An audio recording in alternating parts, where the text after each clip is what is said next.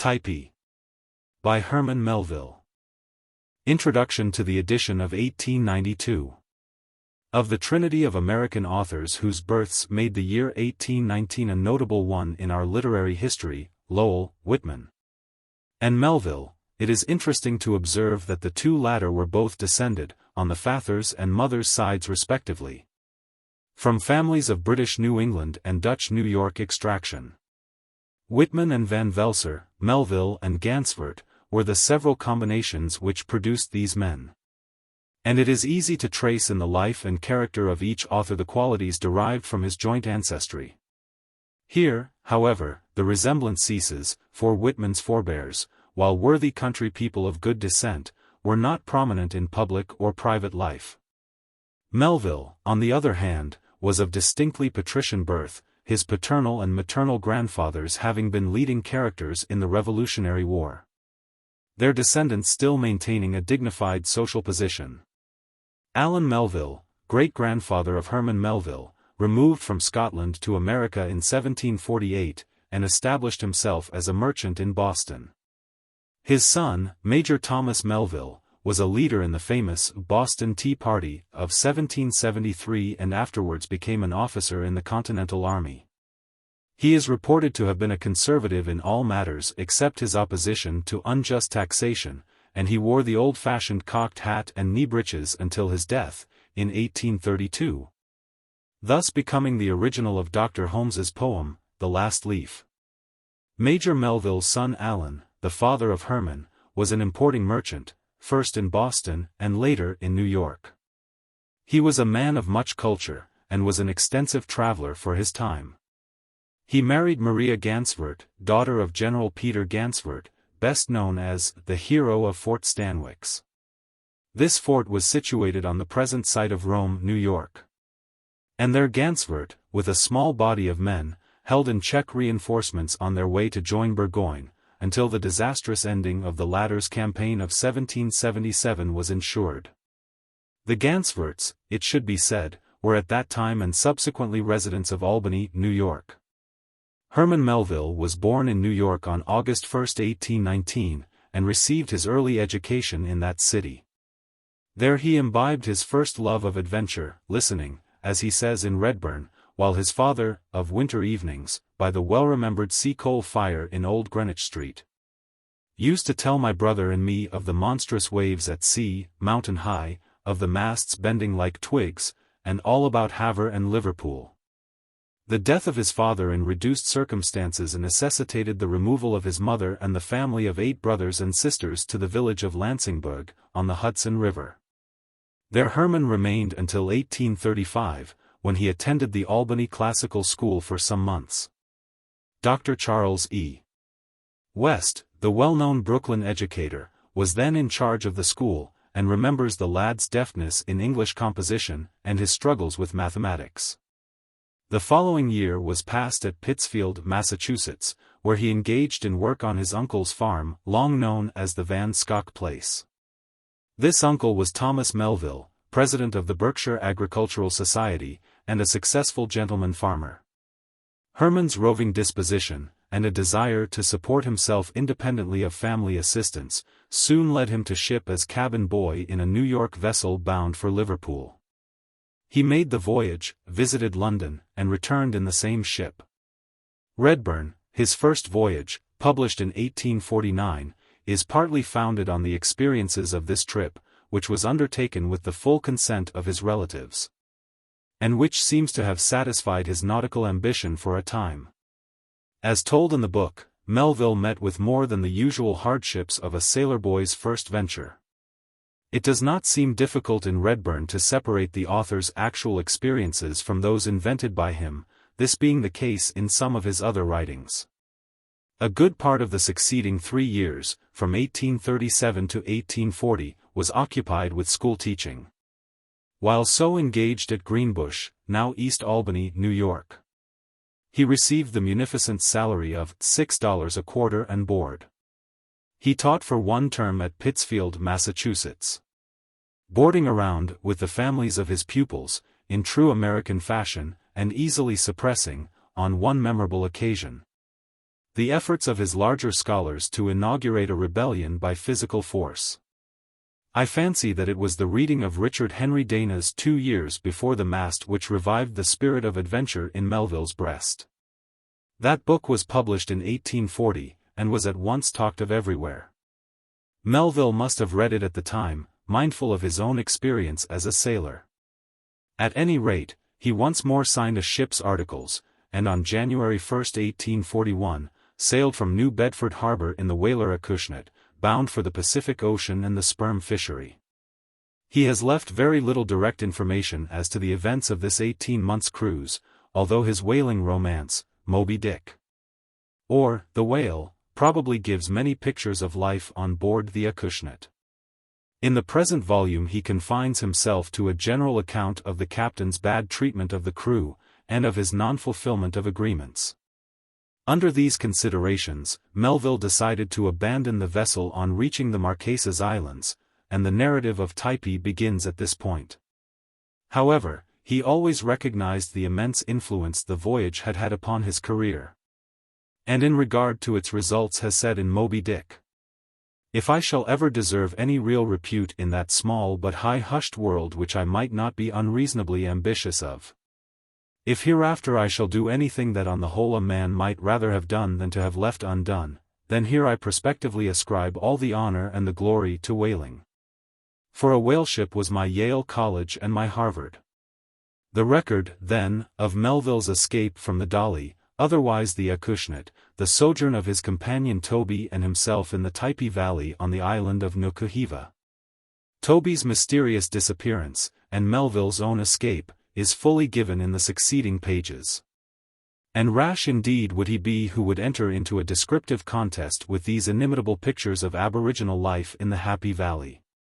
So great an interest has always centered in the character of Toby, whose actual existence has been questioned, that I am glad to be able to declare him an authentic personage, by name Richard T. Green. He was enabled to discover himself again to Mr. Melville through the publication of the present volume, and their acquaintance was renewed, lasting for quite a long period. I have seen his portrait, a rare old daguerreotype, and some of his letters to our author. One of his children was named for the latter, but Mr. Melville lost trace of him in recent years. With the author's rescue from what Dr. T. M. Cohn has styled his anxious paradise, Typee ends, and its sequel, Omu, begins. Here, again, it seems wisest to leave the remaining adventures in the South Seas to the reader's own discovery, simply stating that, after a sojourn at the Society Islands, Melville shipped for Honolulu. There he remained for 4 months, employed as a clerk. He joined the crew of the American frigate United States, which reached Boston, stopping on the way at one of the Peruvian ports, in October of 1844. Once more was a narrative of his experiences to be preserved in White Jacket, or, The World in a Man of War. Thus, of Melville's 4 most important books, 3, Typee, Omu, and White Jacket, are directly autobiographical, and Moby Dick is partially so. While the less important Redburn is between the two classes in this respect. Melville's other prose works, as will be shown, were, with some exceptions, unsuccessful efforts at creative romance. Whether our author entered on his whaling adventures in the South Seas with a determination to make them available for literary purposes, may never be certainly known. There was no such elaborate announcement or advance preparation as in some later cases. I am inclined to believe that the literary prospect was an afterthought, and that this ensured a freshness and enthusiasm of style not otherwise to be attained. Returning to his mother's home at Lansingburg, Melville soon began the writing of Typee, which was completed by the autumn of 1845. Shortly after this his older brother, Gansvert Melville, sailed for England as Secretary of Legation to Ambassador Maclean. And the manuscript was entrusted to Gansvert for submission to John Murray. Its immediate acceptance and publication followed in 1846. Typee was dedicated to Chief Justice Lemuel Shaw of Massachusetts, an old friendship between the author's family and that of Justice Shaw having been renewed about this time. Mr. Melville became engaged to Miss Elizabeth Shaw, the only daughter of the Chief Justice, and their marriage followed on August 4, 1847, in Boston. The wanderings of our nautical Othello were thus brought to a conclusion. Mr. and Mrs. Melville resided in New York City until 1850, when they purchased a farmhouse at Pittsfield, their farm adjoining that formerly owned by Mr. Melville's uncle, which had been inherited by the latter's son. The new place was named Arrowhead, from the numerous Indian antiquities found in the neighborhood. The house was so situated as to command an uninterrupted view of Greylock Mountain and the adjacent hills. Here Melville remained for 13 years, occupied with his writing, and managing his farm. An article in Putnam's Monthly entitled I and My Chimney, another called October Mountain, and the introduction to the Piazza Tales, present faithful pictures of Arrowhead and its surroundings. In a letter to Nathaniel Hawthorne, given in Nathaniel Hawthorne and His Wife, his daily life is set forth. The letter is dated June 1, 1851. Since you have been here I have been building some shanties of houses, connected with the old one, and likewise some shanties of chapters and essays. I have been ploughing and sowing and raising and printing and praying, and now begin to come out upon a less bristling time. And to enjoy the calm prospect of things from a fair piazza at the north of the old farmhouse here. Not entirely yet, though, am I without something to be urgent with. The Whale is only half through the press. For, wearied with the long delays of the printers, and disgusted with the heat and dust of the Babylonish brick kiln of New York, I came back to the country to feel the grass. And end the book reclining on it, if I may. Mr. Hawthorne, who was then living in the Red Cottage at Lenox, had a week at Arrowhead with his daughter Una the previous spring. It is recorded that the friends spent most of the time in the barn, bathing in the early spring sunshine, which streamed through the open doors, and talking philosophy. According to Mr. J. E. A. Smith's volume on the Berkshire Hills, these gentlemen, both reserved in nature, though near neighbors and often in the same company, were inclined to be shy of each other, partly, perhaps, through the knowledge that Melville had written a very appreciative review of Mosses from an Old Manse for the New York Literary World, edited by their mutual friends, the XXIX. But one day, writes Mr. Smith, it chanced that when they were out on a picnic excursion, the two were compelled by a thundershower to take shelter in a narrow recess of the rocks of Monument Mountain. 2 hours of this enforced intercourse settled the matter. They learned so much of each other's character, that the most intimate friendship for the future was inevitable. A passage in Hawthorne's Wonder Book is noteworthy as describing the number of literary neighbors in Berkshire. For my part, I wish I had Pegasus here at this moment, said the student. I would mount him forthwith, and gallop about the country within a circumference of a few miles, making literary calls on my brother authors. Dar. Dewey would be within ray reach, at the foot of the Taconic. In Stockbridge, yonder, is Mr. James, G. P. R. James, conspicuous to all the world on his mountain pile of history and romance. Longfellow, I believe, is not yet at the Oxbow, else the winged horse would neigh at him. But here in Lenox I should find our most truthful novelist, Miss Sedgwick, who has made the scenery and life of Berkshire all her own. On the hither side of Pittsfield sits Herman Melville, shaping out the gigantic conception of his White Whale, while the gigantic shadow of Greylock looms upon him from his study window. Another bound of my flying steed would bring me to the door of Holmes, whom I mentioned last, because Pegasus would certainly unseat me the next minute, and claim the poet as his rider. While at Pittsfield, Mr. Melville was induced to enter the lecture field. From 1857 to 1860 he filled many engagements in the lyceums, chiefly speaking of his adventures in the South Seas. He lectured in cities as widely apart as Montreal, Chicago, Baltimore, and San Francisco, sailing to the last-named place in 1860, by way of Cape Horn, on the Meteor. Commanded by his younger brother, Captain Thomas Melville, afterward governor of the sailors' snug harbor at Staten Island, New York. Besides his voyage to San Francisco, he had, in 1849 and 1856, visited England, the Continent, and the Holy Land, partly to superintend the publication of English editions of his works, and partly for recreation. A pronounced feature of Melville's character was his unwillingness to speak of himself, his adventures, or his writings in conversation. He was, however, able to overcome this reluctance on the lecture platform. Our author's tendency to philosophical discussion is strikingly set forth in a letter from Dr. Titus Munson Cone to the latter's mother, written while a student at Williams College over 30 years ago, and fortunately preserved by her.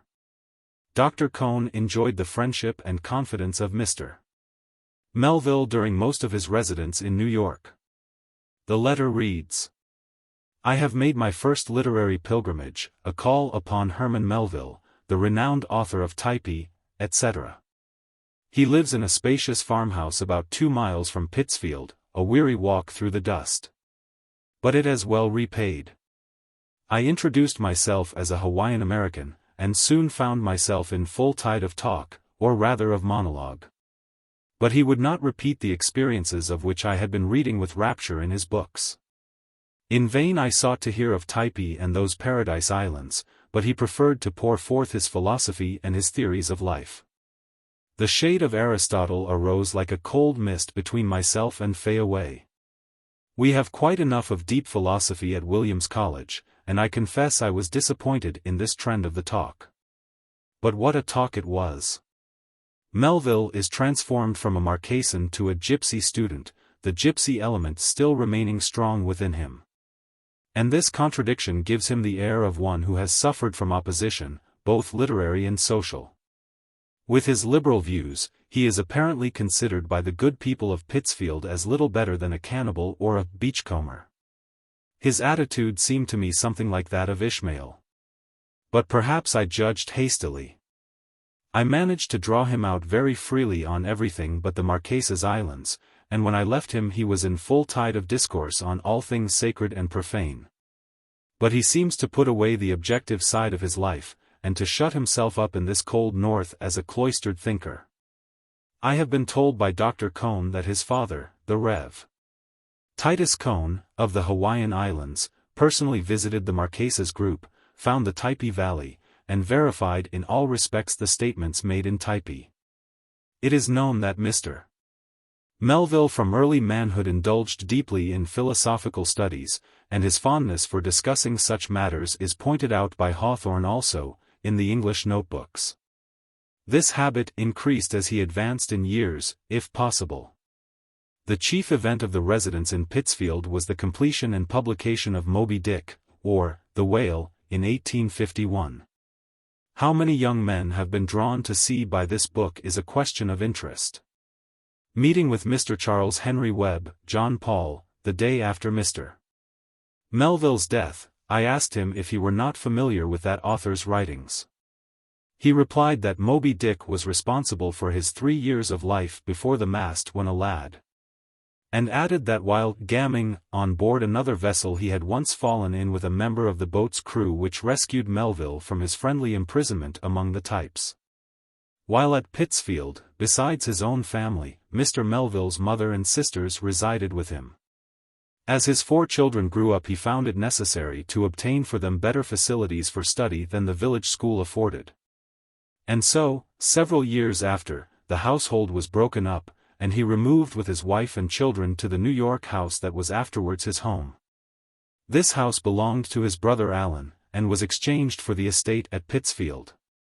In December, 1866, he was appointed by Mr. H.A. Smith, a former traveling companion in Europe, a district officer in the New York Custom House. He held the position until 1886, preferring it to indoor clerical work, and then resigned, the duties becoming too arduous for his failing strength. In addition to his philosophical studies, Mr. Melville was much interested in all matters relating to the fine arts, and devoted most of his leisure hours to the 2 subjects. A notable collection of etchings and engravings from the old masters was gradually made by him, those from Claude's paintings being a specialty. After he retired from the custom house, his tall, stalwart figure could be seen almost daily tramping through the Fort George district or Central Park. his roving inclination leading him to obtain as much outdoor life as possible. His evenings were spent at home with his books, his pictures, and his family, and usually with them alone. For, in spite of the melodramatic declarations of various English gentlemen, Melville's seclusion in his latter years, and in fact throughout his life, was a matter of personal choice. More and more, as he grew older, he avoided every action on his part, and on the part of his family, that might tend to keep his name and writings before the public. A few friends felt at liberty to visit the recluse, and were kindly welcomed, but he himself sought no one. His favorite companions were his grandchildren, with whom he delighted to pass his time, and his devoted wife, who was a constant assistant and adviser in his literary work. Chiefly done at this period for his own amusement. To her he addressed his last little poem, the touching Return of the Sire de Nestle. Various efforts were made by the New York literary colony to draw him from his retirement, but without success. It has been suggested that he might have accepted a magazine editorship, but this is doubtful, as he could not bear business details or routine work of any sort. His brother Alan was a New York lawyer, and until his death, in 1872, managed Melville's affairs with ability, particularly the literary accounts. During these later years he took great pleasure in a friendly correspondence with Mr. W. Clark Russell. Mr. Russell had taken many occasions to mention Melville's sea tales, his interest in them, and his indebtedness to them. The latter felt impelled to write Mr. Russell in regard to one of his newly published novels, and received in answer the following letter. July 21, 1886. My dear Mr. Melville, your letter has given me a very great and singular pleasure. Your delightful books carry the imagination into a maritime period so remote that, often as you have been in my mind, I could never satisfy myself that you were still amongst the living. I am glad, indeed, to learn from Mr. Toft that you are still hale and hearty, and I do most heartily wish you many years yet of health and vigor. Your books I have in the American edition. I have Typee, Omo, Redburn, and that noble piece Moby Dick. These are all I have been able to obtain. There have been many editions of your works in this country, particularly the lovely South Sea sketches, but the editions are not equal to those of the American publishers. Your reputation here is very great. It is hard to meet a man whose opinion as a reader is worth leaving who does not speak of your works in such terms as he might hesitate to employ, with all his patriotism, toward many renowned English writers. Dana is, indeed, great. There is nothing in literature more remarkable than the impression produced by Dana's portraiture of the homely inner life of a little brig's forecastle. I beg that you will accept my thanks for the kindly spirit in which you have read my books. I wish it were in my power to cross the Atlantic, for you assuredly would be the first whom it would be my happiness to visit. The condition of my right hand obliges me to dictate this to my son. But painful as it is to me to hold a pen, I cannot suffer this letter to reach the hands of a man of so admirable genius as Herman Melville without begging him to believe me to be, with my own hand, his most respectful and hearty admirer. W. Clark Russell.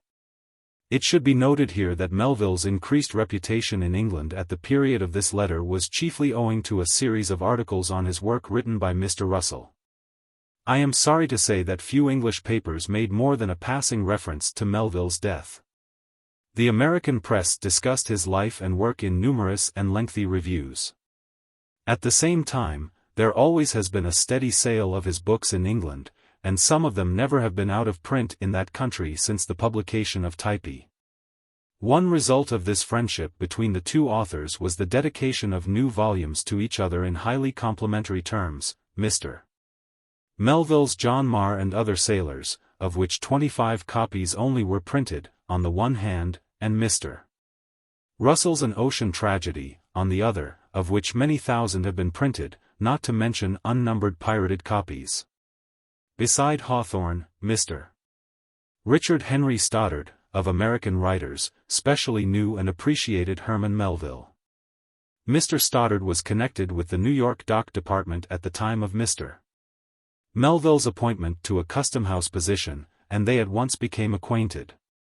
For a good many years, during the period in which our author remained in seclusion, much that appeared in print in America concerning Melville came from the pen of Mr. Stoddard. Nevertheless, the sailor author's presence in New York was well known to the literary guild. He was invited to join in all new movements, but as often felt obliged to excuse himself from doing so. The present writer lived for some time within a short distance of his house, but found no opportunity to meet him until it became necessary to obtain his portrait for an anthology in course of publication.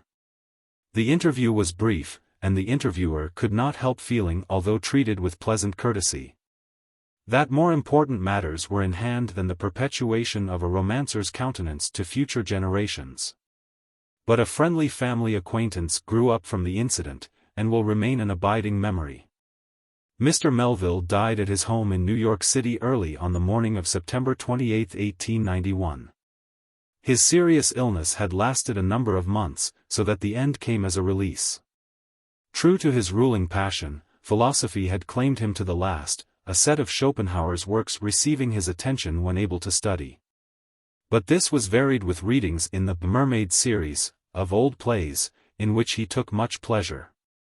His library, in addition to numerous works on philosophy and the fine arts, was composed of standard books of all classes, including, of course, a proportion of nautical literature.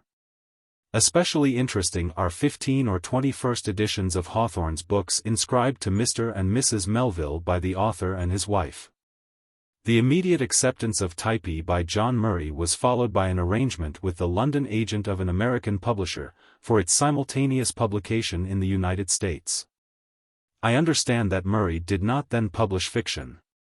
At any rate, the book was accepted by him on the assurance of Gansford Melville that it contained nothing not actually experienced by his brother.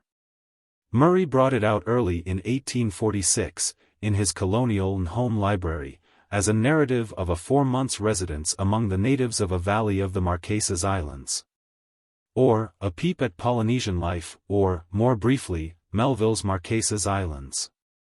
It was issued in America with the author's own title, Typee, and in the outward shape of a work of fiction. Mr. Melville found himself famous at once. Many discussions were carried on as to the genuineness of the author's name and the reality of the events portrayed. But English and American critics alike recognized the book's importance as a contribution to literature. Melville, in a letter to Hawthorne, speaks of himself as having no development at all until his 25th year, the time of his return from the Pacific. But surely the process of development must have been well advanced to permit of so virile and artistic a creation as Typee. While the narrative does not always run smoothly, yet the style for the most part is graceful and alluring, so that we pass from one scene of Pacific enchantment to another quite oblivious of the vast amount of descriptive detail which is being poured out upon us. It is the varying fortune of the hero which engrosses our attention. We follow his adventures with breathless interest, or luxuriate with him in the leafy bowers of the happy valley, surrounded by joyous children of nature. When all is ended, we then for the first time realize that we know these people and their ways as if we too had dwelt among them. I do not believe that Typee will ever lose its position as a classic of American literature.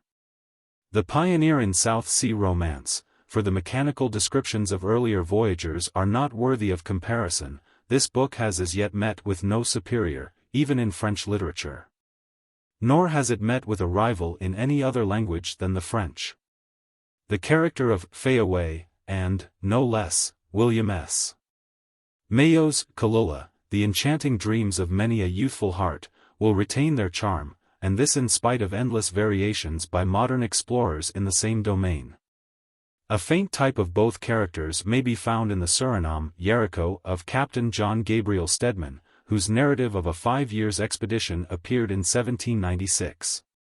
Typee, as written, contained passages reflecting with considerable severity on the methods pursued by missionaries in the South Seas. The manuscript was printed in a complete form in England, and created much discussion on this account, Melville being accused of bitterness, but he asserted his lack of prejudice. The passages referred to were omitted in the first and all subsequent American editions. They have been restored in the present issue, which is complete save for a few paragraphs excluded by written direction of the author. I have, with the consent of his family, changed the long and cumbersome subtitle of the book, calling it a real romance of the South Seas, as best expressing its nature. The success of his first volume encouraged Melville to proceed in his work, and Omo, the sequel to Typee, appeared in England and America in 1847. Here we leave, for the most part, the dreamy pictures of island life, and find ourselves sharing the extremely realistic discomforts of a Sydney whaler in the early 40s. The rebellious crew's experiences in the Society Islands are quite as realistic as events on board ship and very entertaining, while the whimsical character, Dr. Long Ghost, next to Captain Ahab in Moby Dick, is Melville's most striking delineation. The errors of the South Sea missions are pointed out with even more force than in Typee. And it is a fact that both these books have ever since been of the greatest value to outgoing missionaries on account of the exact information contained in them with respect to the islanders.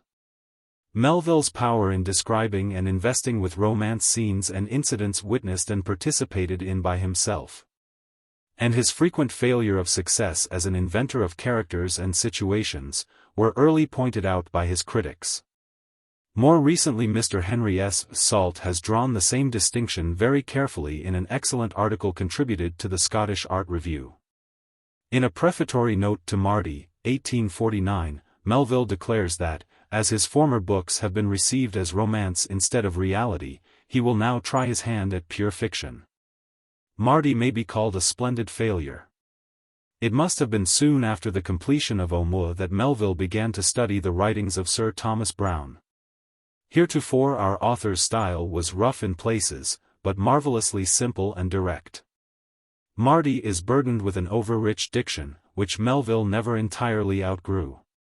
The scene of this romance, which opens well, is laid in the South Seas, but everything soon becomes overdrawn and fantastical, and the thread of the story loses itself in a mystical allegory. Redburn, already mentioned, succeeded Marty in the same year, and was a partial return to the author's earlier style. In White Jacket, or The World in a Man of War, 1850, Melville almost regained it. This book has no equal as a picture of life aboard a sailing man of war, the lights and shadows of naval existence being well contrasted with Moby Dick. Or The Whale, 1851, Melville reached the topmost notch of his fame. The book represents, to a certain extent, the conflict between the author's earlier and later methods of composition, but the gigantic conception of the white whale, as Hawthorne expressed it, permeates the whole work, and lifts it bodily into the highest domain of romance. Moby Dick contains an immense amount of information concerning the habits of the whale and the methods of its capture. But this is characteristically introduced in a way not to interfere with the narrative. The chapter entitled, Stubb Kills a Whale, ranks with the choicest examples of descriptive literature. Moby Dick appeared, and Melville enjoyed to the full the enhanced reputation it brought him. He did not, however, take warning from Marty, but allowed himself to plunge more deeply into the sea of philosophy and fantasy.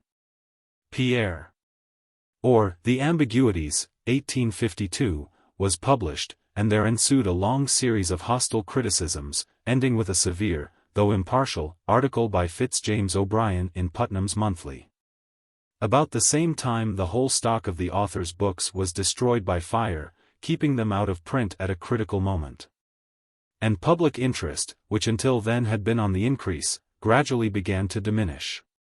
After this Mr. Melville contributed several short stories to Putnam's Monthly and Harper's Magazine. Those in the former periodical were collected in a volume as Piazza Tales, 1856, and of these, Benito Sereno and The Bell Tower are equal to his best previous efforts.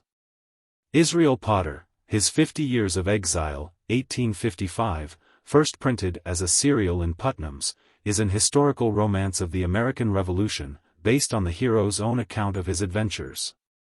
As given in a little volume picked up by Mr. Melville at a bookstall. The story is well told, but the book is hardly worthy of the author of Typee. The Confidence Man, 1857, his last serious effort in prose fiction, does not seem to require criticism. Mr. Melville's pen had rested for nearly 10 years, when it was again taken up to celebrate the events of the Civil War. Battle pieces and aspects of the war appeared in 1866. Most of these poems originated, according to the author, in an impulse imparted by the fall of Richmond, but they have as subjects all the chief incidents of the struggle. The best of them are The Stone Fleet, In the Prison Pen, The College Colonel, The March to the Sea, Running the Batteries, and Sheridan at Cedar Creek. Some of these had a wide circulation in the press, and were preserved in various anthologies. Clarel, A Poem and Pilgrimage in the Holy Land, 1876, is a long mystical poem requiring, as someone has said, a dictionary, a cyclopedia, and a copy of the Bible for its elucidation. In the 2 privately printed volumes, the arrangement of which occupied Mr. Melville during his last illness, there are several fine lyrics. The titles of these books are John Marr and Other Sailors, 1888, and Timoleon, 1891. There is no question that Mr. Melville's absorption in philosophical studies was quite as responsible as the failure of his later books for his cessation from literary productiveness.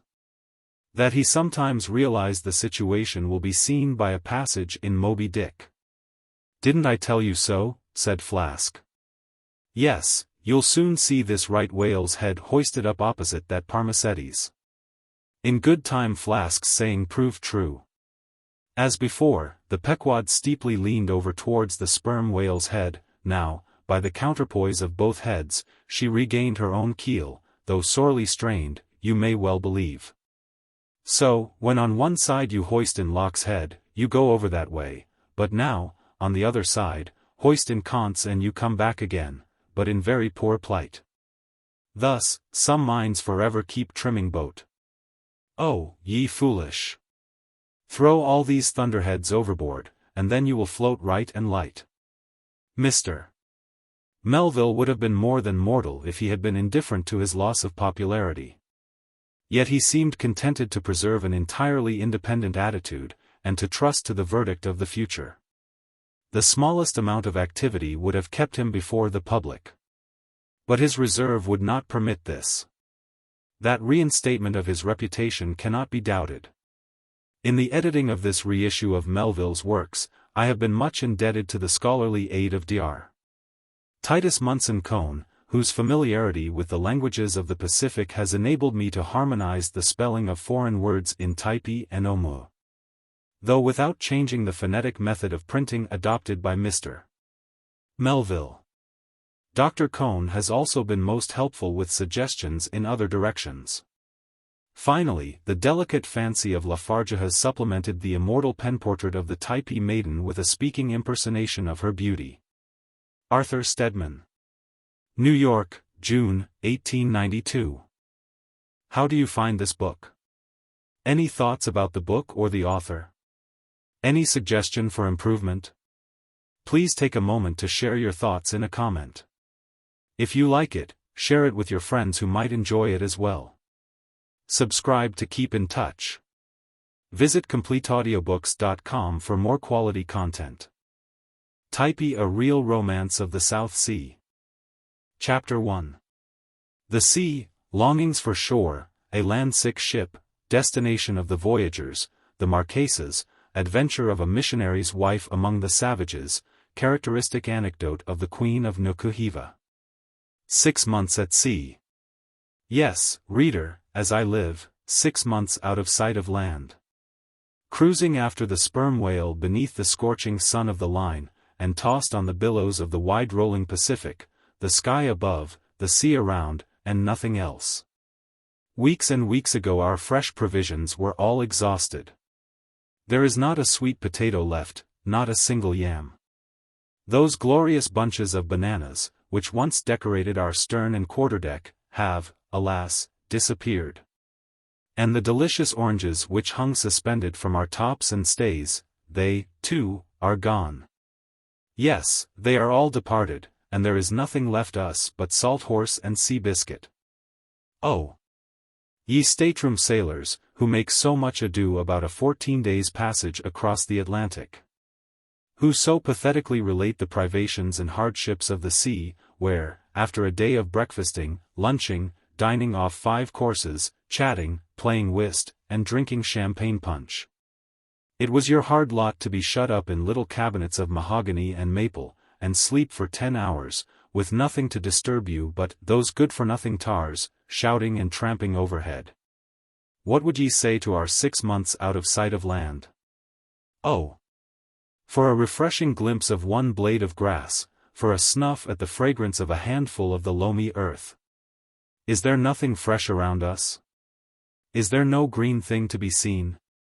Yes, the inside of our bulwarks is painted green, but what a vile and sickly hue it is, as if nothing bearing even the semblance of verdure could flourish this weary way from land. Even the bark that once clung to the wood we use for fuel has been gnawed off and devoured by the captain's pig, and so long ago, too, that the pig himself has in turn been devoured. There is but one solitary tenant in the chicken coop, once a gay and dapper young cock, bearing him so bravely among the coy hens. But look at him now. There he stands, moping all the day long on that everlasting one leg of his. He turns with disgust from the mouldy corn before him, and the brackish water in his little trough. He mourns no doubt his lost companions, literally snatched from him one by one, and never seen again. But his days of mourning will be few, for Mungo, our black cook, told me yesterday that the word had at last gone forth, and poor Pedro's fate was sealed. His attenuated body will be laid out upon the captain's table next Sunday, and long before night will be buried with all the usual ceremonies beneath that worthy individual's vest. Who would believe that there could be anyone so cruel as to long for the decapitation of the luckless Pedro? Yet the sailors pray every minute, selfish fellows, that the miserable fowl may be brought to his end. They say the captain will never point the ship for the land so long as he has in anticipation a mess of fresh meat. This unhappy bird can alone furnish it. And when he is once devoured, the captain will come to his senses. I wish thee no harm, Pedro, but as thou art doomed, sooner or later, to meet the fate of all thy race. And if putting a period to thy existence is to be the signal for our deliverance, why, truth to speak, I wish thy throat cut this very moment, for, oh! How I wish to see the living earth again. The old ship herself longs to look out upon the land from her hawse-holes once more, and Jack Lewis said right the other day when the captain found fault with his steering. "Why d'ye see, Captain Vangs," says bold Jack, "I'm as good a helmsman as ever put hand to spoke, but none of us can steer the old lady now. We can't keep her full and by, sir. Watch her ever so close, she will fall off, and then, sir, when I put the helm down so gently, and try like to coax her to the work, she won't take it kindly, but will fall round off again. And it's all because she knows the land is under the lee, sir, and she won't go any more to windward." "Aye, and why should she, Jack? Didn't every one of her stout timbers grow on shore, and hasn't she sensibilities, as well as we? Poor old ship! Her very looks denote her desires. How deplorably she appears! The paint on her sides, burnt up by the scorching sun, is puffed out and cracked. See the weeds she trails along with her, and what an unsightly bunch of those horrid barnacles has formed about her stern piece. And every time she rises on a sea, she shows her copper torn away, or hanging in jagged strips. Poor old ship! I say again, for 6 months she has been rolling and pitching about, never for one moment at rest. But courage, old lass, I hope to see thee soon within a biscuit's toss of the merry land, riding snugly at anchor in some green cove, and sheltered from the boisterous winds. Hurrah, my lads! It's a settled thing, next week we shape our course to the Marquesas. The Marquesas! What strange visions of outlandish things does the very name spirit up! Naked houris, cannibal banquets, groves of coconut, coral reefs, tattooed chiefs, and bamboo temples. Sunny valleys planted with breadfruit trees, carved canoes dancing on the flashing blue waters, savage woodlands guarded by horrible idols, heathenish rites and human sacrifices. Such were the strangely jumbled anticipations that haunted me during our passage from the cruising ground. I felt an irresistible curiosity to see those islands which the olden voyagers had so glowingly described. The group for which we were now steering, although among the earliest of European discoveries in the South Seas, having been first visited in the year 1595, still continues to be tenanted by beings as strange and barbarous as ever. The missionaries sent on a heavenly errand, had sailed by their lovely shores, and had abandoned them to their idols of wood and stone. How interesting the circumstances under which they were discovered. In the watery path of Mendana, cruising in quest of some region of gold, these isles had sprung up like a scene of enchantment, and for a moment the Spaniard believed his bright dream was realized. In honor of the Marquis de Mendoza, then Viceroy of Peru, under whose auspices the navigator sailed, he bestowed upon them the name which denoted the rank of his patron, and gave to the world on his return a vague and magnificent account of their beauty. But these islands, undisturbed for years, relapsed into their previous obscurity, and it is only recently that anything has been known concerning them. Once in the course of a half-century, to be sure, some adventurous rover would break in upon their peaceful repose, and astonished at the unusual scene, would be almost tempted to claim the merit of a new discovery. Of this interesting group, but little account has ever been given, if we accept the slight mention made of them in the sketches of South Sea voyages. Cook, in his repeated circumnavigations of the globe, barely touched at their shores, and all that we know about them is from a few general narratives. Among these, there are two that claim particular notice. Porter's Journal of the Cruise of the U.S. frigate Essex, in the Pacific, during the late war, is said to contain some interesting particulars concerning the islanders. This is a work, however, which I have never happened to meet with. And Stewart, the chaplain of the American sloop of war Vincennes, has likewise devoted a portion of his book, entitled A Visit to the South Seas, to the same subject. Within the last few years American and English vessels engaged in the extensive whale fisheries of the Pacific have occasionally, when short of provisions, put into the commodious harbor which there is in one of the islands. But a fear of the natives, founded on the recollection of the dreadful fate which many white men have received at their hands, has deterred their crews from intermixing with the population sufficiently to gain any insight into their peculiar customs and manners. The Protestant missions appear to have despaired of reclaiming these islands from heathenism. The usage they have in every case received from the natives has been such as to intimidate the boldest of their number. Ellis, in his Polynesian researches, gives some interesting accounts of the abortive attempts made by the Tahiti mission to establish a branch mission upon certain islands of the group. A short time before my visit to the Marquesas, a somewhat amusing incident took place in connection with these efforts, which I cannot avoid relating. An intrepid missionary, undaunted by the ill success that had attended all previous endeavors to conciliate the savages, and believing much in the efficacy of female influence, introduced among them his young and beautiful wife, the first white woman who had ever visited their shores. The islanders at first gazed in mute admiration at so unusual a prodigy, and seemed inclined to regard it as some new divinity. But after a short time, becoming familiar with its charming aspect, and jealous of the folds which encircled its form, they sought to pierce the sacred veil of calico in which it was enshrined, and in the gratification of their curiosity so far overstepped the limits of good breeding, as deeply to offend the lady's sense of decorum. Her sex once ascertained, their idolatry was changed into contempt, and there was no end to the contumely showered upon her by the savages, who were exasperated at the deception which they conceived had been practiced upon them. To the horror of her affectionate spouse, she was stripped of her garments, and given to understand that she could no longer carry on her deceits with impunity. The gentle dame was not sufficiently evangelical to endure this, and, fearful of further improprieties, she forced her husband to relinquish his undertaking, and together they returned to Tahiti. Not thus shy of exhibiting her charms was the island queen herself, the beauteous wife of Moviana, the king of Nukuheva. Between 2 and 3 years after the adventures recorded in this volume, I chanced, while aboard of a man-of-war to touch at these islands. The French had then held possession of the Marquesas some time, and already prided themselves upon the beneficial effects of their jurisdiction, as discernible in the deportment of the natives.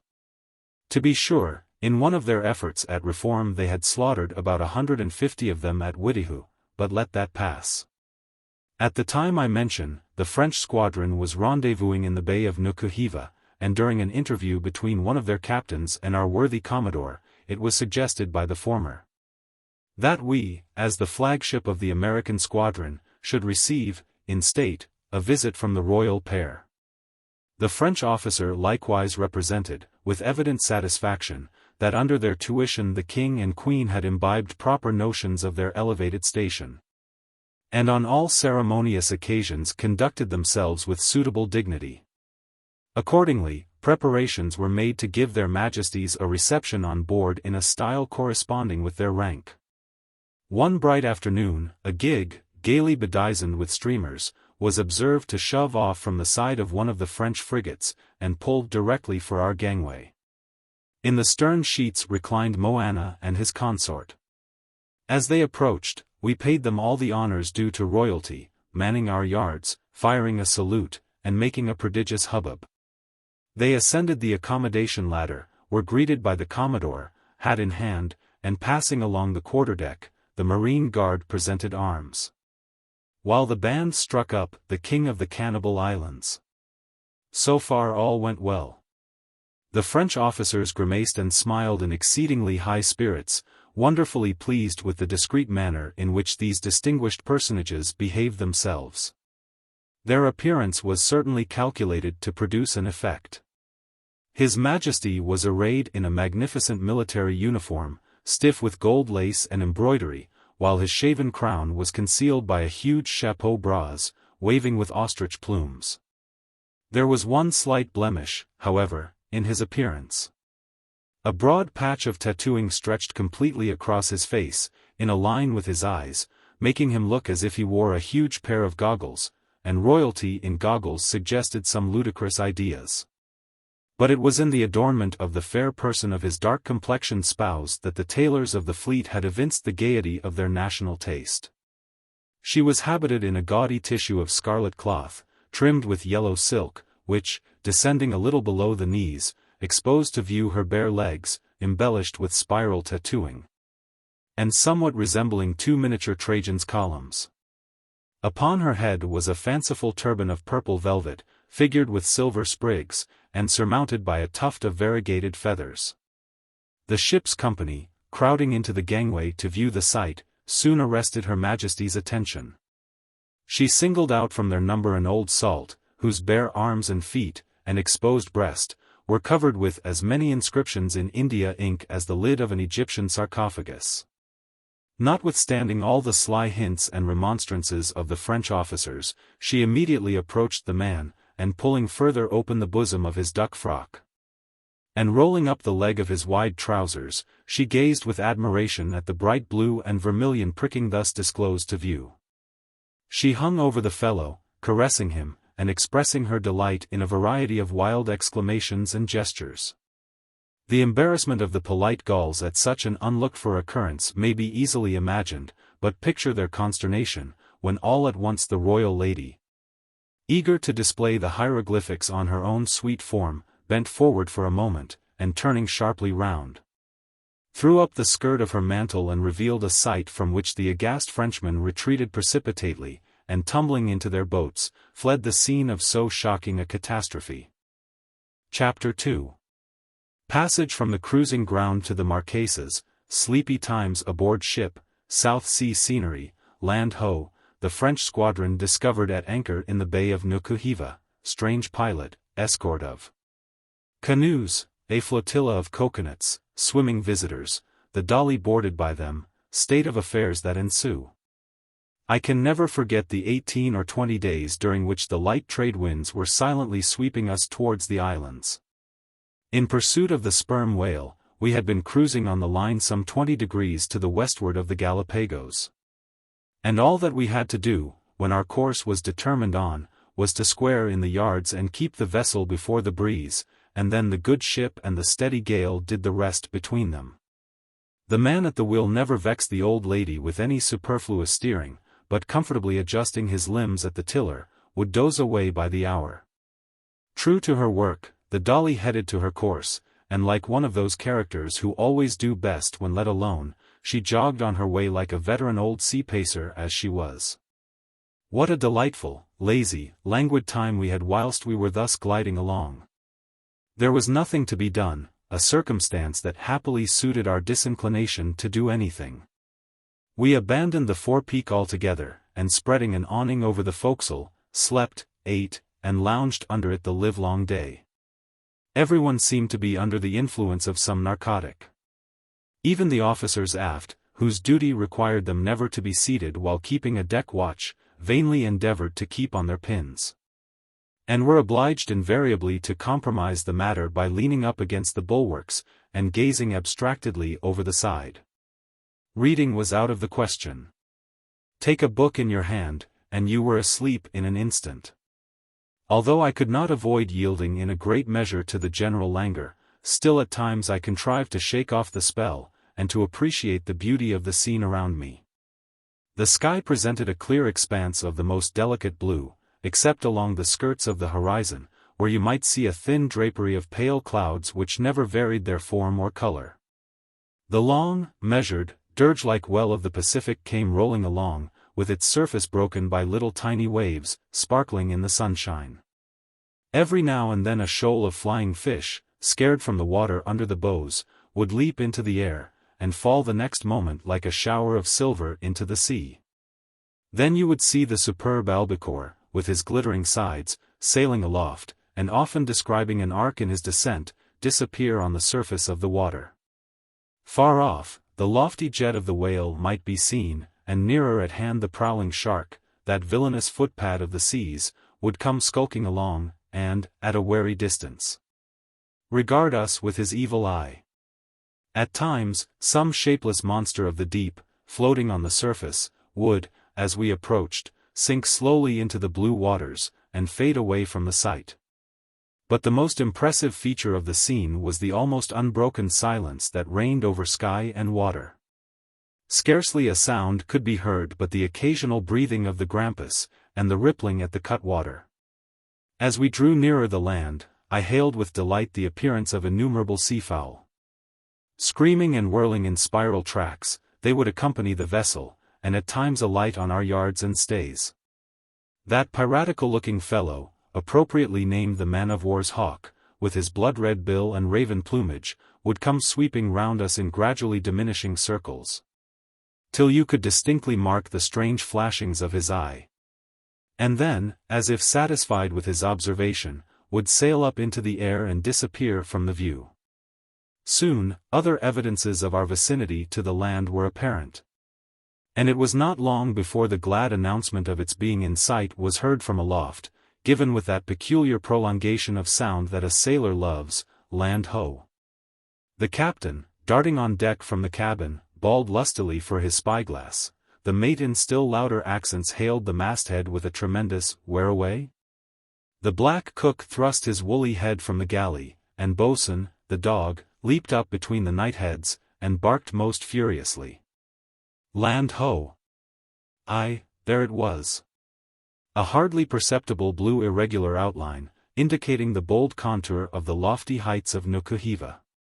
This island, although generally called one of the Marquesas, is by some navigators considered as forming one of a distinct cluster, comprising the islands of Ruhuka, Ropo, and Nukuheva, upon which three the appellation of the Washington group has been bestowed.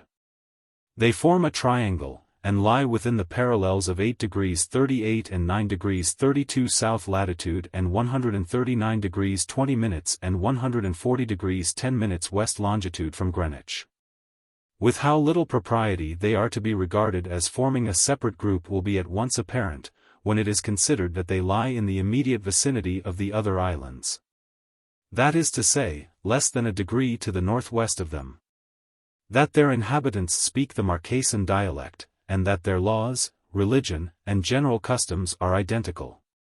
The only reason why they were ever thus arbitrarily distinguished may be attributed to the singular fact, that their existence was altogether unknown to the world until the year 1791. When they were discovered by Captain Ingram of Boston, Massachusetts, nearly 2 centuries after the discovery of the adjacent islands by the agent of the Spanish viceroy. Notwithstanding this, I shall follow the example of most voyagers, and treat of them as forming part and parcel of Marquesas. Nukuheva is the most important of these islands, being the only one at which ships are much in the habit of touching, and is celebrated as being the place where the adventurous Captain Porter refitted his ships during the late war between England and the United States, and whence he sallied out upon the large whaling fleet then sailing under the enemy's flag in the surrounding seas. This island is about 20 miles in length and nearly as many in breadth. It has 3 good harbors on its coast, the largest and best of which is called by the people living in its vicinity Typee, and by Captain Porter was denominated Massachusetts Bay. Among the adverse tribes dwelling about the shores of the other bays, and by all voyagers, it is generally known by the name bestowed upon the island itself, Nukuheva. Its inhabitants have become somewhat corrupted, owing to their recent commerce with Europeans, but so far as regards their peculiar customs and general mode of life, they retain their original primitive character, remaining very nearly in the same state of nature in which they were first beheld by white men. The hostile clans, residing in the more remote sections of the island, and very seldom holding any communication with foreigners, are in every respect unchanged from their earliest known condition. In the Bay of Nukuheva was the anchorage we desired to reach. We had perceived the loom of the mountains about sunset, so that after running all night with a very light breeze, we found ourselves close in with the island the next morning, but as the bay we sought lay on its farther side, we were obliged to sail some distance along the shore, catching, as we proceeded, short glimpses of blooming valleys, deep glens, waterfalls, and waving groves hidden here and there by projecting and rocky headlands, every moment opening to the view some new and startling scene of beauty. Those who for the first time visit the South Sea, generally are surprised at the appearance of the islands when beheld from the sea. From the vague accounts we sometimes have of their beauty, many people are apt to picture to themselves enameled and softly swelling plains, shaded over with delicious groves, and watered by purling brooks, and the entire country but little elevated above the surrounding ocean. The reality is very different. Bold rock-bound coasts, with the surf beating high against the lofty cliffs, and broken here and there into deep inlets, which open to the view thickly wooded valleys, separated by the spurs of mountains clothed with tufted grass, and sweeping down towards the sea from an elevated and furrowed interior, form the principal features of these islands. Towards noon we drew abreast the entrance to the harbor, and at last we slowly swept by the intervening promontory, and entered the Bay of Nukuheva. No description can do justice to its beauty.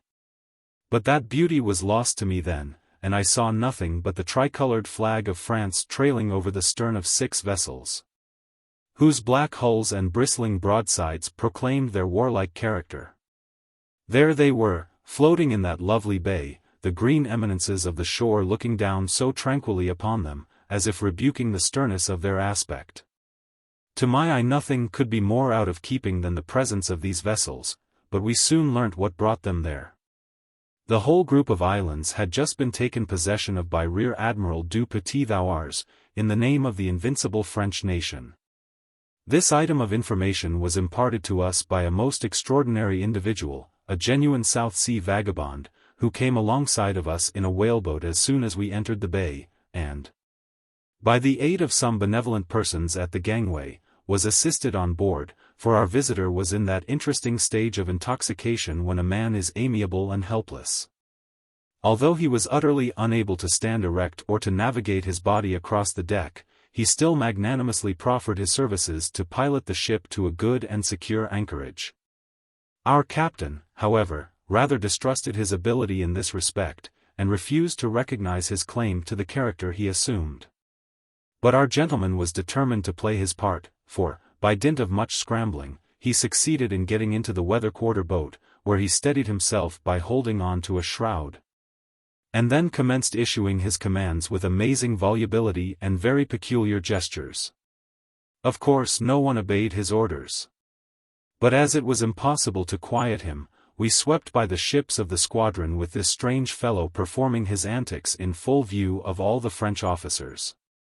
We afterwards learned that our eccentric friend had been a lieutenant in the English Navy.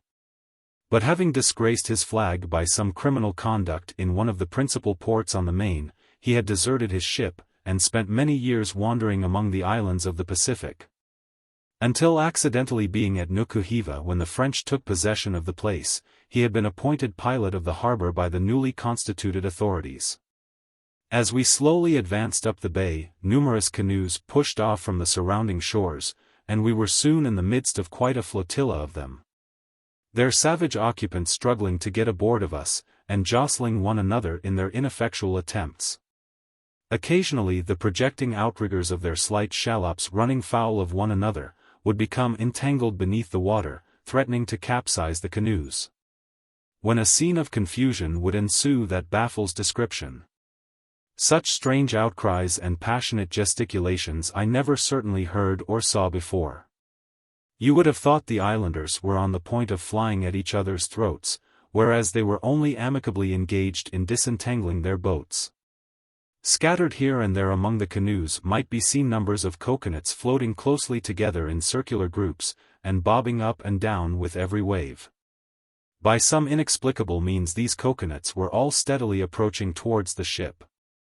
As I leaned curiously over the side, endeavoring to solve their mysterious movements, one mass far in advance of the rest attracted my attention. In its center was something I could take for nothing else than a coconut, but which I certainly considered one of the most extraordinary specimens of the fruit I had ever seen. It kept twirling and dancing about among the rest in the most singular manner, and as it drew nearer I thought it bore a remarkable resemblance to the brown-shaven skull of one of the savages. Presently it betrayed a pair of eyes, and soon I became aware that what I had supposed to have been one of the fruit was nothing else than the head of an islander, who had adopted this singular method of bringing his produce to market. The coconuts were all attached to one another by strips of the husk, partly torn from the shell and rudely fastened together. Their proprietor, inserting his head into the midst of them, impelled his necklace of coconuts through the water by striking out beneath the surface with his feet. I was somewhat astonished to perceive that among the number of natives that surrounded us, not a single female was to be seen. At that time I was ignorant of the fact that by the operation of the taboo, the use of canoes in all parts of the island is rigorously prohibited to the entire sex, for whom it is death even to be seen entering one when hauled on shore. Consequently, whenever a Marquesan lady voyages by water, she puts in requisition the paddles of her own fair body. We had approached within a mile and a half perhaps of this foot of the bay, when some of the islanders, who by this time had managed to scramble aboard of us at the risk of swamping their canoes, directed our attention to a singular commotion in the water ahead of the vessel. At first I imagined it to be produced by a shoal of fish sporting on the surface, but our savage friends assured us that it was caused by a shoal of winhanees, young girls, who in this manner were coming off from the shore to welcome us. As they drew nearer, and I watched the rising and sinking of their forms, and beheld the uplifted right arm bearing above the water the girdle of Typee, and their long dark hair trailing beside them as they swam, I almost fancied they could be nothing else than so many mermaids, and very like mermaids they behaved too. We were still some distance from the beach, and under slow headway, when we sailed right into the midst of these swimming nymphs, and they boarded us at every quarter, many seizing hold of the chain plates and springing into the chains. Others, at the peril of being run over by the vessel in her course, catching at the bob stays, and wreathing their slender forms about the ropes, hung suspended in the air. All of them at length succeeded in getting up the ship's side, where they clung dripping with the brine and glowing from the bath, their jet-black tresses streaming over their shoulders, and half enveloping their otherwise naked forms. There they hung, sparkling with savage vivacity, laughing gaily at one another, and chattering away with infinite glee. Nor were they idle the while, for each one performed the simple offices of the toilette for the other. Their luxuriant locks, wound up and twisted into the smallest possible compass, were freed from the briny element. The whole person carefully dried, and from a little round shell that passed from hand to hand. Anointed with a fragrant oil, their adornments were completed by passing a few loose folds of white tuppa, in a modest cincture, around the waist.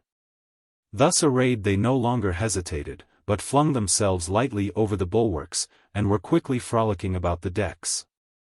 Many of them went forward, perching upon the headrails or running out upon the bowsprit, while others seated themselves upon the taffrail, or reclined at full length upon the boats. What a sight for us bachelor sailors! How avoid so dire a temptation? For who could think of tumbling these artless creatures overboard, when they had swum miles to welcome us? Their appearance perfectly amazed me. Their extreme youth, the light clear brown of their complexions, their delicate features, and inexpressibly graceful figures, their softly molded limbs, and free unstudied action, seemed as strange as beautiful. The Dolly was fairly captured, and never I will say was vessel carried before by such a dashing and irresistible party of boarders. The ship taken, we could not do otherwise than yield ourselves prisoners, and for the whole period that she remained in the bay, the Dolly, as well as her crew, were completely in the hands of the mermaids. In the evening after we had come to an anchor the deck was illuminated with lanterns, and this picturesque band of sylphs, tricked out with flowers, and dressed in robes of variegated tuppa, got up a ball in great style. These females are passionately fond of dancing, and in the wild grace and spirit of the style excel everything I have ever seen. The varied dances of the Marquesan girls are beautiful in the extreme, but there is an abandoned voluptuousness in their character which I dare not attempt to describe. Chapter 3. Some account of the late operations of the French at the Marquesas, prudent conduct of the admiral, sensation produced by the arrival of the strangers, the first horse seen by the islanders. Reflections, miserable subterfuge of the French, digression concerning Tahiti, seizure of the island by the admiral, spirited conduct of an English lady. It was in the summer of 1842 that we arrived at the islands. The French had then held possession of them for several weeks. During this time they had visited some of the principal places in the group, and had disembarked at various points about 500 troops. These were employed in constructing works of defense, and otherwise providing against the attacks of the natives, who at any moment might be expected to break out in open hostility. The islanders looked upon the people who made this cavalier appropriation of their shores with mingled feelings of fear and detestation. They cordially hated them. But the impulses of their resentment were neutralized by their dread of the floating batteries, which lay with their fatal tubes ostentatiously pointed, not at fortifications and redoubts, but at a handful of bamboo sheds, sheltered in a grove of coconuts. A valiant warrior doubtless, but a prudent one too, was this same Rear Admiral du Petit Thouars. For heavy, double-banked frigates and 3 corvettes to frighten a parcel of naked heathen into subjection. 68-pounders to demolish huts of coconut boughs, and Congreve rockets to set on fire a few canoe sheds. At Nukuheva, there were about 100 soldiers ashore. They were encamped in tents, constructed of the old sails and spare spars of the squadron, within the limits of a redoubt mounted with a few 9-pounders, and surrounded with a fosse.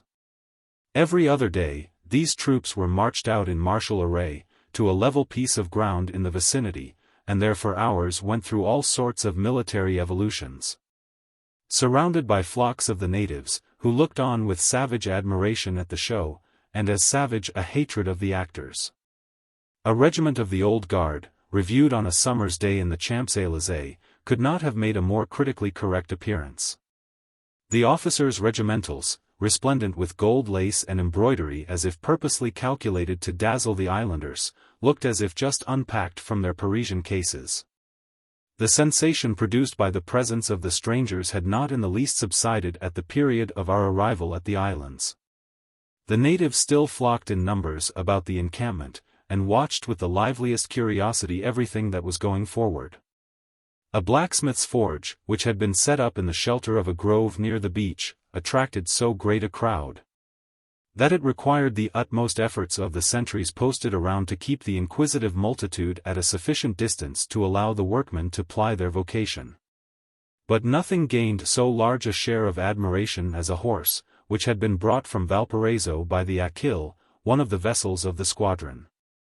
The animal, a remarkably fine one, had been taken ashore, and stabled in a hut of coconut boughs within the fortified enclosure.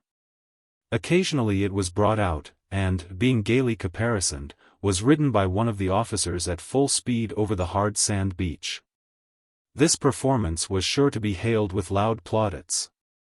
And the porky nue, big hog, was unanimously pronounced by the islanders to be the most extraordinary specimen of zoology that had ever come under their observation. The expedition for the occupation of the Marquesas had sailed from Brest in the spring of 1842, and the secret of its destination was solely in the possession of its commander. No wonder that those who contemplated such a signal infraction of the rights of humanity should have sought to veil the enormity from the eyes of the world. And yet, notwithstanding their iniquitous conduct in this and in other matters, the French have ever plumed themselves upon being the most humane and polished of nations.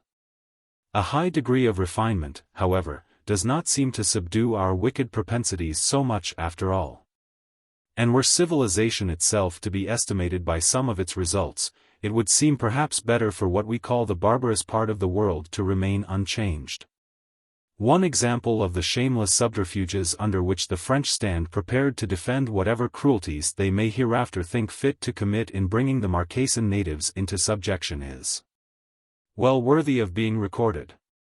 On some flimsy pretext or other Moana, the king of Nukuheva, whom the invaders by extravagant presents had cajoled over to their interests, and moved about like a mere puppet, has been set up as the rightful sovereign of the entire island, the alleged ruler by prescription of various clans, who for ages perhaps have treated with each other as separate nations.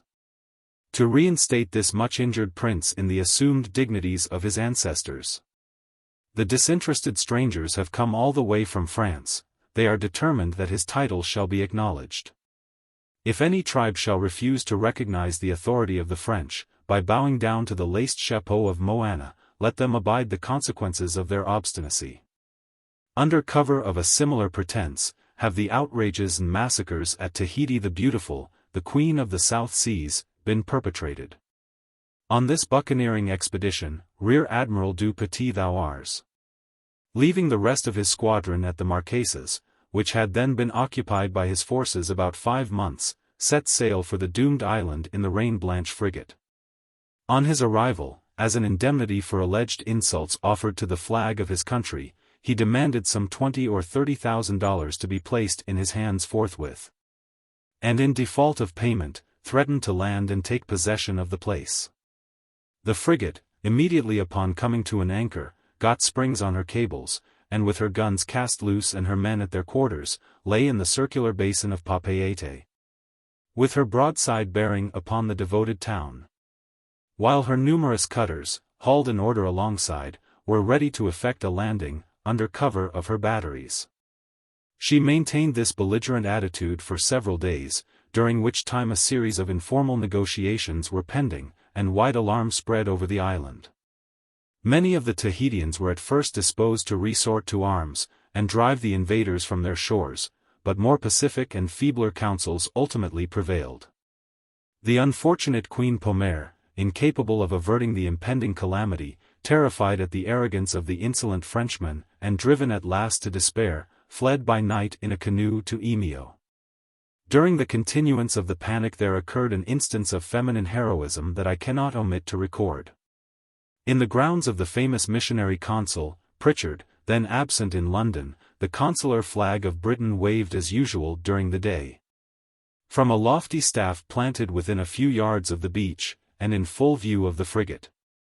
One morning an officer, at the head of a party of men, presented himself at the veranda of Mr. Pritchard's house, and inquired in broken English for the lady his wife. The matron soon made her appearance. And the polite Frenchman, making one of his best bows, and playing gracefully with the aiguillettes that danced upon his breast, proceeded in courteous accents to deliver his mission. The admiral desired the flag to be hauled down, hoped it would be perfectly agreeable, and his men stood ready to perform the duty. "Tell the pirate your master," replied the spirited Englishwoman, pointing to the staff, "that if he wishes to strike these colors, he must come and perform the act himself. I will suffer no one else to do it." The lady then bowed haughtily and withdrew into the house. As the discomfited officer slowly walked away, he looked up to the flag, and perceived that the cord by which it was elevated to its place, led from the top of the staff, across the lawn, to an open upper window of the mansion, where sat the lady from whom he had just parted, tranquilly engaged in knitting. Was that flag hauled down? Mrs. Pritchard thinks not, and Rear Admiral du Petit Thouars is believed to be of the same opinion. Chapter 4. State of affairs aboard the ship, contents of her larder, length of South Seaman's voyages, account of a flying whaleman, determination to leave the vessel, the Bay of Nukuheva, the types, invasion of their valley by Porter, reflections, Glen of Tyre, interview between the old king and the French admiral. Our ship had not been many days in the harbor of Nukuheva before I came to the determination of leaving her. That my reasons for resolving to take this step were numerous and weighty may be inferred from the fact that I chose rather to risk my fortunes among the savages of the island than to endure another voyage on board the Dolly. To use the concise, point-blank phrase of the sailors, I had made up my mind to run away. Now, as a meaning is generally attached to these two words no way flattering to the individual to whom they are applied, it behoves me, for the sake of my own character, to offer some explanation of my conduct. When I entered on board the Dolly, I signed as a matter of course the ship's articles, thereby voluntarily engaging and legally binding myself to serve in a certain capacity for the period of the voyage. And, special considerations apart, I was of course bound to fulfill the agreement. But in all contracts, if one party fail to perform his share of the compact, is not the other virtually absolved from his liability? Who is there who will not answer in the affirmative? Having settled the principle, then, let me apply it to the particular case in question. In numberless instances had not only the implied but the specified conditions of the articles been violated on the part of the ship in which I served. The usage on board of her was tyrannical. The sick had been inhumanly neglected, the provisions had been doled out in scanty allowance, and her cruises were unreasonably protracted. The captain was the author of the abuses. It was in vain to think that he would either remedy them, or alter his conduct, which was arbitrary and violent in the extreme.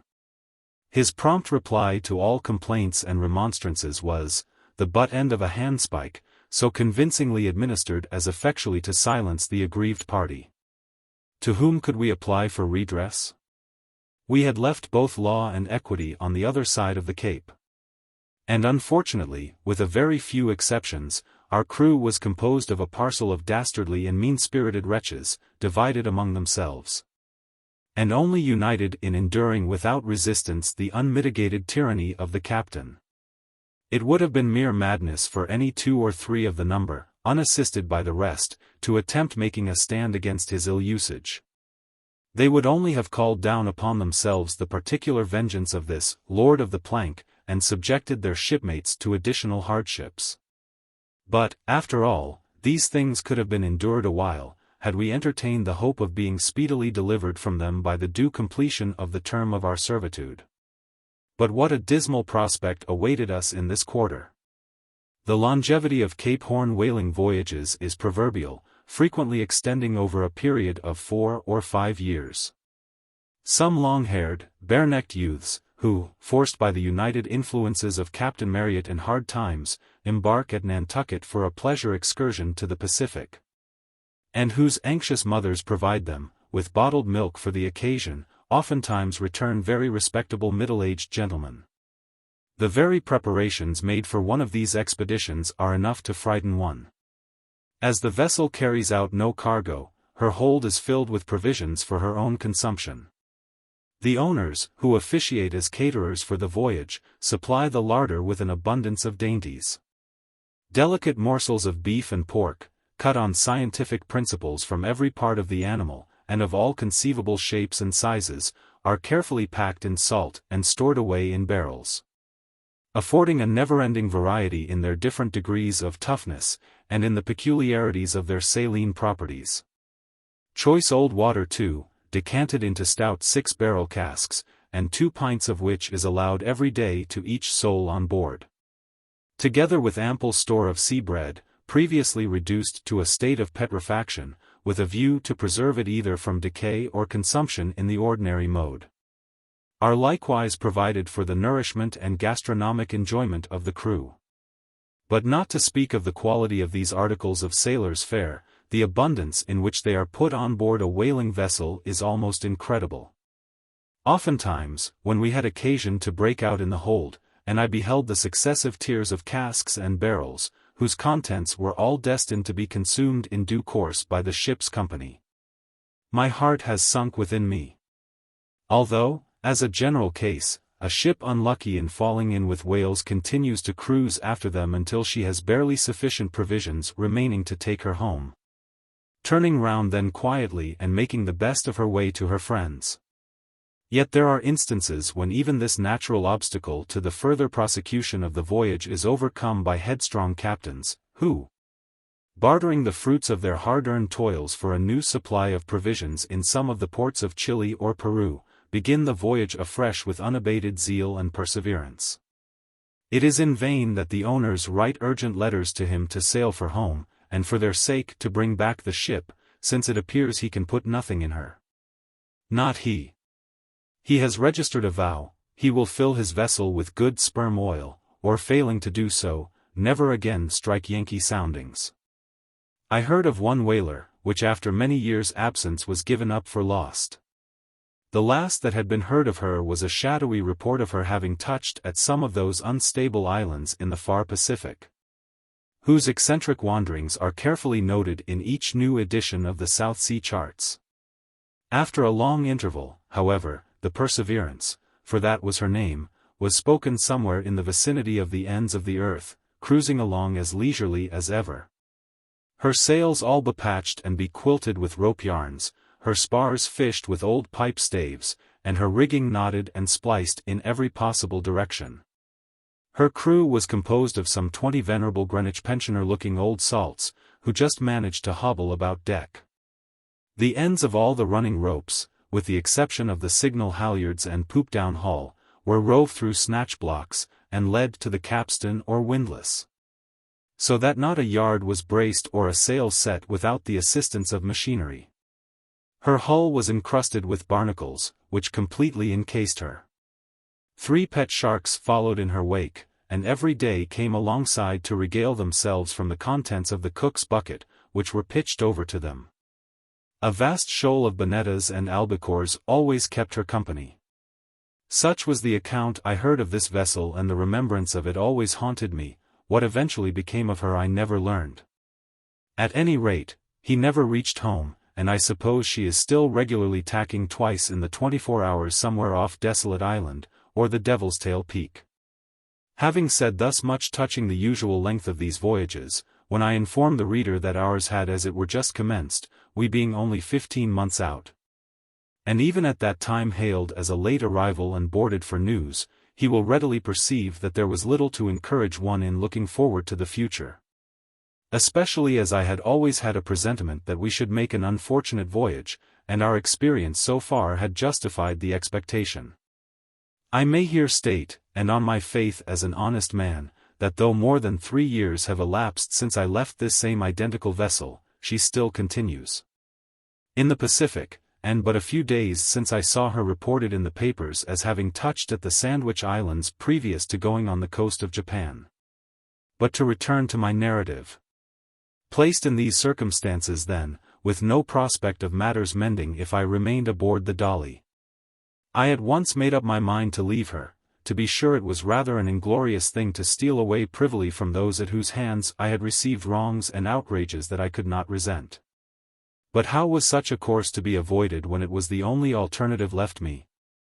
Having made up my mind, I proceeded to acquire all the information I could obtain relating to the island and its inhabitants, with a view of shaping my plans of escape accordingly.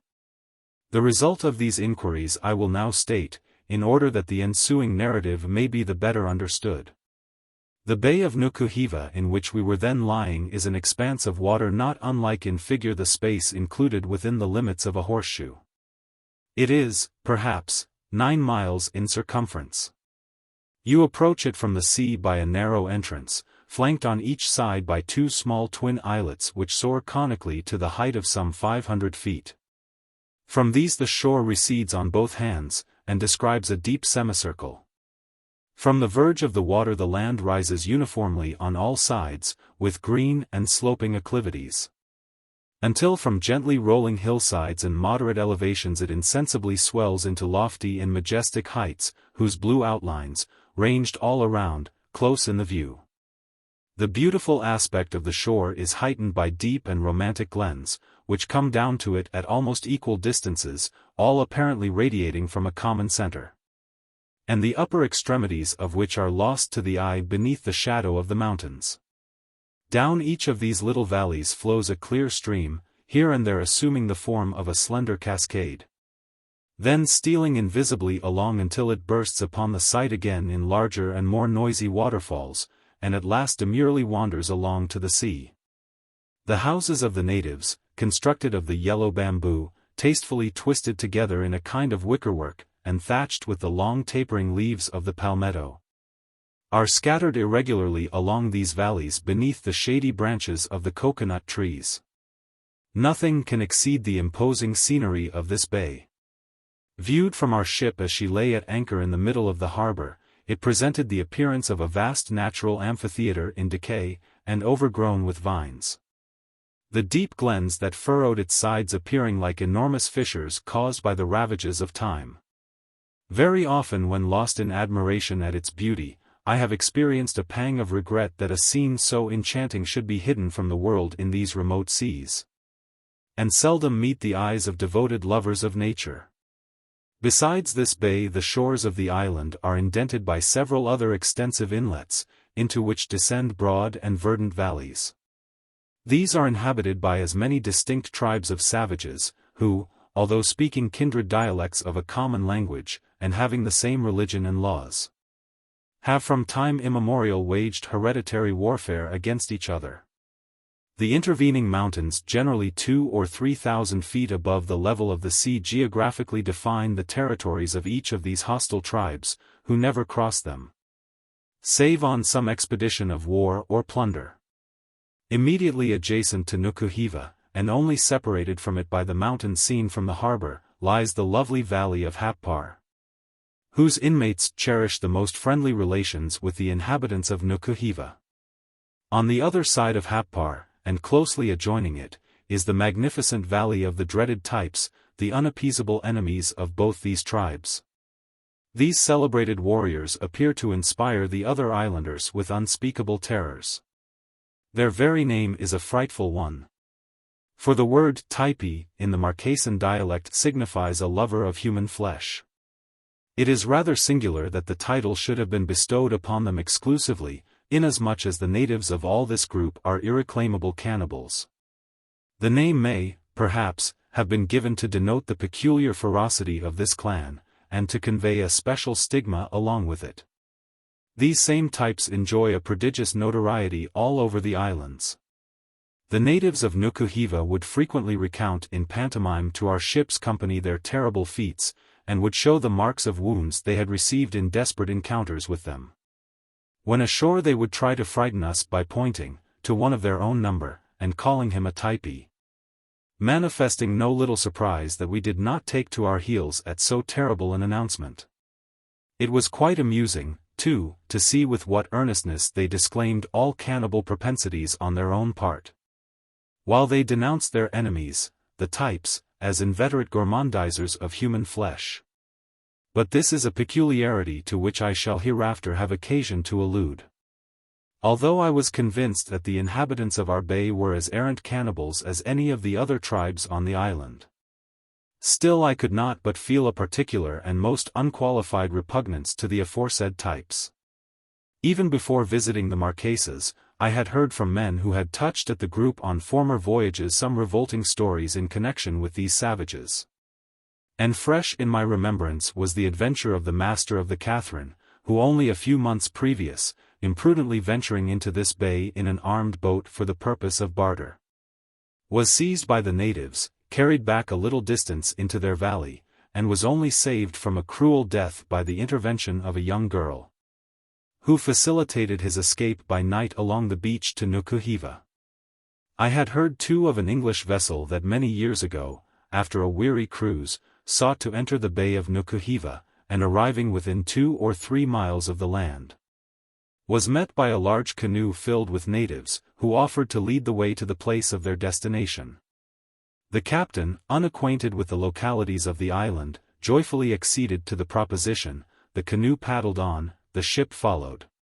She was soon conducted to a beautiful inlet, and dropped her anchor in its waters beneath the shadows of the lofty shore. That same night the perfidious types, who had thus inveigled her into their fatal bay, flocked aboard the doomed vessel by hundreds, and at a given signal murdered every soul on board.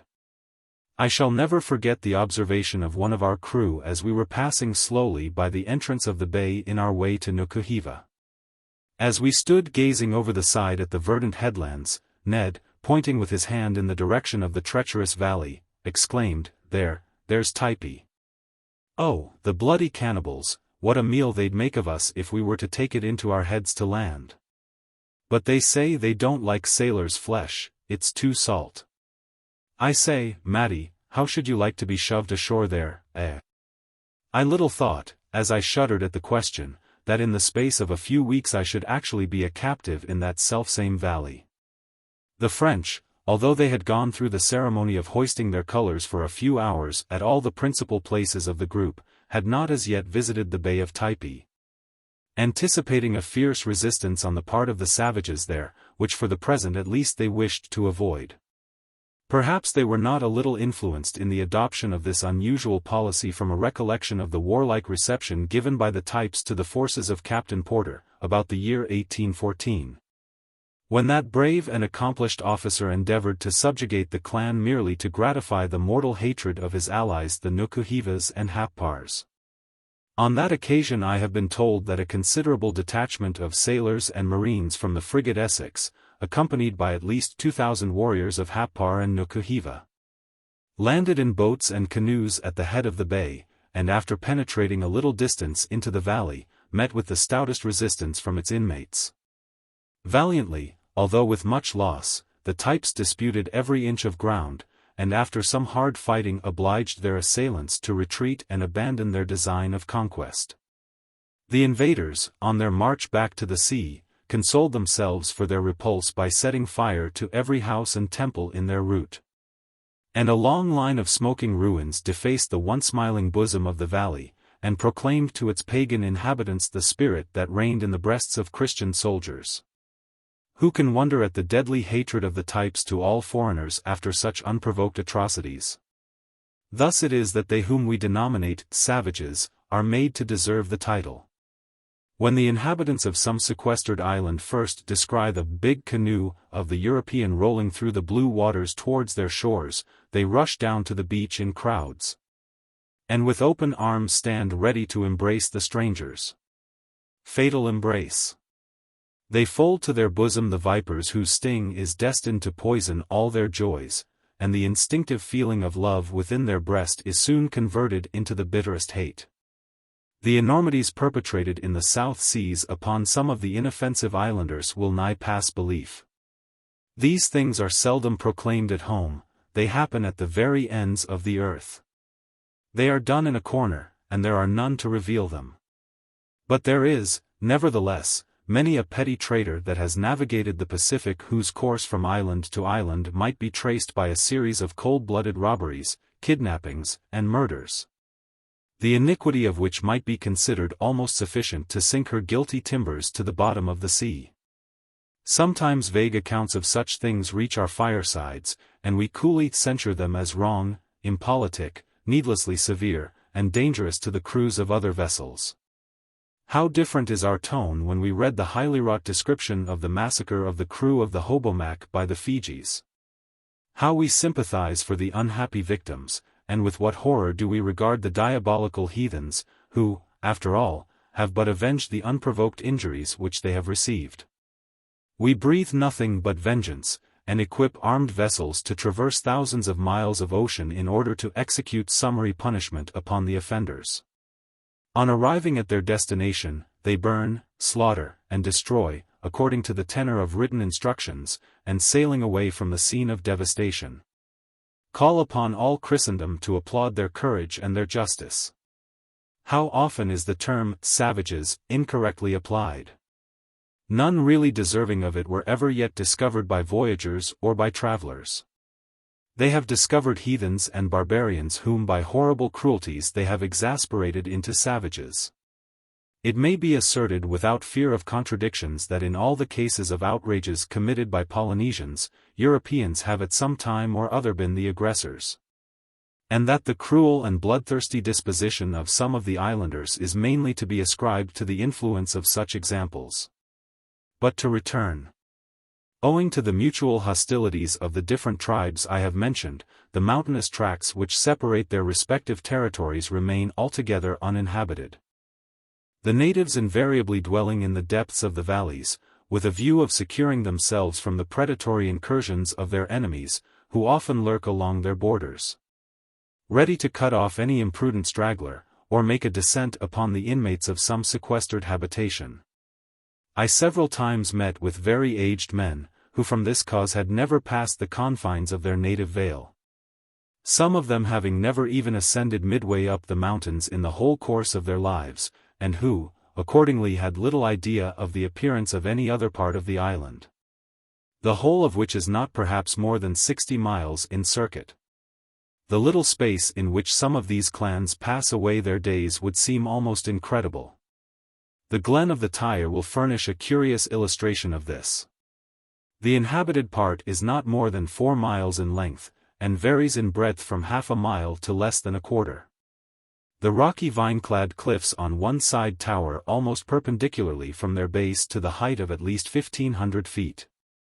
While across the vale, in striking contrast to the scenery opposite, grass-grown elevations rise one above another in blooming terraces. Hemmed in by these stupendous barriers, the valley would be altogether shut out from the rest of the world, were it not that it is accessible from the sea at one end, and by a narrow defile at the other. The impression produced upon the mind, when I first visited this beautiful glen, will never be obliterated. I had come from Nukuheva by water in the ship's boat, and when we entered the Bay of Tyre it was high noon. The heat had been intense, as we had been floating upon the long smooth swell of the ocean, for there was but little wind. The sun's rays had expended all their fury upon us. And to add to our discomfort, we had omitted to supply ourselves with water previous to starting. What with heat and thirst together, I became so impatient to get ashore, that when at last we glided towards it, I stood up in the bow of the boat ready for a spring. As she shot 2/3 of her length high upon the beach, propelled by 3 or 4 strong strokes of the oars, I leaped among a parcel of juvenile savages, who stood prepared to give us a kind reception.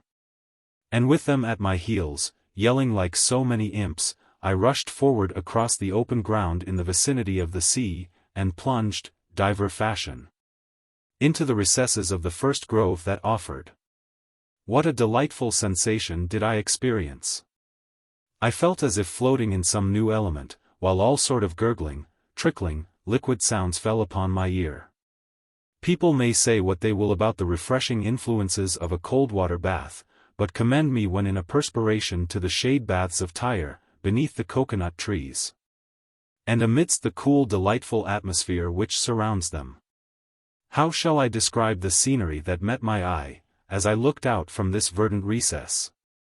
The narrow valley, with its steep and close adjoining sides draperied with vines, and arched overhead with a fretwork of interlacing boughs, nearly hidden from view by masses of leafy verdure, seemed from where I stood like an immense arbor disclosing its vista to the eye, whilst as I advanced it insensibly widened into the loveliest vale I ever beheld. It so happened that the very day I was in Tyre the French admiral, attended by all the boats of his squadron, came down in state from Nukuheva to take formal possession of the place. He remained in the valley about 2 hours, during which time he had a ceremonious interview with the king. The patriarch sovereign of Tyre was a man very far advanced in years. But though age had bowed his form and rendered him almost decrepit, his gigantic frame retained its original magnitude and grandeur of appearance. He advanced slowly and with evident pain, assisting his tottering steps with the heavy war spear he held in his hand, and attended by a group of grey-bearded chiefs, on one of whom he occasionally leaned for support. The admiral came forward with head uncovered and extended hand, while the old king saluted him by a stately flourish of his weapon. The next moment they stood side by side, these two extremes of the social scale, the polished, splendid Frenchman, and the poor tattooed savage. They were both tall and noble-looking men. But in other respects how strikingly contrasted. Du Petit Thouars exhibited upon his person all the paraphernalia of his naval rank. He wore a richly decorated admiral's frock coat, a laced chapeau bras, and upon his breast were a variety of ribbons and orders. While the simple islander, with the exception of a slight cincture about his loins, appeared in all the nakedness of nature. At what an immeasurable distance, thought I, are these two beings removed from each other. In the one is shown the result of long centuries of progressive civilization and refinement, which have gradually converted the mere creature into the semblance of all that is elevated and grand. While the other, after the lapse of the same period, has not advanced one step in the career of improvement, yet, after all, quoth I to myself, insensible as he is to 1,000 wants, and removed from harassing cares, may not the savage be the happier man of the two? Such were the thoughts that arose in my mind as I gazed upon the novel spectacle before me. In truth it was an impressive one, and little likely to be effaced. I can recall even now with vivid distinctness every feature of the scene. The umbrageous shades where the interview took place, the glorious tropical vegetation around, the picturesque grouping of the mingled throng of soldiery and natives, and even the golden-hued bunch of bananas that I held in my hand at the time, and of which I occasionally partook while making the aforesaid philosophical reflections. Chapter 5. Thoughts previous to attempting an escape. Toby, a fellow sailor, agrees to share the adventure, last night aboard the ship.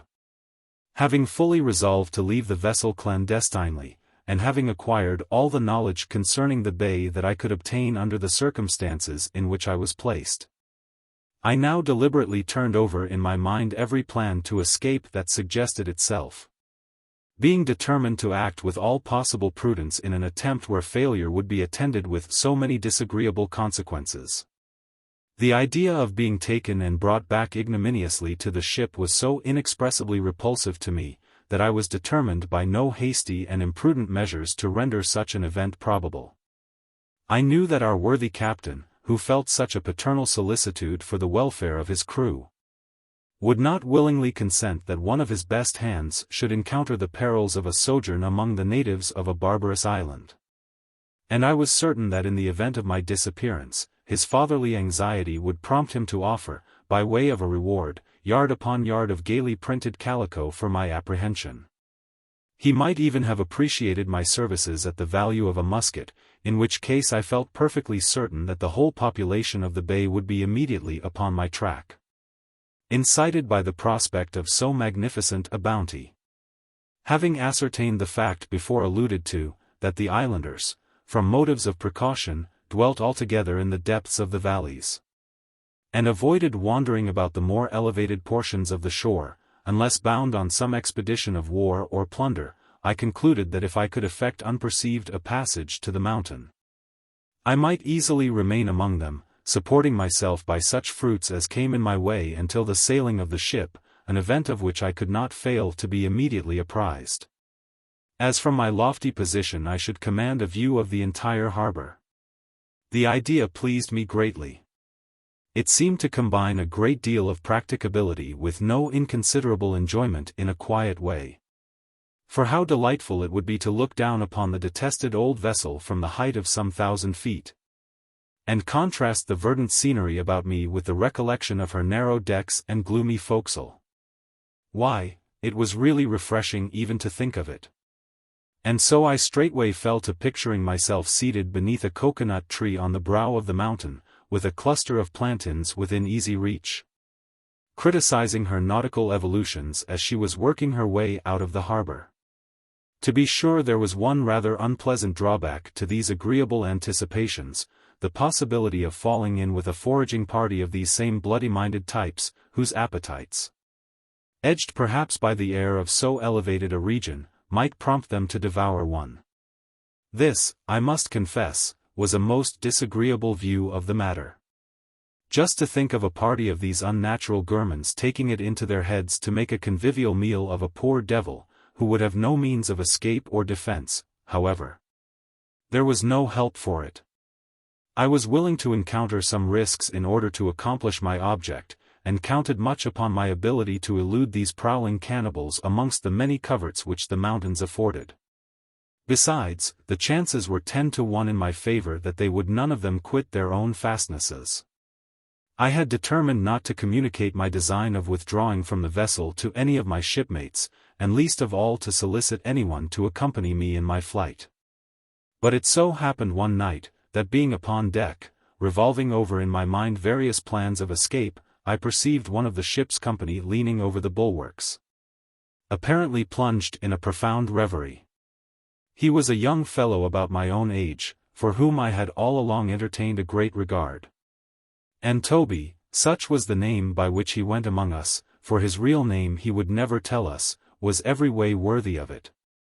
He was active, ready and obliging, of dauntless courage, and singularly open and fearless in the expression of his feelings. I had on more than one occasion got him out of scrapes into which this had led him. And I know not whether it was from this cause, or a certain congeniality of sentiment between us, that he had always shown a partiality for my society. We had battled out many a long watch together, beguiling the weary hours with chat, song, and story, mingled with a good many imprecations upon the hard destiny it seemed our common fortune to encounter. Toby, like myself, had evidently moved in a different sphere of life, and his conversation at times betrayed this, although he was anxious to conceal it. He was one of that class of rovers you sometimes meet at sea, who never reveal their origin, never allude to home, and go rambling over the world as if pursued by some mysterious fate they cannot possibly elude. There was much even in the appearance of Toby calculated to draw me towards him, for while the greater part of the crew were as coarse in person as in mind, Toby was endowed with a remarkably prepossessing exterior. Arrayed in his blue frock and duck trousers, he was as smart a looking sailor as ever stepped upon a deck. He was singularly small and slightly made, with great flexibility of limb. His naturally dark complexion had been deepened by exposure to the tropical sun, and a mass of jetty locks clustered about his temples, and threw a darker shade into his large black eyes. He was a strange wayward being, moody, fitful, and melancholy, at times almost morose. He had a quick and fiery temper too, which, when thoroughly roused, transported him into a state bordering on delirium. It is strange the power that a mind of deep passion has over feebler natures. I have seen a brawny fellow, with no lack of ordinary courage, fairly quail before this slender stripling, when in one of his curious fits. But these paroxysms seldom occurred, and in them my big-heart shipmate vented the bile which more calm-tempered individuals get rid of by a continual pettishness at trivial annoyances. No one ever saw Toby laugh. I mean in the hearty abandonment of broad-mouthed mirth. He did smile sometimes, it is true. And there was a good deal of dry, sarcastic humor about him, which told the more from the imperturbable gravity of his tone and manner. Latterly I had observed that Toby's melancholy had greatly increased, and I had frequently seen him since our arrival at the island gazing wistfully upon the shore, when the remainder of the crew would be rioting below. I was aware that he entertained a cordial detestation of the ship, and believed that, should a fair chance of escape present itself, he would embrace it willingly. But the attempt was so perilous in the place where we then lay, that I supposed myself the only individual on board the ship who was sufficiently reckless to think of it. In this, however, I was mistaken. When I perceived Toby leaning, as I have mentioned, against the bulwarks and buried in thought, it struck me at once that the subject of his meditations might be the same as my own. And if it be so, thought I, is he not the very one of all my shipmates whom I would choose for the partner of my adventure? And why should I not have some comrade with me to divide its dangers and alleviate its hardships? Perhaps I might be obliged to lie concealed among the mountains for weeks. In such an event, what a solace would a companion be? These thoughts passed rapidly through my mind, and I wondered why I had not before considered the matter in this light. But it was not too late. A tap upon the shoulder served to rouse Toby from his reverie. I found him ripe for the enterprise, and a very few words sufficed for a mutual understanding between us. In an hour's time we had arranged all the preliminaries, and decided upon our plan of action. We then ratified our engagement with an affectionate wedding of palms, and to elude suspicion repaired each to his hammock, to spend the last night on board the Dolly. The next day the starboard watch, to which we both belonged, was to be sent ashore on liberty. And, availing ourselves of this opportunity, we determined, as soon after landing as possible, to separate ourselves from the rest of the men without exciting their suspicions, and strike back at once for the mountains. Seen from the ship, their summits appeared inaccessible, but here and there sloping spurs extended from them almost into the sea, buttressing the lofty elevations with which they were connected, and forming those radiating valleys I have before described. One of these ridges, which appeared more practicable than the rest, we determined to climb, convinced that it would conduct us to the heights beyond. Accordingly, we carefully observed its bearings and locality from the ship, so that when ashore we should run no chance of missing it.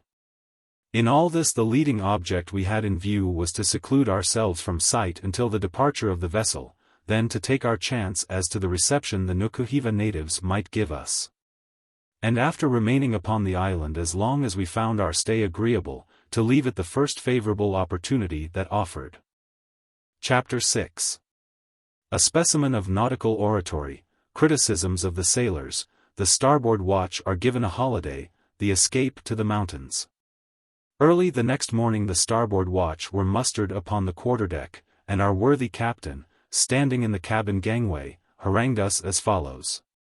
Now, men, as we are just off a 6 months' cruise, and have got through most all our work in port here, I suppose you want to go ashore. Well, I mean to give your watch liberty today, so you may get ready as soon all you please, and go. But understand this, I am going to give you liberty because I suppose you would growl like so many old quarter-gunners if I didn't. At the same time, if you'll take my advice, every mother's son of you will stay aboard and keep out of the way of the bloody cannibals altogether. 10 to 1, men, if you go ashore, you will get into some infernal row, and that will be the end of you. For if those tattooed scoundrels get you a little ways back into their valleys, they'll nab you, that you may be certain of. Plenty of white men have gone ashore here and never been seen any more.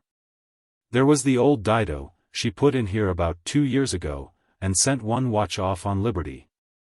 They never were heard of again for a week. The natives swore they didn't know where they were, and only 3 of them ever got back to the ship again, and one with his face damaged for life. For the cursed heathens tattooed a broad patch clean across his figurehead. But it will be no use talking to you, for go you will, that I see plainly, so all I have to say is, that you need not blame me if the islanders make a meal of you. You may stand some chance of escaping them though, if you keep close about the French encampment, and are back to the ship again before sunset. Keep that much in your mind, if you forget all the rest I've been saying to you. There, go forward, bear a hand and rig yourselves, and stand by for a call. At 2 bells the boat will be manned to take you off, and the Lord have mercy on you. Various were the emotions depicted upon the countenances of the starboard watch whilst listening to this address. But on its conclusion there was a general move towards the forecastle, and we soon were all busily engaged in getting ready for the holiday so auspiciously announced by the skipper. During these preparations his harangue was commented upon in no very measured terms. And one of the party, after denouncing him as a lying old son of a sea cook who begrudged a fellow a few hours' liberty, exclaimed with an oath, "But you don't bounce me out of my liberty, old chap. For all your yarns. For I would go ashore if every pebble on the beach was a live coal, and every stick a gridiron, and the cannibals stood ready to broil me on landing." The spirit of this sentiment was responded to by all hands, and we resolved that in spite of the captain's croakings we would make a glorious day of it. But Toby and I had our own game to play, and we availed ourselves of the confusion which always reigns among a ship's company preparatory to going ashore, to confer together and complete our arrangements. As our object was to effect as rapid a flight as possible to the mountains, we determined not to encumber ourselves with any superfluous apparel. And accordingly, while the rest were rigging themselves out with some idea of making a display, we were content to put on new stout duck trousers, serviceable pumps, and heavy haverfrocks, which with a peta hat completed our equipment. When our shipmates wondered at this, Toby exclaimed in his odd grave way that the rest might do as they liked, but that he for one preserved his go-ashore traps for the Spanish Main, where the tie of a sailor's neckerchief might make some difference. But as for a parcel of unbreeched heathen, he wouldn't go to the bottom of his chest for any of them, and was half disposed to appear among them in buff himself. The men laughed at what they thought was one of his strange conceits, and so we escaped suspicion. It may appear singular that we should have been thus on our guard with our own shipmates. But there were some among us who, had they possessed the least inkling of our project, would, for a paltry hope of reward, have immediately communicated it to the captain. As soon as 2 bells were struck, the word was passed for the Liberty men to get into the boat. I lingered behind in the forecastle a moment to take a parting glance at its familiar features, and just as I was about to ascend to the deck my eye happened to light on the bread barge and beef kid, which contained the remnants of our last hasty meal. Although I had never before thought of providing anything in the way of food for our expedition, as I fully relied upon the fruits of the island to sustain us wherever we might wander, yet I could not resist the inclination I felt to provide luncheon from the relics before me. Accordingly I took a double handful of those small, broken, flinty bits of biscuit which generally go by the name of midshipman's nuts, and thrust them into the bosom of my frock, in which same simple receptacle I had previously stowed away several pounds of tobacco and a few yards of cotton cloth, articles with which I intended to purchase the goodwill of the natives, as soon as we should appear among them after the departure of our vessel. This last addition to my stock caused a considerable protuberance in front, which I abetted in a measure by shaking the bits of bread around my waist, and distributing the plugs of tobacco among the folds of the garment. Hardly had I completed these arrangements when my name was sung out by a dozen voices, and I sprung upon the deck, where I found all the party in the boat, and impatient to shove off. I dropped over the side and seated myself with the rest of the watch in the stern sheets, while the poor larboarders shipped their oars, and commenced pulling us ashore. This happened to be the rainy season at the islands, and the heavens had nearly the whole morning betokened one of those heavy showers which during this period so frequently occur. The large drops fell bubbling into the water shortly after our leaving the ship, and by the time we had effected a landing it poured down in torrents. We fled for shelter under cover of an immense canoe house which stood hard by the beach, and waited for the first fury of the storm to pass. It continued, however, without cessation, and the monotonous beating of the rain overhead began to exert a drowsy influence upon the men, who, throwing themselves here and there upon the large war canoes, after chatting a while, all fell asleep. This was the opportunity we desired, and Toby and I availed ourselves of it at once by stealing out of the canoe house and plunging into the depths of an extensive grove that was in its rear. After 10 minutes' rapid progress we gained an open space from which we could just descry the ridge we intended to mount looming dimly through the mists of the tropical shower, and distant from us, as we estimated, something more than a mile. Our direct course towards it lay through a rather populous part of the bay. But desirous as we were of evading the natives and securing an unmolested retreat to the mountains, we determined, by taking a circuit through some extensive thickets, to avoid their vicinity altogether.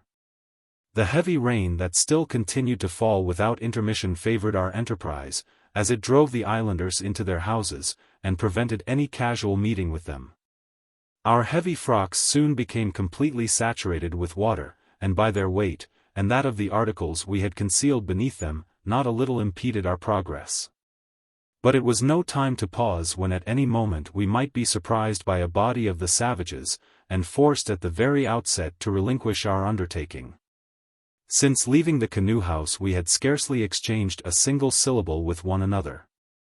But when we entered a second narrow opening in the wood, and again caught sight of the ridge before us, I took Toby by the arm. And pointing along its sloping outline to the lofty heights at its extremity, said in a low tone, "Now, Toby, not a word, nor a glance backward. Till we stand on the summit of yonder mountain, so no more lingering but let us shove ahead while we can, and in a few hours' time we may laugh aloud. You are the lightest and the nimblest, so lead on, and I will follow." "All right, brother," said Toby, "quick's our play, only let's keep close together, that's all." And so saying with a bound like a young roe, he cleared a brook which ran across our path, and rushed forward with a quick step. When we arrived within a short distance of the ridge, we were stopped by a mass of tall yellow reeds, growing together as thickly as they could stand, and as tough and stubborn as so many rods of steel. And we perceived, to our chagrin, that they extended midway up the elevation we proposed to ascend. For a moment we gazed about us in quest of a more practicable route. It was, however, at once apparent that there was no resource but to pierce this thicket of canes at all hazards. We now reversed our order of march, I, being the heaviest, taking the lead, with a view of breaking a path through the obstruction, while Toby fell into the rear. 2 or 3 times I endeavored to insinuate myself between the canes, and by dint of coaxing and bending them to make some progress. But a bullfrog might as well have tried to work a passage through the teeth of a comb, and I gave up the attempt in despair. Half wild with meeting an obstacle we had so little anticipated, I threw myself desperately against it, crushing to the ground the canes with which I came in contact, and, rising to my feet again, repeated the action with like effect. 20 minutes of this violent exercise almost exhausted me, but it carried us some way into the thicket. When Toby, who had been reaping the benefit of my labors by following close at my heels, proposed to become pioneer in turn, and accordingly passed ahead with a view of affording me a respite from my exertions. As however with his slight frame he made but bad work of it, I was soon obliged to resume my old place again. On we toiled, the perspiration starting from our bodies in floods, our limbs torn and lacerated with the splintered fragments of the broken canes, until we had proceeded perhaps as far as the middle of the break, when suddenly it ceased raining, and the atmosphere around us became close and sultry beyond expression. The elasticity of the reeds quickly recovering from the temporary pressure of our bodies, caused them to spring back to their original position, so that they closed in upon us as we advanced, and prevented the circulation of little air which might otherwise have reached us. Besides this, their great height completely shut us out from the view of surrounding objects, and we were not certain but that we might have been going all the time in a wrong direction. Fatigued with my long-continued efforts, and panting for breath, I felt myself completely incapacitated for any further exertion. I rolled up the sleeve of my frock, and squeezed the moisture it contained into my parched mouth. But the few drops I managed to obtain gave me little relief, and I sank down for a moment with a sort of dogged apathy, from which I was aroused by Toby, who had devised a plan to free us from the net in which we had become entangled. He was laying about him lustily with his sheath knife, lopping the canes right and left, like a reaper, and soon made quite a clearing around us.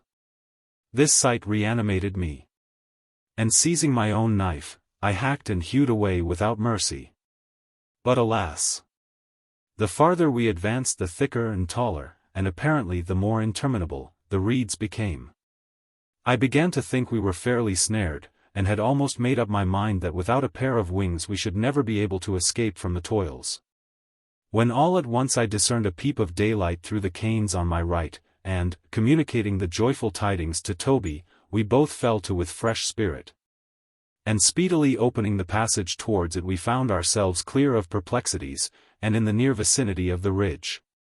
After resting for a few moments we began the ascent, and after a little vigorous climbing found ourselves close to its summit. Instead however of walking along its ridge, where we should have been in full view of the natives in the valleys beneath, and at a point where they could easily intercept us were they so inclined, we cautiously advanced on one side, crawling on our hands and knees, and screened from observation by the grass through which we glided, much in the fashion of a couple of serpents.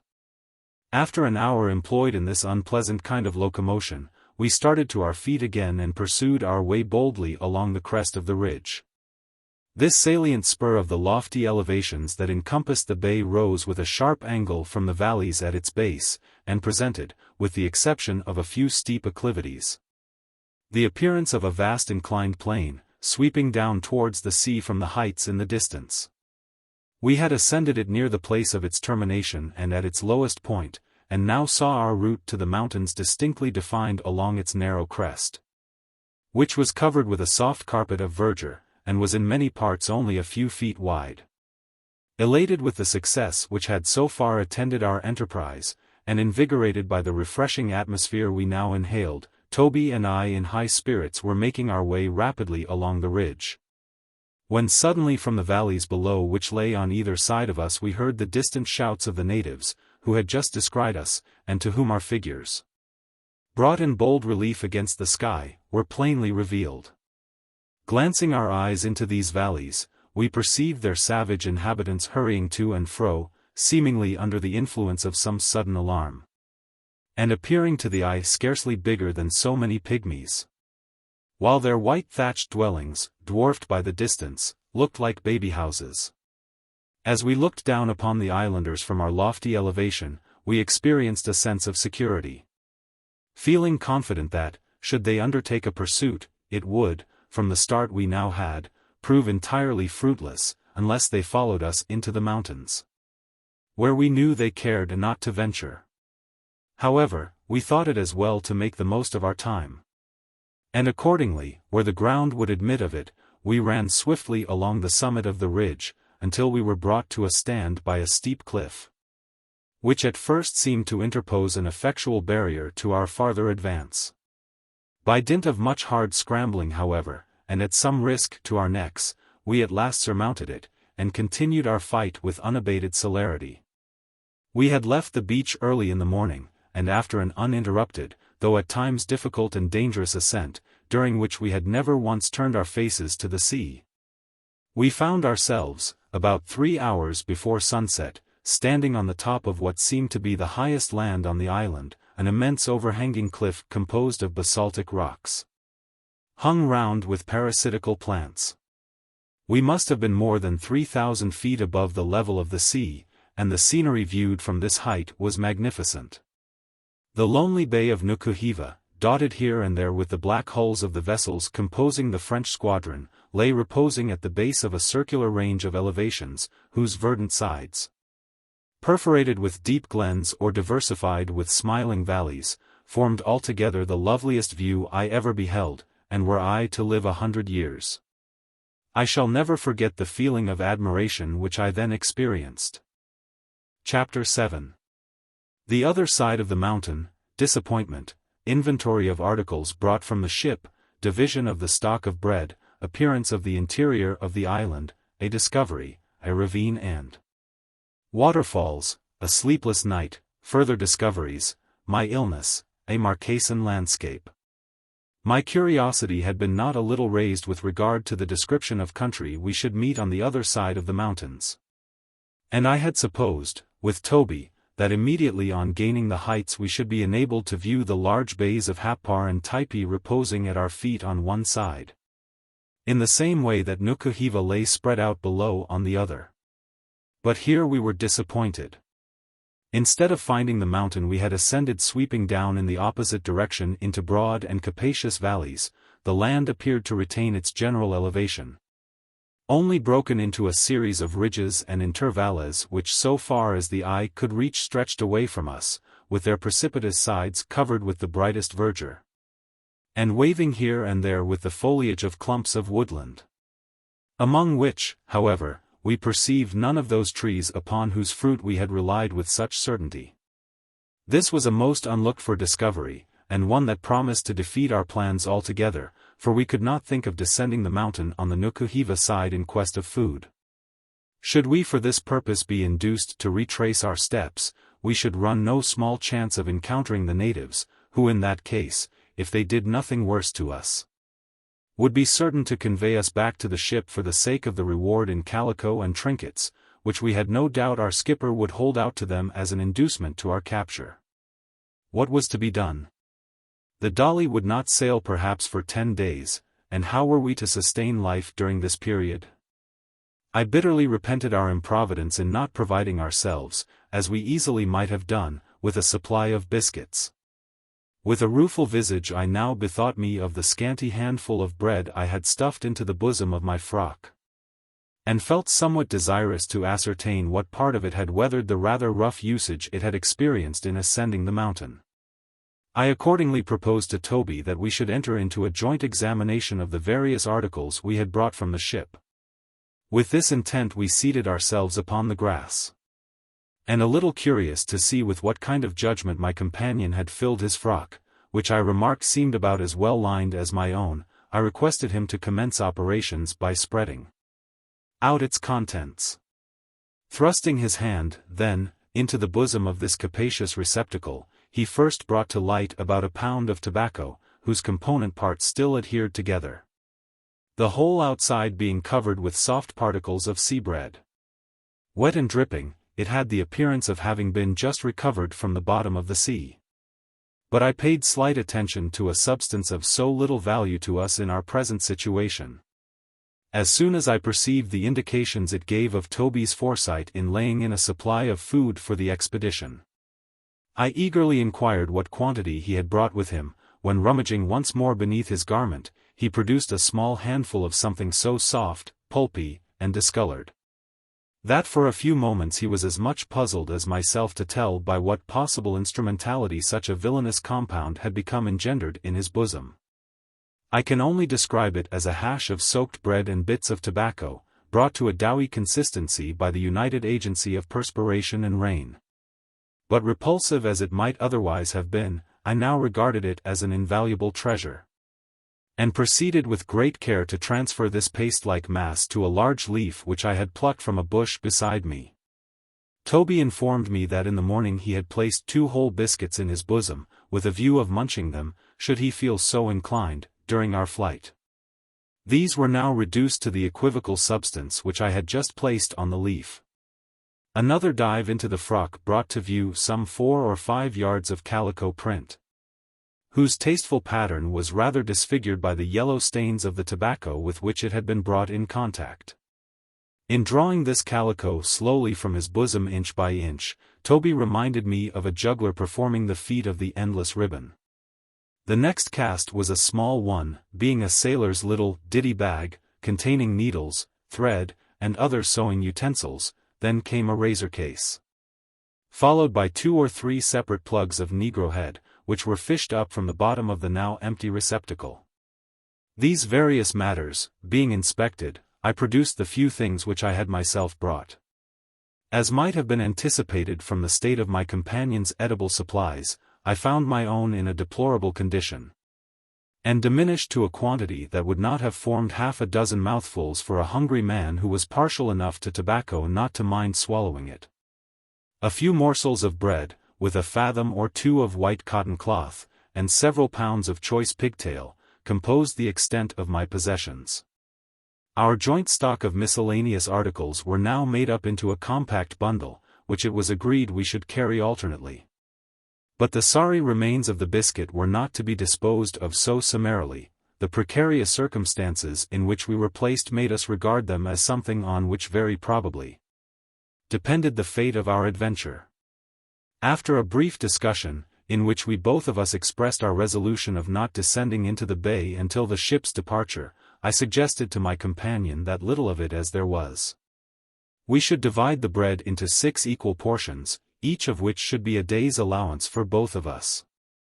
This proposition he assented to, so I took the silk kerchief from my neck, and cutting it with my knife into half a dozen equal pieces, proceeded to make an exact division. At first, Toby, with a degree of fastidiousness that seemed to me ill-timed, was for picking out the minute particles of tobacco with which the spongy mass was mixed. But against this proceeding I protested, as by such an operation we must have greatly diminished its quantity. When the division was accomplished, we found that a day's allowance for the two was not a great deal more than what a tablespoon might hold. Each separate portion we immediately rolled up in the bit of silk prepared for it, and joining them all together into a small package, I committed them, with solemn injunctions of fidelity, to the custody of Toby. For the remainder of that day we resolved to fast, as we had been fortified by a breakfast in the morning. And now starting again to our feet, we looked about us for a shelter during the night, which, from the appearance of the heavens, promised to be a dark and tempestuous one.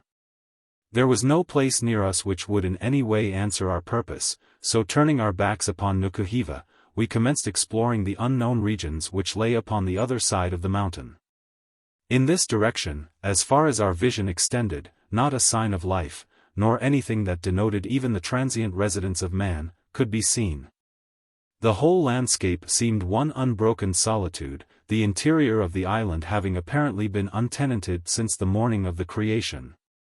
And as we advanced through this wilderness, our voices sounded strangely in our ears, as though human accents had never before disturbed the fearful silence of the place, interrupted only by the low murmurings of distant waterfalls.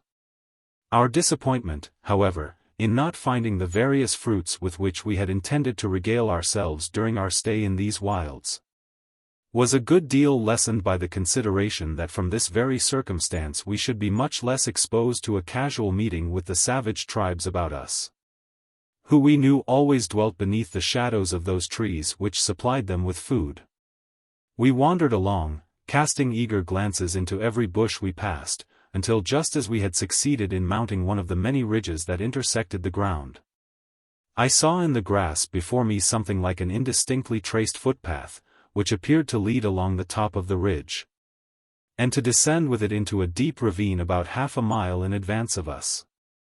Robinson Crusoe could not have been more startled at the footprint in the sand than we were at this unwelcome discovery. My first impulse was to make as rapid a retreat as possible, and bend our steps in some other direction, but our curiosity to see whither this path might lead, prompted us to pursue it. So on we went, the track becoming more and more visible the farther we proceeded, until it conducted us to the verge of the ravine, where it abruptly terminated. And so, said Toby, peering down into the chasm, everyone that travels this path takes a jump here, eh? Not so, said I, for I think they might manage to descend without it. What say you, shall we attempt the feat? And what, in the name of caves and coal-holes, do you expect to find at the bottom of that gulf but a broken neck? Why, it looks blacker than our ship's hold. And the roar of those waterfalls down there would batter one's brains to pieces. Oh, no, Toby, I exclaimed, laughing, but there's something to be seen here, that's plain, or there would have been no path, and I am resolved to find out what it is. I will tell you what, my pleasant fellow, rejoined Toby quickly, if you are going to pry into everything you meet with here that excites your curiosity, you will marvelously soon get knocked on the head. To a dead certainty you will come bang upon a party of these savages in the midst of your discovery makings, and I doubt whether such an event would particularly delight you. Just take my advice for once, and let us bout ship and steer in some other direction. Besides, it's getting late and we ought to be mooring ourselves for the night. That is just the thing I have been driving at, replied I. And I am thinking that this ravine will exactly answer our purpose, for it is roomy, secluded, well watered, and may shelter us from the weather. Aye, and from sleep too, and by the same token will give us sore throats, and rheumatisms into the bargain, cried Toby, with evident dislike at the idea. Oh, very well then, my lad, said I, since you will not accompany me, here I go alone. You will see me in the morning. And advancing to the edge of the cliff upon which we had been standing, I proceeded to lower myself down by the tangled roots which clustered about all the crevices of the rock. As I had anticipated, Toby, in spite of his previous remonstrances, followed my example, and dropping himself with the activity of a squirrel from point to point. He quickly outstripped me and effected a landing at the bottom before I had accomplished 2/3 of the descent. The sight that now greeted us was one that will ever be vividly impressed upon my mind. 5 foaming streams, rushing through as many gorges, and swelled and turbid by the recent rains, united together in one mad plunge of nearly 80 feet. And fell with wild uproar into a deep black pool scooped out of the gloomy-looking rocks that lay piled around.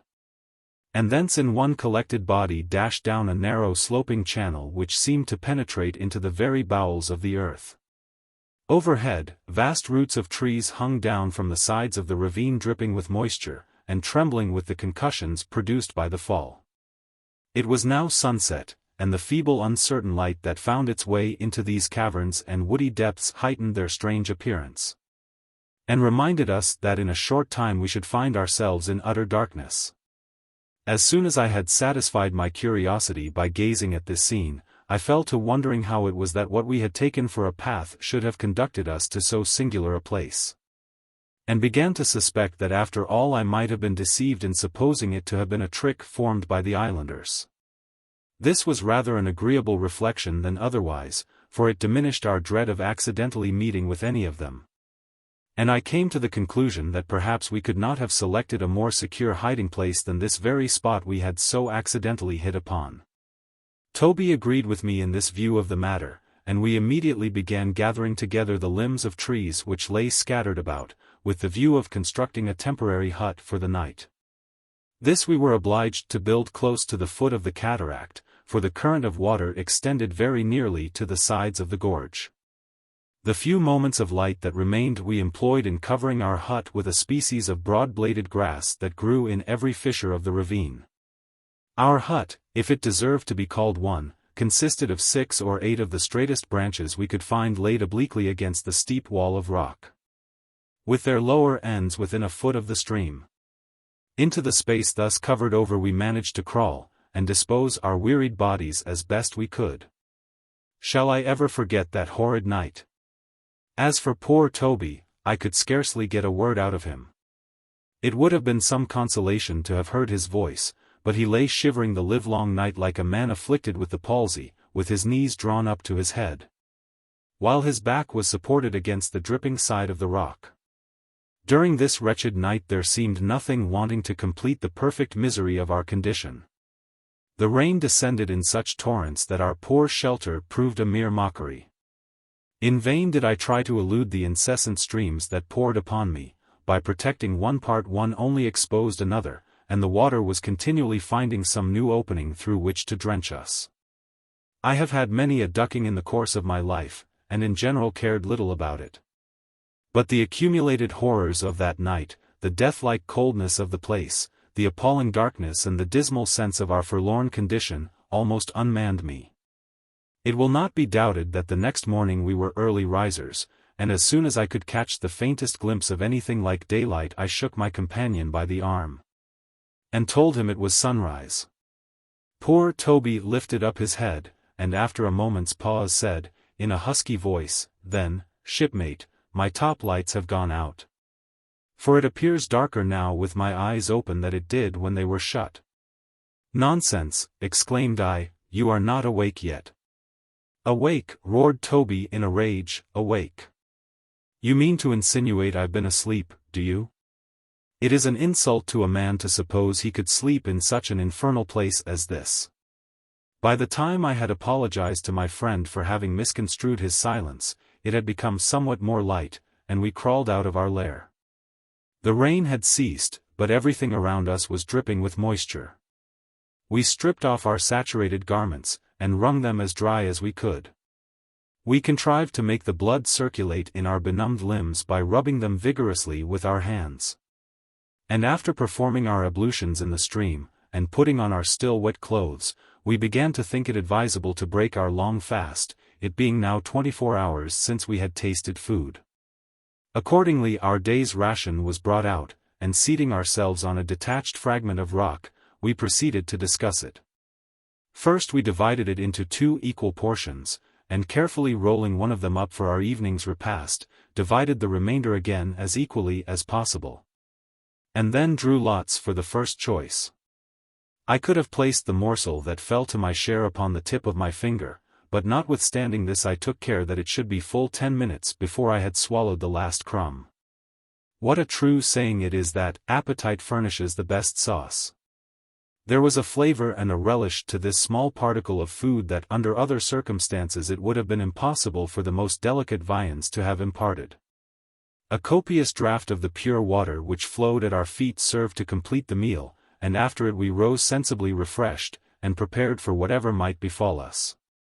We now carefully examined the chasm in which we had passed the night. We crossed the stream, and gaining the further side of the pool I have mentioned, discovered proofs that the spot must have been visited by someone but a short time previous to our arrival. Further observation convinced us that it had been regularly frequented, and, as we afterwards conjectured from particular indications, for the purpose of obtaining a certain root, from which the natives obtained a kind of ointment. These discoveries immediately determined us to abandon a place which had presented no inducement for us to remain, except the promise of security. And as we looked about us for the means of ascending again into the upper regions, we at last found a practicable part of the rock. And half an hour's toil carried us to the summit of the same cliff from which the preceding evening we had descended. I now proposed to Toby that instead of rambling about the island, exposing ourselves to discovery at every turn, we should select some place as our fixed abode for as long a period as our food should hold out, build ourselves a comfortable hut, and be as prudent and circumspect as possible. To all this my companion assented, and we at once set about carrying the plan into execution. With this view, after exploring without success a little glen near us, we crossed several of the ridges of which I have before spoken, and about noon found ourselves ascending a long and gradually rising slope, but still without having discovered any place adapted to our purpose. Low and heavy clouds betokened an approaching storm, and we hurried on to gain a covert in a clump of thick bushes, which appeared to terminate the long ascent. We threw ourselves under the lee of these bushes, and pulling up the long grass that grew around, covered ourselves completely with it, and awaited the shower. But it did not come as soon as we had expected, and before many minutes my companion was fast asleep, and I was rapidly falling into the same state of happy forgetfulness. Just at this juncture, however, down came the rain with the violence that put all thoughts of slumber to flight. Although in some measure sheltered, our clothes soon became as wet as ever. This, after all the trouble we had taken to dry them, was provoking enough, but there was no help for it. And I recommend all adventurous youths who abandon vessels in romantic islands during the rainy season to provide themselves with umbrellas. After an hour or so the shower passed away. My companion slept through it all, or at least appeared so to do, and now that it was over I had not the heart to awaken him. As I lay on my back completely shrouded with verdure, the leafy branches drooping over me, my limbs buried in grass, I could not avoid comparing our situation with that of the interesting babes in the wood. Poor little sufferers, no wonder their constitutions broke down under the hardships to which they were exposed. During the hour or two spent under the shelter of these bushes, I began to feel symptoms which I at once attributed to the exposure of the preceding night. Cold shiverings and a burning fever succeeded one another at intervals, while one of my legs was swelled to such a degree, and pained me so acutely, that I half suspected I had been bitten by some venomous reptile, the congenial inhabitant of the chasm from which we had lately emerged. I may here remark by the way, what I subsequently gleaned, that all the islands of Polynesia enjoy the reputation, in common with the Hibernian Isle, of being free from the presence of any vipers. Though whether St. Patrick ever visited them, is a question I shall not attempt to decide. As the feverish sensation increased upon me I tossed about, still unwilling to disturb my slumbering companion, from whose side I removed 2 or 3 yards. I chanced to push aside a branch, and by so doing suddenly disclosed to my view a scene which even now I can recall with all the vividness of the first impression. Had a glimpse of the gardens of paradise been revealed to me, I could scarcely have been more ravished with the sight. From the spot where I lay transfixed with surprise and delight, I looked straight down into the bosom of a valley, which swept away in long wavy undulations to the blue waters in the distance. Midway towards the sea, and peering here and there amidst the foliage, might be seen the palmetto-thatched houses of its inhabitants glistening in the sun that had bleached them to a dazzling whiteness. The vale was more than 3 leagues in length, and about a mile across at its greatest width. On either side it appeared hemmed in by steep and green acclivities, which, uniting near the spot where I lay, formed an abrupt and semicircular termination of grassy cliffs and precipices hundreds of feet in height, over which flowed numberless small cascades. But the crowning beauty of the prospect was its universal verdure, and in this indeed consists, I believe, the peculiar charm of every Polynesian landscape. Everywhere below me, from the base of the precipice upon whose very verge I had been unconsciously reposing, the surface of the vale presented a mass of foliage, spread with such rich profusion that it was impossible to determine of what description of trees it consisted. But perhaps there was nothing about the scenery I beheld more impressive than those silent cascades, whose slender threads of water, after leaping down the steep cliffs, were lost amidst the rich herbage of the valley. Over all the landscape there reigned the most hushed repose, which I almost feared to break, lest, like the enchanted gardens in the fairy tale, a single syllable might dissolve the spell. For a long time, forgetful alike of my own situation, and the vicinity of my still slumbering companion, I remained gazing around me, hardly able to comprehend by what means I had thus suddenly been made a spectator of such a scene. Chapter VIII. The important question, Typee or Happar, a wild goose chase, my sufferings, disheartening situation, a night in a ravine, morning meal, happy idea of Toby, journey towards the valley. Recovering from my astonishment at the beautiful scene before me, I quickly awakened Toby, and informed him of the discovery I had made.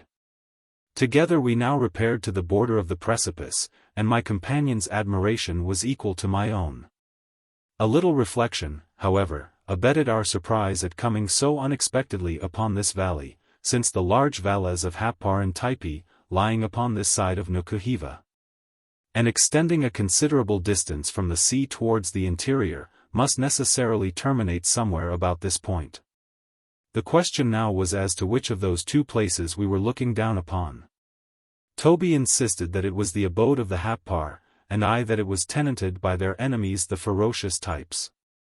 To be sure I was not entirely convinced by my own arguments, but Toby's proposition to descend at once into the valley, and partake of the hospitality of its inmates, seemed to me to be risking so much upon the strength of a mere supposition, that I resolved to oppose it until we had more evidence to proceed upon.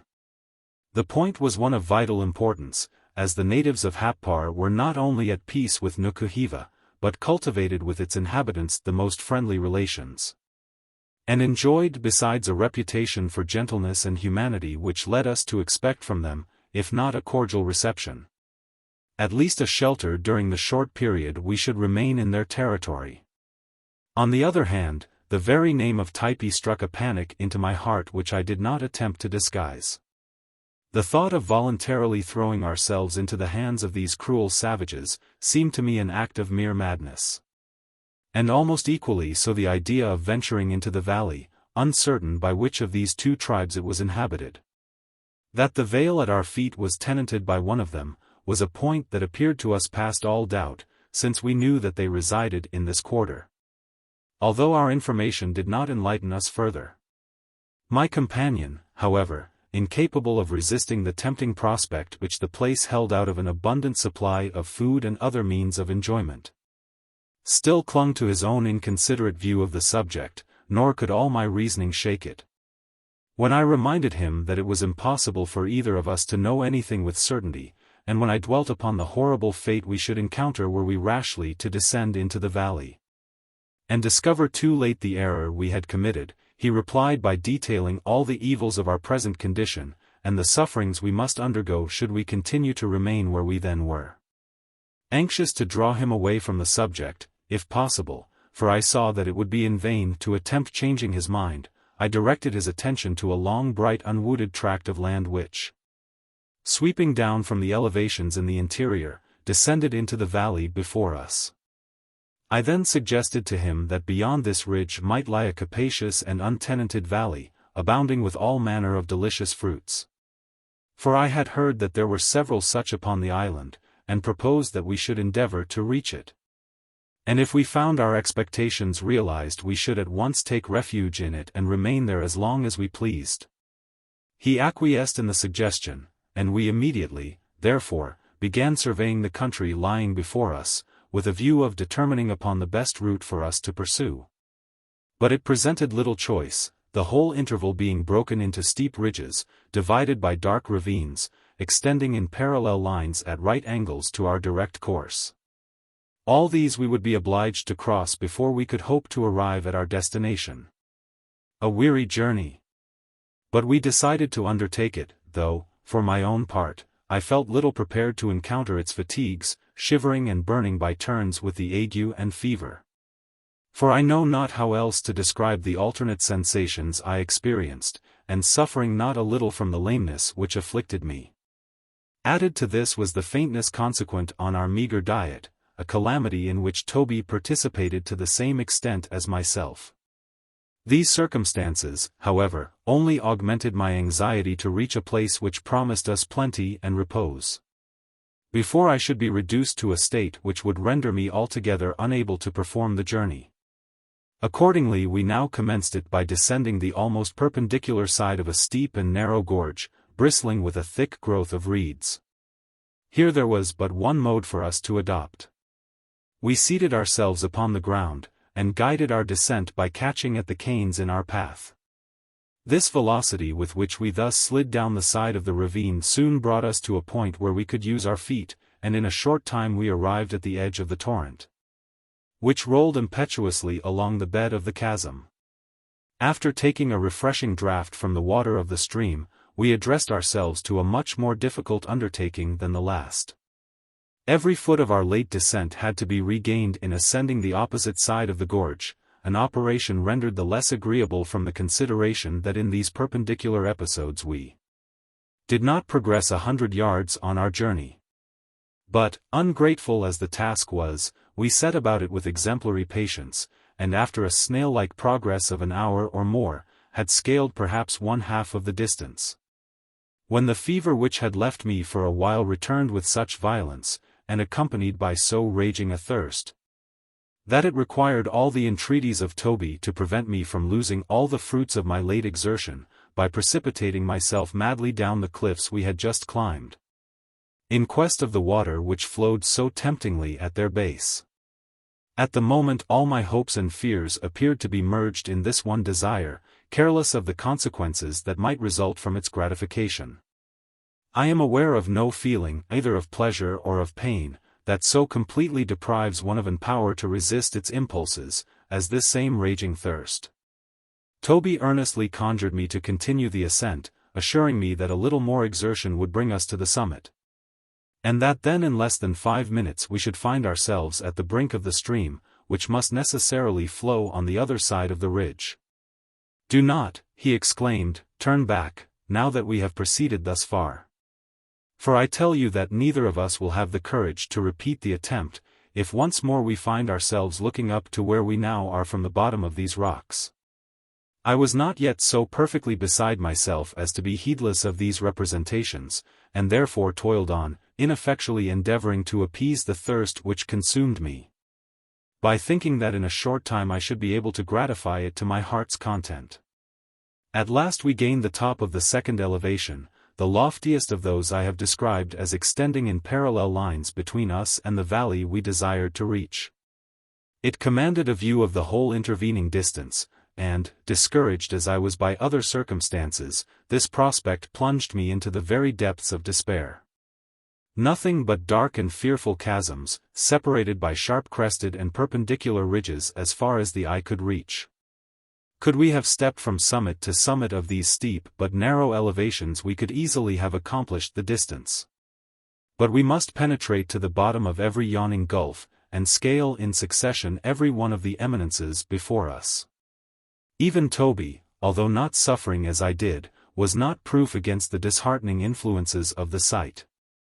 But we did not long stand to contemplate it, impatient as I was to reach the waters of the torrent which flowed beneath us.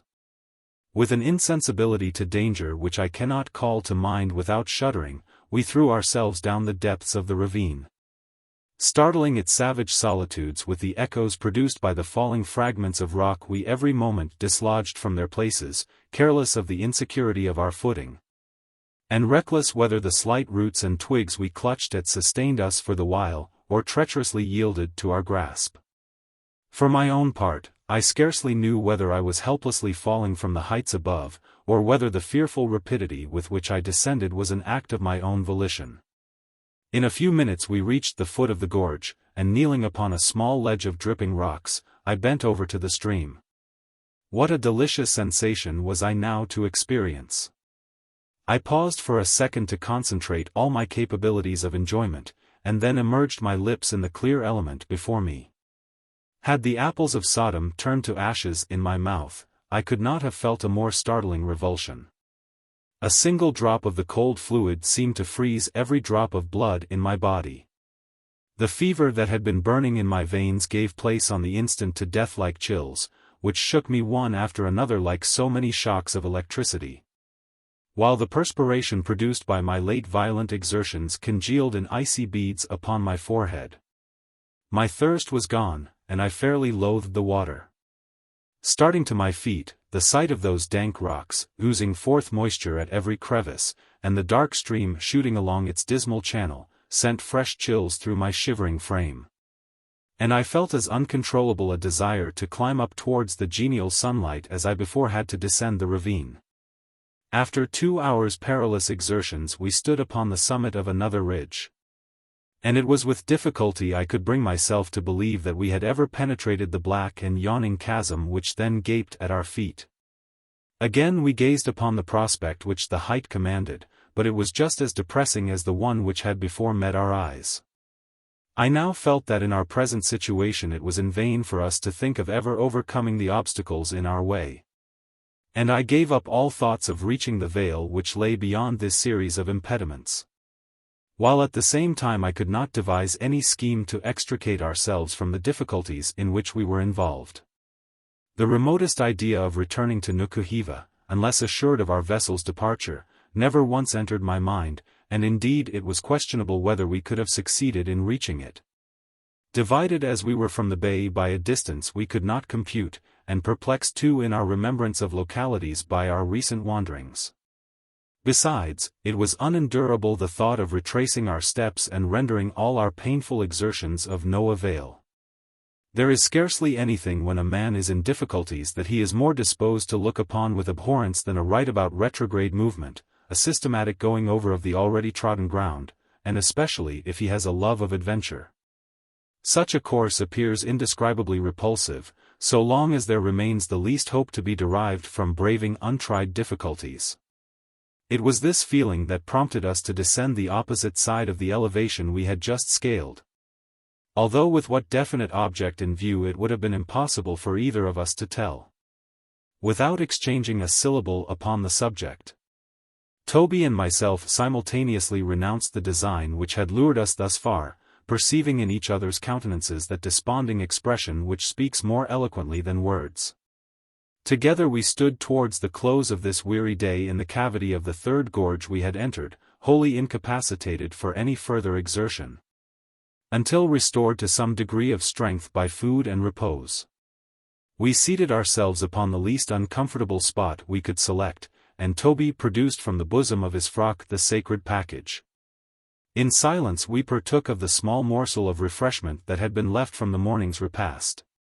And without once proposing to violate the sanctity of our engagement with respect to the remainder, we rose to our feet, and proceeded to construct some sort of shelter under which we might obtain the sleep we so greatly needed. Fortunately the spot was better adapted to our purpose than the one in which we had passed the last wretched night.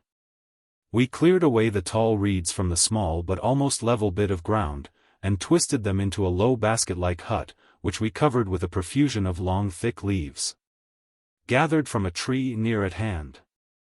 We disposed them thickly all around, reserving only a slight opening that barely permitted us to crawl under the shelter we had thus obtained. These deep recesses, though protected from the winds that assail the summits of their lofty sides, are damp and chill to a degree that one would hardly anticipate in such a climate. And being unprovided with anything but our woolen frocks and thin duck trousers to resist the cold of the place, we were the more solicitous to render our habitation for the night as comfortable as we could. Accordingly, in addition to what we had already done, we plucked down all the leaves within our reach and threw them in a heap over our little hut, into which we now crept, raking after us a reserved supply to form our couch. That night nothing but the pain I suffered prevented me from sleeping most refreshingly. As it was, I caught 2 or 3 naps, while Toby slept away at my side as soundly as though he had been sandwiched between 2 Holland sheets. Luckily it did not rain, and we were preserved from the misery which a heavy shower would have occasioned us. In the morning I was awakened by the sonorous voice of my companion ringing in my ears and bidding me rise. I crawled out from our heap of leaves, and was astonished at the change which a good night's rest had wrought in his appearance. He was as blithe and joyous as a young bird, and was staying the keenness of his morning's appetite by chewing the soft bark of a delicate branch he held in his hand. And he recommended the like to me as an admirable antidote against the gnawings of hunger. For my own part, though feeling materially better than I had done the preceding evening, I could not look at the limb that had pained me so violently at intervals during the last 24 hours, without experiencing a sense of alarm that I strove in vain to shake off. Unwilling to disturb the flow of my comrade's spirits, I managed to stifle the complaints to which I might otherwise have given vent, and calling upon him good-humoredly to speed our banquet, I prepared myself for it by washing in the stream. This operation concluded, we swallowed, or rather absorbed, by a peculiar kind of slow sucking process, our respective morsels of nourishment, and then entered into a discussion as to the steps it was necessary for us to pursue. "What's to be done now?" inquired I, rather dolefully. "Descend into that same valley we descried yesterday," rejoined Toby, with a rapidity and loudness of utterance that almost led me to suspect he had been slyly devouring the broadside of an ox in some of the adjoining thickets. "What else," he continued, "remains for us to do but that, to be sure? Why, we shall both starve to a certainty if we remain here. And as to your fears of those types, depend upon it, it is all nonsense. It is impossible that the inhabitants of such a lovely place as we saw can be anything else but good fellows. And if you choose rather to perish with hunger in one of these soppy caverns, I for one prefer to chance a bold descent into the valley, and risk the consequences." "And who is to pilot us thither?" I asked, "even if we should decide upon the measure you propose. Are we to go again up and down those precipices that we crossed yesterday, until we reach the place we started from, and then take a flying leap from the cliffs to the valley?" "Faith, I didn't think of that," said Toby. "Sure enough, both sides of the valley appeared to be hemmed in by precipices, didn't they?" "Yes," answered I, "as steep as the sides of a line-of-battle ship, and about 100 times as high." My companion sank his head upon his breast, and remained for a while in deep thought. Suddenly he sprang to his feet, while his eyes lighted up with that gleam of intelligence that marks the presence of some bright idea. "Yes, yes," he exclaimed. "The streams all run in the same direction, and must necessarily flow into the valley before they reach the sea. All we have to do is just to follow this stream, and sooner or later it will lead us into the vale." "You are right, Toby," I exclaimed, "you are right, it must conduct us thither, and quickly too. For, see with what a steep inclination the water descends." "It does, indeed," burst forth my companion, overjoyed at my verification of his theory, "it does indeed. Why, it is as plain as a pikestaff. Let us proceed at once. Come, throw away all those stupid ideas about the types, and hurrah for the lovely valley of the Happars." "You will have it to be Happar, I see, my dear fellow. Pray heaven you may not find yourself deceived," observed I, with a shake of my head. "Amen to all that, and much more," shouted Toby, rushing forward, "but Happar it is, for nothing else than Happar can it be. So glorious a valley, such forests of breadfruit trees, such groves of coconut, such wilderness of guava bushes. Ah! Shipmate! Don't linger behind, in the name of all delightful fruits, I am dying to be at them. Come on, shove ahead, there's a lively lad, never mind the rocks, kick them out of the way, as I do. And tomorrow, old fellow, take my word for it, we shall be in clover. Come on, and so saying, he dashed along the ravine like a madman, forgetting my inability to keep up with him. In a few minutes, however, the exuberance of his spirits abated, and, pausing for a while, he permitted me to overtake him. Chapter 9. Perilous passage of the ravine, descent into the valley. The fearless confidence of Toby was contagious, and I began to adopt the Happar side of the question. I could not, however, overcome a certain feeling of trepidation as we made our way along these gloomy solitudes. Our progress, at first comparatively easy, became more and more difficult. The bed of the watercourse was covered with fragments of broken rocks, which had fallen from above, offering so many obstructions to the course of the rapid stream, which vexed and fretted about them, forming at intervals small waterfalls, pouring over into deep basins, or splashing wildly upon heaps of stones. From the narrowness of the gorge, and the steepness of its sides, there was no mode of advancing but by wading through the water, stumbling every moment over the impediments which lay hidden under its surface, or tripping against the huge roots of trees. But the most annoying hindrance we encountered was from a multitude of crooked boughs, which, shooting out almost horizontally from the sides of the chasm, twisted themselves together in fantastic masses almost to the surface of the stream, affording us no passage except under the low arches which they formed.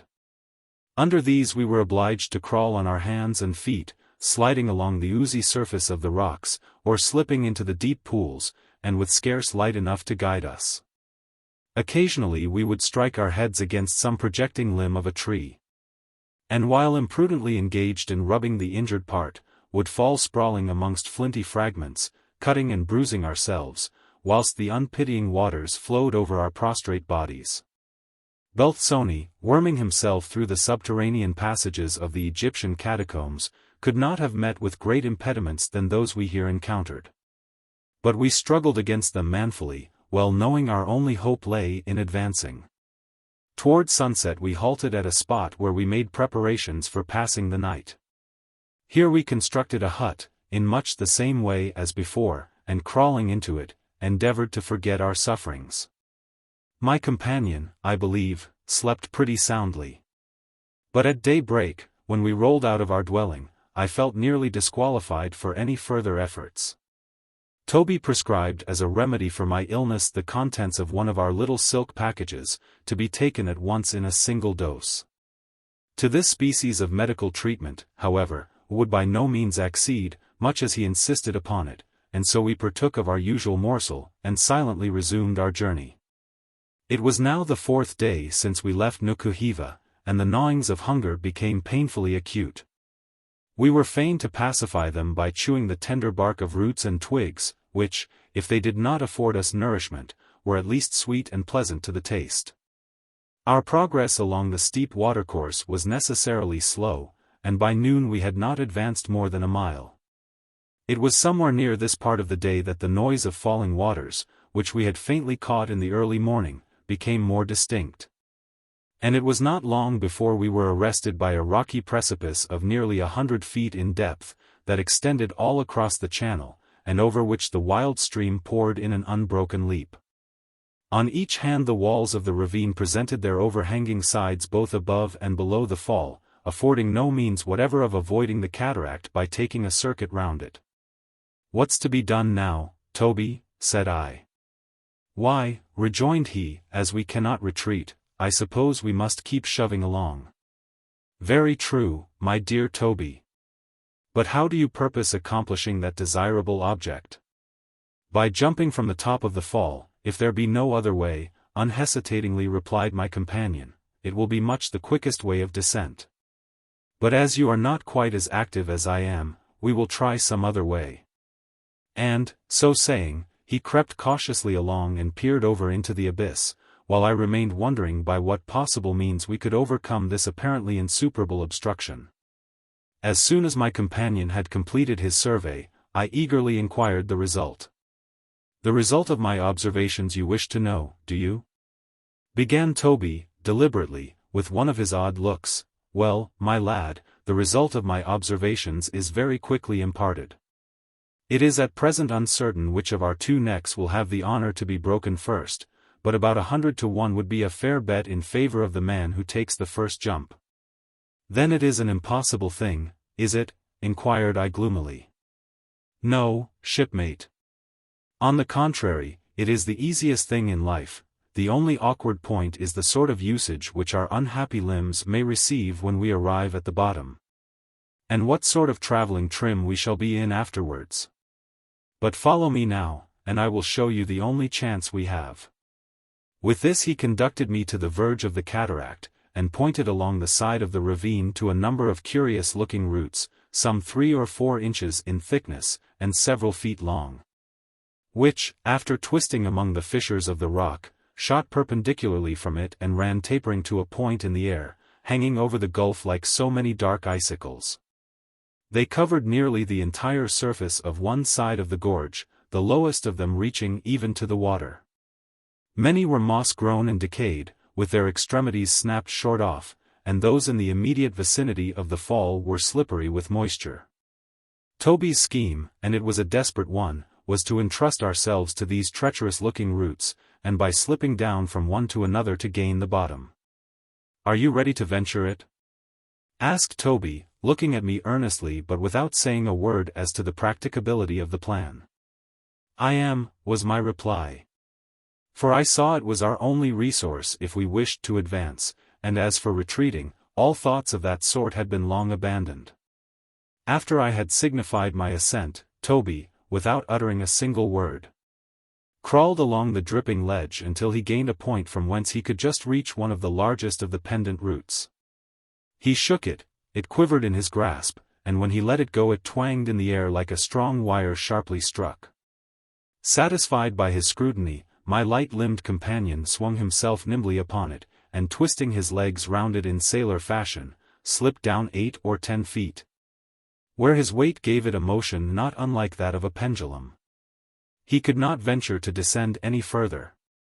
So holding on with one hand, he with the other shook one by one all the slender roots around him, and at last, finding one which he thought trustworthy, shifted himself to it and continued his downward progress. So far so well, but I could not avoid comparing my heavier frame and disabled condition with his light figure and remarkable activity.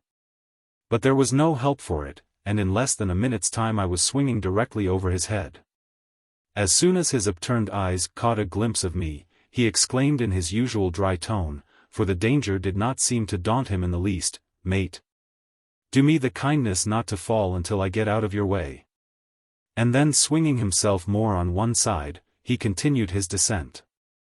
In the meantime I cautiously transferred myself from the limb down which I had been slipping to a couple of others that were near it, deeming 2 strings to my bow better than 1.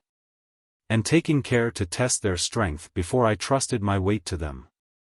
On arriving towards the end of the second stage in this vertical journey, and shaking the long roots which were round me, to my consternation they snapped off one after another like so many pipe stems, and fell in fragments against the side of the gulf, splashing at last into the waters beneath. As one after another the treacherous roots yielded to my grasp, and fell into the torrent, my heart sunk within me. The branches on which I was suspended over the yawning chasm swung to and fro in the air, and I expected them every moment to snap in twain. Appalled at the dreadful fate that menaced me, I clutched frantically at the only large root which remained near me, but in vain. I could not reach it, though my fingers were within a few inches of it. Again and again I tried to reach it, until at length, maddened with the thought of my situation, I swayed myself violently by striking my foot against the side of the rock.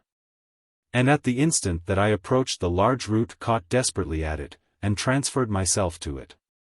It vibrated violently under the sudden weight, but fortunately did not give way. My brain grew dizzy with the idea of the frightful risk I had just run, and I involuntarily closed my eyes to shut out the view of the depth beneath me. For the instant I was safe, and I uttered a devout ejaculation of thanksgiving for my escape. "Pretty well done," shouted Toby underneath me. "You are nimbler than I thought you to be, hopping about up there from root to root like any young squirrel. As soon as you have diverted yourself sufficiently, I would advise you to proceed." "Aye, Toby, all in good time, 2 or 3 more such famous routes as this, and I shall be with you." The residue of my downward progress was comparatively easy. The roots were in greater abundance, and in 1 or 2 places jutting out points of rock assisted me greatly. In a few moments I was standing by the side of my companion. Substituting a stout stick for the one I had thrown aside at the top of the precipice, we now continued our course along the bed of the ravine. Soon we were saluted by a sound in advance, that grew by degrees louder and louder, as the noise of the cataract we were leaving behind gradually died on our ears. "Another precipice for us, Toby." "Very good, we can descend them, you know, come on." Nothing indeed appeared to depress or intimidate this intrepid fellow. Types or Niagaras, he was as ready to engage one as the other, and I could not avoid 1,000 times congratulating myself upon having such a companion in an enterprise like the present. After an hour's painful progress, we reached the verge of another fall, still loftier than the preceding and flanked both above and below with the same steep masses of rock, presenting, however, here and there narrow irregular ledges, supporting a shallow soil, on which grew a variety of bushes and trees, whose bright verdure contrasted beautifully with the foamy waters that flowed between them. Toby, who invariably acted as pioneer, now proceeded to reconnoiter. On his return, he reported that the shelves of rock on our right would enable us to gain with little risk the bottom of the cataract. Accordingly, leaving the bed of the stream at the very point where it thundered down, we began crawling along one of those sloping ledges until it carried us to within a few feet of another that inclined downwards at a still sharper angle, and upon which, by assisting each other, we managed to alight in safety. We warily crept along this, steadying ourselves by the naked roots of the shrubs that clung to every fissure. As we proceeded, the narrow path became still more contracted, rendering it difficult for us to maintain our footing, until suddenly, as we reached an angle of the wall of rock where we had expected it to widen, we perceived to our consternation that a yard or 2 further on it abruptly terminated at a place we could not possibly hope to pass. Toby as usual led the van, and in silence I waited to learn from him how he proposed to extricate us from this new difficulty. "Well, my boy," I exclaimed, after the expiration of several minutes, during which time my companion had not uttered a word, "what's to be done now?" He replied in a tranquil tone, that probably the best thing we could do in our present strait was to get out of it as soon as possible. "Yes, my dear Toby, but tell me how we are to get out of it." "Something in this sort of style," he replied, and at the same moment to my horror he slipped sideways off the rocks and, as I then thought, by good fortune merely, alighted among the spreading branches of a species of palm tree, that shooting its hardy roots along a ledge below, curved its trunk upwards into the air, and presented a thick mass of foliage about 20 feet below the spot where we had thus suddenly been brought to a standstill.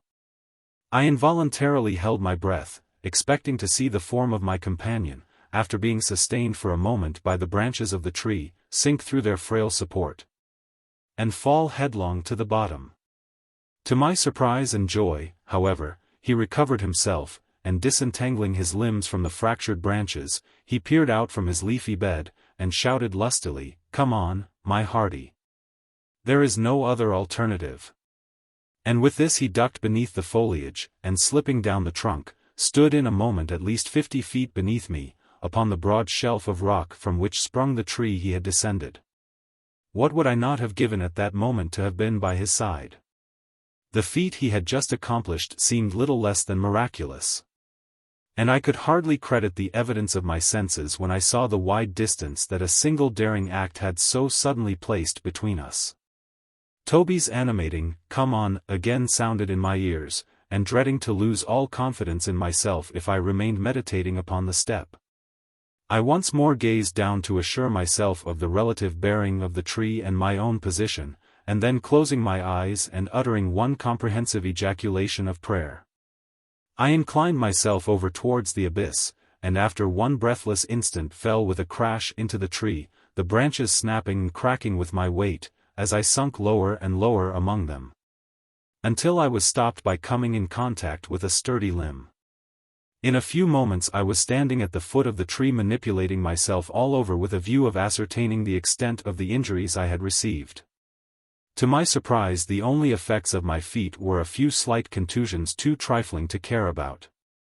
The rest of our descent was easily accomplished, and in half an hour after regaining the ravine we had partaken of our evening morsel, built our hut as usual, and crawled under its shelter. The next morning, in spite of our debility and the agony of hunger under which we were now suffering, though neither of us confessed to the fact, we struggled along our dismal and still difficult and dangerous path, cheered by the hope of soon catching a glimpse of the valley before us. And towards evening the voice of a cataract which had for some time sounded like a low deep bass to the music of the smaller waterfalls, broke upon our ears in still louder tones, and assured us that we were approaching its vicinity. That evening we stood on the brink of a precipice, over which the dark stream bounded in one final leap of full 300 feet. The sheer descent terminated in the region we so long had sought. On each side of the fall, two lofty and perpendicular bluffs buttressed the sides of the enormous cliff, and projected into the sea of verdure with which the valley waved. And a range of similar projecting eminences stood disposed in a half-circle about the head of the vale. A thick canopy of trees hung over the very verge of the fall, leaving an arched aperture for the passage of the waters, which imparted a strange picturesqueness to the scene. The valley was now before us. But instead of being conducted into its smiling bosom by the gradual descent of the deep watercourse we had thus far pursued, all our labors now appeared to have been rendered futile by its abrupt termination. But, bitterly disappointed, we did not entirely despair. As it was now near sunset we determined to pass the night where we were, and on the morrow, refreshed by sleep, and by eating at one meal all our stock of food, to accomplish a descent into the valley, or perish in the attempt. We laid ourselves down that night on a spot, the recollection of which still makes me shudder. A small table of rock which projected over the precipice on one side of the stream, and was drenched by the spray of the fall, sustained a huge trunk of a tree which must have been deposited there by some heavy freshet. It lay obliquely, with one end resting on the rock and the other supported by the side of the ravine. Against it we placed in a sloping direction a number of the half-decayed boughs that were strewn about, and covering the whole with twigs and leaves, awaited the morning's light beneath such shelter as it afforded. During the whole of this night the continual roaring of the cataract, the dismal moaning of the gale through the trees, the pattering of the rain, and the profound darkness, affected my spirits to a degree which nothing had ever before produced. Wet, half-famished, and chilled to the heart with the dampness of the place, and nearly wild with the pain I endured, I fairly cowered down to the earth under this multiplication of hardships, and abandoned myself to frightful anticipations of evil. And my companion, whose spirit at last was a good deal broken, scarcely uttered a word during the whole night. At length the day dawned upon us, and rising from our miserable pallet, we stretched our stiffened joints, and after eating all that remained of our bread, prepared for the last stage of our journey. I will not recount every hairbreadth escape, and every fearful difficulty that occurred before we succeeded in reaching the bosom of the valley. As I have already described similar scenes, it will be sufficient to say that at length, after great toil and great dangers, we both stood with no limbs broken at the head of that magnificent vale which 5 days before had so suddenly burst upon my sight, and almost beneath the shadow of those very cliffs from whose summits we had gazed upon the prospect. Chapter 10.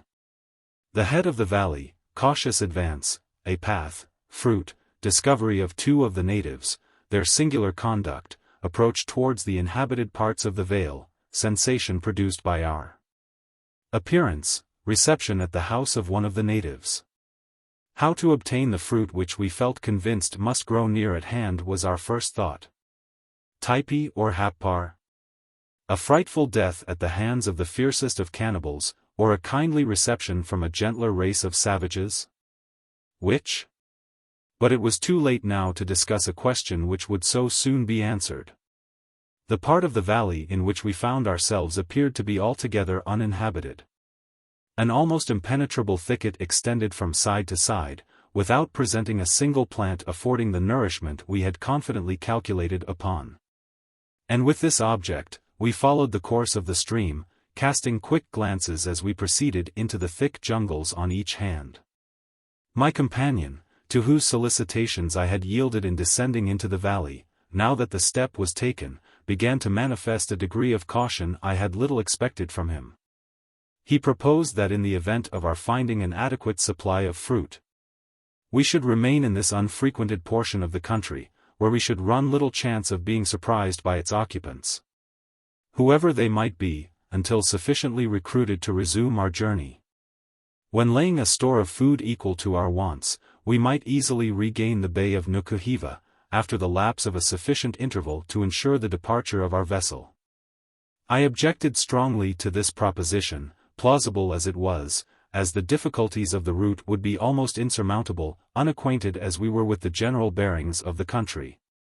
And I reminded my companion of the hardships which we had already encountered in our uncertain wanderings. In a word, I said that since we had deemed it advisable to enter the valley, we ought manfully to face the consequences, whatever they might be. The more especially as I was convinced there was no alternative left us but to fall in with the natives at once, and boldly risk the reception they might give us. And that as to myself, I felt the necessity of rest and shelter, and that until I had obtained them, I should be wholly unable to encounter such sufferings as we had lately passed through. To the justice of these observations Toby somewhat reluctantly assented.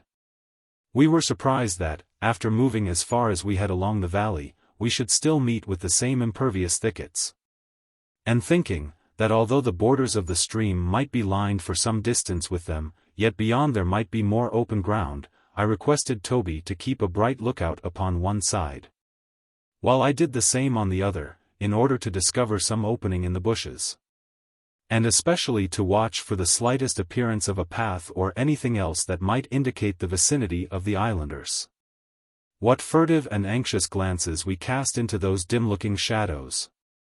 With what apprehensions we proceeded, ignorant at what moment we might be greeted by the javelin of some ambushed savage. At last my companion paused, and directed my attention to a narrow opening in the foliage. We struck into it, and it soon brought us by an indistinctly traced path to a comparatively clear space, at the further end of which we descried a number of the trees, the native name of which is Anui, and which bear a most delicious fruit. What a race! I hobbling over the ground like some decrepit wretch, and Toby leaping forward like a greyhound.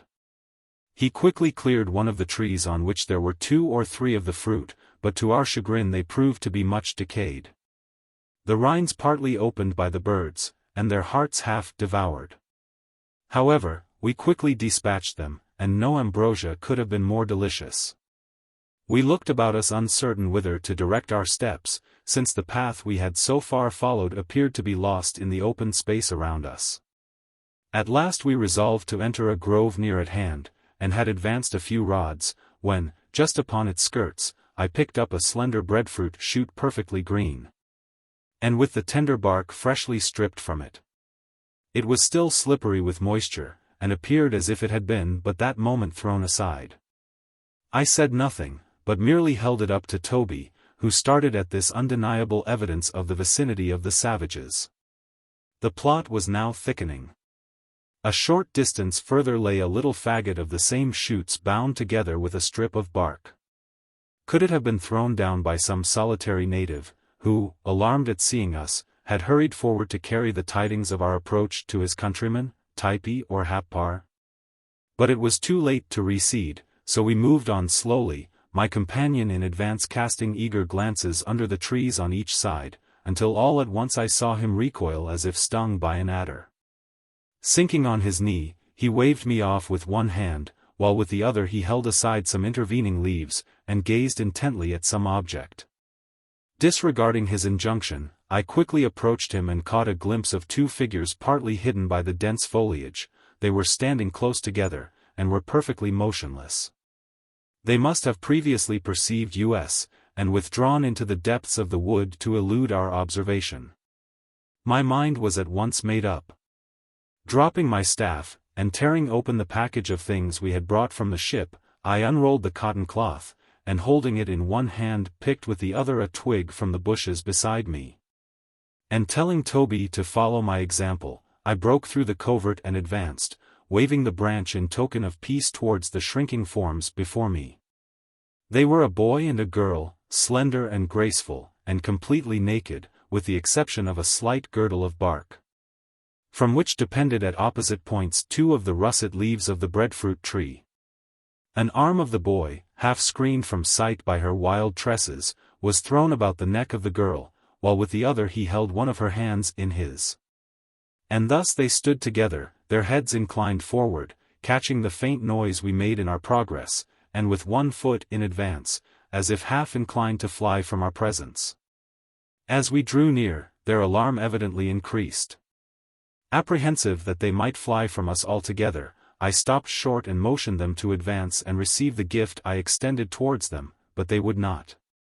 I then uttered a few words of their language with which I was acquainted, scarcely expected that they would understand me, but to show that we had not dropped from the clouds upon them. This appeared to give them a little confidence, so I approached nearer, presenting the cloth with one hand, and holding the bough with the other, while they slowly retreated. At last they suffered us to approach so near to them that we were enabled to throw the cotton cloth across their shoulders, giving them to understand that it was theirs. And by a variety of gestures endeavoring to make them understand that we entertained the highest possible regard for them. The frightened pair now stood still, whilst we endeavored to make them comprehend the nature of our wants. In doing this Toby went through with a complete series of pantomimic illustrations, opening his mouth from ear to ear, and thrusting his fingers down his throat, gnashing his teeth and rolling his eyes about, till I verily believe the poor creatures took us for a couple of white cannibals who were about to make a meal of them. When, however, they understood us, they showed no inclination to relieve our wants.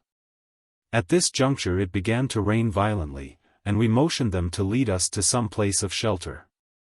With this request they appeared willing to comply, but nothing could evince more strongly the apprehension with which they regarded us, than the way in which, whilst walking before us, they kept their eyes constantly turned back to watch every movement we made, and even our very looks.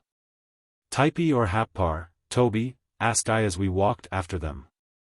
"Of course Happar," he replied, with a show of confidence which was intended to disguise his doubts. "We shall soon know," I exclaimed.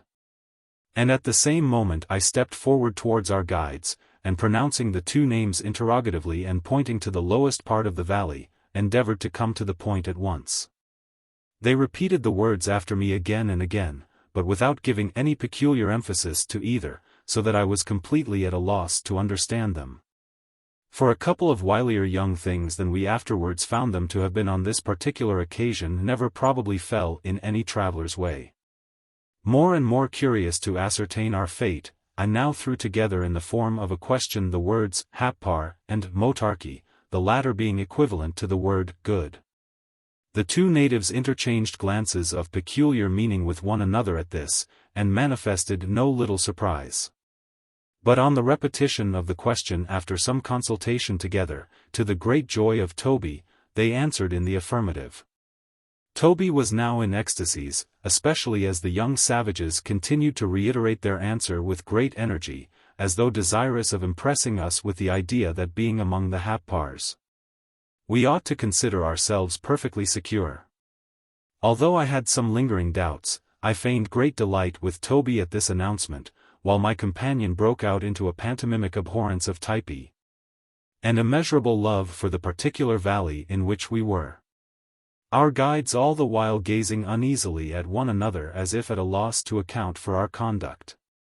They hurried on, and we followed them, until suddenly they set up a strange halloo, which was answered from beyond the grove through which we were passing, and the next moment we entered upon some open ground, at the extremity of which we descried a long, low hut, and in front of it were several young girls. As soon as they perceived us they fled with wild screams into the adjoining thickets, like so many startled fawns. A few moments after the whole valley resounded with savage outcries, and the natives came running towards us from every direction. Had an army of invaders made an irruption into their territory they could not have evinced greater excitement. We were soon completely encircled by a dense throng, and in their eager desire to behold us they almost arrested our progress.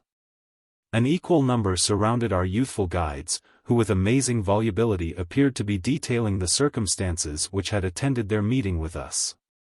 Every item of intelligence appeared to redouble the astonishment of the islanders, and they gazed at us with inquiring looks. At last we reached a large and handsome building of bamboos, and were by signs told to enter it, the natives opening a lane for us through which to pass. On entering without ceremony, we threw our exhausted frames upon the mats that covered the floor. In a moment the slight tenement was completely full of people, whilst those who were unable to obtain admittance gazed at us through its open canework. It was now evening, and by the dim light we could just discern the savage countenances around us, gleaming with wild curiosity and wonder. The naked forms and tattooed limbs of brawny warriors, with here and there the slighter figures of young girls, all engaged in a perfect storm of conversation, of which we were of course the one only theme, whilst our recent guides were fully occupied in answering the innumerable questions which everyone put to them. Nothing can exceed the fierce gesticulation of these people when animated in conversation, and on this occasion they gave loose to all their natural vivacity, shouting and dancing about in a manner that well nigh intimidated us. Close to where we lay, squatting upon their haunches, were some 8 or 10 noble-looking chiefs, for such they subsequently proved to be, who, more reserved than the rest, regarded us with a fixed and stern attention, which not a little discomposed our equanimity. One of them in particular, who appeared to be the highest in rank, placed himself directly facing me, looking at me with a rigidity of aspect under which I absolutely quailed. He never once opened his lips, but maintained his severe expression of countenance, without turning his face aside for a single moment. Never before had I been subjected to so strange and steady a glance. It revealed nothing of the mind of the savage, but it appeared to be reading my own. After undergoing this scrutiny till I grew absolutely nervous, with a view of diverting it if possible, and conciliating the good opinion of the warrior, I took some tobacco from the bosom of my frock and offered it to him. He quietly rejected the proffered gift, and, without speaking, motioned me to return it to its place. In my previous intercourse with the natives of Nukuheva and Tyre, I had found that the present of a small piece of tobacco would have rendered any of them devoted to my service. Was this act of the chief a token of his enmity? Typee or Happar? I asked within myself. I started, for at the same moment this identical question was asked by the strange being before me. I turned to Toby. The flickering light of a native taper showed me his countenance pale with trepidation at this fatal question. I paused for a second, and I know not by what impulse it was that I answered, Typee. The piece of dusky statuary nodded in approval, and then murmured, Motarchy. Motarchy, said I, without further hesitation, Typee Motarchy. What a transition!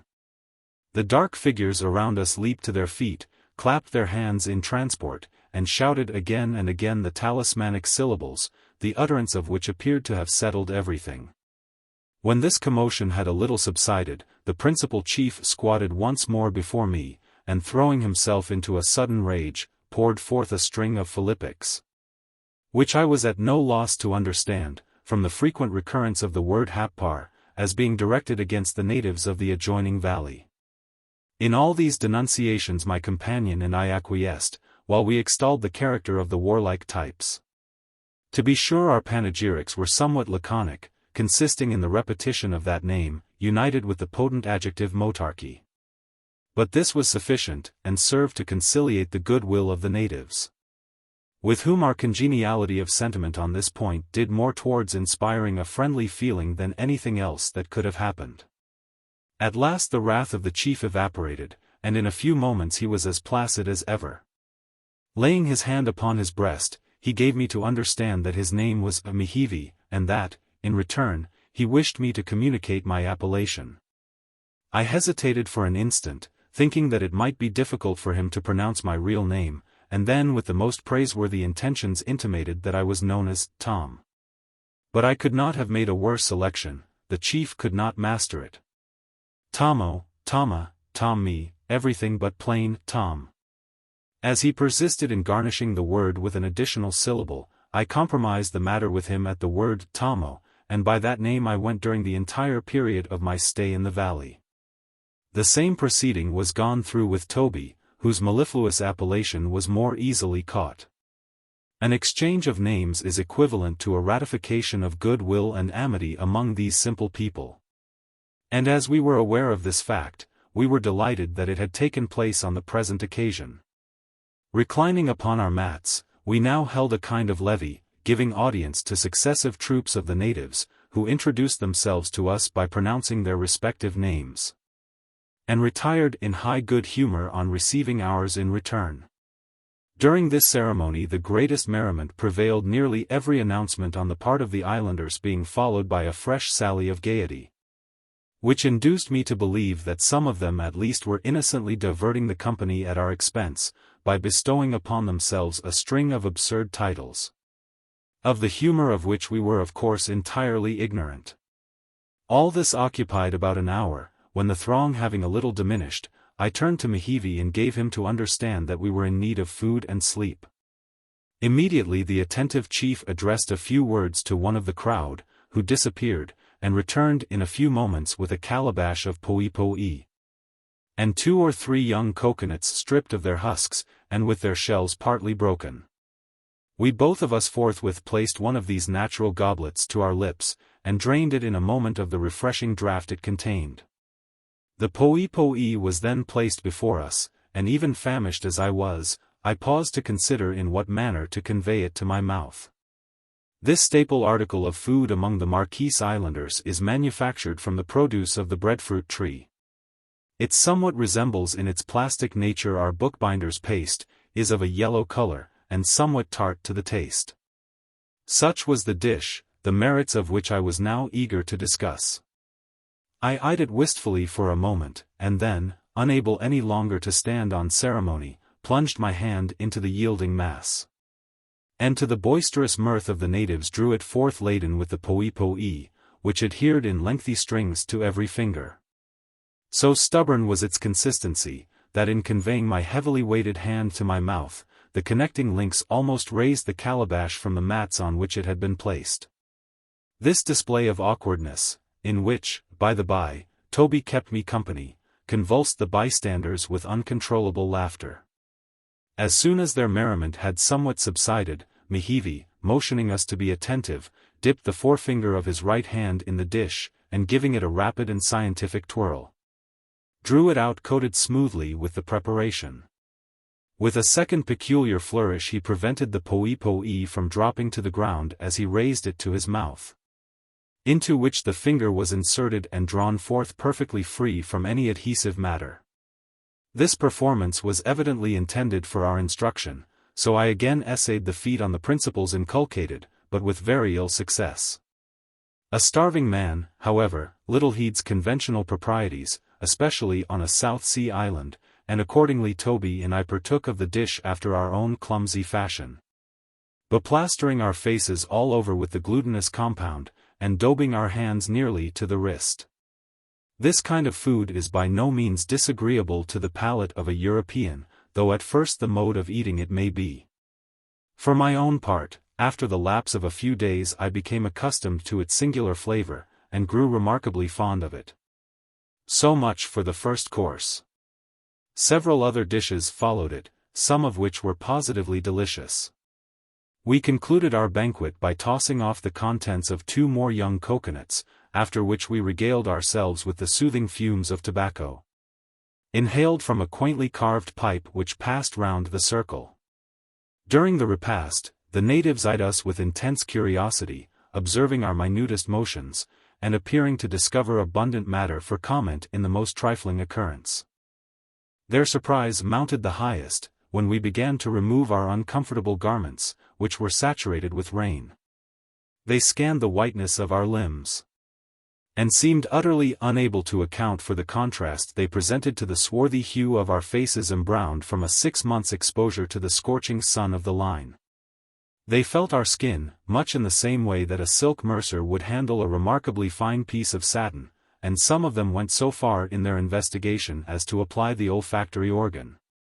Their singular behavior almost led me to imagine that they never before had beheld a white man, but a few moments' reflection convinced me that this could not have been the case. And a more satisfactory reason for their conduct has since suggested itself to my mind. Deterred by the frightful stories related of its inhabitants, ships never enter this bay, while their hostile relations with the tribes in the adjoining valleys prevent the types from visiting that section of the island where vessels occasionally lie. At long intervals, however, some intrepid captain will touch on the skirts of the bay, with 2 or 3 armed boats' crews and accompanied by interpreters. The natives who live near the sea descry the strangers long before they reach their waters, and aware of the purpose for which they come, proclaim loudly the news of their approach. By a species of vocal telegraph the intelligence reaches the inmost recesses of the vale in an inconceivably short space of time, drawing nearly its whole population down to the beach laden with every variety of fruit. The interpreter, who is invariably a tabooed Kanaka, one leaps ashore with the goods intended for barter, while the boats, with their oars shipped, and every man on his thwart, lie just outside the surf, heading off the shore, in readiness at the first untoward event to escape to the open sea. As soon as the traffic is concluded, one of the boats pulls in under cover of the muskets of the others, the fruit is quickly thrown into her, and the transient visitors precipitately retire from what they justly consider so dangerous a vicinity. The intercourse occurring with Europeans being so restricted, no wonder that the inhabitants of the valley manifested so much curiosity with regard to us, appearing as we did among them under such singular circumstances. I have no doubt that we were the first white men who ever penetrated thus far back into their territories, or at least the first who had ever descended from the head of the vale. What had brought us thither must have appeared a complete mystery to them, and from our ignorance of the language it was impossible for us to enlighten them. In answer to inquiries which the eloquence of their gestures enabled us to comprehend, all that we could reply was, that we had come from Nukuheva, a place, be it remembered, with which they were at open war. This intelligence appeared to affect them with the most lively emotions. Nukuheva motarki, they asked. Of course we replied most energetically in the negative. Then they plied us with 1,000 questions, of which we could understand nothing more than that they had reference to the recent movements of the French, against whom they seemed to cherish the most fierce hatred. So eager were they to obtain information on this point, that they still continued to propound their queries long after we had shown that we were utterly unable to answer them.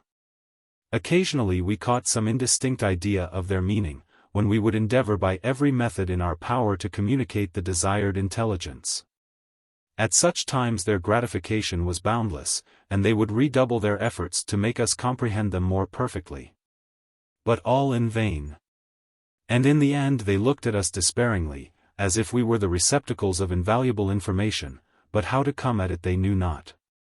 After a while the group around us gradually dispersed, and we were left about midnight, as we conjectured, with those who appeared to be permanent residents of the house. These individuals now provided us with fresh mats to lie upon, covered us with several folds of tuppa, and then extinguishing the tapers that had been burning, threw themselves down beside us, and after a little desultory conversation were soon sound asleep. Chapter 11. Midnight Reflections, Morning Visitors, a Warrior in Costume, a Savage Aesculapius, Practice of the Healing Art, Body Servant, a Dwelling House of the Valley described, Portraits of its Inmates. Various and conflicting were the thoughts which oppressed me during the silent hours that followed the events related in the preceding chapter.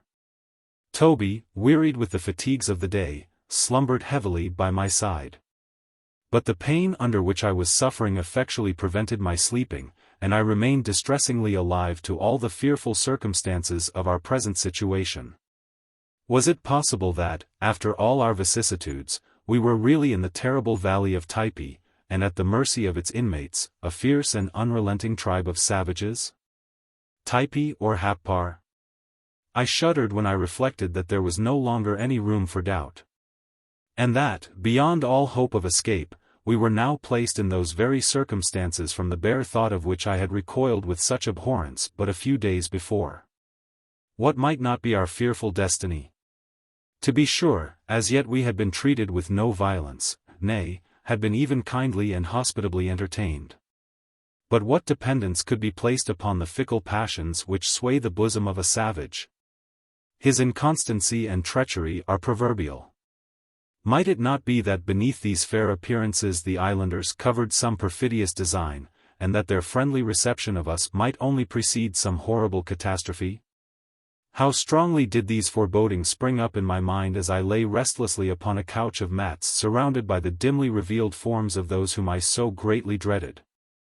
From the excitement of these fearful thoughts I sank towards morning into an uneasy slumber. And on awaking, with a start, in the midst of an appalling dream, looked up into the eager countenance of a number of the natives, who were bending over me. It was broad day. And the house was nearly filled with young females, fancifully decorated with flowers, who gazed upon me as I rose with faces in which childish delight and curiosity were vividly portrayed. After waking Toby, they seated themselves round us on the mats, and gave full play to that prying inquisitiveness which time out of mind has been attributed to the adorable sex. As these unsophisticated young creatures were attended by no jealous duennas, their proceedings were altogether informal, and void of artificial restraint. Long and minute was the investigation with which they honored us, and so uproarious their mirth, that I felt infinitely sheepish, and Toby was immeasurably outraged at their familiarity. These lively young ladies were at the same time wonderfully polite and humane, fanning aside the insects that occasionally lighted on our brows, presenting us with food, and compassionately regarding me in the midst of my afflictions.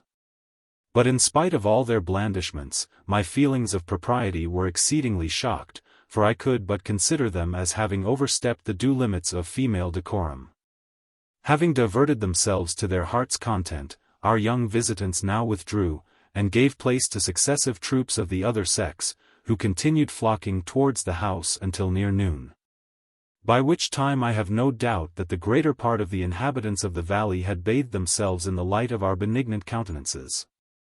At last, when their numbers began to diminish, a superb-looking warrior stooped the towering plumes of his headdress beneath the low portal, and entered the house. I saw at once that he was some distinguished personage, the natives regarding him with the utmost deference, and making room for him as he approached. His aspect was imposing. The splendid long drooping tail feathers of the tropical bird, thickly interspersed with the gaudy plumage of the cock, were disposed in an immense upright semicircle upon his head, their lower extremities being fixed in a crescent of guinea heads which spanned the forehead. Around his neck were several enormous necklaces of boar's tusks, polished like ivory, and disposed in such a manner as that the longest and largest were upon his capacious chest. Thrust forward through the large apertures in his ears were two small and finely shaped sperm whale teeth, presenting their cavities in front, stuffed with freshly plucked leaves, and curiously wrought at the other end into strange little images and devices. These barbaric trinkets, garnished in this manner at their open extremities, and tapering and curving round to a point behind the ear, resembled not a little a pair of cornucopias.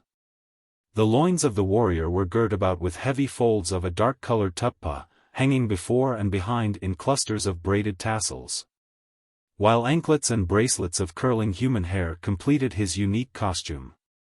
In his right hand he grasped a beautifully carved paddle spear, nearly 15 feet in length, made of the bright core wood, one end sharply pointed, and the other flattened like an oar blade. Hanging obliquely from his girdle by a loop of XVIII was a richly decorated pipe. The slender reed forming its stem was colored with a red pigment, and round it, as well as the idol bowl, fluttered little streamers of the thinnest tuppa. But that which was most remarkable in the appearance of this splendid islander was the elaborate tattooing displayed on every noble limb. All imaginable lines and curves and figures were delineated over his whole body. And in their grotesque variety and infinite profusion I could only compare them to the crowded groupings of quaint patterns we sometimes see in costly pieces of lacework. The most simple and remarkable of all these ornaments was that which decorated the countenance of the chief. 2 broad stripes of tattooing, diverging from the center of his shaven crown, obliquely crossed both eyes, staining the lids, to a little below each ear, where they united with another stripe which swept in a straight line along the lips and formed the base of the triangle. The warrior, from the excellence of his physical proportions, might certainly have been regarded as one of nature's noblemen. And the lines drawn upon his face may possibly have denoted his exalted rank. This warlike personage, upon entering the house, seated himself at some distance from the spot where Toby and myself reposed, while the rest of the savages looked alternately from us to him, as if in expectation of something they were disappointed in not perceiving. Regarding the chief attentively, I thought his lineaments appeared familiar to me. As soon as his full face was turned upon me, and I again beheld its extraordinary embellishment, and met the strange gaze to which I had been subjected the preceding night, I immediately, in spite of the alteration in his appearance, recognized the noble Nukuheva. On addressing him, he advanced at once in the most cordial manner, and greeting me warmly, seemed to enjoy not a little the effect his barbaric costume had produced upon me. I forthwith determined to secure, if possible, the goodwill of this individual, as I easily perceived he was a man of great authority in his tribe, and one who might exert a powerful influence upon our subsequent fate. In the endeavor I was not repulsed, for nothing could surpass the friendliness he manifested towards both my companion and myself. He extended his sturdy limbs by our side, and endeavored to make us comprehend the full extent of the kindly feelings by which he was actuated. The almost insuperable difficulty in communicating to one another our ideas affected the chief with no little mortification. He evinced a great desire to be enlightened with regard to the customs and peculiarities of the far-off country we had left behind us, and to which under the name of Manika he frequently alluded. But that which more than any other subject engaged his attention was the late proceedings of the Pafranais, as he called the French, in the neighboring bay of Nukuheva. This seemed a never-ending theme with him, and one concerning which he was never weary of interrogating us. All the information we succeeded in imparting to him on this subject was little more than that we had seen 6 men of war lying in the hostile bay at the time we had left it. When he received this intelligence, Nukuheva, by the aid of his fingers, went through a long numerical calculation, as if estimating the number of Frenchmen the squadron might contain. It was just after employing his faculties in this way that he happened to notice the swelling in my limb. He immediately examined it with the utmost attention, and after doing so, dispatched a boy who happened to be standing by with some message. After the lapse of a few moments the stripling re-entered the house with an aged islander, who might have been taken for old Hippocrates himself. His head was as bald as the polished surface of a coconut shell, which article it precisely resembled in smoothness and color, while a long silvery beard swept almost to his girdle of bark. Encircling his temples was a bandeau of the twisted leaves of the omu tree, pressed closely over the brows to shield his feeble vision from the glare of the sun. His tottering steps were supported by a long slim staff, resembling the wand with which a theatrical magician appears on the stage. And in one hand he carried a freshly plaited fan of the green leaflets of the coconut tree. A flowing robe of tuppa, knotted over the shoulder, hung loosely round his stooping form, and heightened the venerableness of his aspect. Nukuheva, saluting this old gentleman, motioned him to a seat between us, and then uncovering my limb, desired him to examine it. The leech gazed intently from me to Toby, and then proceeded to business. After diligently observing the ailing member, he commenced manipulating it. And on the supposition probably that the complaint had deprived the leg of all sensation, began to pinch and hammer it in such a manner that I absolutely roared with pain. Thinking that I was as capable of making an application of thumps and pinches to the part as anyone else, I endeavored to resist this species of medical treatment. But it was not so easy a matter to get out of the clutches of the old wizard.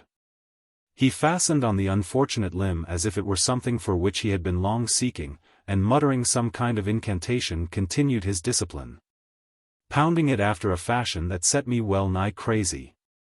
While Nukuheva, upon the same principle which prompts an affectionate mother to hold a struggling child in a dentist's chair, restrained me in his powerful grasp, and actually encouraged the wretch in this infliction of torture. Almost frantic with rage and pain, I yelled like a bedlamite, while Toby, throwing himself into all the attitudes of a posture master, vainly endeavored to expostulate with the natives by signs and gestures. To have looked at my companion, as, sympathizing with my sufferings, he strove to put an end to them, one would have thought that he was the deaf and dumb alphabet incarnated. Whether my tormentor yielded to Toby's entreaties, or paused from sheer exhaustion, I do not know. But all at once he ceased his operations, and at the same time the chief relinquishing his hold upon me, I fell back, faint and breathless with the agony I had endured. My unfortunate limb was now left much in the same condition as a rump steak after undergoing the castigating process which precedes cooking. My physician, having recovered from the fatigues of his exertions, as if anxious to make amends for the pain to which he had subjected me, now took some herbs out of a little wallet that was suspended from his waist, and moistening them in water, applied them to the inflamed part, stooping over it at the same time, and either whispering a spell, or having a little confidential chat with some imaginary demon located in the calf of my leg. My limb was now swathed in leafy bandages, and grateful to Providence for the cessation of hostilities, I was suffered to rest. Nukuheva shortly after rose to depart. But before he went he spoke authoritatively to one of the natives whom he addressed as Kori Kori, and from the little I could understand of what took place, pointed him out to me as a man whose peculiar business thenceforth would be to attend upon my person. I am not certain that I comprehended as much as this at the time, but the subsequent conduct of my trusty body servant fully assured me that such must have been the case. I could not but be amused at the manner in which the chief addressed me upon this occasion, talking to me for at least 15 or 20 minutes as calmly as if I could understand every word that he said. I remarked this peculiarity very often afterwards in many other of the islanders. Nukuheva having now departed, and the family physician having likewise made his exit, we were left about sunset with 10 or 12 natives, who by this time I had ascertained composed the household of which Toby and I were members. As the dwelling to which we had been first introduced was the place of my permanent abode while I remained in the valley, and as I was necessarily placed upon the most intimate footing with its occupants, I may as well here enter into a little description of it and its inhabitants. This description will apply also to nearly all the other dwelling places in the vale, and will furnish some idea of the generality of the natives. Near one side of the valley, and about midway up the ascent of a rather abrupt rise of ground waving with the richest verdure, a number of large stones were laid in successive courses, to the height of nearly 8 feet, and disposed in such a manner that their level surface corresponded in shape with the habitation which was perched upon it. A narrow space, however, was reserved in front of the dwelling, upon the summit of this pile of stones, called by the natives a Typee, which being enclosed by a little picket of canes, gave it somewhat the appearance of a veranda. The frame of the house was constructed of large bamboos planted uprightly, and secured together at intervals by transverse stalks of the light wood of the hibiscus, lashed with thongs of bark. The rear of the tenement, built up with successive ranges of coconut boughs bound one upon another, with their leaflets cunningly woven together, inclined a little from the vertical, and extended from the extreme edge of the Typee to about 20 feet from its surface, whence the shelving roof, thatched with the long tapering leaves of the palmetto, sloped steeply off to within about 5 feet of the floor, leaving the eaves drooping with tassel-like appendages over the front of the habitation. This was constructed of light and elegant canes in a kind of open screen-work, tastefully adorned with bindings of variegated shinnate, which served to hold together its various parts. The sides of the house were similarly built, thus presenting 3 quarters for the circulation of the air, while the whole was impervious to the rain. In length this picturesque building was perhaps 12 yards, while in breadth it could not have exceeded as many feet. So much for the exterior, which, with its wire-like reed-twisted sides, not a little reminded me of an immense aviary. Stooping a little, you passed through a narrow aperture in its front. And facing you, on entering, lay two long, perfectly straight, and well-polished trunks of the coconut tree, extending the full length of the dwelling. One of them placed closely against the rear, and the other lying parallel with it some 2 yards distant, the interval between them being spread with a multitude of gaily worked mats, nearly all of a different pattern. This space formed the common couch and lounging place of the natives, answering the purpose of a divan in Oriental countries. Here would they slumber through the hours of the night, and recline luxuriously during the greater part of the day. The remainder of the floor presented only the cool shining surfaces of the large stones of which the Typee was composed.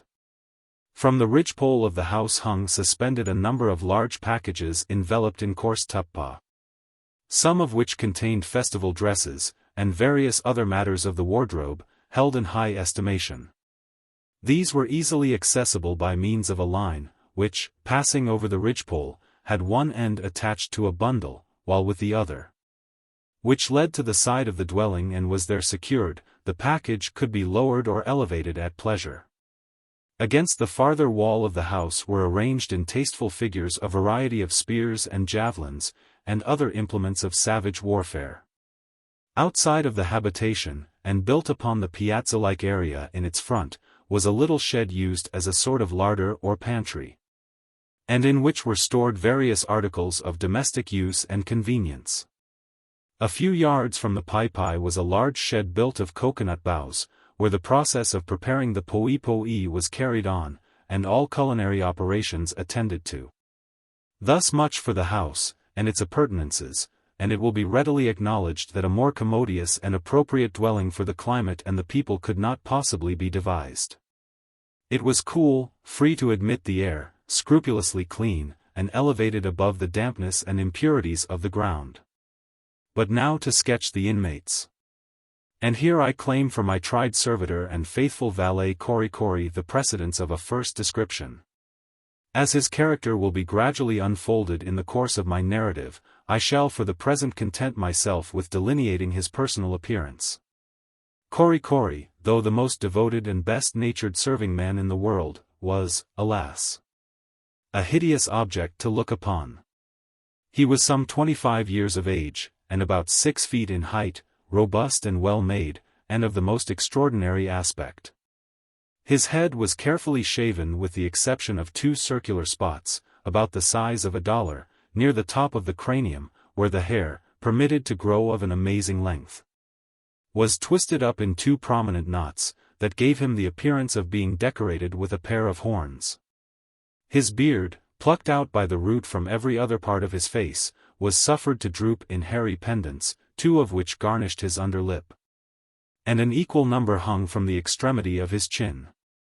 Kori, with a view of improving the handiwork of nature, and perhaps prompted by a desire to add to the engaging expression of his countenance, had seen fit to embellish his face with 3 broad longitudinal stripes of tattooing, which, like those country roads that go straight forward in defiance of all obstacles, crossed his nasal organ, descended into the hollow of his eyes, and even skirted the borders of his mouth. Each completely spanned his physiognomy, one extending in a line with his eyes, another crossing the face in the vicinity of the nose, and the third sweeping along his lips from ear to ear.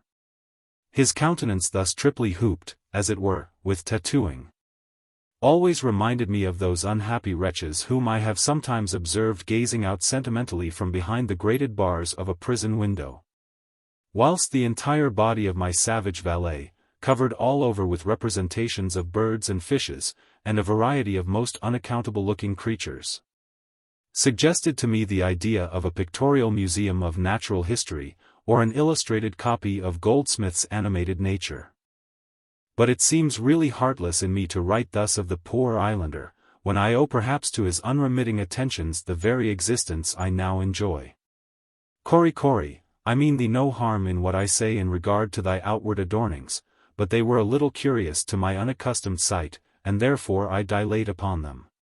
But to underrate or forget thy faithful services is something I could never be guilty of, even in the giddiest moment of my life. The father of my attached follower was a native of gigantic frame, and had once possessed prodigious physical powers. But the lofty form was now yielding to the inroads of time, though the hand of disease seemed never to have been laid upon the aged warrior.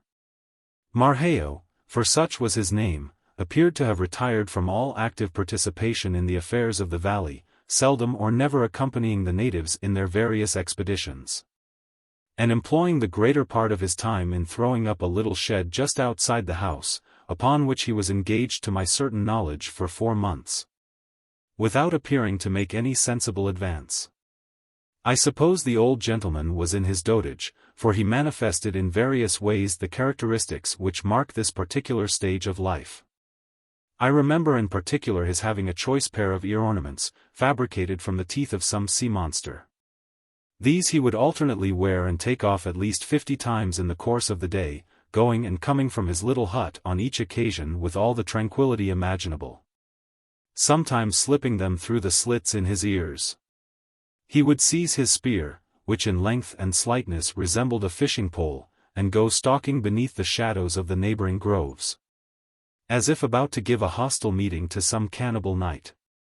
But he would soon return again, and hiding his weapon under the projecting eaves of the house, and rolling his clumsy trinkets carefully in a piece of tuppa, would resume his more pacific operations as quietly as if he had never interrupted them. But despite his eccentricities, Marquesas was a most paternal and warm-hearted old fellow, and in this particular not a little resembled his son Cori. The mother of the latter was the mistress of the family, and a notable housewife, and a most industrious old lady she was. If she did not understand the art of making jellies, jams, custard, tea cakes, and such like trashy affairs, she was profoundly skilled in the mysteries of preparing amar, poi, and koku, with other substantial matters. She was a genuine busybody, bustling about the house like a country landlady at an unexpected arrival, forever giving the young girls tasks to perform, which the little hussies as often neglected. Poking into every corner, and rummaging over bundles of old tuppa, or making a prodigious clatter among the calabashes. Sometimes she might have been seen squatting upon her haunches in front of a huge wooden basin, and kneading poi with terrific vehemence, dashing the stone pestle about as if she would shiver the vessel into fragments. On other occasions, galloping about the valley in search of a particular kind of leaf, used in some of her recondite operations, and returning home, toiling and sweating, with a bundle of it, under which most women would have sunk. To tell the truth, Cori's mother was the only industrious person in all the valley of Typee, and she could not have employed herself more actively had she been left an exceedingly muscular and destitute widow, with an inordinate supply of young children, in the bleakest part of the civilized world. There was not the slightest necessity for the greater portion of the labor performed by the old lady, but she seemed to work from some irresistible impulse, her limbs continually swaying to and fro, as if there were some indefatigable engine concealed within her body which kept her in perpetual motion. Never suppose that she was a termagant or a shrew for all this. She had the kindliest heart in the world, and acted towards me in particular in a truly maternal manner, occasionally putting some little morsel of choice food into my hand. Some outlandish kind of savage sweetmeat or pastry, like a doting mother petting a sickly urchin with tarts and sugar plums. Warm indeed are my remembrances of the dear, good, affectionate old Tyner. Besides the individuals I have mentioned, there belonged to the household 3 young men, dissipated, good-for-nothing, roistering blades of savages, who were either employed in prosecuting love affairs with the maidens of the tribe, or grew boozy on arva and tobacco in the company of congenial spirits, the scapegraces of the valley. Among the permanent inmates of the house were likewise several lovely damsels, who instead of thrumming pianos and reading novels, like more enlightened young ladies, substituted for these employments the manufacture of a fine species of tuppa. but for the greater portion of the time were skipping from house to house, gaddying and gossiping with their acquaintances. From the rest of these, however, I must except the beauteous nymph Fayaway, who was my peculiar favorite.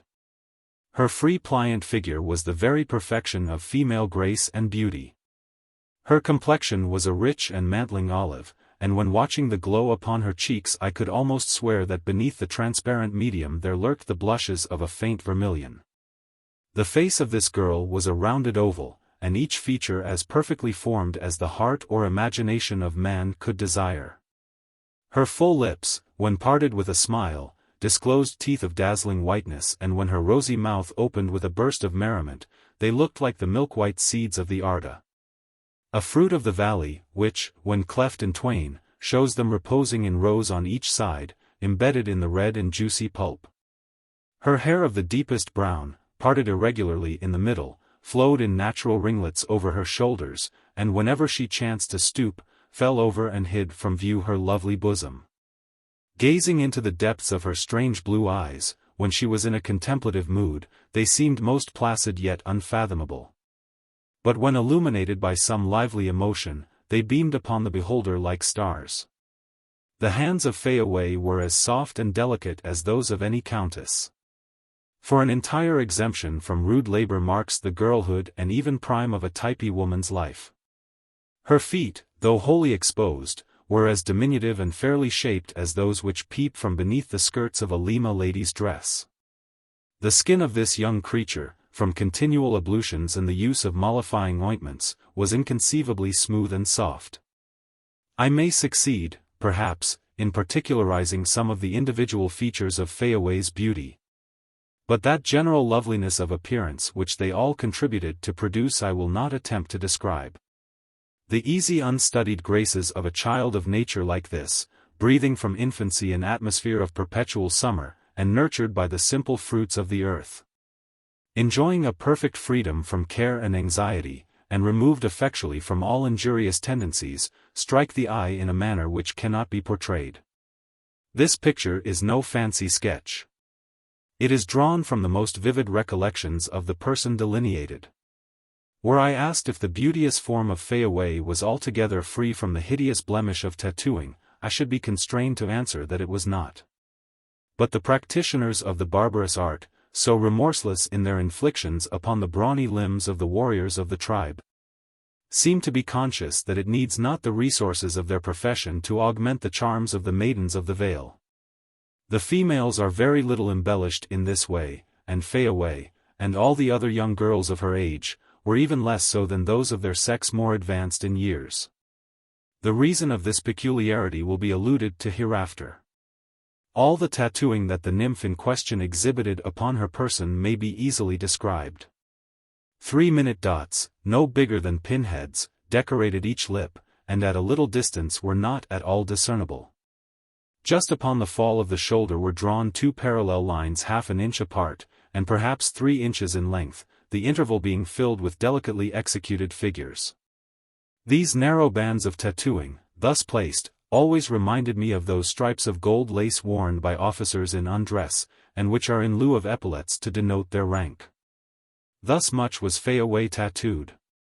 The audacious hand which had gone so far in its desecrating work stopping short, apparently wanting the heart to proceed.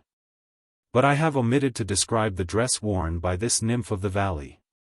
Fayaway, I must avow the fact, for the most part clung to the primitive and summer garb of Eden. But how becoming the costume! It showed her fine figure to the best possible advantage, and nothing could have been better adapted to her peculiar style of beauty. On ordinary occasions she was habited precisely as I have described the 2 youthful savages whom we had met on first entering the valley. At other times, when rambling among the groves, or visiting at the houses of her acquaintances, she wore a tunic of white tuppa, reaching from her waist to a little below the knees. And when exposed for any length of time to the sun, she invariably protected herself from its rays by a floating mantle of the same material, loosely gathered about the person. Her gala dress will be described hereafter. As the beauties of our own land delight in bedecking themselves with fanciful articles of jewelry, suspending them from their ears, hanging them about their necks. and clasping them around their wrists. So Fayaway and her companions were in the habit of ornamenting themselves with similar appendages. Flora was their jeweler. Sometimes they wore necklaces of small carnation flowers, strung like rubies upon a fiber of tuppa, or displayed in their ears a single white bud, the stem thrust backward through the aperture, and showing in front the delicate petals folded together in a beautiful sphere, and looking like a drop of the purest pearl. Chaplets too, resembling in their arrangement the strawberry coronal worn by an English peeress, and composed of intertwined leaves and blossoms, often crowned their temples. And bracelets and anklets of the same tasteful pattern were frequently to be seen. Indeed, the maidens of the island were passionately fond of flowers, and never wearied of decorating their persons with them. A lovely trait in their character, and one that ere long will be more fully alluded to. Though in my eyes, at least, Fayaway was indisputably the loveliest female I saw in Typee. Yet the description I have given of her will in some measure apply to nearly all the youthful portion of her sex in the valley. Judge ye then, reader, what beautiful creatures they must have been. Chapter 12. Officiousness of Korikori, his devotion, a bath in the stream, want of refinement of the Typee damsels, stroll with Mihivi, a Typee highway, the taboo groves, the hula-hula ground, the time-worn savages, hospitality of Mihivi, midnight musings, adventures in the dark, distinguished honors paid to the visitors, strange procession and return to the house of Marheo. When Mihivi had departed from the house, as related in the preceding chapter, Korikori commenced the functions of the post assigned him. He brought us various kinds of food, and, as if I were an infant, insisted upon feeding me with his own hands. To this procedure I, of course, most earnestly objected, but in vain. And having laid a calabash of koku before me, he washed his fingers in a vessel of water, and then putting his hands into the dish and rolling the food into little balls, put them one after another into my mouth. All my remonstrances against this measure only provoked so great a clamor on his part, that I was obliged to acquiesce. And the operation of feeding being thus facilitated, the meal was quickly dispatched. As for Toby, he was allowed to help himself after his own fashion.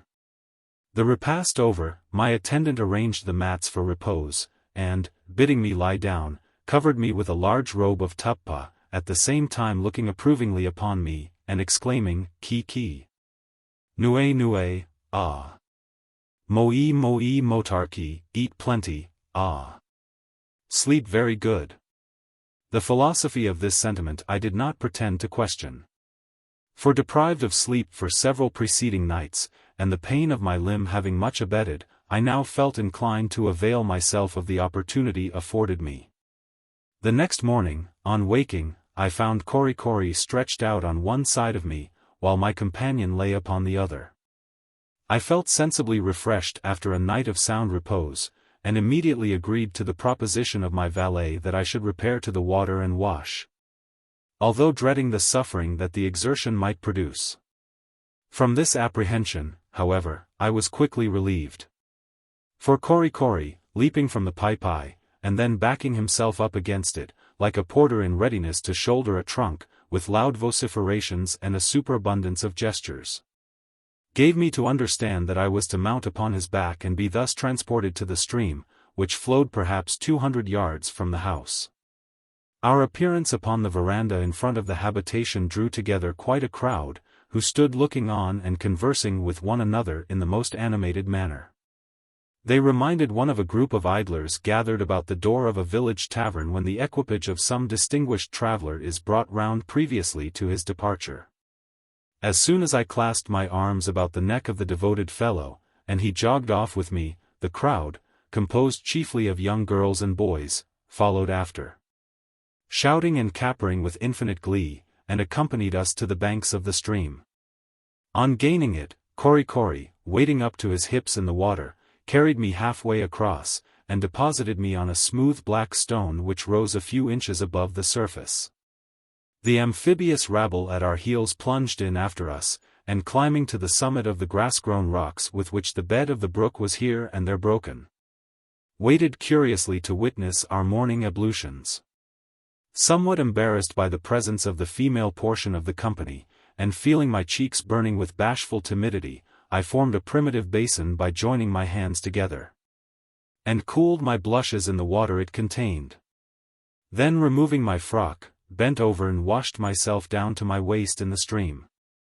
As soon as Kori comprehended from my motions that this was to be the extent of my performance, he appeared perfectly aghast with astonishment, and rushing towards me, poured out a torrent of words in eager deprecation of so limited an operation, enjoining me by unmistakable signs to immerse my whole body. To this I was forced to consent. And the honest fellow, regarding me as a froward, inexperienced child, whom it was his duty to serve at the risk of offending, lifted me from the rocks, and tenderly bathed my limbs. This over, and resuming my seat, I could not avoid bursting into admiration of the scene around me. From the verdant surfaces of the large stones that lay scattered about, the natives were now sliding off into the water, diving and ducking beneath the surface in all directions, the young girls springing buoyantly into the air, and revealing their naked forms to the waist, with their long tresses dancing about their shoulders, their eyes sparkling like drops of dew in the sun, and their gay laughter pealing forth at every frolicsome incident. On the afternoon of the day that I took my first bath in the valley, we received another visit from Nukuheva. The noble savage seemed to be in the same pleasant mood, and was quite as cordial in his manner as before. After remaining about an hour, he rose from the mats, and motioning to leave the house, invited Toby and myself to accompany him. I pointed to my leg, but Nukuheva in his turn pointed to Kori, and removed that objection. So, mounting upon the faithful fellow's shoulders again, like the old man of the sea astride of Sinbad, I followed after the chief. The nature of the route we now pursued struck me more forcibly than anything I had yet seen, as illustrating the indolent disposition of the islanders. The path was obviously the most beaten one in the valley, several others leading from each side into it, and perhaps for successive generations it had formed the principal avenue of the place. And yet, until I grew more familiar with its impediments, it seemed as difficult to travel as the recesses of a wilderness. Part of it swept around an abrupt rise of ground, the surface of which was broken by frequent inequalities, and thickly strewn with projecting masses of rocks, whose summits were often hidden from view by the drooping foliage of the luxurious vegetation.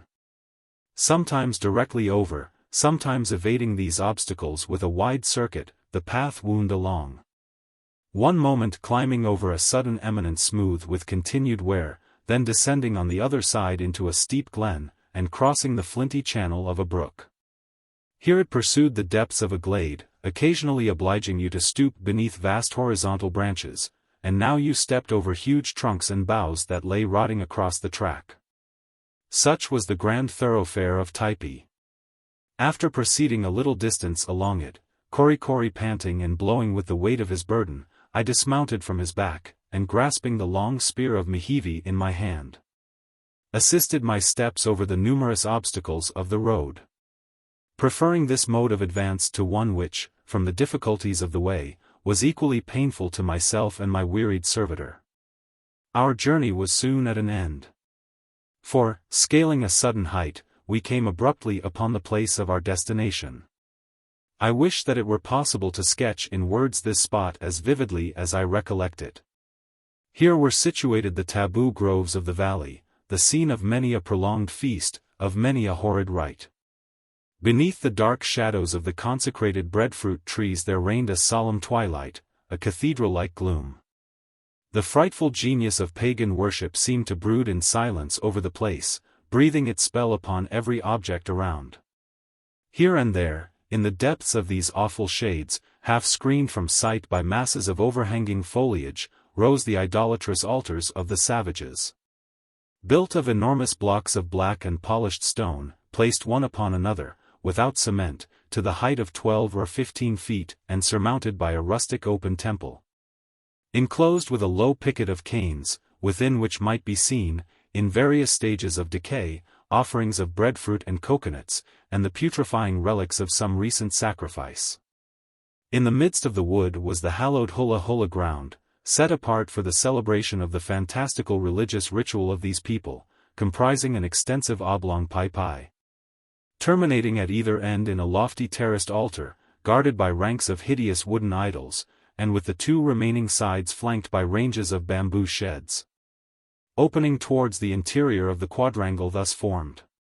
Vast trees, standing in the middle of this space, and throwing over it an umbrageous shade, had their massive trunks built round with slight stages, elevated a few feet above the ground, and railed in with canes, forming so many rustic pulpits, from which the priests harangued their devotees.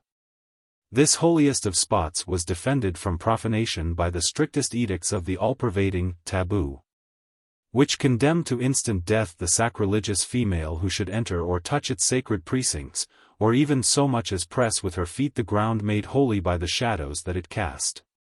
Access was had to the enclosure through an embowered entrance on one side, facing a number of towering coconut trees, planted at intervals along a level area of 100 yards.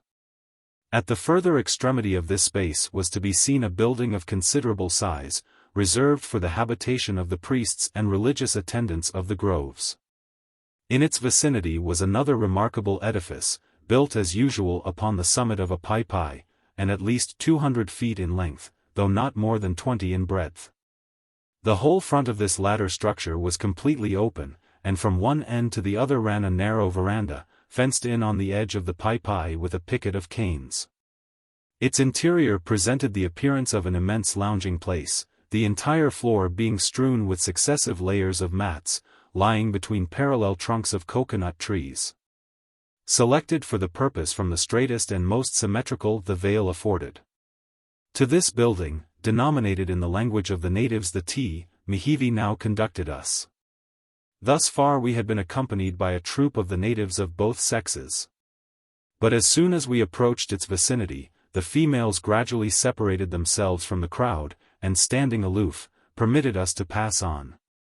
The merciless prohibitions of the taboo extended likewise to this edifice, and were enforced by the same dreadful penalty that secured the hula hula ground from the imaginary pollution of a woman's presence. On entering the house, I was surprised to see 6 muskets ranged against the bamboo on one side, from the barrels of which depended as many small canvas pouches, partly filled with powder. Disposed about these muskets, like the cutlasses that decorate the bulkhead of a man-of-war's cabin, were a great variety of rude spears and paddles, javelins, and war-clubs.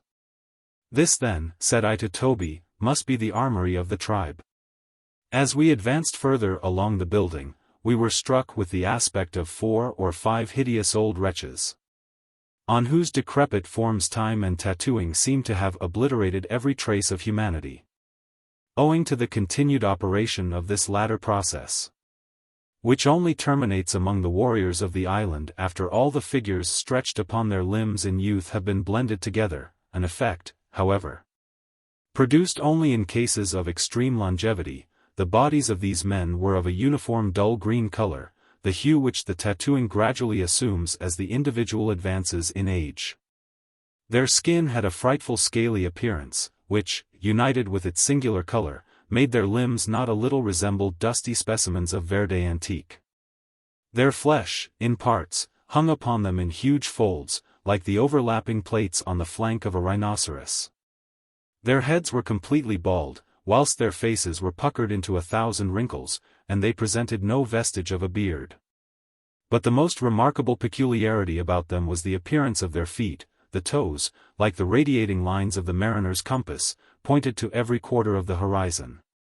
This was doubtless attributable to the fact, that during nearly 100 years of existence the said toes never had been subjected to any artificial confinement, and in their old age, being averse to close neighborhood, bid one another keep open order.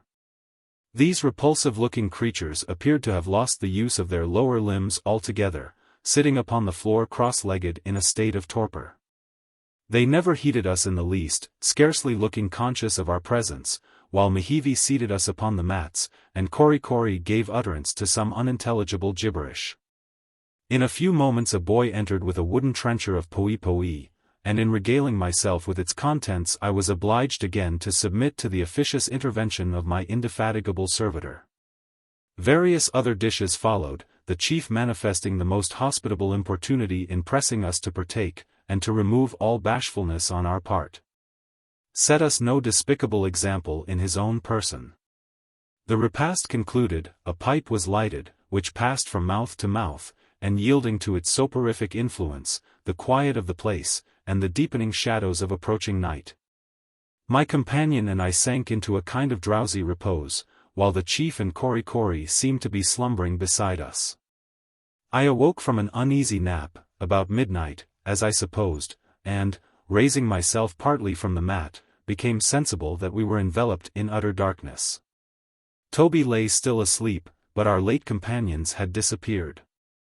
The only sound that interrupted the silence of the place was the asthmatic breathing of the old men I have mentioned, who reposed at a little distance from us. Besides them, as well as I could judge, there was no one else in the house. Apprehensive of some evil, I roused my comrade, and we were engaged in a whispered conference concerning the unexpected withdrawal of the natives when all at once, from the depths of the grove, in full view of us where we lay, shoots of flame were seen to rise, and in a few moments illuminated the surrounding trees, casting, by contrast, into still deeper gloom the darkness around us. While we continued gazing at this sight, dark figures appeared moving to and fro before the flames, while others, dancing and capering about, looked like so many demons. Regarding this new phenomenon with no small degree of trepidation, I said to my companion, "What can all this mean, Toby?" "Oh, nothing," replied he, "getting the fire ready, I suppose." "Fire!" exclaimed I, while my heart took to beating like a trip hammer. "What fire?" "Why, the fire to cook us, to be sure. What else would the cannibals be kicking up such a row about if it were not for that?" "Oh, Toby! Have done with your jokes, this is no time for them. Something is about to happen, I feel confident." "Jokes, indeed," exclaimed Toby indignantly. "Did you ever hear me joke? Why, for what do you suppose the devils have been feeding us up in this kind of style during the last 3 days, unless it were for something that you are too much frightened at to talk about? Look at that Kori there, has he not been stuffing you with his confounded mushes, just in the way they treat swine before they kill them? Depend upon it, we will be eaten this blessed night, and there is the fire we shall be roasted by." This view of the matter was not at all calculated to allay my apprehensions, and I shuddered when I reflected that we were indeed at the mercy of a tribe of cannibals, and that the dreadful contingency to which Toby had alluded was by no means removed beyond the bounds of possibility. "There! I told you so. They are coming for us!" exclaimed my companion the next moment, as the forms of 4 of the islanders were seen in bold relief against the illuminated background mounting the Typee and approaching towards us. They came on noiselessly, nay stealthily, and glided along through the gloom that surrounded us as if about to spring upon some object they were fearful of disturbing before they should make sure of it. Gracious heaven! The horrible reflections which crowded upon me that moment, a cold sweat stood upon my brow, and spellbound with terror I awaited my fate. Suddenly the silence was broken by the well-remembered tones of Nukuheva, and at the kindly accents of his voice my fears were immediately dissipated. "Tommo, Toby, eat." He had waited to address us, until he had assured himself that we were both awake, at which he seemed somewhat surprised. Is it?" said Toby in his gruff tones. "Well, cook us first, will you? But what's this?" he added, as another savage appeared, bearing before him a large trencher of wood containing some kind of steaming meat, as appeared from the odors it diffused, and which he deposited at the feet of Nukuheva. "A baked baby, I dare say, but I will have none of it, never mind what it is. A pretty fool I should make of myself, indeed, waked up here in the middle of the night, stuffing and guzzling. And all to make a fat meal for a parcel of booby-minded cannibals one of these mornings. No, I see what they are at very plainly, so I am resolved to starve myself into a bunch of bones and gristle, and then, if they serve me up, they are welcome. But I say, Tommo, you are not going to eat any of that mess there, in the dark, are you? Why, how can you tell what it is? By tasting it, to be sure, said I, masticating a morsel that Kori had just put in my mouth, and excellently good it is, too, very much like veal.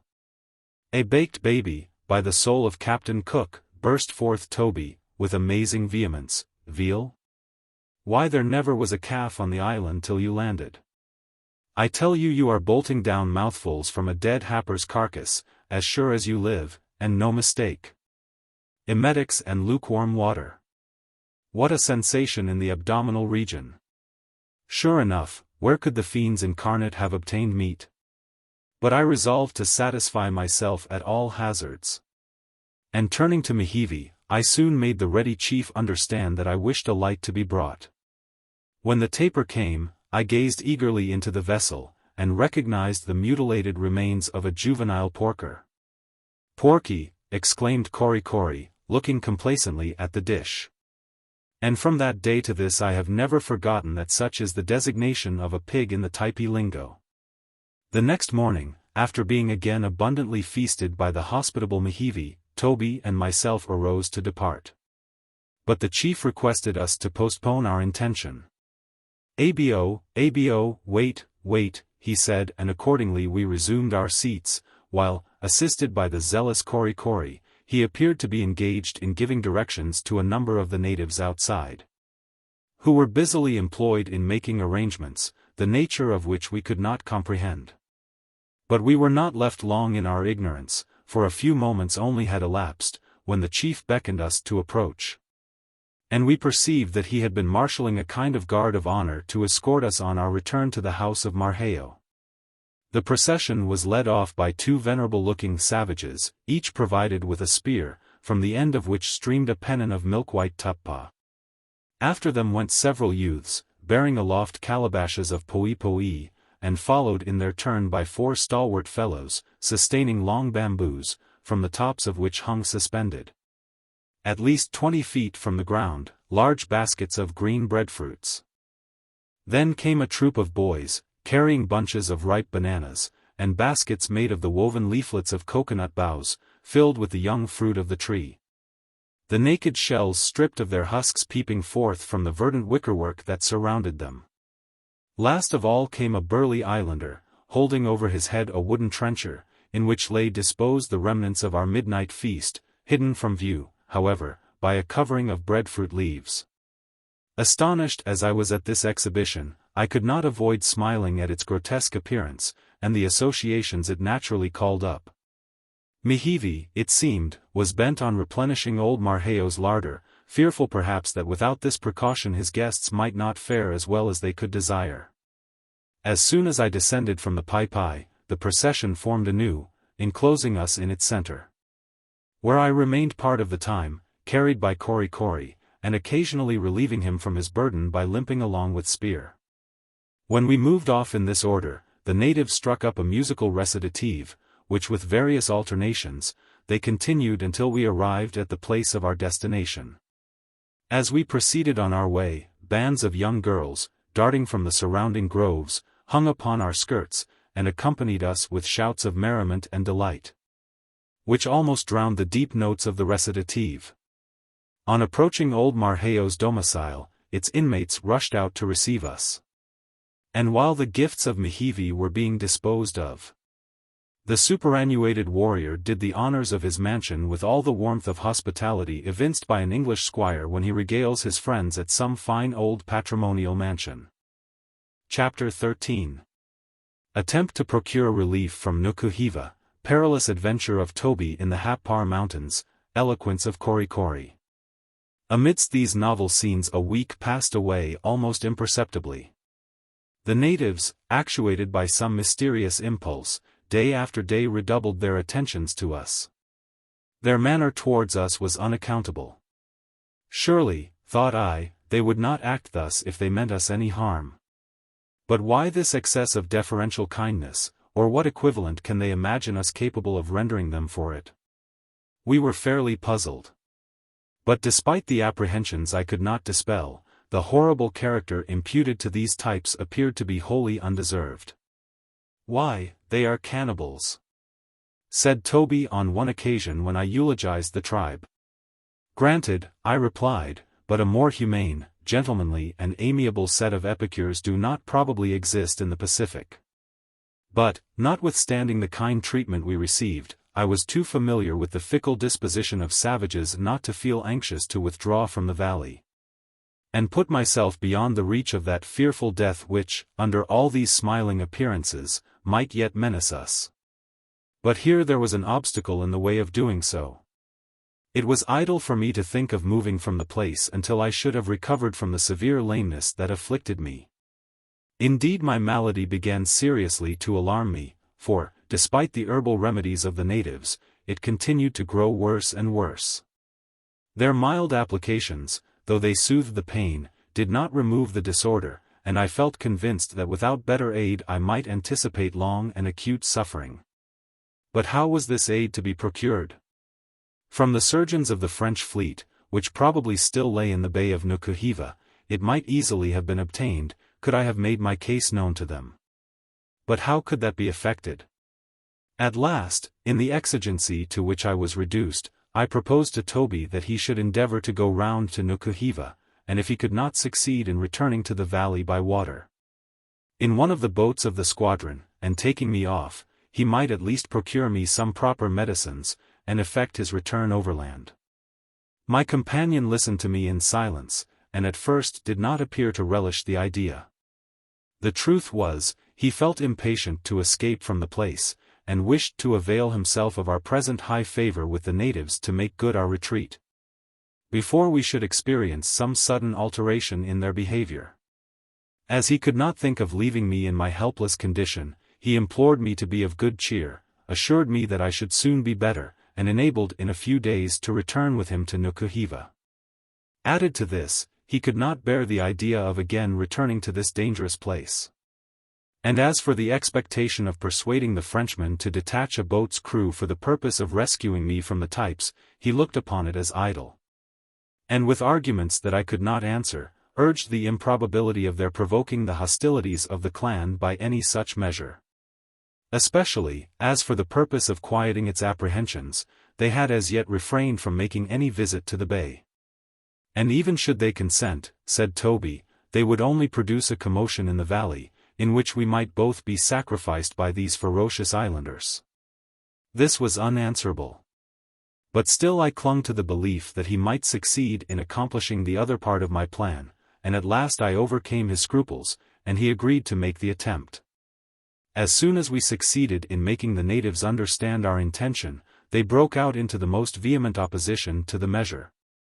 And for a while I almost despaired of obtaining their consent. At the bare thought of one of us leaving them, they manifested the most lively concern. The grief and consternation of Korikori, in particular, was unbounded. He threw himself into a perfect paroxysm of gestures which were intended to convey to us not only his abhorrence of Nukuheva and its uncivilized inhabitants, but also his astonishment that after becoming acquainted with the enlightened types, we should evince the least desire to withdraw, even for a time, from their agreeable society. However, I overbore his objections by appealing to my lameness, from which I assured the natives I should speedily recover if Toby were permitted to obtain the supplies I needed.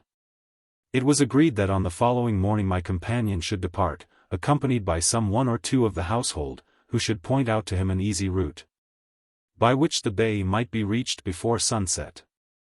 At early dawn of the next day, our habitation was astir.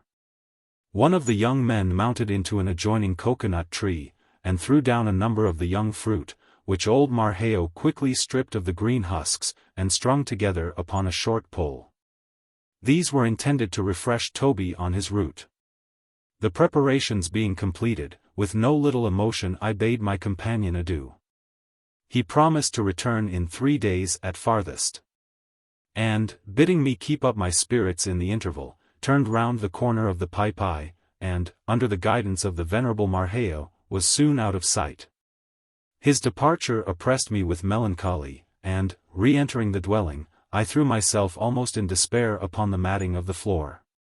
In 2 hours' time the old warrior returned, and gave me to understand that after accompanying my companion a little distance, and showing him the route, he had left him journeying on his way.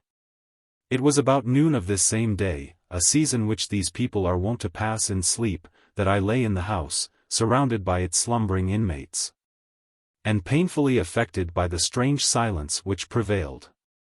All at once I thought I heard a faint shout, as if proceeding from some persons in the depth of the grove which extended in front of our habitation. The sounds grew louder and nearer, and gradually the whole valley rang with wild outcries. The sleepers around me started to their feet in alarm, and hurried outside to discover the cause of the commotion.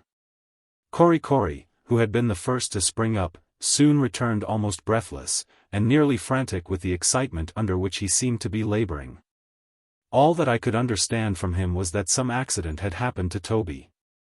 Apprehensive of some dreadful calamity, I rushed out of the house, and caught sight of a tumultuous crowd, who, with shrieks and lamentations, were just emerging from the grove bearing in their arms some object, the sight of which produced all this transport of sorrow.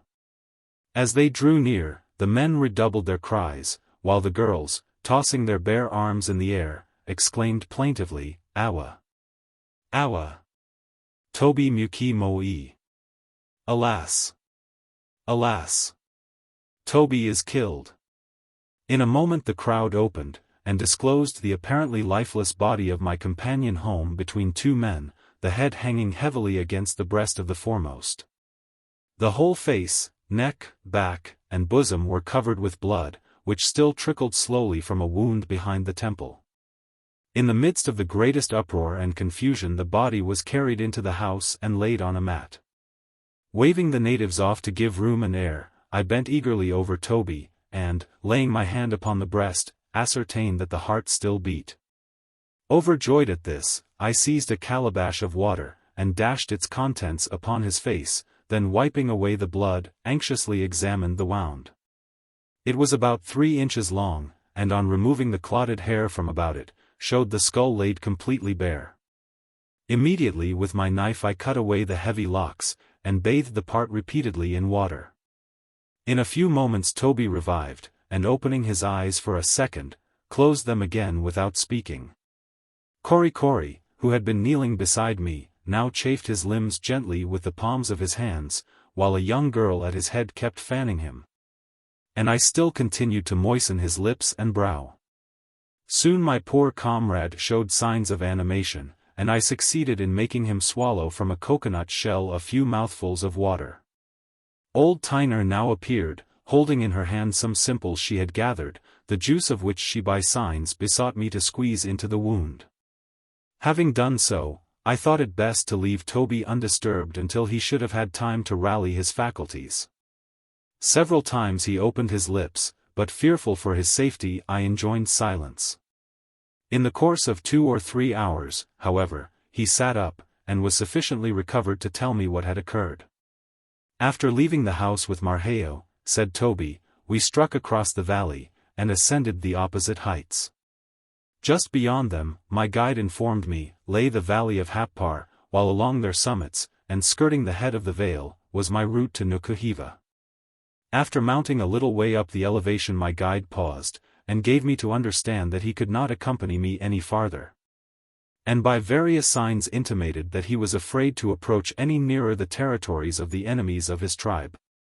He however pointed out my path, which now lay clearly before me, and bidding me farewell, hastily descended the mountain.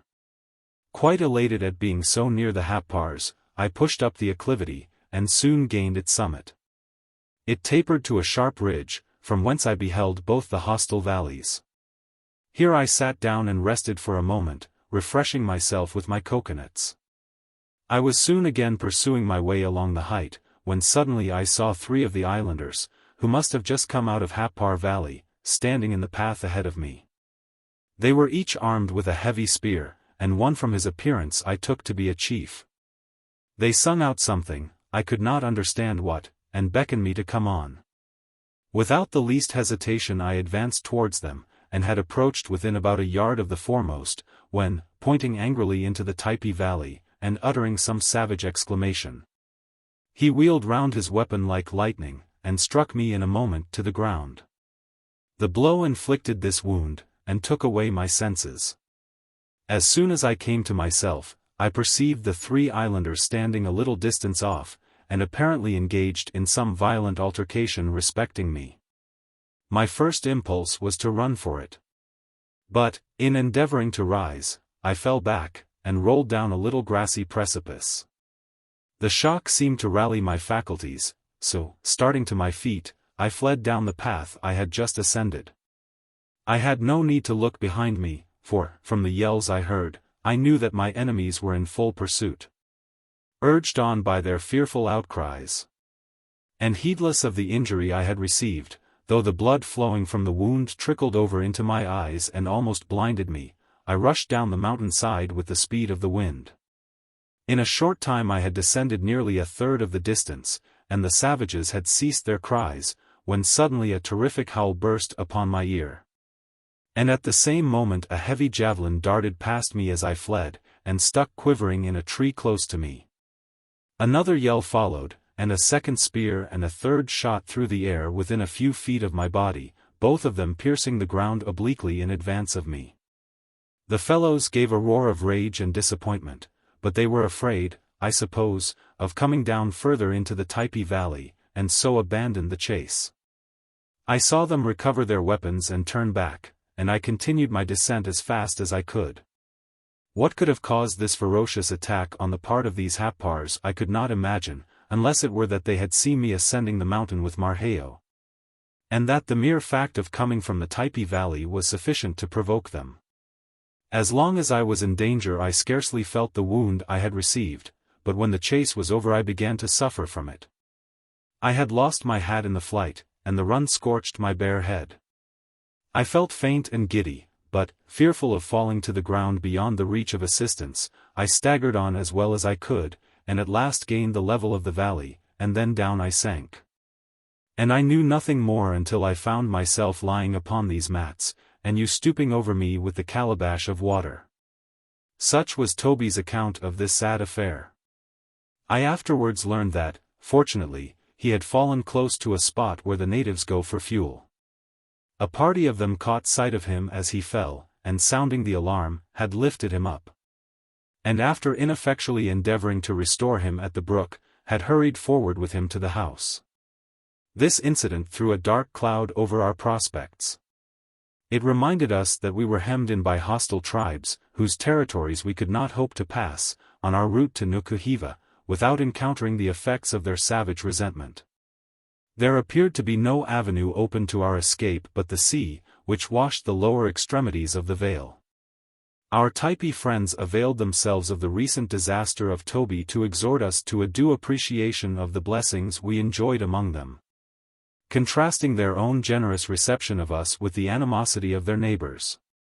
They likewise dwelt upon the cannibal propensities of the Happars, a subject which they were perfectly aware could not fail to alarm us, while at the same time they earnestly disclaimed all participation in so horrid a custom.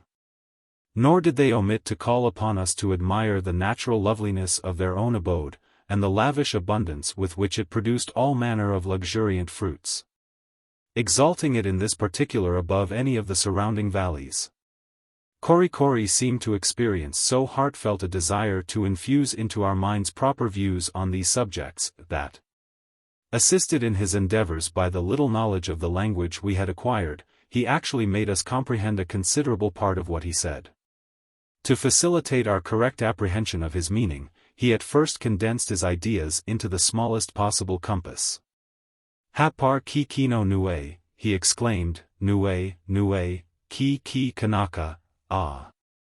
Ol motarki, which signifies, terrible fellows those Happars, devour an amazing quantity of men, ah, shocking bad. Thus far he explained himself by a variety of gestures, during the performance of which he would dart out of the house, and point abhorrently towards the Happar valley, running into us again with a rapidity that showed he was fearful he would lose one part of his meaning before he could complete the other, and continuing his illustrations by seizing the fleshy part of my arm in his teeth. intimating by the operation that the people who lived over in that direction would like nothing better than to treat me in that manner. Having assured himself that we were fully enlightened on this point, he proceeded to another branch of his subject. Typee mortaki. Nue mairi, nue y, nue poi, nue koku, nue kiki, nue. Which literally interpreted as before, would imply, Typee. Isn't it a fine place though? No danger of starving here, I tell you, plenty of breadfruit, plenty of water, plenty of pudding, plenty of everything. Heaps. All this was accompanied by a running commentary of signs and gestures which it was impossible not to comprehend. As he continued his harangue, however, Korikori, in emulation of our more polished orators, began to launch out rather diffusely into other branches of his subject, enlarging probably upon the moral reflections it suggested, and proceeded in such a strain of unintelligible and stunning gibberish, that he actually gave me the headache for the rest of the day. Chapter 14. A great event happens in the valley, the island telegraph, something befalls Toby, Fayaway displays a tender heart, melancholy reflections, mysterious conduct of the islanders, devotion of Korikori.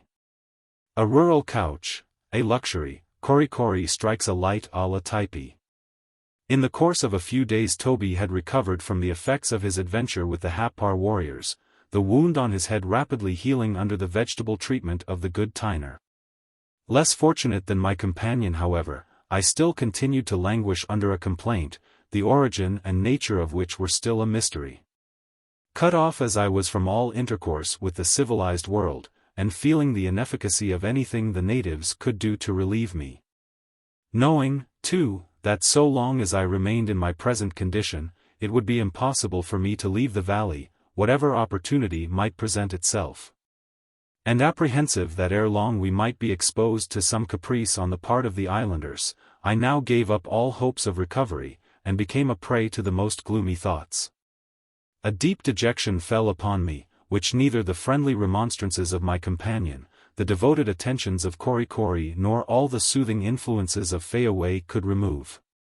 One morning as I lay on the mats in the house, plunged in melancholy reverie, and regardless of everything around me, Toby, who had left me about an hour, returned in haste, and with great glee told me to cheer up and be of good heart.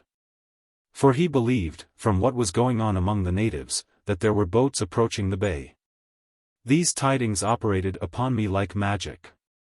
The hour of our deliverance was at hand, and starting up, I was soon convinced that something unusual was about to occur.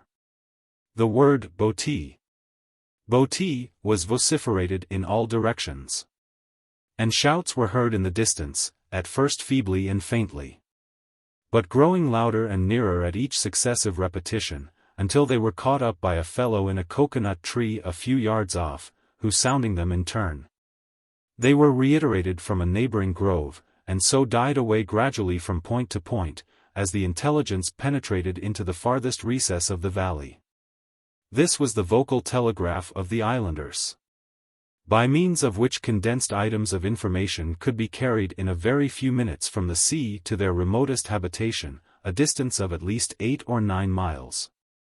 On the present occasion it was in active operation, one piece of information following another with inconceivable rapidity. The greatest commotion now appeared to prevail.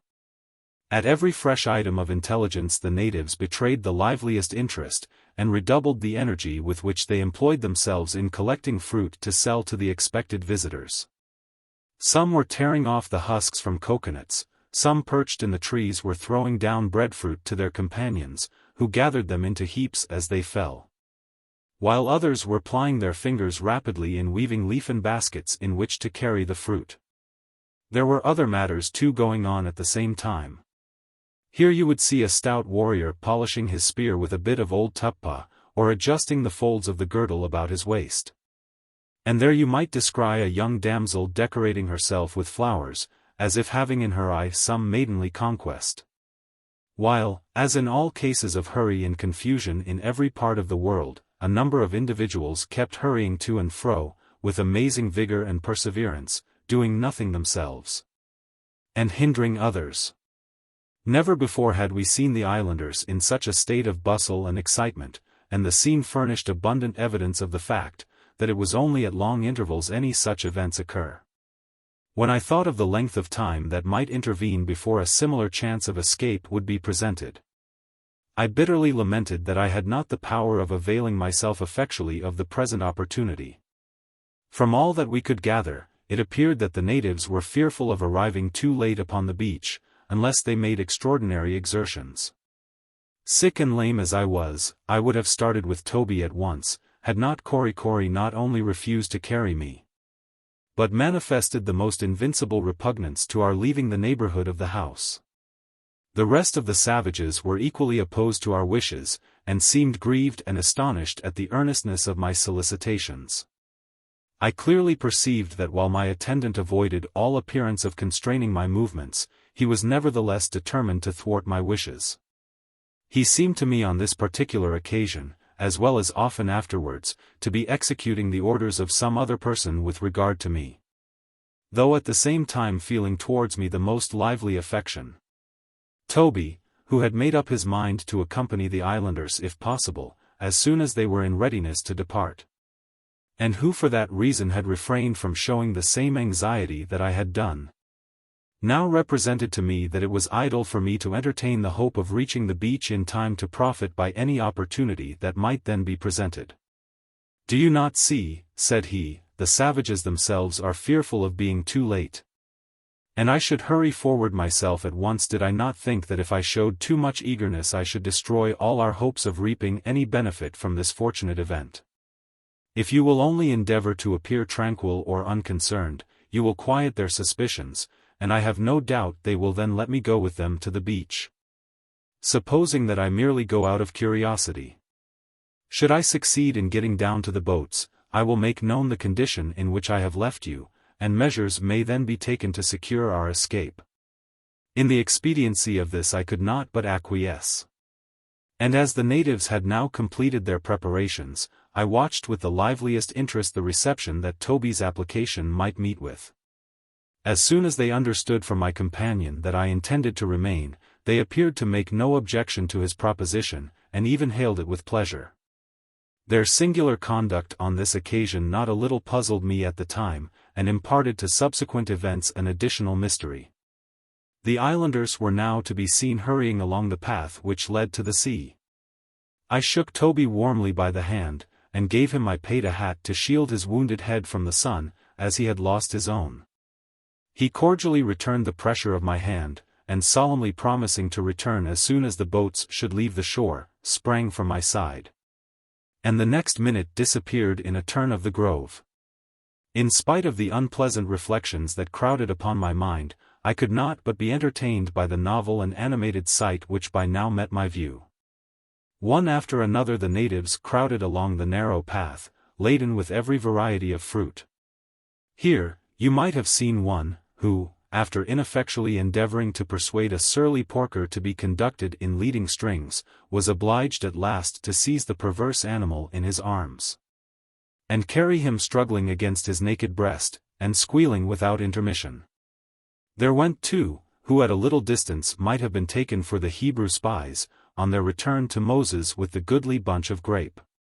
One trotted before the other at a distance of a couple of yards, while between them, from a pole resting on the shoulders, was suspended a huge cluster of bananas, which swayed to and fro with the rocking gait at which they proceeded. Here ran another, perspiring with his exertions, and bearing before him a quantity of coconuts, who, fearful of being too late, heeded not the fruit that dropped from his basket, and appeared solely intent upon reaching his destination, careless how many of his coconuts kept company with him.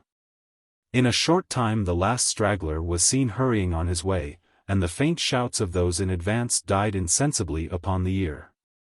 Our part of the valley now appeared nearly deserted by its inhabitants, Kory, his aged father, and a few decrepit old people, being all that were left.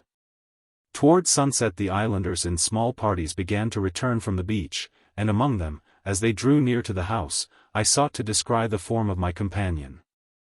But one after another they passed the dwelling, and I caught no glimpse of him. Supposing, however, that he would soon appear with some of the members of the household, I quieted my apprehensions, and waited patiently to see him advancing in company with the beautiful Fayaway. At last, I perceived Tyner coming forward, followed by the girls and young men who usually resided in the house of Marquesas. But with them came not my comrade, and, filled with 1,000 alarms, I eagerly sought to discover the cause of his delay. My earnest questions appeared to embarrass the natives greatly. All their accounts were contradictory, one giving me to understand that Toby would be with me in a very short time, another that he did not know where he was, while a third, violently inveighing against him, assured me that he had stolen away, and would never come back. It appeared to me, at the time, that in making these various statements they endeavored to conceal from me some terrible disaster, lest the knowledge of it should overpower me. Fearful lest some fatal calamity had overtaken him, I sought out young Fayaway, and endeavored to learn from her, if possible, the truth. This gentle being had early attracted my regard, not only from her extraordinary beauty, but from the attractive cast of her countenance, singularly expressive of intelligence and humanity. Of all the natives she alone seemed to appreciate the effect which the peculiarity of the circumstances in which we were placed had produced upon the minds of my companion and myself. In addressing me, especially when I lay reclining upon the mat suffering from pain, there was a tenderness in her manner which it was impossible to misunderstand or resist. Whenever she entered the house, the expression of her face indicated the liveliest sympathy for me. And moving towards the place where I lay, with one arm slightly elevated in a gesture of pity, and her large glistening eyes gazing intently into mine, she would murmur plaintively, "Awa! Awa! Tommo," and seat herself mournfully beside me. Her manner convinced me that she deeply compassionated my situation, as being removed from my country and friends, and placed beyond the reach of all relief. Indeed, at times I was almost led to believe that her mind was swayed by gentle impulses hardly to be anticipated from one in her condition. That she appeared to be conscious there were ties rudely severed, which had once bound us to our homes. That there were sisters and brothers anxiously looking forward to our return, who were, perhaps, never more to behold us. In this amiable light did Fayaway appear in my eyes. And reposing full confidence in her candor and intelligence, I now had recourse to her, in the midst of my alarm, with regard to my companion. My questions evidently distressed her. She looked round from one to another of the bystanders, as if hardly knowing what answer to give me. At last, yielding to my importunities, she overcame her scruples, and gave me to understand that Toby had gone away with the boats which had visited the bay, but had promised to return at the expiration of 3 days. At first I accused him of perfidiously deserting me. But as I grew more composed, I upbraided myself for imputing so cowardly an action to him, and tranquilized myself with the belief that he had availed himself of the opportunity to go round to Nukuheva, in order to make some arrangement by which I could be removed from the valley. At any rate, thought I, he will return with the medicines I require, and then, as soon as I recover, there will be no difficulty in the way of our departure. Consoling myself with these reflections, I lay down that night in a happier frame of mind than I had done for some time. The next day passed without any allusion to Toby on the part of the natives, who seemed desirous of avoiding all reference to the subject. This raised some apprehensions in my breast. But when night came, I congratulated myself that the second day had now gone by, and that on the morrow Toby would again be with me.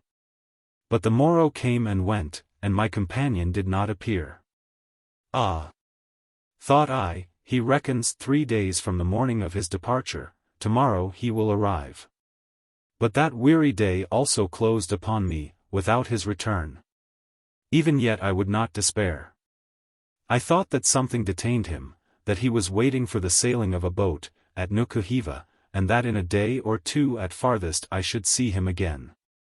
But day after day of renewed disappointment passed by, at last hope deserted me, and I fell a victim to despair. Yes, thought I, gloomily, he has secured his own escape, and cares not what calamity may befall his unfortunate comrade. Fool that I was, to suppose that anyone would willingly encounter the perils of this valley, after having once got beyond its limits. He has gone, and has left me to combat alone all the dangers by which I am surrounded. Thus would I sometimes seek to derive a desperate consolation from dwelling upon the perfidy of Toby, whilst at other times I sunk under the bitter remorse which I felt as having by my own imprudence brought upon myself the fate which I was sure awaited me.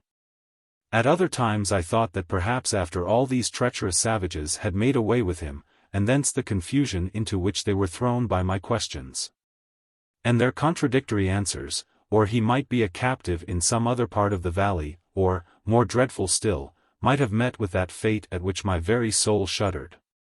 But all these speculations were vain. No tidings of Toby ever reached me. He had gone never to return. The conduct of the islanders appeared inexplicable. All reference to my lost comrade was carefully evaded, and if at any time they were forced to make some reply to my frequent inquiries on the subject, they would uniformly denounce him as an ungrateful runaway, who had deserted his friend, and taken himself off to that vile and detestable place Nukuheva. But whatever might have been his fate, now that he was gone the natives multiplied their acts of kindness and attention towards myself, treating me with a degree of deference which could hardly have been surpassed had I been some celestial visitant. Korikori never for one moment left my side, unless it were to execute my wishes. The faithful fellow, twice every day, in the cool of the morning and in the evening, insisted upon carrying me to the stream, and bathing me in its refreshing water. Frequently in the afternoon he would carry me to a particular part of the stream, where the beauty of the scene produced a soothing influence upon my mind. At this place the waters flowed between grassy banks, planted with enormous breadfruit trees, whose vast branches interlacing overhead, formed a leafy canopy.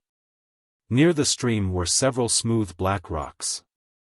One of these, projecting several feet above the surface of the water, had upon its summit a shallow cavity, which, filled with freshly gathered leaves, formed a delightful couch. Here I often lay for hours, covered with a gauze-like veil of tuppa, while Fayaway, seated beside me, and holding in her hand a fan woven from the leaflets of a young coconut bough, brushed aside the insects that occasionally lighted on my face, and Korikori, with a view of chasing away my melancholy, performed 1,000 antics in the water before us. As my eye wandered along this romantic stream, it would fall upon the half-immersed figure of a beautiful girl, standing in the transparent water, and catching in a little net a species of diminutive shellfish, of which these people are extraordinarily fond. Sometimes a chattering group would be seated upon the edge of a low rock in the midst of the brook, busily engaged in thinning and polishing the shells of coconuts, by rubbing them briskly with a small stone in the water, an operation which soon converts them into a light and elegant drinking vessel, somewhat resembling goblets made of tortoise shell. But the tranquilizing influence of beautiful scenery, and the exhibition of human life under so novel and charming an aspect were not my only sources of consolation. Every evening the girls of the house gathered about me on the mats, and after chasing away Korikori from my side, who nevertheless retired only to a little distance and watched their proceedings with the most jealous attention, would anoint my whole body with a fragrant oil, squeezed from a yellow root, previously pounded between a couple of stones, and which in their language is denominated aka. And most refreshing and agreeable are the juices of the aka, when applied to one's limbs by the soft palms of sweet nymphs, whose bright eyes are beaming upon you with kindness. And I used to hail with delight the daily recurrence of this luxurious operation, in which I forgot all my troubles, and buried for the time every feeling of sorrow. Sometimes in the cool of the evening my devoted servitor would lead me out upon the Typee in front of the house, and seating me near its edge, protect my body from the annoyance of the insects which occasionally hovered in the air, by wrapping me round with a large roll of tuppa. He then bustled about, and employed himself at least 20 minutes in adjusting everything to secure my personal comfort. Having perfected his arrangements, he would get my pipe, and, lighting it, would hand it to me. Often he was obliged to strike a light for the occasion, and as the mode he adopted was entirely different from what I had ever seen or heard of before, I will describe it. A straight, dry, and partly decayed stick of the hibiscus, about 6 feet in length, and half as many inches in diameter, with a small bit of wood not more than a foot long, and scarcely an inch wide, is as invariably to be met with in every house in Typee as a box of lucifer matches in the corner of a kitchen cupboard at home. The islander, placing the larger stick obliquely against some object, with one end elevated at an angle of 45 degrees, mounts astride of it like an urchin about to gallop off upon a cane. And then grasping the smaller one firmly in both hands, he rubs its pointed end slowly up and down the extent of a few inches on the principal stick, until at last he makes a narrow groove in the wood, with an abrupt termination at the point furthest from him, where all the dusty particles which the friction creates are accumulated in a little heap. At first Kori goes to work quite leisurely, but gradually quickens his pace, and waxing warm in the employment, drives the stick furiously along the smoking channel, plying his hands to and fro with amazing rapidity, the perspiration starting from every pore. As he approaches the climax of his effort, he pants and gasps for breath, and his eyes almost start from their sockets with the violence of his exertions. This is the critical stage of the operation. All his previous labors are vain if he cannot sustain the rapidity of the movement until the reluctant spark is produced. Suddenly he stops, becoming perfectly motionless. His hands still retain their hold of the smaller stick, which is pressed convulsively against the further end of the channel among the fine powder there accumulated, as if he had just pierced through and through some little viper that was wriggling and struggling to escape from his clutches. The next moment a delicate wreath of smoke curls spirally into the air, the heap of dusty particles glows with fire, and Kori, almost breathless, dismounts from his steed. This operation appeared to me to be the most laborious species of work performed in Typee, and had I possessed a sufficient intimacy with the language to have conveyed my ideas upon the subject, I should certainly have suggested to the most influential of the natives the expediency of establishing a college of Vestals to be centrally located in the valley, for the purpose of keeping alive the indispensable article of fire, so as to supersede the necessity of such a vast outlay of strength and good temper, as were usually squandered on these occasions. There might, however, be special difficulties in carrying this plan into execution. What a striking evidence does this operation furnish of the wide difference between the extreme of savage and civilized life. A gentleman of Typee can bring up a numerous family of children and give them all a highly respectable cannibal education, with infinitely less toil and anxiety than he expends in the simple process of striking a light, whilst a poor European artisan, who through the instrumentality of a lucifer performs the same operation in 1 second, is put to his wit's end to provide for his starving offspring that food which the children of a Polynesian father, without troubling their parents, pluck from the branches of every tree around them. Chapter 15.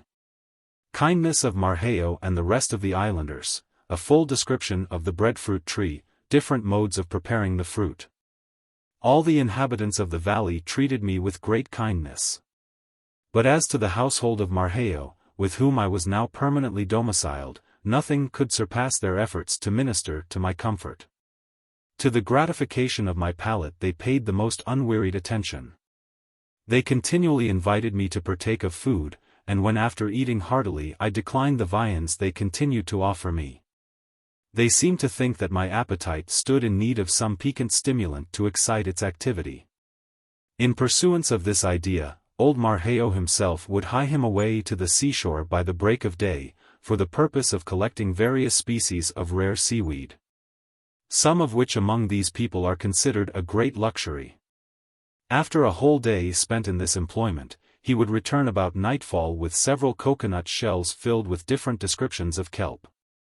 In preparing these for use he manifested all the ostentation of a professed cook, although the chief mystery of the affair appeared to consist in pouring water in judicious quantities upon the slimy contents of his coconut shells. The first time he submitted one of these saline salads to my critical attention, I naturally thought that anything collected at such pains must possess peculiar merits. But one mouthful was a complete dose, and great was the consternation of the old warrior at the rapidity with which I ejected his Epicurean treat. How true it is, that the rarity of any particular article enhances its value amazingly. In some part of the valley, I know not where, but probably in the neighborhood of the sea, the girls were sometimes in the habit of procuring small quantities of salt. A thimbleful or so being the result of the united labors of a party of 5 or 6 employed for the greater part of the day. This precious commodity they brought to the house, enveloped in multitudinous folds of leaves. And as a special mark of the esteem in which they held me, would spread an immense leaf on the ground, and dropping one by one a few minute particles of the salt upon it, invite me to taste them. From the extravagant value placed upon the article, I verily believe, that with a bushel of common Liverpool salt all the real estate in Typee might have been purchased. With a small pinch of it in one hand, and a quarter section of a breadfruit in the other, the greatest chief in the valley would have laughed at all luxuries of a Parisian table. The celebrity of the breadfruit tree, and the conspicuous place it occupies in a Typee bill of fare, induces me to give at some length a general description of the tree, and the various modes in which the fruit is prepared. The breadfruit tree, in its glorious prime, is a grand and towering object, forming the same feature in a Marquesan landscape that the patriarchal elm does in New England scenery. The latter tree it not a little resembles in height, in the wide spread of its stalwart branches, and in its venerable and imposing aspect. The leaves of the breadfruit are of great size, and their edges are cut and scalloped as fantastically as those of a lady's lace collar. As they annually tend towards decay, they almost rival in brilliant variety of their gradually changing hues the fleeting shades of the expiring dolphin. The autumnal tints of our American forests, glorious as they are, sink into nothing in comparison with this tree. The leaf, in one particular stage, when nearly all the prismatic colors are blended on its surface, is often converted by the natives into a superb and striking headdress. The principal fiber traversing its length being split open a convenient distance, and the elastic sides of the aperture pressed apart, the head is inserted between them. The leaf drooping on one side, with its forward half turned jauntily up on the brows, and the remaining part spreading laterally behind the ears. The fruit somewhat resembles in magnitude and general appearance one of our citron melons of ordinary size, but, unlike the citron, it has no sectional lines drawn along the outside. Its surface is dotted all over with little conical prominences, looking not unlike the knobs on an antiquated church door. The rind is perhaps 1/8 of an inch in thickness. And denuded of this at the time when it is in the greatest perfection, the fruit presents a beautiful globe of white pulp, the whole of which may be eaten, with the exception of a slender core, which is easily removed. The breadfruit, however, is never used, and is indeed altogether unfit to be eaten, until submitted in one form or other to the action of fire. The most simple manner in which this operation is performed, and I think, the best, consists in placing any number of the freshly plucked fruit, when in a particular state of greenness, among the embers of a fire, in the same way that you would roast a potato. After the lapse of 10 or 15 minutes, the green rind embrowns and cracks, showing through the fissures in its sides the milk-white interior. As soon as it cools the rind drops off, and you then have the soft round pulp in its purest and most delicious state. Thus eaten, it has a mild and pleasing flavor. Sometimes after having been roasted in the fire, the natives snatch it briskly from the embers, and permitting it to slip out of the yielding rind into a vessel of cold water, stir up the mixture, which they call boa show. I never could endure this compound, and indeed the preparation is not greatly in vogue among the more polite types. There is one form, however, in which the fruit is occasionally served, that renders it a dish fit for a king. As soon as it is taken from the fire the exterior is removed, the core extracted, and the remaining part is placed in a sort of shallow stone mortar, and briskly worked with a pestle of the same substance. While one person is performing this operation, another takes a ripe coconut, and breaking it in halves, which they also do very cleverly, proceeds to grate the juicy meat into fine particles. This is done by means of a piece of mother-of-pearl shell, lashed firmly to the extreme end of a heavy stick, with its straight side accurately notched like a saw. The stick is sometimes a grotesquely formed limb of a tree, with 3 or 4 branches twisting from its body like so many shapeless legs, and sustaining it 2 or 3 feet from the ground. The native, first placing a calabash beneath the nose, as it were, of his curious-looking log steed, for the purpose of receiving the grated fragments as they fall, mounts astride of it as if it were a hobby horse, and twirling the inside of his hemispheres of coconut around the sharp teeth of the mother-of-pearl shell, the pure white meat falls in snowy showers into the receptacle provided. Having obtained a quantity sufficient for his purpose, he places it in a bag made of the net-like fibrous substance attached to all coconut trees, and compressing it over the breadfruit, which being now sufficiently pounded, is put into a wooden bowl, extracts a thick creamy milk. The delicious liquid soon bubbles round the fruit, and leaves it at last just peeping above its surface. This preparation is called koku, and a most luscious preparation it is. The hobby horse and the pestle and mortar were in great requisition during the time I remained in the house of Marquesas, and Korikori had frequent occasion to show his skill in their use. But the great staple articles of food into which the breadfruit is converted by these natives are known respectively by the names of amar and poi.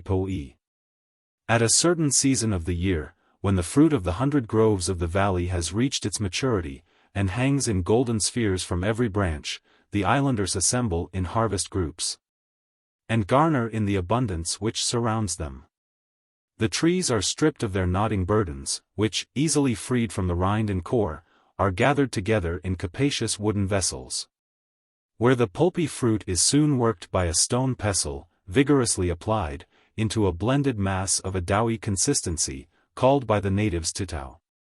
This is then divided into separate parcels, which, after being made up into stout packages, enveloped in successive folds of leaves, and bound round with thongs of bark, are stored away in large receptacles hollowed in the earth, from whence they are drawn as occasion may require. In this condition the tutau sometimes remains for years, and even is thought to improve by age. Before it is fit to be eaten, however, it has to undergo an additional process. A primitive oven is scooped in the ground, and its bottom being loosely covered with stones, a large fire is kindled within it. As soon as the requisite degree of heat is attained, the embers are removed, and the surface of the stones being covered with thick layers of leaves, one of the large packages of tutau is deposited upon them and overspread with another layer of leaves. The whole is then quickly heaped up with earth, and forms a sloping mound. The tutau thus baked is called amar. The action of the oven having converted it into an amber-colored cakey substance, a little tart, but not at all disagreeable to the taste. By another and final process the amar is changed into poi. This transition is rapidly effected. The amar is placed in a vessel, and mixed with water until it gains a proper pudding-like consistency, when, without further preparation, it is in readiness for use. This is the form in which the tutau is generally consumed. The singular mode of eating it I have already described. Were it not that the breadfruit is thus capable of being preserved for a length of time, the natives might be reduced to a state of starvation. For owing to some unknown cause the trees sometimes fail to bear fruit, and on such occasions the islanders chiefly depend upon the supplies they have been enabled to store away. This stately tree, which is rarely met with upon the Sandwich Islands, and then only of a very inferior quality, and at Tahiti does not abound to a degree that renders its fruit the principal article of food, attains its greatest excellence in the genial climate of the Marquesan group, where it grows to an enormous magnitude, and flourishes in the utmost abundance. Chapter 16. Melancholy condition, occurrence at the tea, anecdote of Marquesas, shaving the head of a warrior. In looking back to this period, and calling to remembrance the numberless proofs of kindness and respect which I received from the natives of the valley, I can scarcely understand how it was that In the midst of so many consolatory circumstances, my mind should still have been consumed by the most dismal forebodings, and have remained a prey to the profoundest melancholy. It is true that the suspicious circumstances which had attended the disappearance of Toby were enough of themselves to excite distrust with regard to the savages, in whose power I felt myself to be entirely placed, especially when it was combined with the knowledge that these very men, kind and respectful as they were to me, were, after all, nothing better than a set of cannibals. But my chief source of anxiety, and that which poisoned every temporary enjoyment, was the mysterious disease in my leg, which still remained unabated. All the herbal applications of Tyner, united with the severer discipline of the old leech, and the affectionate nursing of Cori, had failed to relieve me. I was almost a cripple, and the pain I endured at intervals was agonizing. The unaccountable malady showed no signs of amendment; on the contrary, its violence increased day by day, and threatened the most fatal results, unless some powerful means were employed to counteract it. It seemed as if I were destined to sink under this grievous affliction, or at least that it would hinder me from availing myself of any opportunity of escaping from the valley. An incident which occurred as nearly as I can estimate about 3 weeks after the disappearance of Toby, convinced me that the natives, from some reason or other, would interpose every possible obstacle to my leaving them. One morning there was no little excitement evinced by the people near my abode, and which I soon discovered proceeded from a vague report that boats had been seen at a great distance approaching the bay. Immediately all was bustle and animation. It so happened that day that the pain I suffered having somewhat abated, and feeling in much better spirits than usual, I had complied with Cori's invitation to visit the chief Nukuheva at the place called the Tea, which I have before described as being situated within the precincts of the taboo groves. These sacred recesses were at no great distance from Marquesas' habitation, and lay between it and the sea. The path that conducted to the beach passing directly in front of the Tea, and thence skirting along the border of the groves. I was reposing upon the mats, within the sacred building, in company with Nukuheva and several other chiefs, when the announcement was first made. It sent a thrill of joy through my whole frame. Perhaps Toby was about to return. I rose at once to my feet, and my instinctive impulse was to hurry down to the beach, equally regardless of the distance that separated me from it, and of my disabled condition. As soon as Nukuheva noticed the effect the intelligence had produced upon me, and the impatience I betrayed to reach the sea, his countenance assumed that inflexible rigidity of expression which had so awed me on the afternoon of our arrival at the house of Marquesas. As I was proceeding to leave the Tea, he laid his hand upon my shoulder, and said gravely, "Abo, wait."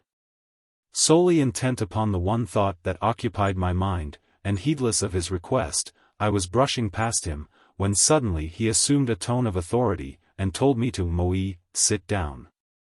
Though struck by the alteration in his demeanor, the excitement under which I labored was too strong to permit me to obey the unexpected command.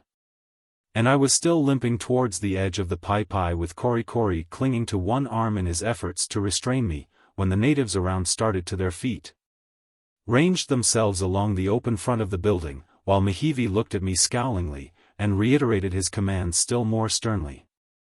It was at this moment, when 50 savage countenances were glaring upon me, that I first truly experienced I was indeed a captive in the valley. The conviction rushed upon me with staggering force, and I was overwhelmed by this confirmation of my worst fears. I saw at once that it was useless for me to resist, and sick at heart, I reseated myself upon the mats, and for the moment abandoned myself to despair. I now perceived the natives one after the other hurrying past the Tea and pursuing the route that conducted to the sea.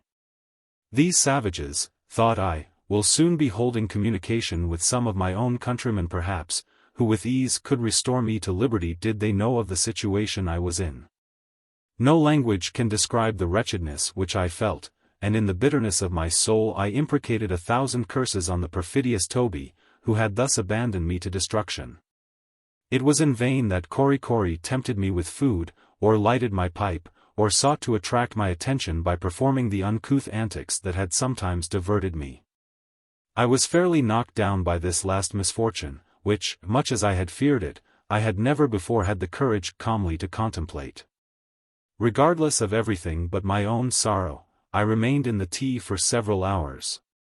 Until shouts proceeding at intervals from the groves beyond the house proclaimed the return of the natives from the beach. Whether any boats visited the bay that morning or not, I never could ascertain. The savages assured me that there had not, but I was inclined to believe that by deceiving me in this particular they sought to allay the violence of my grief. However that might be, this incident showed plainly that the types intended to hold me a prisoner. As they still treated me with the same sedulous attention as before, I was utterly at a loss how to account for their singular conduct. Had I been in a situation to instruct them in any of the rudiments of the mechanic arts, or had I manifested a disposition to render myself in any way useful among them? Their conduct might have been attributed to some adequate motive, but as it was, the matter seemed to me inexplicable. During my whole stay on the island there occurred but 2 or 3 instances where the natives applied to me with the view of availing themselves of my superior information. And these now appear so ludicrous that I cannot forbear relating them. The few things we had brought from Nukuheva had been done up into a small bundle which we had carried with us in our descent to the valley. This bundle, the first night of our arrival, I had used as a pillow, but on the succeeding morning, opening it for the inspection of the natives. They gazed upon the miscellaneous contents as though I had just revealed to them a casket of diamonds, and they insisted that so precious a treasure should be properly secured. A line was accordingly attached to it, and the other end being passed over the ridgepole of the house, it was hoisted up to the apex of the roof, where it hung suspended directly over the mats where I usually reclined. When I desired anything from it I merely raised my finger to a bamboo beside me, and taking hold of the string which was there fastened, lowered the package. This was exceedingly handy, and I took care to let the natives understand how much I applauded the invention. Of this package the chief contents were a razor with its case, a supply of needles and thread, a pound or 2 of tobacco and a few yards of bright-colored calico. I should have mentioned that shortly after Toby's disappearance, perceiving the uncertainty of the time I might be obliged to remain in the valley, if, indeed, I ever should escape from it, and considering that my whole wardrobe consisted of a shirt and a pair of trousers, I resolved to doff these garments at once, in order to preserve them in a suitable condition for wear should I again appear among civilized beings. I was consequently obliged to assume the Typee costume, a little altered, however, to suit my own views of propriety, and in which I have no doubt I appeared to as much advantage as a senator of Rome enveloped in the folds of his toga. A few folds of yellow tuppah tucked about my waist, descended to my feet in the style of a lady's petticoat. Only I did not have recourse to those voluminous paddings in the rear with which our gentle dames are in the habit of augmenting the sublime rotundity of their figures. This usually comprised my indoor dress. Whenever I walked out, I superadded to it an ample robe of the same material, which completely enveloped my person and screened it from the rays of the sun. One morning I made a rent in this mantle, and to show the islanders with what facility it could be repaired, I lowered my bundle, and taking from it a needle and thread, proceeded to stitch up the opening. They regarded this wonderful application of science with intense admiration. And whilst I was stitching away, old Marquesas, who was one of the lookers-on, suddenly clapped his hand to his forehead, and rushing to a corner of the house, drew forth a soiled and tattered strip of faded calico which he must have procured some time or other in traffic on the beach, and besought me eagerly to exercise a little of my art upon it. I willingly complied, though certainly so stumpy a needle as mine never took such gigantic strides over calico before. The repairs completed, old Marquesas gave me a paternal hug, and divesting himself of his maro, girdle, swathed the calico about his loins, and slipping the beloved ornaments into his ears, grasped his spear and sallied out of the house, like a valiant Templar arrayed in a new and costly suit of armor. I never used my razor during my stay in the island, but although a very subordinate affair, it had been vastly admired by the types. And Narmani, a great hero among them, who was exceedingly precise in the arrangements of his toilet and the general adjustment of his person, being the most accurately tattooed and laboriously horrified individual in all the valley, thought it would be a great advantage to have it applied to the already shaven crown of his head. The implement they usually employ is a shark's tooth, which is about as well adapted to the purpose as a one-pronged fork for pitching hay. No wonder, then, that the acute Narmonee perceived the advantage my razor possessed over the usual implement. Accordingly, one day he requested as a personal favor that I would just run over his head with the razor. In reply, I gave him to understand that it was too dull, and could not be used to any purpose without being previously sharpened. To assist my meaning, I went through an imaginary honing process on the palm of my hand. Narmonee took my meaning in an instant, and running out of the house, returned the next moment with a huge rough mass of rock as big as a millstone, and indicated to me that that was exactly the thing I wanted. Of course there was nothing left for me but to proceed to business, and I began scraping away at a great rate. He writhed and wriggled under the infliction, but, fully convinced of my skill, endured the pain like a martyr. Though I never saw Narmonee in battle, I will, from what I then observed, stake my life upon his courage and fortitude. Before commencing operations, his head had presented a surface of short bristling hairs. And by the time I had concluded my unskillful operation it resembled not a little a stubble field after being gone over with a harrow. However, as the chief expressed the liveliest satisfaction at the result, I was too wise to dissent from his opinion. Chapter 17. Improvement in health and spirits, felicity of the types, their enjoyments compared with those of more enlightened communities, comparative wickedness of civilized and unenlightened people, a skirmish in the mountain with the warriors of Happar. Day after day wore on, and still there was no perceptible change in the conduct of the islanders towards me.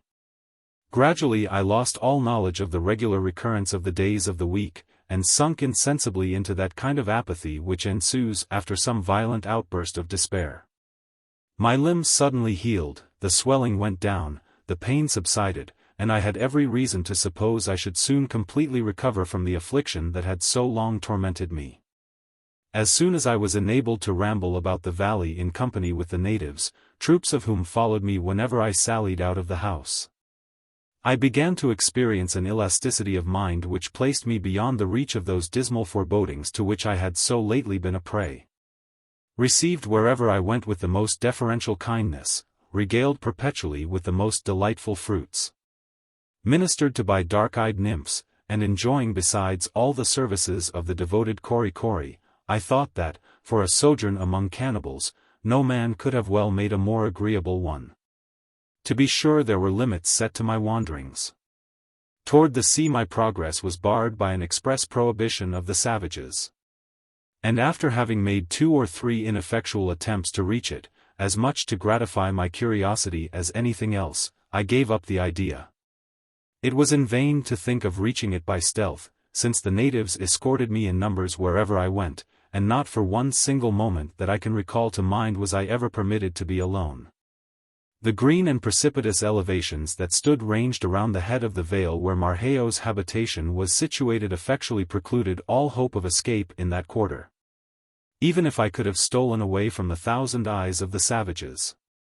But these reflections now seldom obtruded upon me. I gave myself up to the passing hour, and if ever disagreeable thoughts arose in my mind, I drove them away. When I looked around the verdant recess in which I was buried, and gazed up to the summits of the lofty eminence that hemmed me in, I was well disposed to think that I was in the happy valley, and that beyond those heights there was naught but a world of care and anxiety. As I extended my wanderings in the valley and grew more familiar with the habits of its inmates, I was fain to confess that, despite the disadvantages of his condition, the Polynesian savage, surrounded by all the luxurious provisions of nature, enjoyed an infinitely happier, though certainly a less intellectual existence than the self-complacent European. The naked wretch who shivers beneath the bleak skies, and starves among the inhospitable wilds of Tierra del Fuego, might indeed be made happier by civilization, for it would alleviate his physical wants. But the voluptuous Indian, with every desire supplied, whom Providence has bountifully provided with all the sources of pure and natural enjoyment, And from whom are removed so many of the ills and pains of life, what has he to desire at the hands of civilization? She may cultivate his mind, may elevate his thoughts, these I believe are the established phrases, but will he be the happier? Let the once smiling and populous Hawaiian Islands, with their now diseased, starving, and dying natives, answer the question. The missionaries may seek to disguise the matter as they will, but the facts are incontrovertible. And the devoutest Christian who visits that group with an unbiased mind, must go away mournfully asking, are these, alas, the fruits of 25 years of enlightening? In a primitive state of society, the enjoyments of life, though few and simple, are spread over a great extent, and are unalloyed. But civilization, for every advantage she imparts, holds 100 evils in reserve. The heartburnings, the jealousies, the social rivalries, the family dissensions, and the thousand self-inflicted discomforts of refined life, which make up in units the swelling aggregate of human misery, are unknown among these unsophisticated people. But it will be urged that these shocking unprincipled wretches are cannibals. Very true, and a rather bad trait in their character it must be allowed. But they are such only when they seek to gratify the passion of revenge upon their enemies. And I ask whether the mere eating of human flesh so very far exceeds in barbarity that custom which only a few years since was practiced in enlightened England, a convicted traitor. Perhaps a man found guilty of honesty, patriotism, and such like heinous crimes, had his head lopped off with a huge axe, his bowels dragged out and thrown into a fire, while his body, carved into 4 quarters, was with his head exposed upon pikes, and permitted to rot and fester among the public haunts of men. The fiend-like skill we display in the invention of all manner of death-dealing engines, the vindictiveness with which we carry on our wars, and the misery and desolation that follow in their train, are enough of themselves to distinguish the white civilized man as the most ferocious animal on the face of the earth. His remorseless cruelty is seen in many of the institutions of our own favored land. There is one in particular lately adopted in one of the states of the Union, which purports to have been dictated by the most merciful considerations. To destroy our malefactors piecemeal, drying up in their veins, drop by drop, the blood we are too chicken-hearted to shed by a single blow which would at once put a period to their sufferings, is deemed to be infinitely preferable to the old-fashioned punishment of gibbeting, much less annoying to the victim, and more in accordance with the refined spirit of the age. And yet how feeble is all language to describe the horrors we inflict upon these wretches, whom we mason up in the cells of our prisons, and condemn to perpetual solitude in the very heart of our population. But it is needless to multiply the examples of civilized barbarity. They far exceed in the amount of misery they cause the crimes which we regard with such abhorrence in our less enlightened fellow creatures. The term savage is, I conceive, often misapplied, and indeed, when I consider the vices, cruelties, and enormities of every kind that spring up in the tainted atmosphere of a feverish civilization, I am inclined to think that so far as the relative wickedness of the parties is concerned, 4 or 5 Marquesan Islanders sent to the United States as missionaries might be quite as useful as an equal number of Americans dispatched to the islands in a similar capacity. I once heard it given as an instance of the frightful depravity of a certain tribe in the Pacific that they had no word in their language to express the idea of virtue. The assertion was unfounded. But were it otherwise, it might be met by stating that their language is almost entirely destitute of terms to express the delightful ideas conveyed by our endless catalogue of civilized crimes. In the altered frame of mind to which I have referred, every object that presented itself to my notice in the valley struck me in a new light. And the opportunities one now enjoyed of observing the manners of its inmates, tended to strengthen my favorable impressions. One peculiarity that fixed my admiration was the perpetual hilarity reigning through the whole extent of the vale. There seemed to be no cares, griefs, troubles, or vexations, in all Typee. The hours tripped along as gaily as the laughing couples down a country dance. There were none of those thousand sources of irritation that the ingenuity of civilized man has created to mar his own felicity. There were no foreclosures of mortgages, no protested notes, no bills payable, no debts of honor in Typee, no unreasonable tailors and shoemakers perversely bent on being paid. No duns of any description, no assault and battery attorneys, to foment discord, backing their clients up to a quarrel, and then knocking their heads together. No poor relations, everlastingly occupying the spare bedchamber, and diminishing the elbow room at the family table. No destitute widows with their children starving on the cold charities of the world, no beggars, no debtors' prisons, no proud and hard-hearted nabobs in Typee, or to sum up all in one word, no money. That root of all evil was not to be found in the valley. In this secluded abode of happiness there were no cross old women, no cruel stepdames, no withered spinsters, no lovesick maidens, no sour old bachelors, no inattentive husbands. No melancholy young men, no blubbering youngsters, and no squalling brats. All was mirth, fun, and high good humor. Blue devils, hypochondria, and doleful dumps, went and hid themselves among the nooks and crannies of the rocks. Here you would see a parcel of children frolicking together the livelong day, and no quarreling, no contention, among them. The same number in our own land could not have played together for the space of an hour without biting or scratching one another. There you might have seen a throng of young females, not filled with envyings of each other's charms, nor displaying the ridiculous affectations of gentility, nor yet moving in whalebone corsets. Like so many automatons, but free, inartificially happy, and unconstrained. There were some spots in that sunny vale where they would frequently resort to decorate themselves with garlands of flowers. To have seen them reclining beneath the shadows of one of the beautiful groves. The ground about them strewn with freshly gathered buds and blossoms, employed in weaving chaplets and necklaces. One would have thought that all the train of Flora had gathered together to keep a festival in honor of their mistress. With the young men there seemed almost always some matter of diversion or business on hand that afforded a constant variety of enjoyment. But whether fishing, or carving canoes, or polishing their ornaments, never was there exhibited the least sign of strife or contention among them. As for the warriors, they maintained a tranquil dignity of demeanor, journeying occasionally from house to house, where they were always sure to be received with the attention bestowed upon distinguished guests.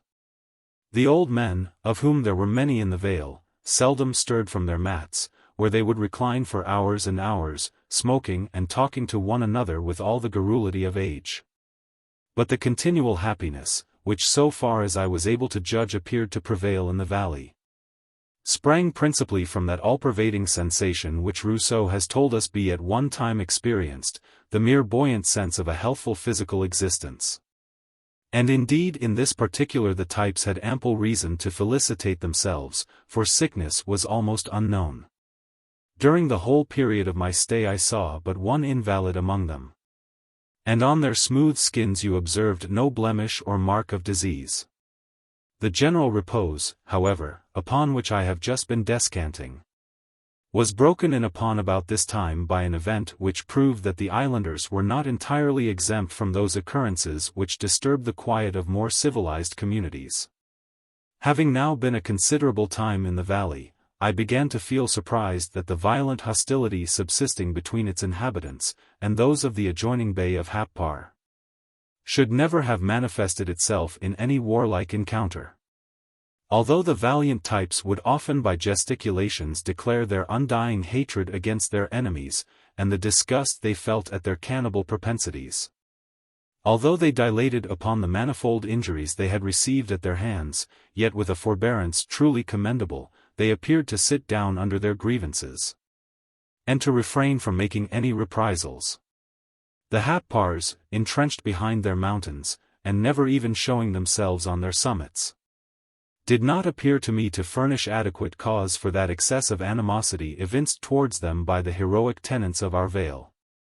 And I was inclined to believe that the deeds of blood attributed to them had been greatly exaggerated. On the other hand, as the clamors of war had not up to this period disturbed the serenity of the tribe, I began to distrust the truth of those reports which ascribed so fierce and belligerent a character to the Typee nation. Surely, thought I, all these terrible stories I have heard about the inveteracy with which they carried on the feud, their deadly intensity of hatred and the diabolical malice with which they glutted their revenge upon the inanimate forms of the slain, are nothing more than fables. And I must confess that I experienced something like a sense of regret at having my hideous anticipations thus disappointed. I felt in some sort like a prentice boy who, going to the play in the expectation of being delighted with a cut-and-thrust tragedy, is almost moved to tears of disappointment at the exhibition of a genteel comedy. I could not avoid thinking that I had fallen in with a greatly traduced people, and I moralized not a little upon the disadvantage of having a bad name, which in this instance had given a tribe of savages, who were as pacific as so many lambkins, the reputation of a confederacy of giant killers. But subsequent events proved that I had been a little too premature in coming to this conclusion. One day about noon, happening to be at the tea, I had lain down on the mats with several of the chiefs, and had gradually sunk into a most luxurious siesta, when I was awakened by a tremendous outcry, and starting up beheld the natives seizing their spears and hurrying out, while the most puissant of the chiefs, grasping the 6 muskets which were ranged against the bamboos, followed after, and soon disappeared in the groves. These movements were accompanied by wild shouts, in which Happar, Happar, greatly predominated. The islanders were now seen running past the tea, and striking across the valley to the Happar side. Presently I heard the sharp report of a musket from the adjoining hills, and then a burst of voices in the same direction. At this the women who had congregated in the groves, set up the most violent clamors, as they invariably do here as elsewhere on every occasion of excitement and alarm, with a view of tranquilizing their own minds and disturbing other people. On this particular occasion they made such an outrageous noise, and continued it with such perseverance, that for a while, had entire volleys of musketry been fired off in the neighboring mountains, I should not have been able to have heard them. When this female commotion had a little subsided I listened eagerly for further information. At last bang went another shot, and then a second volley of yells from the hills. Again all was quiet, and continued so for such a length of time that I began to think the contending armies had agreed upon a suspension of hostilities. When pop went a third gun, followed as before with a yell. After this, for nearly 2 hours nothing occurred worthy of comment, save some straggling shouts from the hillside, sounding like the halloos of a parcel of truant boys who had lost themselves in the woods. During this interval I had remained standing on the piazza of the tea, which directly fronted the Happar mountain, and with no one near me but Korikori and the old superannuated savages I have described. These latter never stirred from their mats, and seemed altogether unconscious that anything unusual was going on. As for Korikori, he appeared to think that we were in the midst of great events, and sought most zealously to impress me with a due sense of their importance. Every sound that reached us conveyed some momentous item of intelligence to him. At such times, as if he were gifted with second sight, he would go through a variety of pantomimic illustrations, showing me the precise manner in which the redoubtable types were at that very moment chastising the insolence of the enemy. Mihivi hana pip pi nue Happar, he exclaimed every 5 minutes, giving me to understand that under that distinguished captain the warriors of his nation were performing prodigies of valor. Having heard only 4 reports from the muskets, I was led to believe that they were worked by the islanders in the same manner as the Sultan Solomon's ponderous artillery at the siege of Byzantium, one of them taking an hour or 2 to load and train. At last, no sound whatever proceeding from the mountains, I concluded that the contest had been determined one way or the other. Such appeared, indeed, to be the case, for in a little while a courier arrived at the tea, almost breathless with his exertions, and communicated the news of a great victory having been achieved by his countrymen, Happar pu Arva. Happar pu Arva. The cowards had fled. Korikori was in ecstasies, and commenced a vehement harangue, which, so far as I understood it, implied that the result exactly agreed with his expectations, and which, moreover, was intended to convince me that it would be a perfectly useless undertaking, even for an army of fire-eaters, to offer battle to the irresistible heroes of our valley. In all this I of course acquiesced, and looked forward with no little interest to the return of the conquerors, whose victory I feared might not have been purchased without cost to themselves. But here I was again mistaken. For Nukuheva, in conducting his warlike operations, rather inclined to the Fabian than to the Bonapartean tactics, husbanding his resources and exposing his troops to no unnecessary hazards. The total loss of the victors in this obstinately contested affair was, in killed, wounded, and missing, one forefinger and part of a thumbnail, which the late proprietor brought along with him in his hand, a severely contused arm, and a considerable effusion of blood flowing from the thigh of a chief, who had received an ugly thrust from a Happar spear. What the enemy had suffered I could not discover, but I presume they had succeeded in taking off with them the bodies of their slain. Such was the issue of the battle, as far as its results came under my observation, and as it appeared to be considered an event of prodigious importance. I reasonably concluded that the wars of the natives were marked by no very sanguinary traits. I afterwards learned how the skirmish had originated. A number of the Happars had been discovered prowling for no good purpose on the Typee side of the mountain. The alarm sounded, and the invaders, after a protracted resistance, had been chased over the frontier. But why had not the intrepid Nukuheva carried the war into Happar? Why had he not made a descent into the hostile vale, and brought away some trophy of his victory, some materials for the cannibal entertainment which I had heard usually terminated every engagement? After all, I was much inclined to believe that these shocking festivals must occur very rarely among the islanders, if, indeed, they ever take place. For 2 or 3 days the late event was the theme of general comment, after which the excitement gradually wore away, and the valley resumed its accustomed tranquility. Chapter 18. Swimming in company with the girls of the valley, a canoe, effects of the taboo, a pleasure excursion on the pond, beautiful freak of fayaway, mantua making, a stranger arrives in the valley, his mysterious conduct, native oratory, the interview, its results, departure of the stranger. Returning health and peace of mind gave a new interest to everything around me. I sought to diversify my time by as many enjoyments as lay within my reach. Bathing in company with troops of girls formed one of my chief amusements.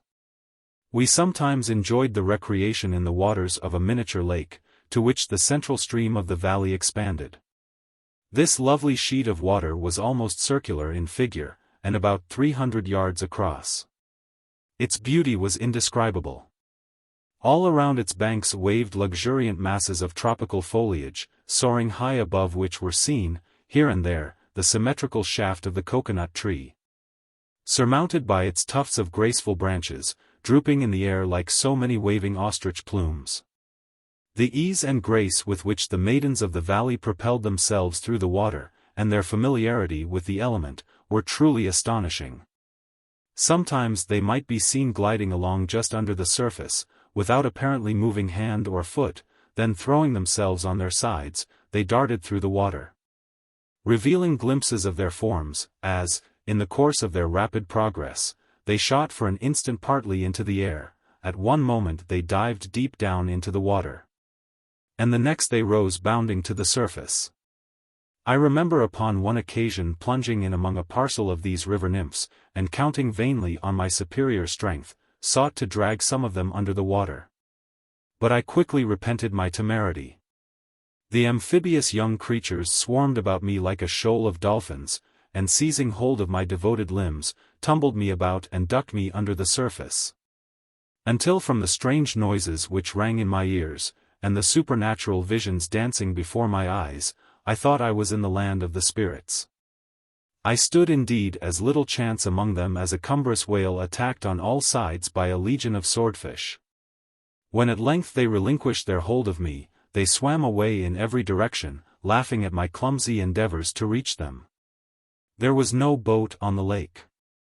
But at my solicitation and for my special use, some of the young men attached to Marquesas' household, under the direction of the indefatigable Kori, brought up a light and tastefully carved canoe from the sea. It was launched upon the sheet of water, and floated there as gracefully as a swan. But, melancholy to relate, it produced an effect I had not anticipated. The sweet nymphs, who had sported with me before on the lake, now all fled its vicinity. The prohibited craft, guarded by the edicts of the taboo, extended the prohibition to the waters in which it lay.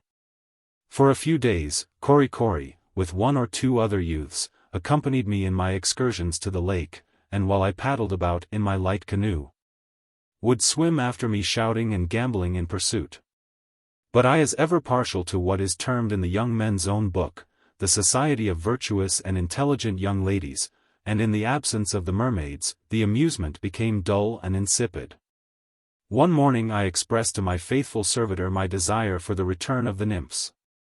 The honest fellow looked at me bewildered for a moment, and then shook his head solemnly, and murmured, "Taboo.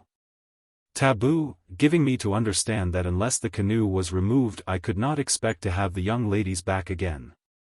But to this procedure I was averse. I not only wanted the canoe to stay where it was, but I wanted the beauteous Fayaway to get into it, and paddle with me about the lake. This latter proposition completely horrified Kori's notions of propriety. He inveighed against it, as something too monstrous to be thought of. It not only shocked their established notions of propriety, but was at variance with all their religious ordinances. However, although the taboo was a ticklish thing to meddle with, I determined to test its capabilities of resisting an attack. I consulted the chief Mehevi, who endeavored to dissuade me from my object, but I was not to be repulsed, and accordingly increased the warmth of my solicitations. At last he entered into a long, and I have no doubt a very learned and eloquent exposition of the history and nature of the taboo as affecting this particular case, employing a variety of most extraordinary words, which, from their amazing length and sonorousness, I have every reason to believe were of a theological nature. But all that he said failed to convince me, partly, perhaps, because I could not comprehend a word that he uttered, but chiefly, that for the life of me I could not understand why a woman would not have as much right to enter a canoe as a man. At last he became a little more rational, and intimated that, out of the abundant love he bore me, he would consult with the priests and see what could be done. How it was that the priesthood of Typee satisfied the affair with their consciences, I know not, but so it was, and Fayaway dispensation from this portion of the taboo was at length procured. Such an event I believe never before had occurred in the valley. But it was high time the islanders should be taught a little gallantry, and I trust that the example I set them may produce beneficial effects. Ridiculous, indeed, that the lovely creatures should be obliged to paddle about in the water, like so many ducks, while a parcel of great strapping fellows skimmed over its surface in their canoes.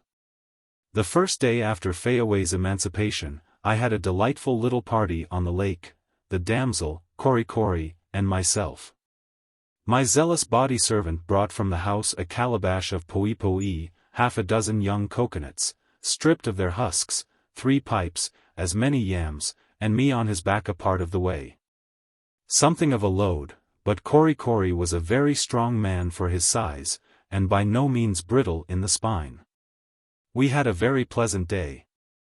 My trusty valet plied the paddle and swept us gently along the margin of the water, beneath the shades of the overhanging thickets.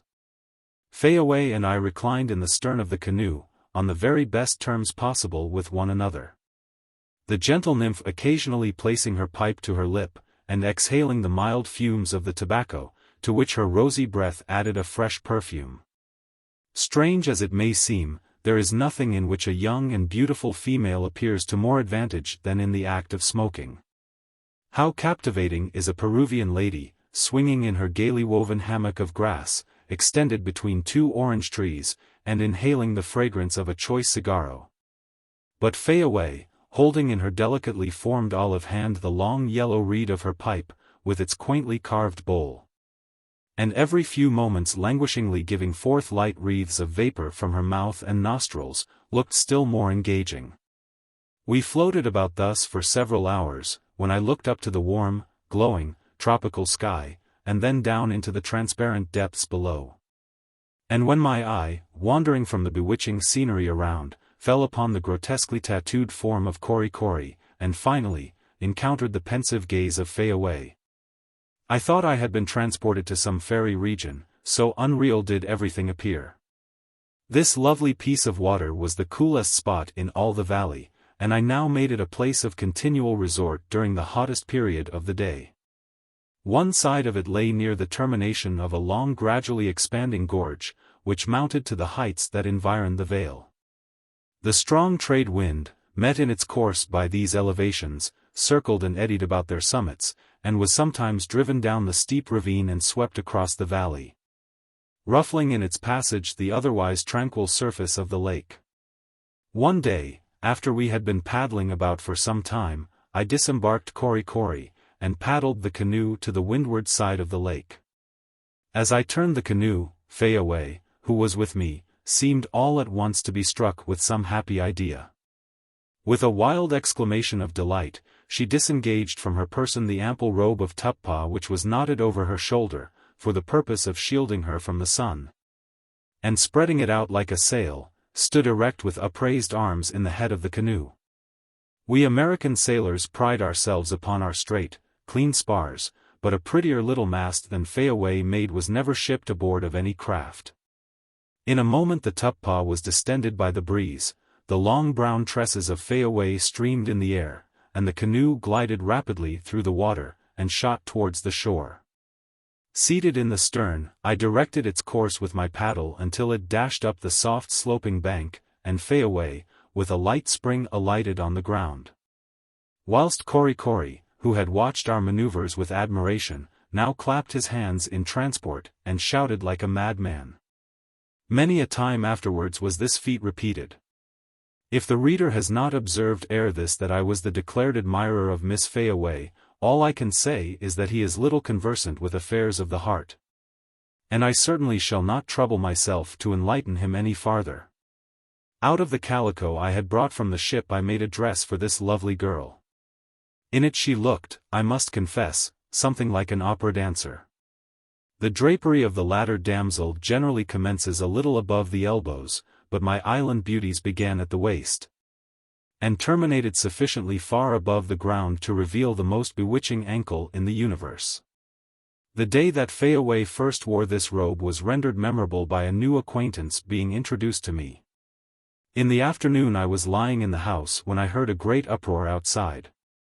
But being by this time pretty well accustomed to the wild halloos which were almost continually ringing through the valley, I paid little attention to it, until old Marquesas, under the influence of some strange excitement, rushed into my presence and communicated the astounding tidings, Marno Pemi, which being interpreted, implied that an individual by the name of Marno was approaching. My worthy old friend evidently expected that this intelligence would produce a great effect upon me, and for a time he stood earnestly regarding me, as if curious to see how I should conduct myself. But as I remained perfectly unmoved, the old gentleman darted out of the house again, in as great a hurry as he had entered it. Marno, Marno, cogitated I have never heard that name before. Some distinguished character, I presume, from the prodigious riot the natives are making. The tumultuous noise drawing nearer and nearer every moment, while Marno, Marno, was shouted by every tongue. I made up my mind that some savage warrior of consequence, who had not yet enjoyed the honor of an audience, was desirous of paying his respects on the present occasion. So vain had I become by the lavish attention to which I had been accustomed, that I felt half inclined, as a punishment for such neglect, to give this Marno a cold reception. When the excited throng came within view, convoying one of the most striking specimens of humanity that I ever beheld, the stranger could not have been more than 25 years of age, and was a little above the ordinary height. Had he a single hair's breadth taller, the matchless symmetry of his form would have been destroyed. His unclad limbs were beautifully formed, whilst the elegant outline of his figure, together with his beardless cheeks, might have entitled him to the distinction of standing for the statue of the Polynesian Apollo. And indeed the oval of his countenance and the regularity of every feature reminded one of an antique bust. But the marble repose of art was supplied by a warmth and liveliness of expression only to be seen in the South Sea Islander under the most favorable developments of nature. The hair of Marnu was a rich curling brown, and twined about his temples and neck in little close curling ringlets, which danced up and down continually, when he was animated in conversation. His cheek was of a feminine softness, and his face was free from the least blemish of tattooing, although the rest of his body was drawn all over with fanciful figures, which, unlike the unconnected sketching usual among these natives, appeared to have been executed in conformity with some general design. The tattooing on his back in particular attracted my attention. The artist employed must indeed have excelled in his profession. Traced along the course of the spine was accurately delineated the slender, tapering and diamond-checkered shaft of the beautiful artu tree. Branching from the stem on each side, and disposed alternately, were the graceful branches drooping with leaves all correctly drawn and elaborately finished. Indeed, the best specimen of the fine arts I had yet seen in Typee. A rear view of the stranger might have suggested the idea of a spreading vine tacked against a garden wall. Upon his breast, arms and legs, were exhibited an infinite variety of figures, every one of which, however, appeared to have reference to the general effect sought to be produced. The tattooing I have described was of the brightest blue, and when contrasted with the light olive color of the skin, produced an unique and even elegant effect. A slight girdle of white tuppa, scarcely 2 inches in width, but hanging before and behind in spreading tassels, composed the entire costume of the stranger. He advanced surrounded by the islanders, carrying under one arm a small roll of native cloth, and grasping in his other hand a long and richly decorated spear. His manner was that of a traveler conscious that he is approaching a comfortable stage in his journey. Every moment he turned good-humoredly on the throng around him, and gave some dashing sort of reply to their incessant queries, which appeared to convulse them with uncontrollable mirth. Struck by his demeanor, and the peculiarity of his appearance, so unlike that of the shaven-crowned and face-tattooed natives in general, I involuntarily rose as he entered the house, and proffered him a seat on the mats beside me. But without deigning to notice the civility, or even the more incontrovertible fact of my existence, the stranger passed on, utterly regardless of me, and flung himself upon the further end of the long couch that traversed the sole apartment of Marquesas' habitation. Had the belle of the season, in the pride of her beauty and power, been cut in a place of public resort by some supercilious exquisite, she could not have felt greater indignation than I did at this unexpected slight. I was thrown into utter astonishment. The conduct of the savages had prepared me to anticipate from every newcomer the same extravagant expressions of curiosity and regard. The singularity of his conduct, however, only roused my desire to discover who this remarkable personage might be, who now engrossed the attention of everyone. Tyner placed before him a calabash of poi, from which the stranger regaled himself, alternating every mouthful with some rapid exclamation, which was eagerly caught up and echoed by the crowd that completely filled the house. When I observed the striking devotion of the natives to him, and their temporary withdrawal of all attention from myself, I felt not a little piqued. The glory of Tommo is departed, thought I, and the sooner he removes from the valley the better. These were my feelings at the moment, and they were prompted by that glorious principle inherent in all heroic natures, the strong-rooted determination to have the biggest share of the pudding or to go without any of it. Marnu, that all-attractive personage, having satisfied his hunger and inhaled a few whiffs from a pipe which was handed to him, launched out into an harangue which completely enchained the attention of his auditors. Little as I understood of the language, yet from his animated gestures and the varying expression of his features, reflected as from so many mirrors in the countenances around him, I could easily discover the nature of those passions which he sought to arouse. From the frequent recurrence of the words Nukuheva and Franne, French, and some others with the meaning of which I was acquainted, he appeared to be rehearsing to his auditors events which had recently occurred in the neighboring bays. But how he had gained the knowledge of these matters I could not understand, unless it were that he had just come from Nukuheva, a supposition which his travel-stained appearance not a little supported. But, if a native of that region, I could not account for his friendly reception at the hands of the types. Never, certainly, had I beheld so powerful an exhibition of natural eloquence as Marneux displayed during the course of his oration. The grace of the attitudes into which he threw his flexible figure, the striking gestures of his naked arms, and above all, the fire which shot from his brilliant eyes, imparted an effect to the continually changing accents of his voice, of which the most accomplished orator might have been proud. At one moment reclining sideways upon the mat, and leaning calmly upon his bended arm, he related circumstantially the aggressions of the French, their hostile visits to the surrounding bays. Enumerating each one in succession, Happar, Puerca, Nukuheva, Tyre, and then starting to his feet and precipitating himself forward with clenched hands and a countenance distorted with passion, he poured out a tide of invectives. Falling back into an attitude of lofty command, he exhorted the types to resist these encroachments, reminding them, with a fierce glance of exultation, that as yet the terror of their name had preserved them from attack. And with a scornful sneer he sketched in ironical terms the wondrous intrepidity of the French, who, with 5 war canoes and hundreds of men, had not dared to assail the naked warriors of their valley. The effect he produced upon his audience was electric. One and all they stood regarding him with sparkling eyes and trembling limbs, as though they were listening to the inspired voice of a prophet. But it soon appeared that Marneux's powers were as versatile as they were extraordinary. As soon as he had finished his vehement harangue, he threw himself again upon the mats, and, singling out individuals in the crowd, addressed them by name, in a sort of bantering style, the humor of which, though nearly hidden from me, filled the whole assembly with uproarious delight. He had a word for everybody, and, turning rapidly from one to another, gave utterance to some hasty witticism, which was sure to be followed by peals of laughter. To the females as well as to the men, he addressed his discourse.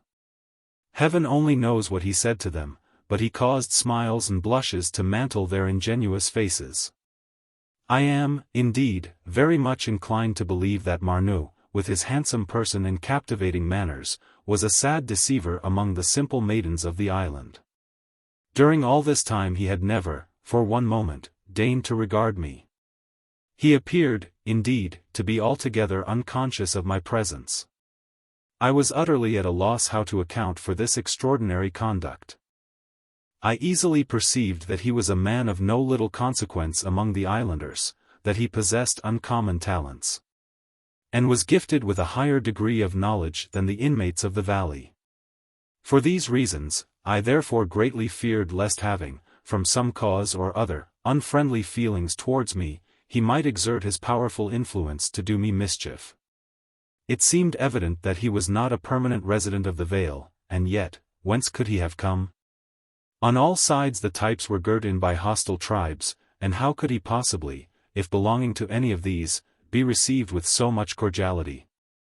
The personal appearance of the enigmatical stranger suggested additional perplexities. The face, free from tattooing, and the unshaven crown, were peculiarities I had never before remarked in any part of the island. And I had always heard that the contrary were considered the indispensable distinction of a Marquesan warrior. Altogether the matter was perfectly incomprehensible to me, and I awaited its solution with no small degree of anxiety. At length, from certain indications, I suspected that he was making me the subject of his remarks, although he appeared cautiously to avoid either pronouncing my name or looking in the direction where I lay. All at once he rose from the mats where he had been reclining, and, still conversing, moved towards me, his eye purposely evading mine, and seated himself within less than a yard of me. I had hardly recovered from my surprise, when he suddenly turned round, and, with a most benignant countenance, extended his right hand gracefully towards me. Of course I accepted the courteous challenge, and, as soon as our palms met, he bent towards me, and murmured in musical accents, "How you do? How long you been in this bay? You like this bay?" Had I been pierced simultaneously by 3 Happar spears, I could not have started more than I did at hearing these simple questions. For a moment I was overwhelmed with astonishment, and then answered something I know not what. But as soon as I regained my self-possession, the thought darted through my mind that from this individual I might obtain that information regarding Toby which I suspected the natives had purposely withheld from me. Accordingly I questioned him concerning the disappearance of my companion, but he denied all knowledge of the matter. I then inquired from whence he had come. He replied, from Nukuheva. When I expressed my surprise, he looked at me for a moment, as if enjoying my perplexity, and then with his strange vivacity, exclaimed, "Ah! Me taboo, me go Nukuheva, me go Tyre, me go Typee, me go everywhere, nobody harm me, me taboo." This explanation would have been altogether unintelligible to me, had it not recalled to my mind something I had previously heard concerning a singular custom among these islanders. Though the country is possessed by various tribes, whose mutual hostilities almost wholly prelude any intercourse between them, yet there are instances where a person having ratified friendly relations with some individual belonging to the valley, whose inmates are at war with his own, may, under particular restrictions, venture with impunity into the country of his friend, where, under other circumstances, he would have been treated as an enemy. In this light are personal friendships regarded among them, and the individual so protected is said to be taboo, and his person, to a certain extent, is held as sacred. Thus the stranger informed me he had access to all the valleys in the island. Curious to know how he had acquired his knowledge of English, I questioned him on the subject. At first, for some reason or other, he evaded the inquiry, but afterwards told me that, when a boy, he had been carried to sea by the captain of a trading vessel, with whom he had stayed 3 years, living part of the time with him at Sydney, in Australia, and that, at a subsequent visit to the island, the captain had, at his own request, permitted him to remain among his countrymen. The natural quickness of the savage had been wonderfully improved by his intercourse with the white men, and his partial knowledge of a foreign language gave him a great ascendancy over his less accomplished countrymen. When I asked the now affable Marno why it was that he had not previously spoken to me, he eagerly inquired what I had been led to think of him from his conduct in that respect. I replied, that I had supposed him to be some great chief or warrior, who had seen plenty of white men before, and did not think it worth while to notice a poor sailor. At this declaration of the exalted opinion I had formed of him, he appeared vastly gratified, and gave me to understand that he had purposely behaved in that manner, in order to increase my astonishment, as soon as he should see proper to address me. Marno now sought to learn my version of the story as to how I came to be an inmate of the Typee Valley. When I related to him the circumstances under which Toby and I had entered it, he listened with evident interest. But as soon as I alluded to the absence, yet unaccounted for, of my comrade, he endeavored to change the subject, as if it were something he desired not to agitate. It seemed, indeed, as if everything connected with Toby was destined to beget distrust and anxiety in my bosom. Notwithstanding Marno's denial of any knowledge of his fate, I could not avoid suspecting that he was deceiving me. And this suspicion revived those frightful apprehensions with regard to my own fate, which, for a short time past, had subsided in my breast. Influenced by these feelings, I now felt a strong desire to avail myself of the stranger's protection, and under his safeguard to return to Nukuheva.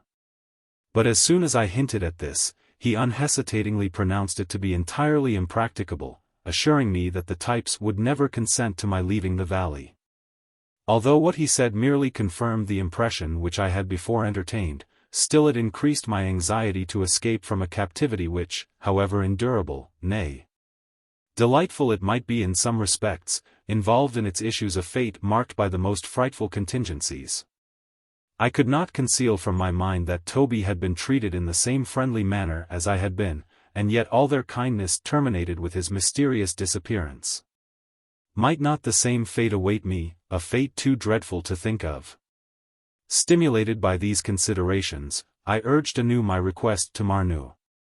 But he only set forth in stronger colors the impossibility of my escape, and repeated his previous declaration that the types would never be brought to consent to my departure. When I endeavored to learn from him the motives which prompted them to hold me a prisoner, Marnoo again presumed that mysterious tone which had tormented me with apprehension when I had questioned him with regard to the fate of my companion. Thus repulsed, in a manner which only served, by arousing the most dreadful forebodings, to excite me to renewed attempts, I conjured him to intercede for me with the natives, and endeavor to procure their consent to my leaving them. To this he appeared strongly averse, but, yielding at last to my importunities, he addressed several of the chiefs, who with the rest had been eyeing us intently during the whole of our conversation. His petition, however, was at once met with the most violent disapprobation, manifesting itself in angry glances and gestures, and a perfect torrent of passionate words, directed to both him and myself. Marnoo, evidently repenting the step he had taken, earnestly deprecated the resentment of the crowd, and, in a few moments succeeded in pacifying to some extent the clamors which had broken out as soon as his proposition had been understood. With the most intense interest had I watched the reception his intercession might receive. And a bitter pang shot through my heart at the additional evidence, now furnished, of the unchangeable determination of the islanders. Marnoo told me with evident alarm in his countenance, that although admitted into the bay on a friendly footing with its inhabitants, he could not presume to meddle with their concerns. As such procedure, if persisted in, would at once absolve the types from the restraints of the taboo, although so long as he refrained from such conduct, it screened him effectually from the consequences of the enmity they bore his tribe. At this moment, Nukuheva, who was present, angrily interrupted him, and the words which he uttered in a commanding tone, evidently meant that he must at once cease talking to me and withdraw to the other part of the house. Marnoo immediately started up, hurriedly enjoining me not to address him again, and as I valued my safety, to refrain from all further allusion to the subject of my departure. And then, in compliance with the order of the determined chief, but not before it had again been angrily repeated, he withdrew to a distance. I now perceived, with no small degree of apprehension, the same savage expression in the countenances of the natives, which had startled me during the scene at the tea. They glanced their eyes suspiciously from Marnoo to me, as if distrusting the nature of an intercourse carried on, as it was, in a language they could not understand. And they seemed to harbor the belief that already we had concerted measures calculated to elude their vigilance.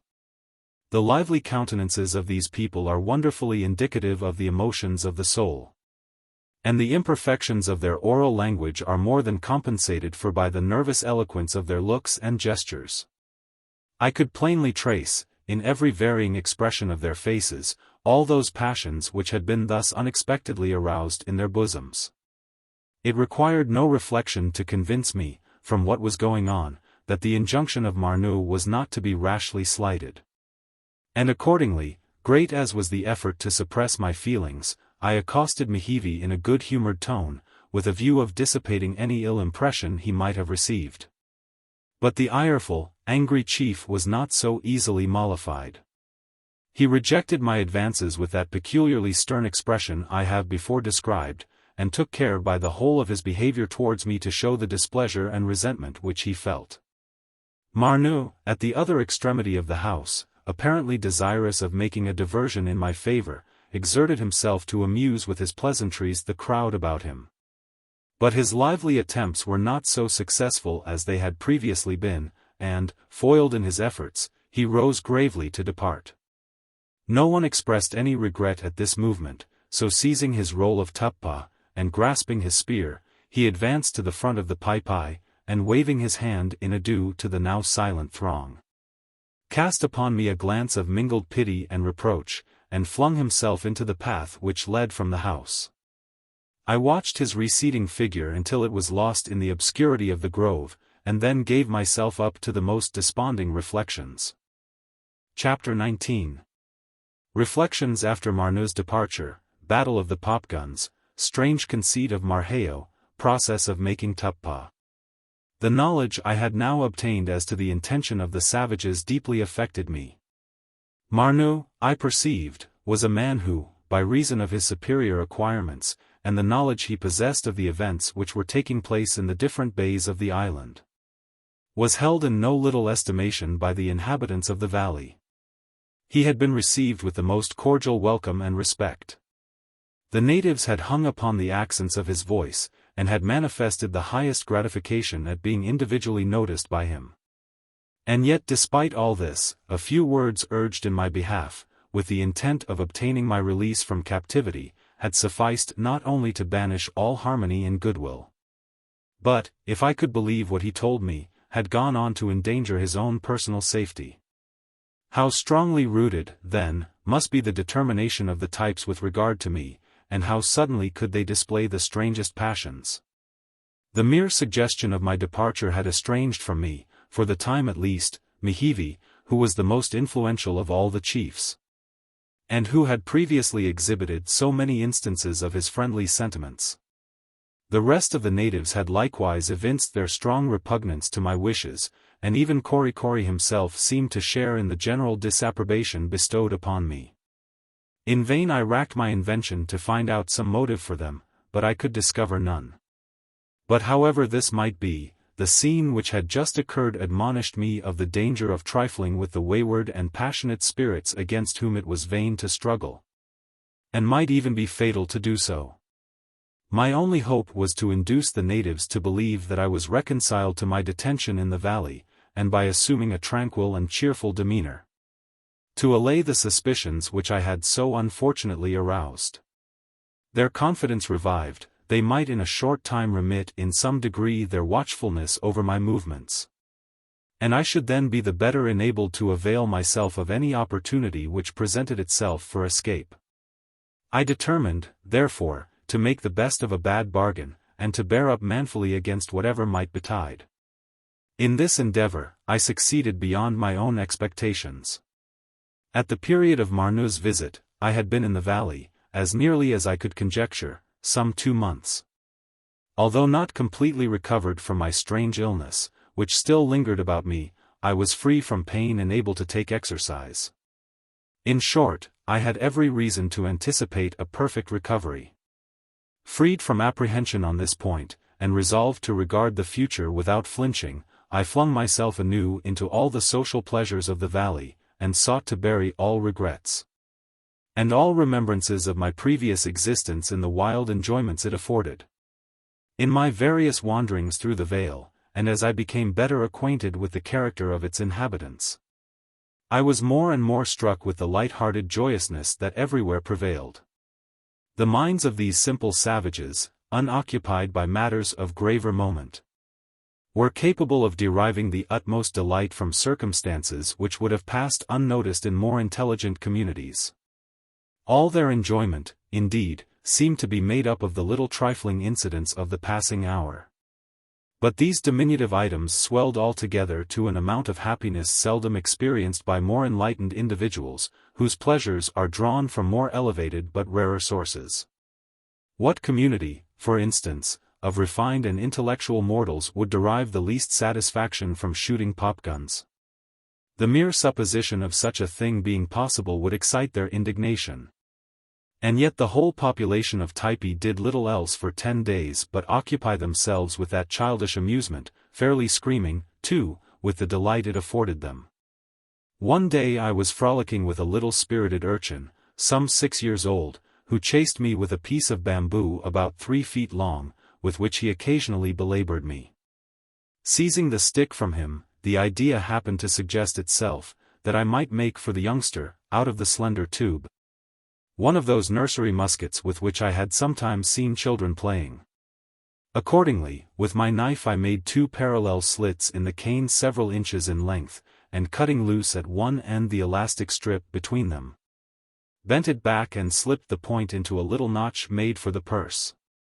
Any small substance placed against this would be projected with considerable force through the tube, by merely springing the bent strip out of the notch.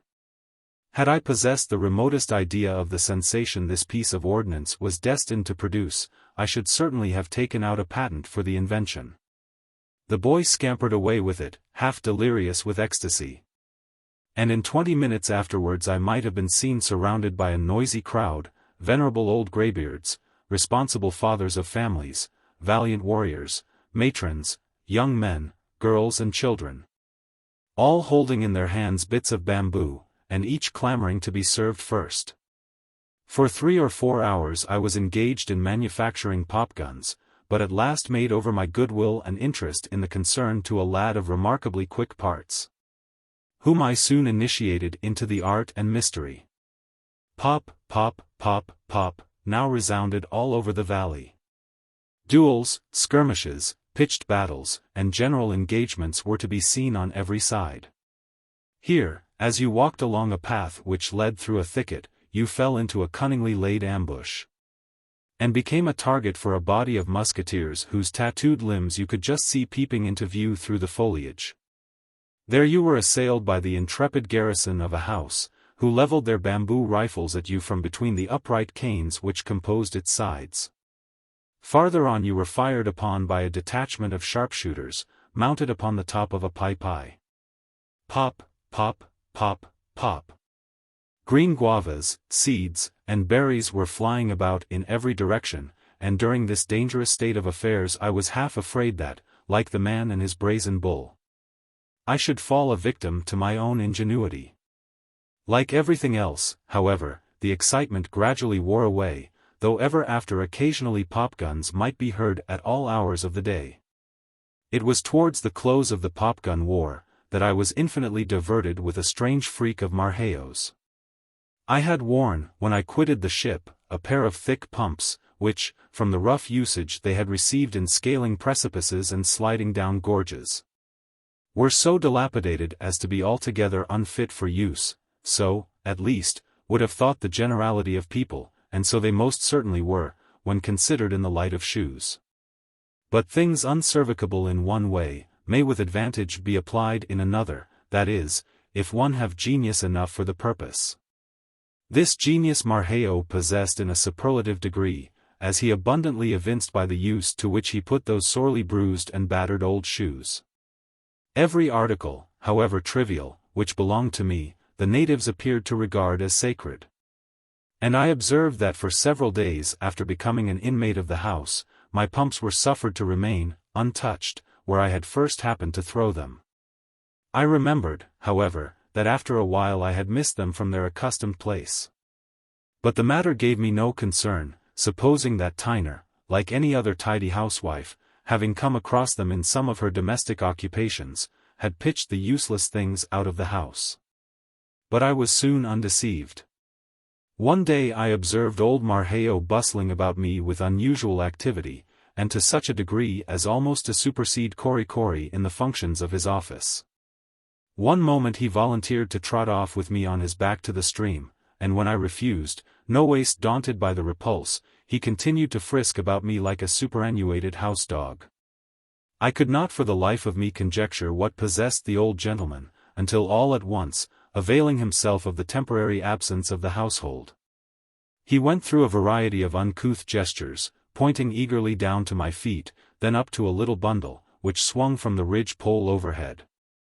At last I caught a faint idea of his meaning, and motioned him to lower the package. He executed the order in the twinkling of an eye, and unrolling a piece of tuppa, displayed to my astonished gaze the identical pumps which I thought had been destroyed long before. I immediately comprehended his desire, and very generously gave him the shoes, which had become quite mouldy, wondering for what earthly purpose he could want them.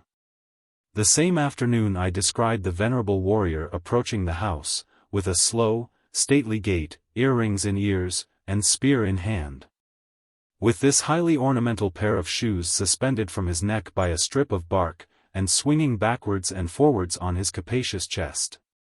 In the gala costume of the tasteful Marheo, these calfskin pendants ever after formed the most striking feature. But to turn to something a little more important. Although the whole existence of the inhabitants of the valley seemed to pass away exempt from toil, yet there were some light employments which, although amusing rather than laborious as occupations, contributed to their comfort and luxury. Among these the most important was the manufacture of the native cloth, tuppa, so well known, under various modifications, throughout the whole Polynesian archipelago. As is generally understood, this useful and sometimes elegant article is fabricated from the bark of different trees. But, as I believe that no description of its manufacture has ever been given, I shall state what I know regarding it. In the manufacture of the beautiful white tuppa generally worn on the Marquesas Islands, the preliminary operation consists in gathering a certain quantity of the young branches of the cloth tree. The exterior green bark being pulled off as worthless, there remains a slender fibrous substance, which is carefully stripped from the stick, to which it closely adheres. When a sufficient quantity of it has been collected, the various strips are enveloped in a covering of large leaves, which the natives use precisely as we do wrapping paper, and which are secured by a few turns of a line passed round them. The package is then laid in the bed of some running stream, with a heavy stone placed over it, to prevent its being swept away. After it has remained for 2 or 3 days in this state, it is drawn out, and exposed, for a short time, to the action of the air, every distinct piece being attentively inspected, with a view of ascertaining whether it has yet been sufficiently affected by the operation. This is repeated again and again, until the desired result is obtained. When the substance is in a proper state for the next process, it betrays evidences of incipient decomposition. The fibers are relaxed and softened, and rendered perfectly malleable. The different strips are now extended, one by one, in successive layers, upon some smooth surface, generally the prostrate trunk of a coconut tree, and the heap thus formed is subjected, at every new increase, to a moderate beating, with a sort of wooden mallet, leisurely applied. The mallet is made of a hard heavy wood resembling ebony, is about 12 inches in length, and perhaps 2 in breadth, with a rounded handle at one end, and in shape is the exact counterpart of one of our 4-sided razor strops. The flat surfaces of the implement are marked with shallow parallel indentations, varying in depth on the different sides, so as to be adapted to the several stages of the operation. These marks produce the corduroy sort of stripes discernible in the tuppa in its finished state. After being beaten in the manner I have described, the material soon becomes blended in one mass, which, moistened occasionally with water, is at intervals hammered out, by a kind of gold-beating process, to any degree of thinness required. In this way the cloth is easily made to vary in strength and thickness, so as to suit the numerous purposes to which it is applied. When the operation last described has been concluded, the new-made tuppa is spread out on the grass to bleach and dry, and soon becomes of a dazzling whiteness. Sometimes, in the first stages of the manufacture, the substance is impregnated with a vegetable juice, which gives it a permanent color. A rich brown and a bright yellow are occasionally seen, but the simple taste of the Typee people inclines them to prefer the natural tint. The notable wife of Kamehameha, the renowned conqueror and king of the Sandwich Islands, used to pride herself in the skill she displayed in dyeing her tuppa with contrasting colors disposed in regular figures, and, in the midst of the innovations of the times, was regarded, towards the decline of her life, as a lady of the old school, clinging as she did to the national cloth, in preference to the frippery of the European calicoes. But the art of printing the tuppa is unknown upon the Marquesas Islands. In passing along the valley, I was often attracted by the noise of the mallet, which, when employed in the manufacture of the cloth, produces at every stroke of its hard, heavy wood, a clear, ringing, and musical sound, capable of being heard at a great distance. When several of these implements happen to be in operation at the same time, near one another, the effect upon the ear of a person, at a little distance, is really charming. Chapter 20. History of a day as usually spent in Typee Valley, dances of the Marquesan girls. Nothing can be more uniform and undiversified than the life of the types. One tranquil day of ease and happiness follows another in quiet succession, and with these unsophisticated savages the history of a day is the history of a life. I will, therefore, as briefly as I can, describe one of our days in the valley. To begin with the morning.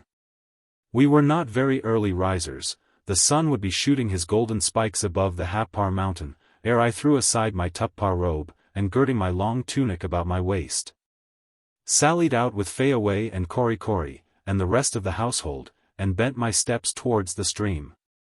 Here we found congregated all those who dwelt in our section of the valley, and here we bathed with them.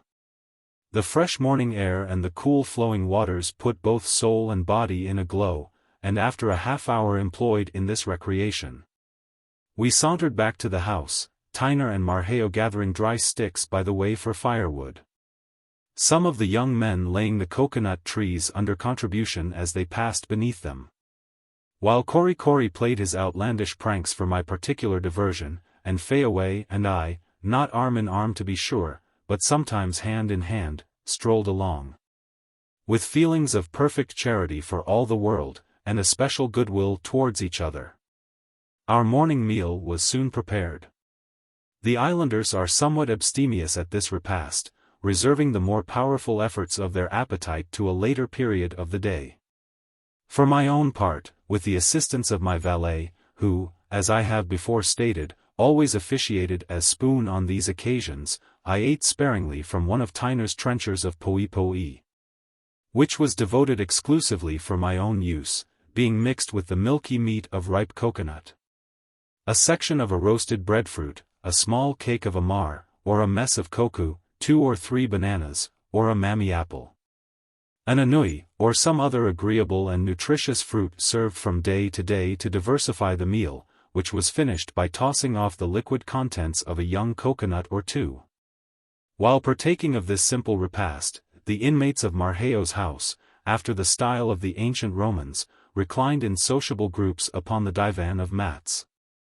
And digestion was promoted by cheerful conversation. After the morning meal was concluded, pipes were lighted, and among them my own especial pipe, a present from the noble Nukuheva. The islanders, who only smoke a whiff or two at a time, and at long intervals, and who keep their pipes going from hand to hand continually, regarded my systematic smoking of 4 or 5 pipefuls of tobacco in succession, as something quite wonderful. When 2 or 3 pipes had circulated freely, the company gradually broke up. Marqueo went to the little hut he was forever building. Tyner began to inspect her rolls of tuppa, or employed her busy fingers in plaiting grass mats. The girls anointed themselves with their fragrant oils, dressed their hair, or looked over their curious finery, and compared together their ivory trinkets, fashioned out of boar's tusks or whale's teeth. The young men and warriors produced their spears, paddles, canoe gear, battle clubs, and war conchs, and occupied themselves in carving all sorts of figures upon them with pointed bits of shell or flint, and adorning them, especially the war conchs, with tassels of braided bark and tufts of human hair. Some, immediately after eating, threw themselves once more upon the inviting mats, and resumed the employment of the previous night, sleeping as soundly as if they had not closed their eyes for a week. Others sallied out into the groves, for the purpose of gathering fruit or fibers of bark and leaves, the last 2 being in constant requisition, and applied to 100 uses. A few, perhaps, among the girls, would slip into the woods after flowers, or repair to the stream with small calabashes and coconut shells, in order to polish them by friction with a smooth stone in the water. In truth, these innocent people seemed to be at no loss for something to occupy their time, and it would be no light task to enumerate all their employments, or rather pleasures. My own mornings I spent in a variety of ways. Sometimes I rambled about from house to house, sure of receiving a cordial welcome wherever I went, or from grove to grove, and from one shady place to another, in company with Cory and Fayaway, and a rabble-rout of merry young idlers. Sometimes I was too indolent for exercise, and accepting one of the many invitations I was continually receiving, stretched myself out on the mats of some hospitable dwelling, and occupied myself pleasantly either in watching the proceedings of those around me or taking part in them myself. Whenever I chose to do the latter, the delight of the islanders was boundless, and there was always a throng of competitors for the honor of instructing me in any particular craft.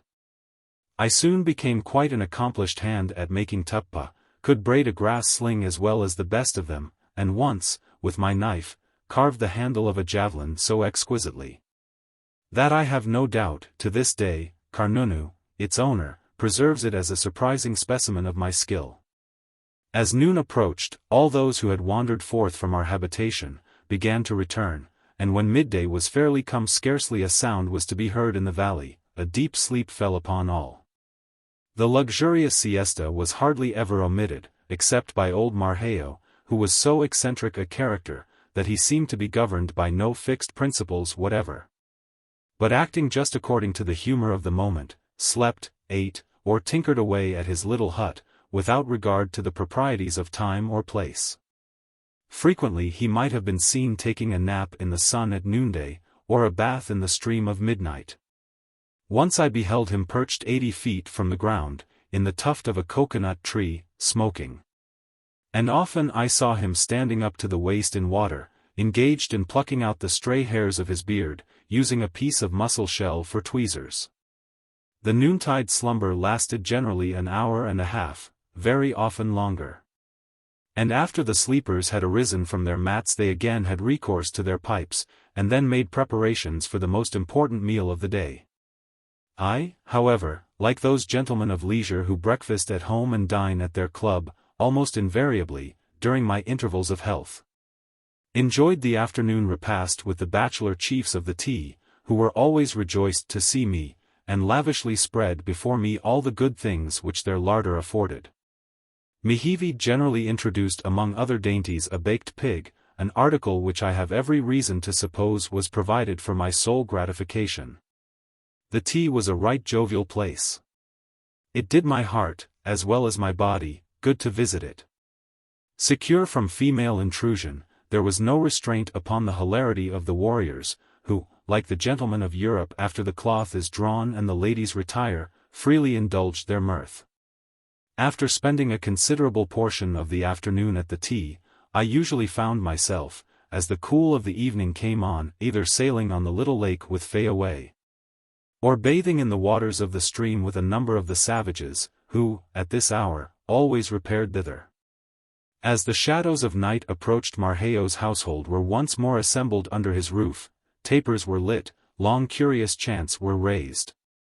Interminable stories were told, for which one present was little the wiser, and all sorts of social festivities served to while away the time.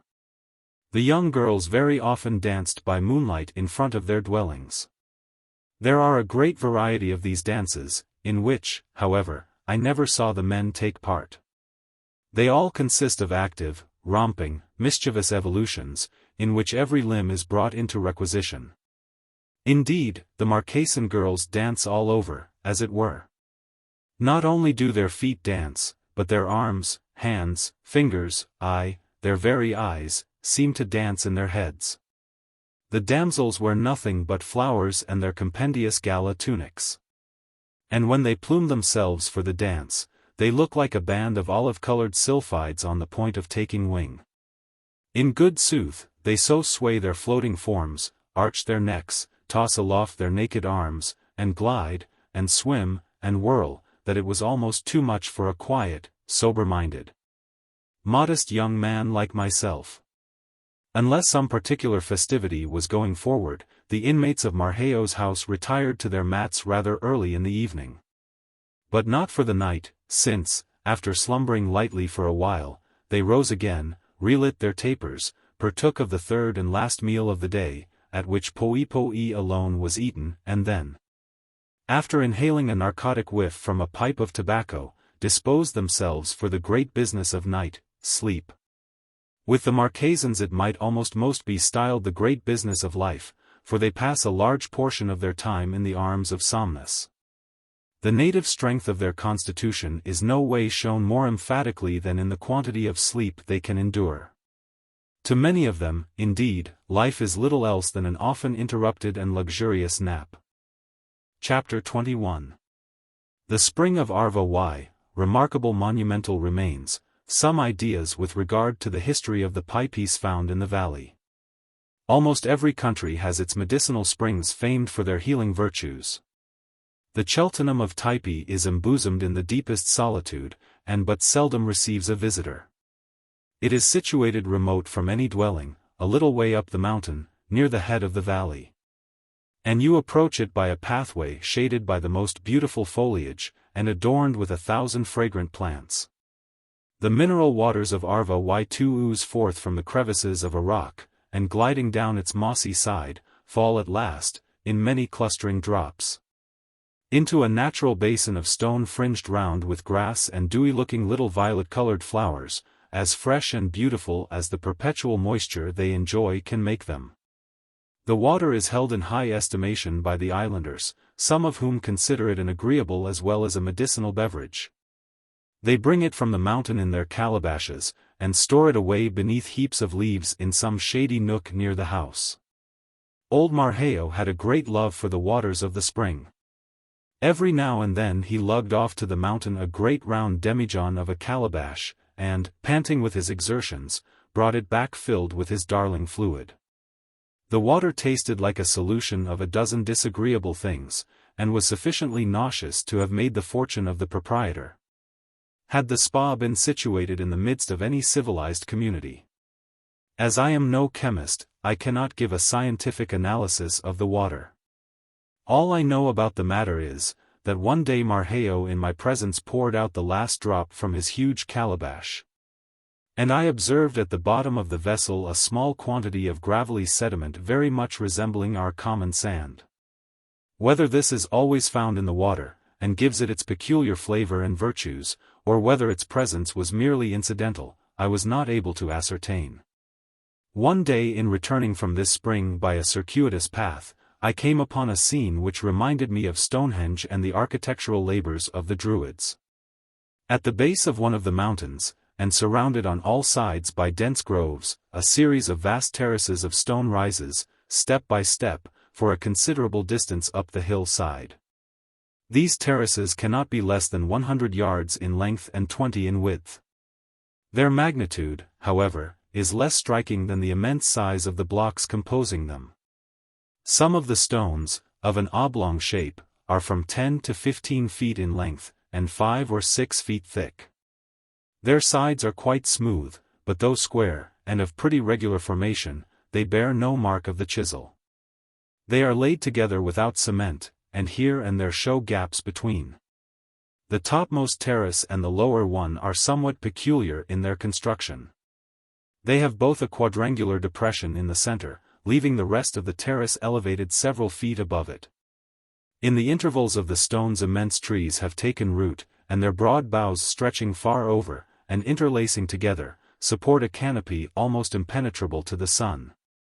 Overgrowing the greater part of them, and climbing from one to another, is a wilderness of vines, in whose sinewy embrace many of the stones lie half hidden, while in some places a thick growth of bushes entirely covers them.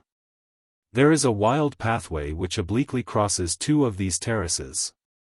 And so profound is the shade, so dense the vegetation, that a stranger to the place might pass along it without being aware of their existence. These structures bear every indication of a very high antiquity, and Korikori, who was my authority in all matters of scientific research, gave me to understand that they were coeval with the creation of the world. That the great gods themselves were the builders, and that they would endure until time shall be no more. Korikori's prompt explanation and his attributing the work to a divine origin, at once convinced me that neither he nor the rest of his countrymen knew anything about them. As I gazed upon this monument, doubtless the work of an extinct and forgotten race, thus buried in the green nook of an island at the ends of the earth, the existence of which was yesterday unknown, a stronger feeling of awe came over me than if I had stood musing at the mighty base of the pyramid of Cheops. There are no inscriptions, no sculpture, no clue, by which to conjecture its history, nothing but the dumb stones. How many generations of the majestic trees which overshadow them have grown and flourished and decayed since first they were erected? These remains naturally suggest many interesting reflections. They establish the great age of the island, an opinion which the builders of theories concerning the creation of the various groups in the South Seas are not always inclined to admit. For my own part, I think it just as probable that human beings were living in the valleys of the Marquesas 3,000 years ago as that they were inhabiting the land of Egypt. The origin of the island of Nukuheva cannot be imputed to the coral insect. For indefatigable as that wonderful creature is, it would be hardly muscular enough to pile rocks one upon the other more than 3,000 feet above the level of the sea. That the land may have been thrown up by a submarine volcano is as possible as anything else. No one can make an affidavit to the contrary, and therefore I still say nothing against the supposition. Indeed, were geologists to assert that the whole continent of America had in like manner been formed by the simultaneous explosion of a train of Etnas laid under the water all the way from the North Pole to the parallel of Cape Horn, I am the last man in the world to contradict them. I have already mentioned that the dwellings of the islanders were almost invariably built upon massive stone foundations, which they call Typees. The dimensions of these, however, as well as of the stones composing them, are comparatively small, but there are other and larger erections of a similar description comprising the moray, or burying grounds, and festival places, in nearly all the valleys of the island. Some of these piles are so extensive, and so great a degree of labor and skill must have been requisite in constructing them, that I can scarcely believe they were built by the ancestors of the present inhabitants. If indeed they were, the race has sadly deteriorated in their knowledge of the mechanic arts. To say nothing of their habitual indolence, by what contrivance within the reach of so simple a people could such enormous masses have been moved or fixed in their places? And how could they with their rude implements have chiseled and hammered them into shape? All of these larger Typees, like that of the Hula Hula ground in the Typee Valley, bore incontestable marks of great age. And I am disposed to believe that their erection may be ascribed to the same race of men who were the builders of the still more ancient remains I have just described. According to Kori Kori's account, the Typee upon which stands the Hula Hula ground was built a great many moons ago, under the direction of Manu, a great chief and warrior, and, as it would appear, master mason among the types. It was erected for the express purpose to which it is at present devoted, in the incredibly short period of one sun, and was dedicated to the immortal wooden idols by a grand festival, which lasted 10 days and nights. Among the smaller Typees, upon which stand the dwelling houses of the natives, I never observed any which intimated a recent erection. There are in every part of the valley a great many of these massive stone foundations which have no houses upon them. This is vastly convenient, for whenever an enterprising islander chooses to emigrate a few hundred yards from the place where he was born, all he has to do in order to establish himself in some new locality, is to select one of the many unappropriated Typees, and without further ceremony pitch his bamboo tent upon it. Chapter 22. Preparations for a grand festival in the valley, strange doings in the taboo groves, monument of calabashes, gala costume of the Typee damsels, departure for the festival. From the time that my lameness had decreased I had made a daily practice of visiting Nukuheva at the tea, who invariably gave me a most cordial reception. I was always accompanied in these excursions by Fayaway and the ever-present Kori Kori. The former, as soon as we reached the vicinity of the tea, which was rigorously tabooed to the whole female sex, withdrew to a neighboring hut, as if her feminine delicacy restrained her from approaching a habitation which might be regarded as a sort of bachelor's hall. And in good truth it might well have been so considered. Although it was the permanent residence of several distinguished chiefs, and of the noble Nukuheva in particular, it was still at certain seasons the favorite haunt of all the jolly, talkative, and elderly savages of the Vale, who resorted thither in the same way that similar characters frequent a tavern in civilized countries. There they would remain hour after hour, chatting, smoking, eating poi, or busily engaged in sleeping for the good of their constitutions. This building appeared to be the headquarters of the valley, where all flying rumors concentrated. And to have seen it filled with a crowd of the natives, all males, conversing in animated clusters, while multitudes were continually coming and going. One would have thought it a kind of savage exchange, where the rise and fall of Polynesian stock was discussed. Nukuheva acted as supreme lord over the place, spending the greater portion of his time there, and often when, at particular hours of the day, it was deserted by nearly everyone else except the verdantique-looking centenarians, who were fixtures in the building. The chief himself was sure to be found enjoying his odium cum dignitate upon the luxurious mats which covered the floor. Whenever I made my appearance he invariably rose, and like a gentleman doing the honors of his mansion, invited me to repose myself wherever I pleased, and calling out, "Tamaree, boy," a little fellow would appear, and then retiring for an instant, return with some savory mess, from which the chief would press me to regale myself. To tell the truth, Nukuheva was indebted to the excellence of his viands for the honor of my repeated visits, a matter which cannot appear singular, when it is borne in mind that bachelors, all the world over, are famous for serving up unexceptionable repasts.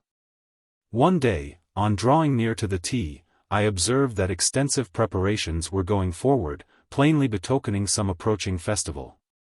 Some of the symptoms reminded me of the stir produced among the scullions of a large hotel, where a grand jubilee dinner is about to be given.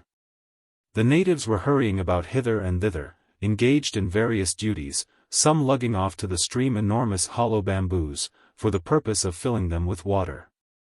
Others chasing furious-looking hogs through the bushes, in their endeavors to capture them, and numbers employed in kneading great mountains of poe heaped up in huge wooden vessels.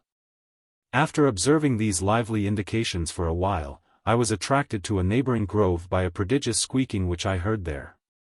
On reaching the spot I found it proceeded from a large hog which a number of natives were forcibly holding to the earth, while a muscular fellow, armed with a bludgeon, was ineffectually aiming murderous blows at the skull of the unfortunate porker. Again and again he missed his writhing and struggling victim, but though puffing and panting with his exertions, he still continued them. And after striking a sufficient number of blows to have demolished an entire drove of oxen, with one crashing stroke he laid him dead at his feet. Without letting any blood from the body, it was immediately carried to a fire which had been kindled near at hand, and 4 savages taking hold of the carcass by its legs, passed it rapidly to and fro in the flames. In a moment the smell of burning bristles betrayed the object of this procedure. Having got thus far in the matter, the body was removed to a little distance and, being disemboweled, the entrails were laid aside as choice parts, and the whole carcass thoroughly washed with water. An ample thick green cloth, composed of the long thick leaves of a species of palm tree, ingeniously tacked together with little pins of bamboo, was now spread upon the ground, in which the body being carefully rolled, it was borne to an oven previously prepared to receive it. Here it was at once laid upon the heated stones at the bottom, and covered with thick layers of leaves, the whole being quickly hidden from sight by a mound of earth raised over it. Such is the summary style in which the types convert perverse-minded and rebellious hogs into the most docile and amiable pork, a morsel of which placed on the tongue melts like a soft smile from the lips of beauty. I commend their peculiar mode of proceeding to the consideration of all butchers, cooks, and housewives. The hapless porker whose fate I have just rehearsed, was not the only one who suffered in that memorable day. Many a dismal grunt, many an imploring squeak, proclaimed what was going on throughout the whole extent of the valley. And I verily believe the firstborn of every litter perished before the setting of that fatal sun. The scene around the tea was now most animated. Hogs and poe were baking in numerous ovens, which, heaped up with fresh earth into slight elevations, looked like so many anthills. Scores of the savages were vigorously plying their stone pestles in preparing masses of poe, and numbers were gathering green breadfruit and young coconuts in the surrounding groves. When an exceeding great multitude, with a view of encouraging the rest in their labors, stood still, and kept shouting most lustily without intermission. It is a peculiarity among these people, that, when engaged in an employment, they always make a prodigious fuss about it. So seldom do they ever exert themselves, that when they do work they seem determined that so meritorious an action shall not escape the observation of those around if, for example, they have occasion to remove a stone to a little distance, which perhaps might be carried by 2 able-bodied men, a whole swarm gather about it, and, after a vast deal of palavering, lift it up among them, everyone struggling to get hold of it, and bear it off yelling and panting as if accomplishing some mighty achievement. Seeing them on these occasions, one is reminded of an infinity of black ants clustering about and dragging away to some hole the leg of a deceased fly. Having for some time attentively observed these demonstrations of good cheer, I entered the tea, where Nukuheva sat complacently looking out upon the busy scene, and occasionally issuing his orders. The chief appeared to be in an extraordinary flow of spirits and gave me to understand that on the morrow there would be grand doings in the groves generally, and at the tea in particular. And urged me by no means to absent myself. In commemoration of what event, however, or in honor of what distinguished personage, the feast was to be given, altogether past my comprehension. Nukuheva sought to enlighten my ignorance, but he failed as signally as when he had endeavored to initiate me into the perplexing arcana of the taboo. On leaving the tea, Kori, who had as a matter of course accompanied me, observing that my curiosity remained unabated, resolved to make everything plain and satisfactory. With this intent, he escorted me through the taboo groves, pointing out to my notice a variety of objects, and endeavored to explain them in such an indescribable jargon of words that it almost put me in bodily pain to listen to him. In particular, he led me to a remarkable pyramidical structure some 3 yards square at the base, and perhaps 10 feet in height, which had lately been thrown up, and occupied a very conspicuous position. It was composed principally of large empty calabashes, with a few polished coconut shells, and looked not unlike a cenotaph of skulls. My cicerone perceived the astonishment with which I gazed at this monument of savage crockery, and immediately addressed himself in the task of enlightening me, but all in vain. And to this hour the nature of the monument remains a complete mystery to me. As, however, it formed so prominent a feature in the approaching revels, I bestowed upon the latter, in my own mind, the title of the Feast of Calabashes. The following morning, awaking rather late, I perceived the whole of Marquesas' family busily engaged in preparing for the festival. The old warrior himself was arranging in round balls the 2 grey locks of hair that were suffered to grow from the crown of his head. His earrings and spear, both well polished, lay beside him, while the highly decorative pair of shoes hung suspended from a projecting cane against the side of the house. The young men were similarly employed. And the fair damsels, including Fayaway, were anointing themselves with aka, arranging their long tresses, and performing other matters connected with the duties of the toilet. Having completed their preparations, the girls now exhibited themselves in gala costume. The most conspicuous feature of which was a necklace of beautiful white flowers, with the stems removed, and strung closely together upon a single fiber of Typee. Corresponding ornaments were inserted in their ears, and woven garlands upon their heads.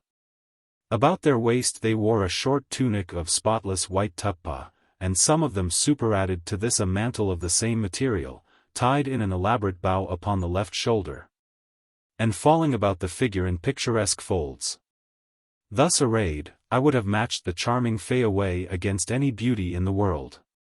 People may say what they will about the taste evinced by our fashionable ladies in dress. Their jewels, their feathers, their silks, and their furbelows would have sunk into utter insignificance beside the exquisite simplicity of attire adopted by the nymphs of the Vale on this festive occasion. I should like to have seen a gallery of coronation beauties, at Westminster Abbey, confronted for a moment by this band of island girls. Their stiffness, formality, and affectation, contrasted with the artless vivacity and unconcealed natural graces of these savage maidens. It would be the Venus de Medici placed beside a milliner's doll. It was not long before Kori and myself were left alone in the house, the rest of its inmates having departed for the taboo groves. My valet was all impatience to follow them, and was as fidgety about my dilatory movements as a diner out waiting hat in hand at the bottom of the stairs for some lagging companion. At last, yielding to his importunities, I set out for the tea. As we passed the houses peeping out from the groves through which our route lay, I noticed that they were entirely deserted by their inhabitants. When we reached the rock that abruptly terminated the path, and concealed from us the festive scene, wild shouts and a confused blending of voices assured me that the occasion, whatever it might be, had drawn together a great multitude. Kori, previous to mounting the elevation, paused for a moment, like a dandy at a ballroom door, to put a hasty finish to his toilet. During this short interval, the thought struck me that I ought myself perhaps to be taking some little pains with my appearance. But as I had no holiday raiment, I was not a little puzzled to devise some means of decorating myself. However, as I felt desirous to create a sensation, I determined to do all that lay in my power. And knowing that I could not delight the savages more than by conforming to their style of dress, I removed from my person the large robe of Typee which I was accustomed to wear over my shoulders whenever I sallied into the open air, and remained merely girt about with a short tunic descending from my waist to my knees. My quick-witted attendant fully appreciated the compliment I was paying to the costume of his race, and began more sedulously to arrange the folds of the one only garment which remained to me. Whilst he was doing this, I caught sight of a knot of young lasses, who were sitting near us on the grass surrounded by heaps of flowers which they were forming into garlands. I motioned to them to bring some of their handiwork to me, and in an instant a dozen wreaths were at my disposal. One of them I put round the apology for a hat which I had been forced to construct for myself out of palmetto leaves, and some of the others I converted into a splendid girdle. These operations finished, with the slow and dignified step of a full-dressed beau I ascended the rock. Chapter 23. The Feast of Calabashes. The whole population of the valley seemed to be gathered within the precincts of the grove. In the distance could be seen the long front of the T, its immense piazza swarming with men, arrayed in every variety of fantastic costume, and all vociferating with animated gestures. While the whole interval between it and the place where I stood was enlivened by groups of females fancifully decorated, dancing, capering, and uttering wild exclamations. As soon as they descried me they set up a shout of welcome, and a band of them came dancing towards me, chanting as they approached some wild recitative. The change in my garb seemed to transport them with delight, and clustering about me on all sides, they accompanied me towards the T. When however we drew near it these joyous nymphs paused in their career, and parting on either side, permitted me to pass on to the now densely thronged building. So soon as I mounted to the Typee I saw at a glance that the revels were fairly under way.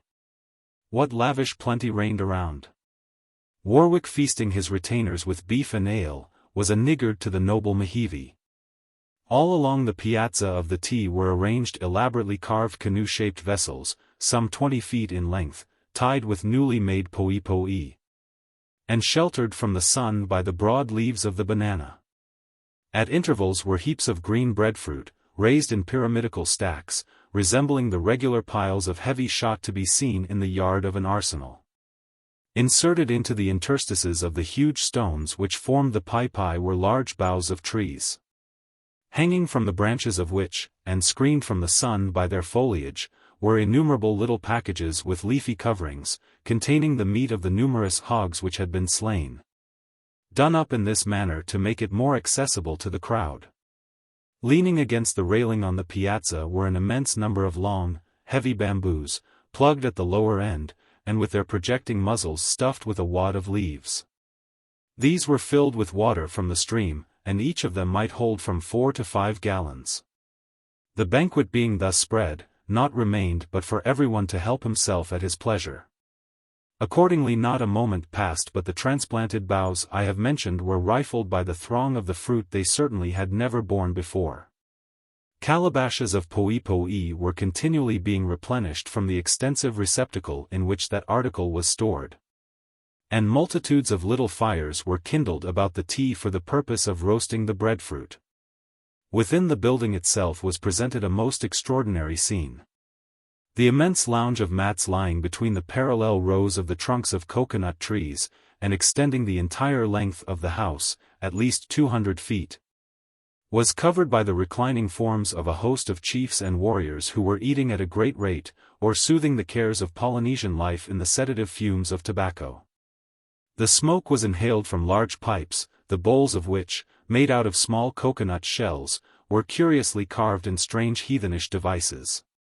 These were passed from mouth to mouth by the recumbent smokers, each of whom, taking 2 or 3 prodigious whiffs, handed the pipe to his neighbor, sometimes for that purpose stretching indolently across the body of some dozing individual whose exertions at the dinner table had already induced sleep.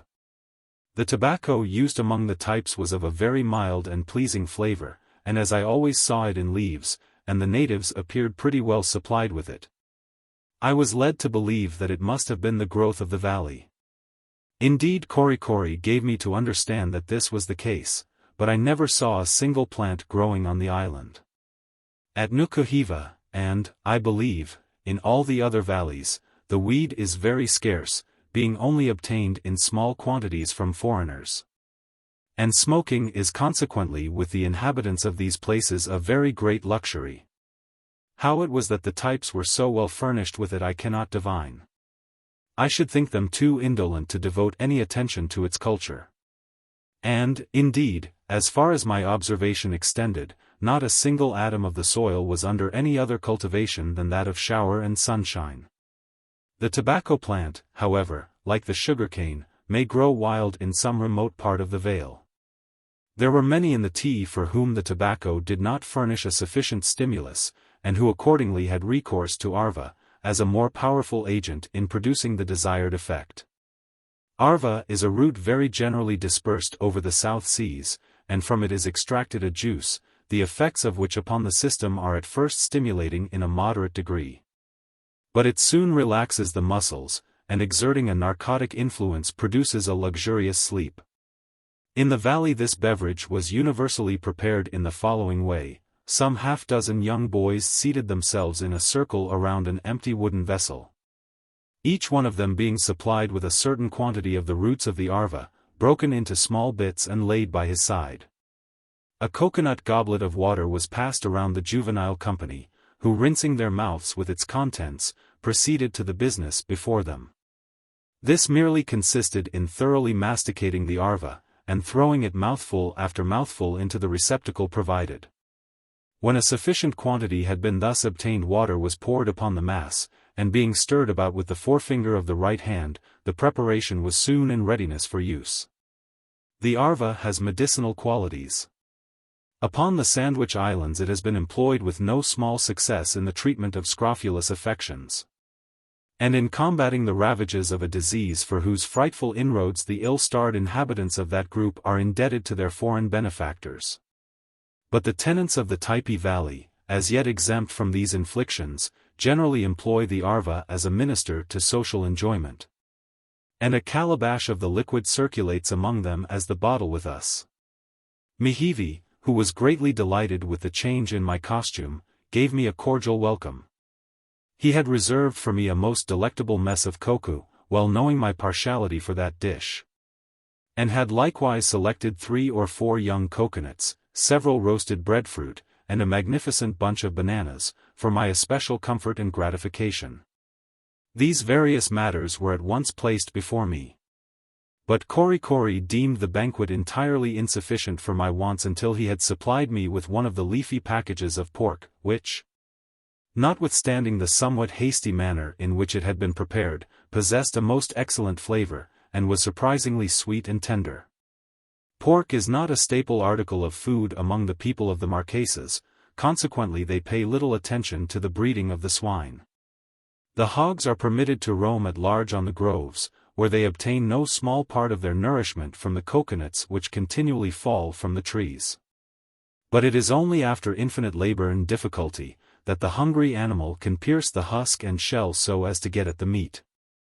I have frequently been amused at seeing one of them, after crunching the obstinate nut with his teeth for a long time unsuccessfully, get into a violent passion with it.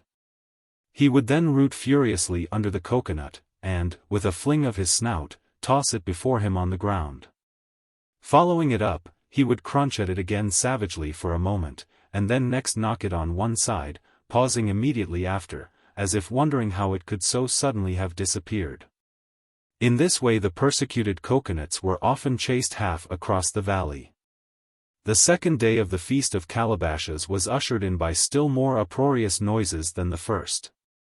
The skins of innumerable sheep seemed to be resounding to the blows of an army of drummers. Startled from my slumbers by the din, I leaped up, and found the whole household engaged in making preparations for immediate departure. Curious to discover of what strange events these novel sounds might be the precursors, and not a little desirous to catch a sight of the instruments which produced the terrific noise. I accompanied the natives as soon as they were in readiness to depart for the taboo groves. The comparatively open space that extended from the T toward the rock, to which I have before alluded as forming the ascent to the place, was, with the building itself, now altogether deserted by the men. The whole distance being filled by bands of females, shouting and dancing under the influence of some strange excitement. I was amused at the appearance of 4 or 5 old women who, in a state of utter nudity, with their arms extended flatly down their sides, and holding themselves perfectly erect, were leaping stiffly into the air, like so many sticks bobbing to the surface, after being pressed perpendicularly into the water. They preserved the utmost gravity of countenance, and continued their extraordinary movements without a single moment's cessation. They did not appear to attract the observation of the crowd around them, but I must candidly confess that for my own part, I stared at them most pertinaciously. Desirous of being enlightened in regard to the meaning of this peculiar diversion, I turned, inquiringly to Korikori. That learned Typee immediately proceeded to explain the whole matter thoroughly.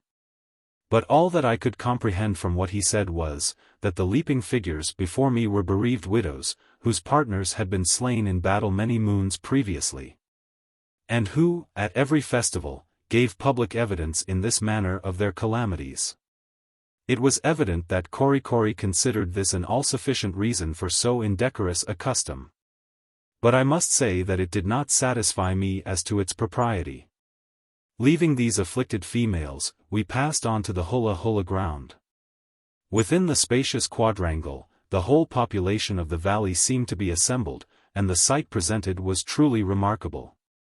Beneath the sheds of bamboo which opened towards the interior of the square reclined the principal chiefs and warriors, while a miscellaneous throng lay at their ease under the enormous trees which spread a majestic canopy overhead. Upon the terraces of the gigantic altars, at each end, were deposited green breadfruit in baskets of coconut leaves, large rolls of tuppa, bunches of ripe bananas, clusters of mammy apples, the golden-hued fruit of the artu tree, and baked hogs, laid out in large wooden trenchers, fancifully decorated with freshly plucked leaves, whilst a variety of rude implements of war were piled in confused heaps before the ranks of hideous idols. Fruits of various kinds were likewise suspended in leafen baskets, from the tops of poles planted uprightly, and at regular intervals, along the lower terraces of both altars. At their base were arranged 2 parallel rows of cumbersome drums, standing at least 15 feet in height, and formed from the hollow trunks of large trees.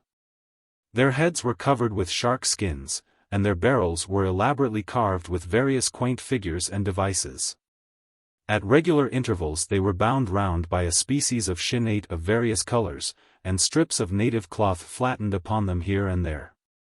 Behind these instruments were built slight platforms, upon which stood a number of young men who, beating violently with the palms of their hands upon the drumheads, produced those outrageous sounds which had awakened me in the morning. Every few minutes these musical performers hopped down from their elevation into the crowd below, and their places were immediately supplied by fresh recruits. Thus an incessant din was kept up that might have startled pandemonium. Precisely in the middle of the quadrangle were placed perpendicularly in the ground 100 or more slender, fresh-cut poles, stripped of their bark, and decorated at the end with a floating pennon of white tuppa, the whole being fenced about with a little picket of canes. For what purpose these angular ornaments were intended I in vain endeavored to discover. Another most striking feature of the performance was exhibited by a score of old men, who sat cross-legged in the little pulpits, which encircled the trunks of the immense trees growing in the middle of the enclosure. These venerable gentlemen, who I presume were the priests, kept up an uninterrupted monotonous chant, which was partly drowned in the roar of drums. In the right hand they held a finely woven grass fan, with a heavy black wooden handle curiously chased. These fans they kept in continual motion. But no attention whatever seemed to be paid to the drummers or to the old priests, the individuals who composed the vast crowd present being entirely taken up in chanting and laughing with one another, smoking, drinking arva, and eating. For all the observation it attracted, or the good it achieved, the whole savage orchestra might with great advantage to its own members and the company in general have ceased the prodigious uproar they were making. In vain I questioned Korikori and others of the natives, as to the meaning of the strange things that were going on. All their explanations were conveyed in such a mass of outlandish gibberish and gesticulation that I gave up the attempt in despair. All that day the drums resounded, the priests chanted, and the multitude feasted and roared till sunset, when the throng dispersed, and the taboo groves were again abandoned to quiet and repose. The next day the same scene was repeated until night, when this singular festival terminated. Chapter 24. Ideas suggested by the Feast of Calabashes, inaccuracy of certain published accounts of the islands, a reason, neglected state of heathenism in the valley, effigy of a dead warrior, a singular superstition, the priest Kalari and the god Moa Archua, amazing religious observance, a dilapidated shrine, Korikori and the idol, an inference. Although I had been baffled in my attempts to learn the origin of the Feast of Calabashes, yet it seemed very plain to me that it was principally, if not wholly, of a religious character. As a religious solemnity, however, it had not at all corresponded with the horrible descriptions of Polynesian worship which we have received in some published narratives, and especially in those accounts of the evangelized islands with which the missionaries have favored us. Did not the sacred character of these persons render the purity of their intentions unquestionable, I should certainly be led to suppose that they had exaggerated the evils of paganism in order to enhance the merit of their own disinterested labors. In a certain work incidentally treating of the Washington, or northern Marquesas Islands, I have seen the frequent immolation of human victims upon the altars of their gods, positively and repeatedly charged upon the inhabitants. The same work gives also a rather minute account of their religion, enumerates a great many of their superstitions, and makes known the particular designations of numerous orders of the priesthood. One would almost imagine from the long list that is given of cannibal primates, bishops, archdeacons, prebendaries, and other inferior ecclesiastics, that the sacerdotal order far outnumbered the rest of the population, and that the poor natives were more severely priest-ridden than even the inhabitants of the Papal States. These accounts are likewise calculated to leave upon the reader's mind an impression that human victims are daily cooked and served up upon the altars, that heathenish cruelties of every description are continually practiced, and that these ignorant pagans are in a state of the extremest wretchedness in consequence of the grossness of their superstitions. Be it observed, however, that all this information is given by a man who, according to his own statement, was only at one of the islands, and remained there but 2 weeks, sleeping every night on board his ship, and taking little kid-glove excursions ashore in the daytime, attended by an armed party. Now, all I can say is, that in all my excursions through the valley of Typee, I never saw any of these alleged enormities. If any of them are practiced upon the Marquesas Islands, they must certainly have come to my knowledge while living for months with a tribe of savages, wholly unchanged from their original primitive condition, and reputed the most ferocious in the South Seas. The fact is, that there is a vast deal of unintentional humbuggery in some of the accounts we have from scientific men concerning the religious institutions of Polynesia. These learned tourists generally obtain the greater part of their information from retired old South Sea rovers, who have domesticated themselves among the barbarous tribes of the Pacific. Jack, who has long been accustomed to the longbow, and to spin tough yarns on the ship's forecastle, invariably officiates as showman of the island on which he has settled, and having mastered a few dozen words of the language, is supposed to know all about the people who speak it. A natural desire to make himself of consequence in the eyes of the strangers, prompts him to lay claim to a much greater knowledge of such matters than he actually possesses. In reply to incessant queries, he communicates not only all he knows but a good deal more, and if there be any information deficient still he is at no loss to supply it. The avidity with which his anecdotes are noted down tickles his vanity, and his powers of invention increase with the credulity auditors. He knows just the sort of information wanted, and furnishes it to any extent. This is not a supposed case. I have met with several individuals like the one described, and I have been present at 2 or 3 of their interviews with strangers. Now, when the scientific voyager arrives at home with his collection of wonders, he attempts, perhaps, to give a description of some of the strange people he has been visiting. Instead of representing them as a community of lusty savages, who are leading a merry, idle, innocent life, he enters into a very circumstantial and learned narrative of certain unaccountable superstitions and practices, about which he knows as little as the islanders themselves. Having had little time, and scarcely any opportunity, to become acquainted with the customs he pretends to describe, he writes them down one after another in an offhand, haphazard style. And were the book thus produced to be translated into the tongue of the people of whom it purports to give the history, it would appear quite as wonderful to them as it does to the American public. And much more improbable. For my own part, I am free to confess my almost entire inability to gratify any curiosity that may be felt with regard to the theology of the valley. I doubt whether the inhabitants themselves could do so. They are either too lazy or too sensible to worry themselves about abstract points of religious belief. While I was among them, they never held any synods or councils to settle the principles of their faith by agitating them. An unbounded liberty of conscience seemed to prevail. Those who pleased to do so were allowed to repose implicit faith in an ill-favored god with a large bottlenose and fat shapeless arms crossed upon his breast. Whilst others worshipped an image which, having no likeness either in heaven or on earth, could hardly be called an idol.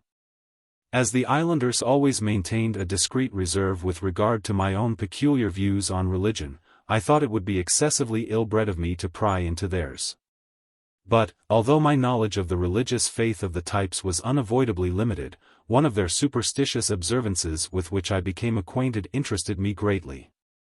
In one of the most secluded portions of the valley within a stone's cast of Fayaway's lake, for so I christened the scene of our island yachting, and hard by a growth of palms, which stood ranged in order along both banks of the stream, waving their green arms as if to do honor to its passage, was the mausoleum of a deceased warrior chief.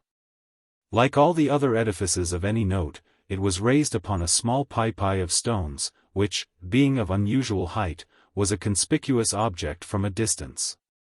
A light thatching of bleached palmetto leaves hung over it like a self-supported canopy. For it was not until you came very near that you saw it was supported by 4 slender columns of bamboo rising at each corner to a little more than the height of a man. A clear area of a few yards surrounded the Typee, and was enclosed by 4 trunks of coconut trees resting at the angles on massive blocks of stone. The place was sacred. The sign of the inscrutable taboo was seen in the shape of a mystic roll of white tuppa, suspended by a twisted cord of the same material from the top of a slight pole planted within the enclosure. 3. The sanctity of the spot appeared never to have been violated. The stillness of the grave was there, and the calm solitude around was beautiful and touching. The soft shadows of those lofty palm trees, I can see them now, hanging over the little temple, as if to keep out the intrusive sun. On all sides as you approached this silent spot you caught sight of the dead chief's effigy, seated in the stern of a canoe, which was raised on a light frame a few inches above the level of the Typee. The canoe was about 7 feet in length. Of a rich, dark-colored wood, handsomely carved and adorned in many places with variegated bindings of stained shinate, into which were ingeniously wrought a number of sparkling seashells. And a belt of the same shells ran all round it. The body of the figure, of whatever material it might have been made, was effectually concealed in a heavy robe of brown tuppa, revealing only the hands and head. The latter skillfully carved in wood, and surmounted by a superb arch of plumes. These plumes, in the subdued and gentle gales which found access to this sequestered spot, were never for one moment at rest, but kept nodding and waving over the chief's brow. The long leaves of the palmetto drooped over the eaves, and through them you saw the warrior holding his paddle with both hands in the act of rowing, leaning forward and inclining his head, as if eager to hurry on his voyage. Glaring at him forever, and face to face, was a polished human skull, which crowned the prow of the canoe. The spectral figurehead, reversed in its position, glancing backwards, seemed to mock the impatient attitude of the warrior. When I first visited this singular place with Korikori, he told me, or at least I so understood him, that the chief was paddling his way to the realms of bliss and breadfruit, the Polynesian heaven, where every moment the breadfruit trees dropped their ripened spheres to the ground. And where there was no end to the coconuts and bananas, there they reposed through the livelong eternity upon mats much finer than those of Typee. And every day bathed their glowing limbs in rivers of coconut oil. In that happy land there were plenty of plumes and feathers, and boar's tusks and sperm whale teeth, far preferable to all the shining trinkets and gay tuppa of the white men. And, best of all, women far lovelier than the daughters of earth were there in abundance. A very pleasant place, Korikori said it was, but after all, not much pleasanter, he thought, than Typee. Did he not then, I asked him, wish to accompany the warrior? Oh no, he was very happy where he was, but supposed that some time or other he would go in his own canoe. Thus far, I think, I clearly comprehended Korikori. But there was a singular expression he made use of at the time, enforced by as singular a gesture, the meaning of which I would have given much to penetrate. I am inclined to believe it must have been a proverb he uttered, for I afterwards heard him repeat the same words several times, and in what appeared to me to be a somewhat similar sense. Indeed, Korikori had a great variety of short, smart-sounding sentences, with which he frequently enlivened his discourse. And he introduced them with an air which plainly intimated, that in his opinion, they settled the matter in question, whatever it might be. Could it have been then, that when I asked him whether he desired to go to this heaven of breadfruit, coconuts, and young ladies, which he had been describing, he answered by saying something equivalent to our old adage, a bird in the hand is worth two in the bush? If he did, Korikori was a discreet and sensible fellow, and I cannot sufficiently admire his shrewdness. Whenever, in the course of my rambles through the valley, I happened to be near the chief's mausoleum, I always turned aside to visit it. The place had a peculiar charm for me. I hardly know why, but so it was. As I leaned over the railing and gazed upon the strange effigy and watched the play of the feathery headdress, stirred by the same breeze which in low tones breathed amidst the lofty palm trees, I loved to yield myself up to the fanciful superstition of the islanders, and could almost believe that the grim warrior was bound heavenward. In this mood when I turned to depart, I bade him Godspeed, and a pleasant voyage. Paddle away, brave chieftain, to the land of spirits. To the material eye thou makest but little progress. But with the eye of faith, I see thy canoe cleaving the bright waves, which die away on those dimly looming shores of paradise. This strange superstition affords another evidence of the fact, that however ignorant man may be, he still feels within him his immortal spirit yearning, after the unknown future. Although the religious theories of the islands were a complete mystery to me, their practical everyday operation could not be concealed. I frequently passed the little temples reposing in the shadows of the taboo groves and beheld the offerings, moldy fruit spread out upon a rude altar, or hanging in half-decayed baskets around some uncouth jolly-looking image. I was present during the continuance of the festival. I daily beheld the grinning idols marshaled rank and file in the hula-hula ground, and was often in the habit of meeting those whom I supposed to be the priests. But the temples seemed to be abandoned to solitude, the festival had been nothing more than a jovial mingling of the tribe, the idols were quite harmless as any other logs of wood. And the priests were the merriest dogs in the valley. In fact, religious affairs in Typee were at a very low ebb, all such matters sat very lightly upon the thoughtless inhabitants. And, in the celebration of many of their strange rites, they appeared merely to seek a sort of childish amusement.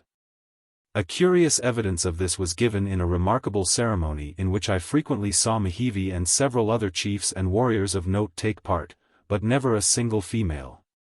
Among those whom I looked upon as forming the priesthood of the valley, there was one in particular who often attracted my notice, and whom I could not help regarding as the head of the order. He was a noble-looking man, in the prime of his life, and of a most benignant aspect. The authority this man, whose name was Kolari, seemed to exercise over the rest, the episcopal part he took in the Feast of Calabashes, his sleek and complacent appearance.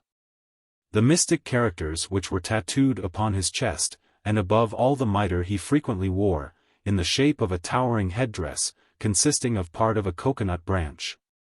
The stalk planted uprightly on his brow, and the leaflets gathered together and passed round the temples and behind the ears, all these pointed him out as Lord Primate of Typee.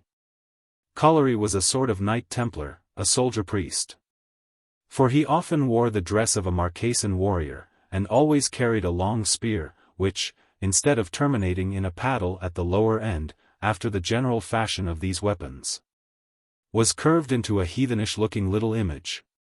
This instrument, however, might perhaps have been emblematic of his double functions. With one end in carnal combat he transfixed the enemies of his tribe, and with the other as a pastoral crook he kept in order his spiritual flock. But this is not all I have to say about Collery. His martial grace very often carried about with him what seemed to me the half of a broken war-club. It was swathed round with ragged bits of white tuppa, and the upper part, which was intended to represent a human head, was embellished with a strip of scarlet cloth of European manufacture. It required little observation to discover that this strange object was revered as a god. By the side of the big and lusty images standing sentinel over the altars of the hula-hula ground, it seemed a mere pygmy in tatters. But appearances all the world over are deceptive. Little men are sometimes very potent, and rags sometimes cover very extensive pretensions. In fact, this funny little image was the crack god of the island. Lording it over all the wooden lubbers who looked so grim and dreadful, its name was Moa Archua. And it was in honor of Moa Archua, and for the entertainment of those who believe in him, that the curious ceremony I am about to describe was observed. Nukuheva and the chieftains of the tea have just risen from their noontide slumbers. There are no affairs of state to dispose of. And having eaten 2 or 3 breakfasts in the course of the morning, the magnates of the valley feel no appetite as yet for dinner. How are their leisure moments to be occupied? They smoke, they chat, and at last one of their number makes a proposition to the rest, who joyfully acquiescing, he darts out of the house, leaps from the Typee, and disappears in the grove. Soon you see him returning with Collery, who bears the god Moa Archua in his arms, and carries in one hand a small trough, hollowed out in the likeness of a canoe. The priest comes along dandling his charge as if it were a lachrymose infant he was endeavoring to put into a good humor. Presently entering the tea, he seats himself on the mats as composedly as a juggler about to perform his sleight-of-hand tricks. And with the chiefs disposed in a circle around him, commences his ceremony. In the first place he gives Moa Archua an affectionate hug, then caressingly lays him to his breast, and, finally, whispers something in his ear. The rest of the company listening eagerly for a reply. But the baby god is deaf or dumb, perhaps both, for never a word does he utter. At last Collery speaks a little louder, and soon growing angry, comes boldly out with what he has to say and bawls to him. He put me in mind of a choleric fellow, who, after trying in vain to communicate a secret to a deaf man, all at once flies into a passion and screams it out so that everyone may hear. Still Moa Archua remains as quiet as ever. And Collery, seemingly losing his temper, fetches him a box over the head, strips him of his tuppa and red cloth, and laying him in a state of nudity in a little trough, covers him from sight. At this proceeding all present loudly applaud and signify their approval by uttering the adjective motarchy with violent emphasis. Collery, however, is so desirous his conduct should meet with unqualified approbation, that he inquires of each individual separately whether under existing circumstances he has not done perfectly right in shutting up Moa Archua. The invariable response is yes, yes, repeated over again and again in a manner which ought to quiet the scruples of the most conscientious. After a few moments Collery brings forth his doll again, and while arraying it very carefully in the tuppa and red cloth, alternately fondles and chides it. The toilet being completed, he once more speaks to it aloud.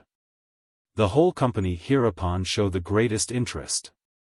while the priest holding Moa Archua to his ear interprets to them what he pretends the god is confidentially communicating to him. Some items of intelligence appear to tickle all present amazingly. For one claps his hands in a rapture, another shouts with merriment, and a third leaps to his feet and capers about like a madman. What under the sun Moa Archua on these occasions had to say to Colliery I never could find out. But I could not help thinking that the former showed a sad want of spirit in being disciplined into making those disclosures, which at first he seemed bent on withholding. Whether the priest honestly interpreted what he believed the divinity said to him, or whether he was not all the while guilty of a vile humbug, I shall not presume to decide. At any rate, whatever as coming from the god was imparted to those present seemed to be generally of a complimentary nature, a fact which illustrates the sagacity of Colliery. Or else the time-serving disposition of this hardly used deity.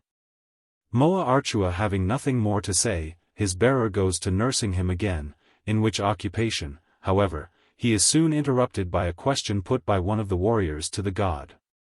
Colliery hereupon snatches it up to his ear again, and after listening attentively, once more officiates as the organ of communication. A multitude of questions and answers having passed between the parties, much to the satisfaction of those who propose them, the god is put tenderly to bed in the trough. And the whole company unite in a long chant, led off by Colliery. This ended, the ceremony is over. The chiefs rise to their feet in high good humor, and my Lord Archbishop, after chatting a while, and regaling himself with a whiff or two from a pipe of tobacco, tucks the canoe under his arm and marches off with it. The whole of these proceedings were like those of a parcel of children playing with dolls and baby houses. For a youngster scarcely 10 inches high, and with so few early advantages as he doubtless had had, Moa Archua was certainly a precocious little fellow if he really said all that was imputed to him. But for what reason this poor devil of a deity, thus cuffed about, cajoled, and shut up in a box, was held in greater estimation than the full-grown and dignified personages of the taboo groves, I cannot divine. And yet Nukuheva, and other chiefs of unquestionable veracity, to say nothing of the primate himself, assured me over and over again that Moa Archua was the tutelary deity of Typee, and was more to be held in honor than a whole battalion of the clumsy idols in the Hula Hula grounds. Kori, who seemed to have devoted considerable attention to the study of theology, as he knew the names of all the graven images in the valley, and often repeated them over to me, likewise entertained some rather enlarged ideas with regard to the character and pretensions of Moa Archua. He once gave me to understand, with a gesture there was no misconceiving, that if he, Moa Archua, were so minded he could cause a coconut tree to sprout out of his, Kori's, head. And that it would be the easiest thing in life for him, Moa Archua, to take the whole island of Nukuheva in his mouth and dive down to the bottom of the sea with it. But in sober seriousness, I hardly knew what to make of the religion of the valley. There was nothing that so much perplexed the illustrious cook, in his intercourse with the South Sea Islanders, as their sacred rites. Although this prince of navigators was in many instances assisted by interpreters in the prosecution of his researches, he still frankly acknowledges that he was at a loss to obtain anything like a clear insight into the puzzling arcana of their faith. A similar admission has been made by other eminent voyagers, by Carteret, Byron, Kotzebue, and Vancouver. For my own part, although hardly a day passed while I remained upon the island that I did not witness some religious ceremony or other. It was very much like seeing a parcel of Freemasons making secret signs to each other. I saw everything, but could comprehend nothing. On the whole, I am inclined to believe that the islanders in the Pacific have no fixed and definite ideas whatever on the subject of religion. I am persuaded that Colliery himself would be effectually posed were he called upon to draw up the articles of his faith and pronounce the creed by which he hoped to be saved. In truth, the types, so far as their actions evince, submitted to no laws human or divine, always excepting the thrice mysterious taboo. The independent electors of the valley were not to be browbeaten by chiefs, priests, idol or devils. As for the luckless idols, they received more hard knocks than supplications. I do not wonder that some of them looked so grim, and stood so bolt upright as if fearful of looking to the right or the left lest they should give anyone offense. The fact is, they had to carry themselves pretty straight, or suffer the consequences. Their worshippers were such a precious set of fickle-minded and irreverent heathens, that there was no telling when they might topple one of them over, break it to pieces, and making a fire with it on the very altar itself, fall to roasting the offerings of breadfruit, and eat them in spite of its teeth. In how little reverence these unfortunate deities were held by the natives was on one occasion most convincingly proved to me. Walking with Korikori through the deepest recesses of the groves, I perceived a curious-looking image, about 6 feet in height, which originally had been placed upright against a low Typee, surmounted by a ruinous bamboo temple, but having become fatigued and weak in the knees, was now carelessly leaning against it. The idol was partly concealed by the foliage of a tree which stood near, and whose leafy boughs drooped over the pile of stones, as if to protect the rude fane from the decay to which it was rapidly hastening.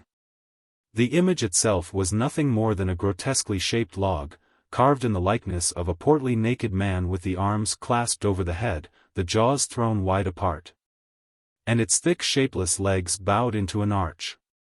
It was much decayed. The lower part was overgrown with a bright silky moss. Thin spears of grass sprouted from the distended mouth, and fringed the outline of the head and arms. His godship had literally attained a green old age. All its prominent points were bruised and battered, or entirely rotted away. The nose had taken its departure, and from the general appearance of the head it might have been supposed that the wooden divinity, in despair at the neglect of its worshippers, had been trying to beat its own brains out against the surrounding trees. I drew near to inspect more closely this strange object of idolatry, but halted reverently at the distance of 2 or 3 paces, out of regard to the religious prejudices of my valet. As soon, however, as Korikori perceived that I was in one of my inquiring, scientific moods, to my astonishment, he sprang to the side of the idol, and pushing it away from the stones against which it rested, endeavored to make it stand upon its legs. But the divinity had lost the use of them altogether. And while Korikori was trying to prop it up, placing a stick between it and the Typee, the monster fell clumsily to the ground, and would infallibly have broken its neck had not Korikori providentially broken its fall by receiving its whole weight on his own half-crushed back. I never saw the honest fellow in such a rage before. He leaped furiously to his feet, and seizing the stick, began beating the poor image, every moment, or 2 pausing and talking to it in the most violent manner, as if upbraiding it for the accident. When his indignation had subsided a little he whirled the idol about most profanely, so as to give me an opportunity of examining it on all sides. I am quite sure I never should have presumed to have taken such liberties with the god myself, and I was not a little shocked at Korikori's impiety. This anecdote speaks for itself.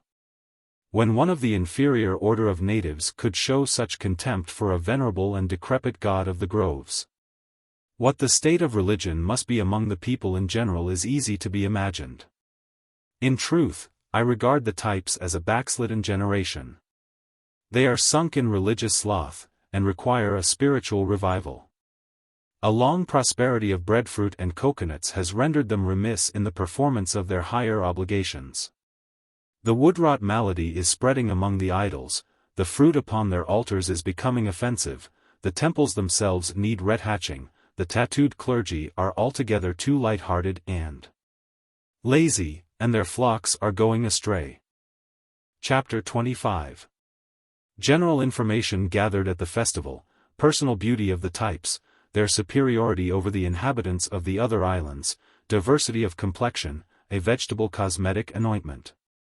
Testimony of voyagers to the uncommon beauty of the Marquesans, few evidences of intercourse with civilized beings, dilapidated musket, primitive simplicity of government, regal dignity of Nukuheva. Although I had been unable during the late festival to obtain information on many interesting subjects which had much excited my curiosity, still that important event had not passed by without adding materially to my general knowledge of the islanders. I was especially struck by the physical strength and beauty which they displayed, by their great superiority in these respects over the inhabitants of the neighboring bay of Nukuheva, and by the singular contrasts they presented among themselves in their various shades of complexion. In beauty of form they surpassed anything I had ever seen. Not a single instance of natural deformity was observable in all the throng attending the revels. Occasionally I noticed among the men the scars of wounds they had received in battle, and sometimes, though very seldom, the loss of a finger, an eye, or an arm, attributable to the same cause. With these exceptions, every individual appeared free from those blemishes which sometimes mar the effect of an otherwise perfect form. But their physical excellence did not merely consist in an exemption from these evils. Nearly every individual of their number might have been taken for a sculptor's model.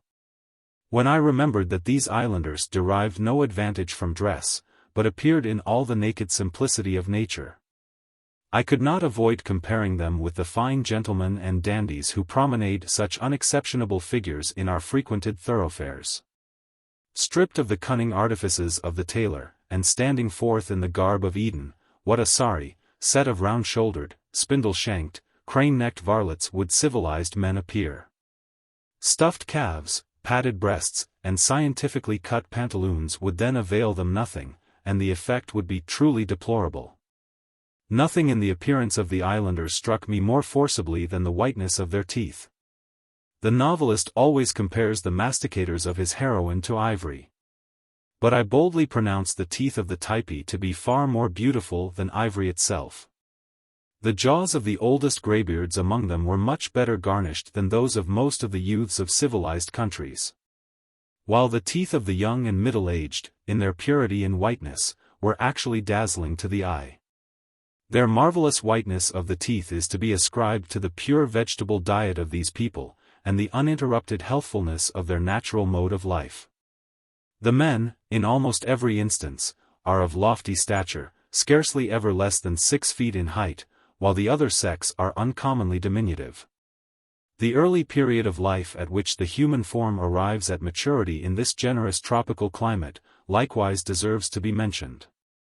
A little creature, not more than 13 years of age, and who in other particulars might be regarded as a mere child, is often seen nursing her own baby, whilst lads who, under less ripening skies, would be still at school, are here responsible fathers of families.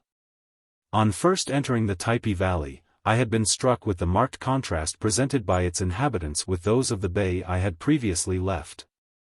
In the latter place, I had not been favorably impressed with the personal appearance of the male portion of the population. Although with the females, excepting in some truly melancholy instances, I had been wonderfully pleased. I had observed that even the little intercourse Europeans had carried on with the Nukuheva natives had not failed to leave its traces amongst them.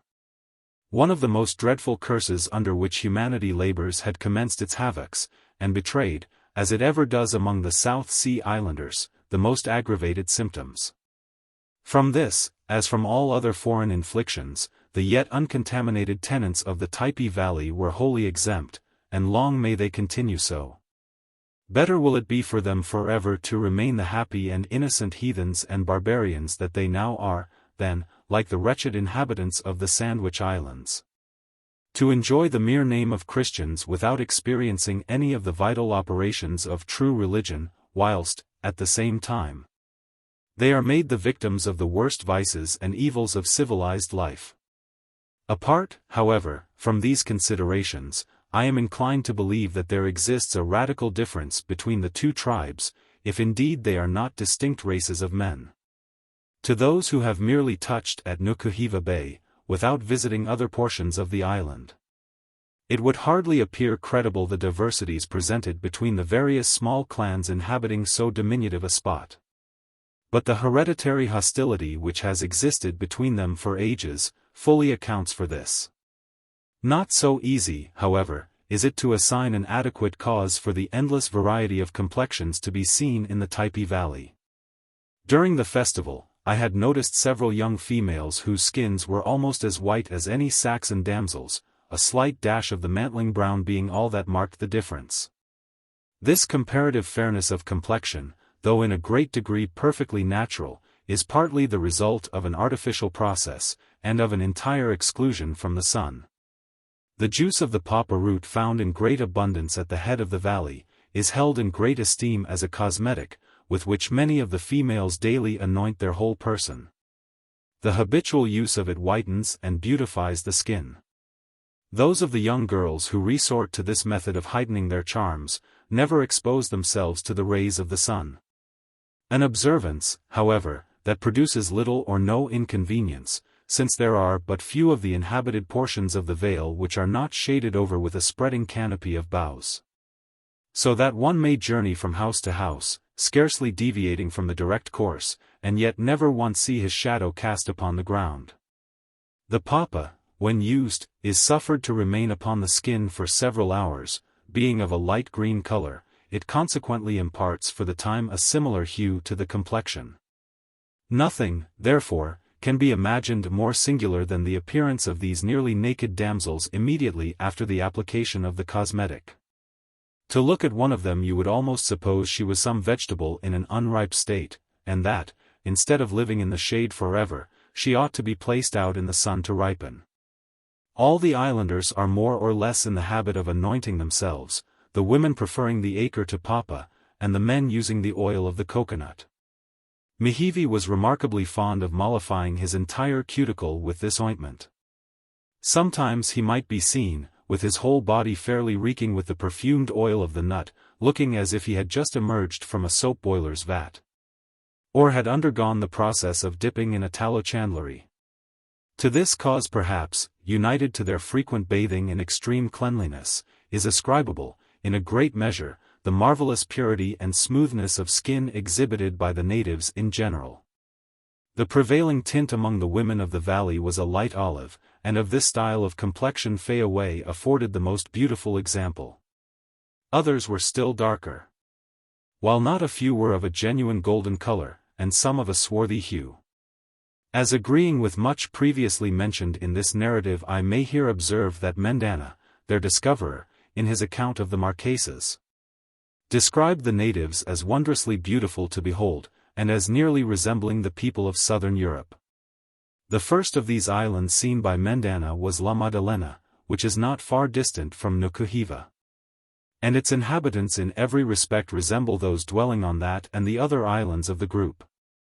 Figueroa, the chronicler of Mendana's voyage, says, that on the morning the land was descried, when the Spaniards drew near the shore, there sallied forth, in rude progression, about 70 canoes.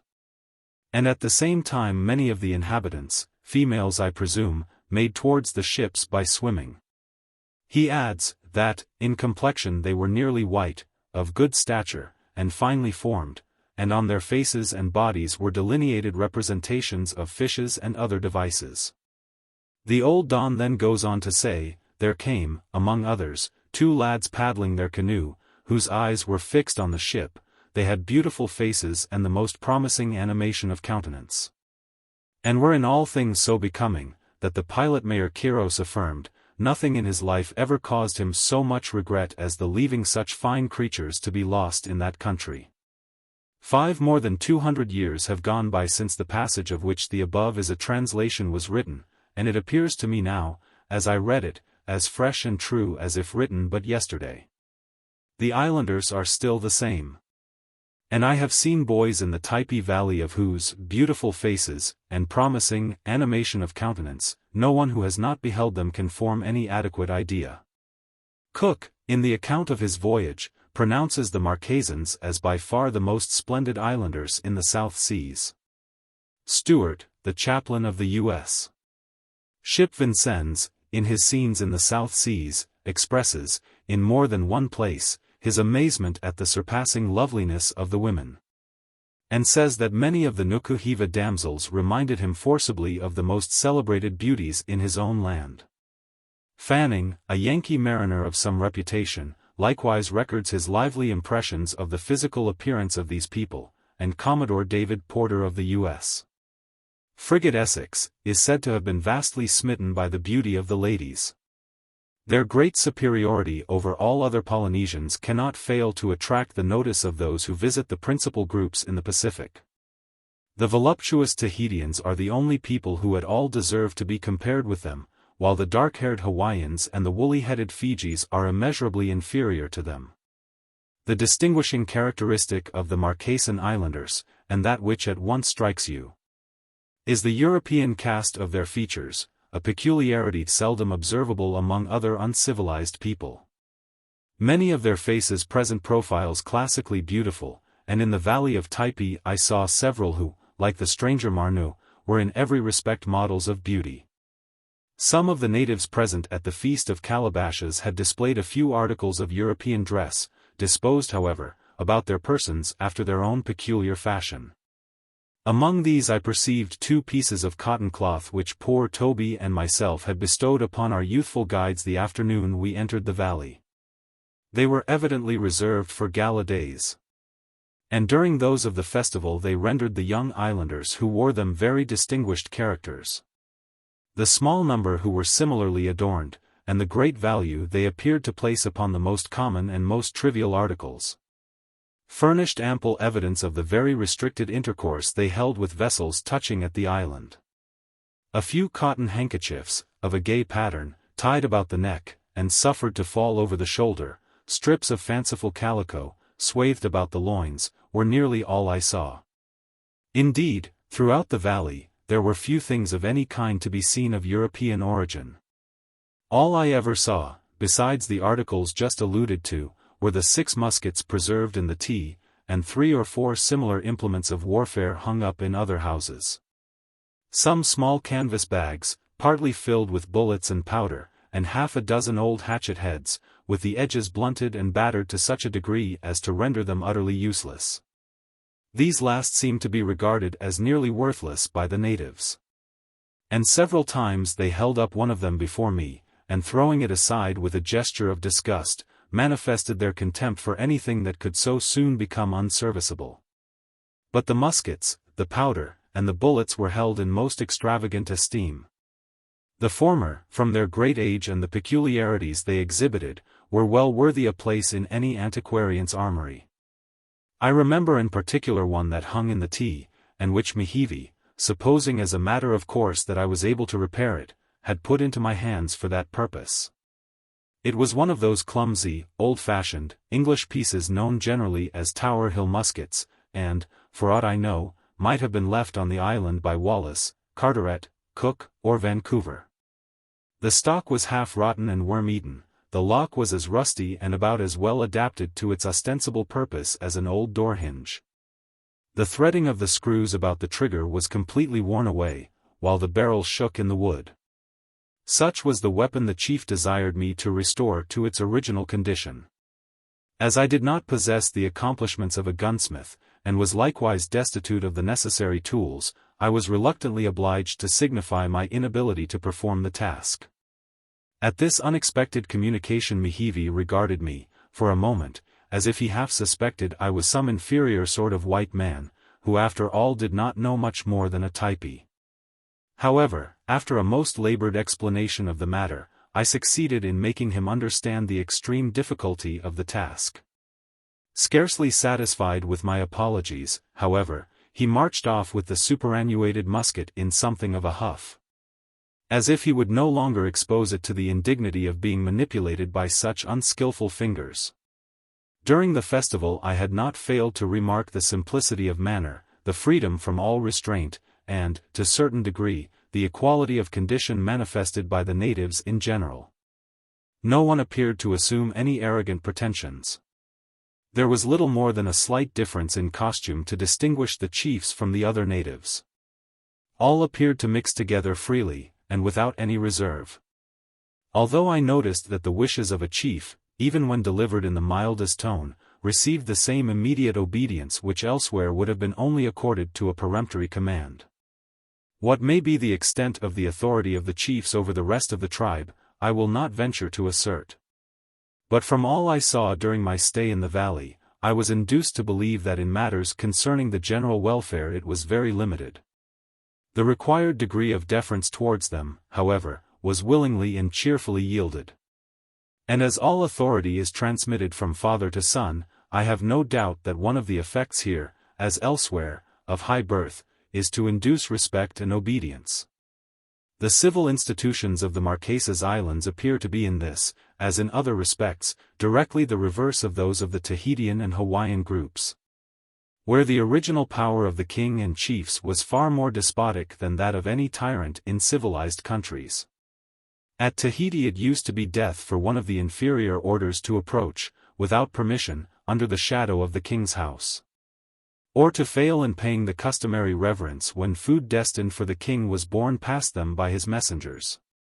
At the Sandwich Islands, Kahumanu, the gigantic old dowager queen, a woman of nearly 400 pounds weight, and who is said to be still living at Maui, was accustomed, in some of her terrific gusts of temper, to snatch up an ordinary-sized man who had offended her, and snap his spine across her knee. Incredible as this may seem, it is a fact. While at Lahainaluna, the residence of this monstrous Jezebel, a humpbacked wretch was pointed out to me, who, some 25 years previously, had had the vertebrae of his backbone very seriously discomposed by his gentle mistress. The particular grades of rank existing among the chiefs of Typee, I could not in all cases determine. Previous to the Feast of Calabashes I had been puzzled what particular station to assign to Mihivi. But the important part he took upon that occasion convinced me that he had no superior among the inhabitants of the valley. I had invariably noticed a certain degree of deference paid to him by all with whom I had ever seen him brought in contact. But when I remembered that my wanderings had been confined to a limited portion of the valley, and that towards the sea a number of distinguished chiefs resided, some of whom had separately visited me at Marheo's house, and whom, until the festival, I had never seen in the company of Mihivi, I felt disposed to believe that his rank after all might not be particularly elevated. The revels, however, had brought together all the warriors whom I had seen individually and in groups at different times and places. Among them Mihivi moved with an easy air of superiority which was not to be mistaken. And he whom I had only looked at as the hospitable host of the tea, and one of the military leaders of the tribe, now assumed in my eyes the dignity of royal station. His striking costume, no less than his naturally commanding figure, seemed indeed to give him preeminence over the rest. The towering helmet of feathers that he wore raised him in height above all who surrounded him. And though some others were similarly adorned, the length and luxuriance of their plumes were inferior to his. Mihivi was in fact the greatest of the chiefs, the head of his clan, the sovereign of the valley. And the simplicity of the social institutions of the people could not have been more completely proved than by the fact, that after having been several weeks in the valley, and almost in daily intercourse with Mihivi, I should have remained until the time of the festival ignorant of his regal character. But a new light had now broken in upon me. The tea was the palace, and Mihivi the king. Both the one and the other of a most simple and patriarchal nature it must be allowed, and wholly unattended by the ceremonious pomp which usually surrounds the purple. After having made this discovery I could not avoid congratulating myself that Mihivi had from the first taken me as it were under his royal protection, and that he still continued to entertain for me the warmest regard, as far at least as I was enabled to judge from appearances. For the future I determined to pay most assiduous court to him, hoping that eventually through his kindness I might obtain my liberty. Chapter 26. King Mihivi, allusion to his Hawaiian Majesty, conduct of Marheo and Mihivi in certain delicate matters, peculiar system of marriage, number of population, uniformity, embalming, places of sepulture. Funeral obsequies at Nukuheva, number of inhabitants in Typee, location of the dwellings, happiness enjoyed in the valley, a warning, some ideas with regard to the present state of the Hawaiians. Story of a missionary's wife, fashionable equipages at Oahu, reflections. King Mihivi, a goodly-sounding title, and why should I not bestow it upon the foremost man in the valley of Typee? The Republican missionaries of Oahu caused to be gazetted in the court journal, published at Honolulu, the most trivial movement of His Gracious Majesty King Kamehameha III, and Their Highnesses the Princes of the Blood Royal. 6. And who is His Gracious Majesty, and what the quality of this blood royal? His gracious majesty is a fat, lazy, Negro-looking blockhead, with as little character as power. He has lost the noble traits of the barbarian, without acquiring the redeeming graces of a civilized being. And, although a member of the Hawaiian Temperance Society, is a most inveterate dram drinker. The blood royal is an extremely thick, depraved fluid, formed principally of raw fish, bad brandy, and European sweetmeats, and is charged with a variety of eruptive humors, which are developed in sundry blotches and pimples upon the august face of Majesty itself, and the angelic countenances of the princes and princesses of the blood royal. Now, if the farcical puppet of a chief magistrate in the Sandwich Islands be allowed the title of king, why should it be withheld from the noble savage Nukuheva, who is 1,000 times more worthy of the appellation? All hail, therefore, Nukuheva, king of the Cannibal Valley, and long life and prosperity to his Typean majesty. May heaven for many a year preserve him, the uncompromising foe of Nukuheva and the French. If a hostile attitude will secure his lovely domain from the remorseless inflictions of South Sea civilization. Previously to seeing the dancing widows, I had little idea that there were any matrimonial relations subsisting in Typee. And I should as soon have thought of a platonic affection being cultivated between the sexes, as of the solemn connection of man and wife. To be sure, there were old Marquesas and Tyner, who seemed to have a sort of nuptial understanding with one another. But for all that, I had sometimes observed a comical-looking old gentleman dressed in a suit of shabby tattooing, who had the audacity to take various liberties with the lady. And that too in the very presence of the old warrior her husband, who looked on as good-naturedly as if nothing was happening. This behavior, until subsequent discoveries enlightened me, puzzled me more than anything else I witnessed in Typee. As for Nukuheva, I had supposed him a confirmed bachelor, as well as most of the principal chiefs. At any rate, if they had wives and families, they ought to have been ashamed of themselves. For sure I am, they never troubled themselves about any domestic affairs. In truth, Nukuheva seemed to be the president of a club of hardy fellows, who kept bachelor's hall, in fine style at the tea. I had no doubt but that they regarded children as odious encumbrances. And their ideas of domestic felicity were sufficiently shown in the fact that they allowed no meddlesome housekeepers to turn topsy-turvy those snug little arrangements they had made in their comfortable dwelling. I strongly suspected, however, that some of these jolly bachelors were carrying on love intrigues with the maidens of the tribe, although they did not appear publicly to acknowledge them. I happened to pop upon Nukuheva 3 or 4 times when he was romping, in a most undignified manner for a warrior king, with one of the prettiest little witches in the valley. She lived with an old woman and a young man, in a house near Marquesas. And although in appearance a mere child herself, had a noble boy about a year old, who bore a marvelous resemblance to Nukuheva, whom I should certainly have believed to have been the father. Were it not that the little fellow had no triangle on his face, but on second thoughts, tattooing is not hereditary. Nukuheva, however, was not the only person upon whom the damsel Mununi smiled. The young fellow of 15, who permanently resided in the home with her, was decidedly in her good graces.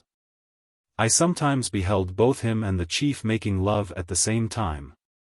Is it possible, thought I, that the valiant warrior can consent to give up a corner in the thing he loves? This too was a mystery which, with others of the same kind, was afterwards satisfactorily explained. During the second day of the Feast of Calabashes, Korikori, being determined that I should have some understanding on these matters, had, in the course of his explanations, directed my attention to a peculiarity I had frequently remarked among many of the females. Principally those of a mature age and rather matronly appearance. This consisted in having the right hand and the left foot most elaborately tattooed, whilst the rest of the body was wholly free from the operation of the art, with the exception of the minutely dotted lips and slight marks on the shoulders, to which I have previously referred as comprising the sole tattooing exhibited by VIII, in common with other young girls of her age. The hand and foot thus embellished were, according to Korikori, the distinguishing badge of wedlock, so far as that social and highly commendable institution is known among those people. It answers, indeed, the same purpose as the plain gold ring worn by our fairer spouses. After Korikori's explanation of the subject, I was for some time studiously respectful in the presence of all females thus distinguished, and never ventured to indulge in the slightest approach to flirtation with any of their number. Married women, to be sure, I knew better than to offend them. A further insight, however, into the peculiar domestic customs of the inmates of the valley did away in a measure with the severity of my scruples, and convinced me that I was deceived in some at least of my conclusions. A regular system of polygamy exists among the islanders, but of a most extraordinary nature, a plurality of husbands, instead of wives. And this solitary fact speaks volumes for the gentle disposition of the male population. Where else, indeed, could such a practice exist, even for a single day? Imagine a revolution brought about in a Turkish seraglio, and the harem rendered the abode of bearded men. Or conceive some beautiful woman in our own country running distracted at the sight of her numerous lovers murdering one another before her eyes, out of jealousy for the unequal distribution of her favors. Heaven defend us from such a state of things. We are scarcely amiable and forbearing enough to submit to it. I was not able to learn what particular ceremony was observed in forming the marriage contract, but am inclined to think that it must have been of a very simple nature. Perhaps the mere popping the question, as it is termed with us, might have been followed by an immediate nuptial alliance. At any rate, I have more than one reason to believe that tedious courtships are unknown in the valley of Typee. The males considerably outnumber the females. This holds true of many of the islands of Polynesia, although the reverse of what is the case in most civilized countries. The girls are first wooed and won, at a very tender age, by some stripling in the household in which they reside. This, however, is a mere frolic of the affections, and no formal engagement is contracted. By the time this first love has a little subsided, a second suitor presents himself, of graver years, and carries both boy and girl away to his own habitation. This disinterested and generous-hearted fellow now weds the young couple, marrying damsel and lover at the same time, and all three thenceforth live together as harmoniously as so many turtles. I have heard of some men who in civilized countries rashly marry large families with their wives, but had no idea that there was any place where people married supplementary husbands with them. Infidelity on either side is very rare. No man has more than one wife, and no wife of mature years has less than 2 husbands. Sometimes she has 3, but such instances are not frequent. The marriage tie, whatever it may be, does not appear to be indissoluble, for separations occasionally happen. These, however, when they do take place, produce no unhappiness, and are preceded by no bickerings. For the simple reason, that an ill-used wife or a henpecked husband is not obliged to file a bill in chancery to obtain a divorce. As nothing stands in the way of a separation, the matrimonial yoke sits easily and lightly, and a Typee wife lives on very pleasant and sociable terms with her husband. On the whole, wedlock, as known among these types, seems to be of a more distinct and enduring nature than is usually the case with barbarous people. A baneful promiscuous intercourse of the sexes is hereby avoided, and virtue, without being clamorously invoked, is, as it were, unconsciously practiced.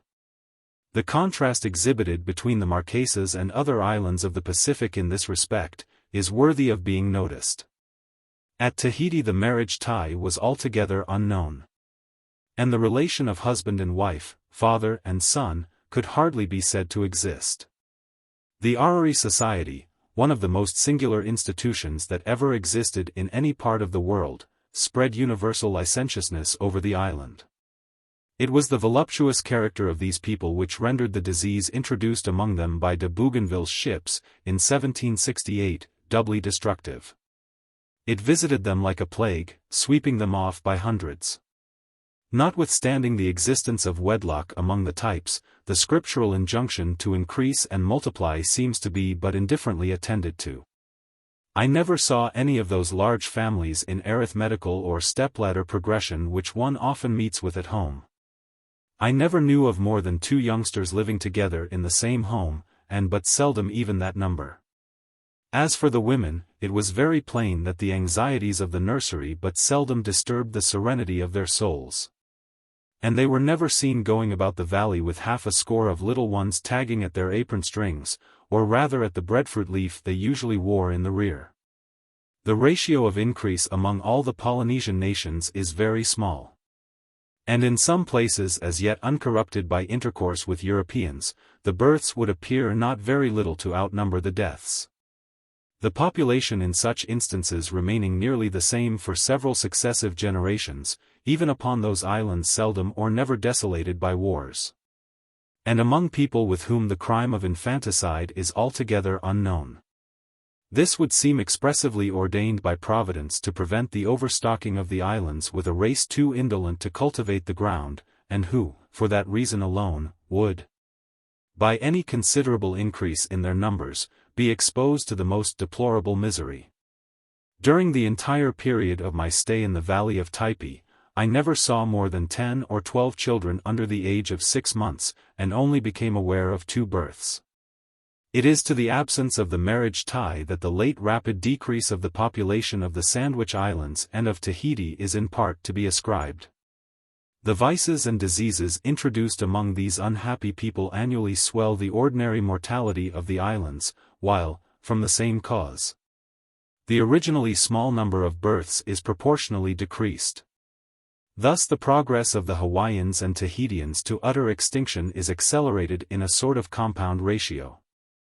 I have before had occasion to remark, that I never saw any of the ordinary signs of a pace of sepulture in the valley, a circumstance which I attributed, at the time, to my living in a particular part of it, and being forbidden to extend my rambles to any considerable distance towards the sea. I have since thought it probable, however, that the types, either desirous of removing from their sight the evidences of mortality, or prompted by a taste for rural beauty, may have some charming cemetery situation in the shadowy recesses along the base of the mountains. At Nukuheva, 2 or 3 large quadrangular pipes, heavily flagged, enclosed with regular stone walls, and shaded over and almost hidden from view by the interlacing branches of enormous trees, were pointed out to me as burial places. The bodies, I understood, were deposited in rude vaults beneath the flagging, and were suffered to remain there without being disinterred. Although nothing could be more strange and gloomy than the aspect of these places, where the lofty trees threw their dark shadows over rude blocks of stone, a stranger looking at them would have discerned none of the ordinary evidences of a place of sepulture. During my stay in the valley, as none of its inmates were so accommodating as to die and be buried in order to gratify my curiosity with regard to their funeral rites, I was reluctantly obliged to remain in ignorance of them. As I have reason to believe, however, the observances of the types in these matters are the same with those of all the other tribes in the island. I will here relate a scene I chanced to witness at Nukuheva. A young man had died, about daybreak, in a house near the beach. I had been sent ashore that morning, and saw a good deal of the preparations they were making for his obsequies. The body, neatly wrapped in a new white tuppa, was laid out in an open shed of coconut boughs, upon a bier constructed of elastic bamboos ingeniously twisted together. This was supported about 2 feet from the ground, by large canes planted uprightly in the earth. 2 females, of a dejected appearance, watched by its side, plaintively chanting and beating the air with large grass fans whitened with pipe clay. In the dwelling-house adjoining a numerous company we assembled, and various articles of food were being prepared for consumption. 2 or 3 individuals, distinguished by headdresses of beautiful tuppa, and wearing a great number of ornaments, appeared to officiate as masters of the ceremonies. By noon the entertainment had fairly begun, and we were told that it would last during the whole of the 2 following days. With the exception of those who mourned by the corpse, everyone seemed disposed to drown the sense of the late bereavement in convivial indulgence. The girls, decked out in their savage finery, danced, the old men chanted, the warriors smoked and chatted. And the young and lusty, of both sexes, feasted plentifully, and seemed to enjoy themselves as pleasantly as they could have done had it been a wedding. The islanders understand the art of embalming, and practice it with such success that the bodies of their great chiefs are frequently preserved for many years in the very houses where they died. I saw 3 of these in my visit to the Bay of Tyre. One was enveloped in immense folds of tupa, with only the face exposed, and hung erect against the side of the dwelling. The others were stretched out upon biers of bamboo, in open, elevated temples, which seemed consecrated to their memory. The heads of enemies killed in battle are invariably preserved and hung up as trophies in the house of the conqueror. I am not acquainted with the process which is in use, but believe that fumigation is the principal agency employed. All the remains which I saw presented the appearance of a ham after being suspended for some time in a smoky chimney. But to return from the dead to the living. The late festival had drawn together, as I had every reason to believe, the whole population of the vale, and consequently I was enabled to make some estimate with regard to its numbers. I should imagine that there were about 2,000 inhabitants in Typee, and no number could have been better adapted to the extent of the valley. The valley is some 9 miles in length, and may average 1 in breadth. The houses being distributed at wide intervals throughout its whole extent, principally, however, towards the head of the vale. There are no villages. The houses stand here and there in the shadow of the groves, or are scattered along the banks of the winding stream. Their golden-hued bamboo sides and gleaming white thatch forming a beautiful contrast to the perpetual verdure in which they are embowered. There are no roads of any kind in the valley. Nothing but a labyrinth of footpaths twisting and turning among the thickets without end. The penalty of the fall presses very lightly upon the valley of Typee. For, with the one solitary exception of striking a light, I scarcely saw any piece of work performed there which caused the sweat to stand upon a single brow. As for digging and delving for a livelihood, the thing is altogether unknown. Nature has planted the breadfruit and the banana, and in her own good time she brings them to maturity, when the idle savage stretches forth his hand, and satisfies his appetite. Ill-fated people! I shudder when I think of the change a few years will produce in their paradisiacal abode. And probably when the most destructive vices, and the worst attendances on civilization, shall have driven all peace and happiness from the valley. The magnanimous French will proclaim to the world that the Marquesas Islands have been converted to Christianity. And this the Catholic world will doubtless consider as a glorious event. Heaven help the Isles of the Sea! The sympathy which Christendom feels for them, has, alas, in too many instances proved their bane. How little do some of these poor islanders comprehend when they look around them, that no inconsiderable part of their disasters originate in certain tea-party excitements, under the influence of which benevolent-looking gentlemen in white cravats solicit alms, and old ladies in spectacles, and young ladies in sober russet gowns, contribute sixpences towards the creation of a fund, the object of which is to ameliorate the spiritual condition of the Polynesians, but whose end has almost invariably been to accomplish their temporal destruction. Let the savages be civilized, but civilize them with benefits, and not with evils, and let heathenism be destroyed, but not by destroying the heathen. The Anglo-Saxon hive have extirpated paganism from the greater part of the North American continent, but with it they have likewise extirpated the greater portion of the red race. Civilization is gradually sweeping from the earth the lingering vestiges of paganism, and at the same time the shrinking forms of its unhappy worshippers. Among the islands of Polynesia, no sooner are the images overturned, the temples demolished, and the idolaters converted into nominal Christians, that disease, vice, and premature death make their appearance. The depopulated land is then recruited from the rapacious hordes of enlightened individuals who settle themselves within its borders, and clamorously announce the progress of the truth. Neat villas, trim gardens, shaven lawns, spires, and cupolas arise, while the poor savage soon finds himself an interloper in the country of his fathers. And that too on the very site of the hut where he was born. The spontaneous fruits of the earth, which God in his wisdom had ordained for the support of the indolent natives, remorselessly seized upon and appropriated by the stranger, are devoured before the eyes of the starving inhabitants, or sent on board the numerous vessels which now touch at their shores. When the famished wretches are cut off in this manner from their natural supplies, they are told by their benefactors to work and earn their support by the sweat of their brows.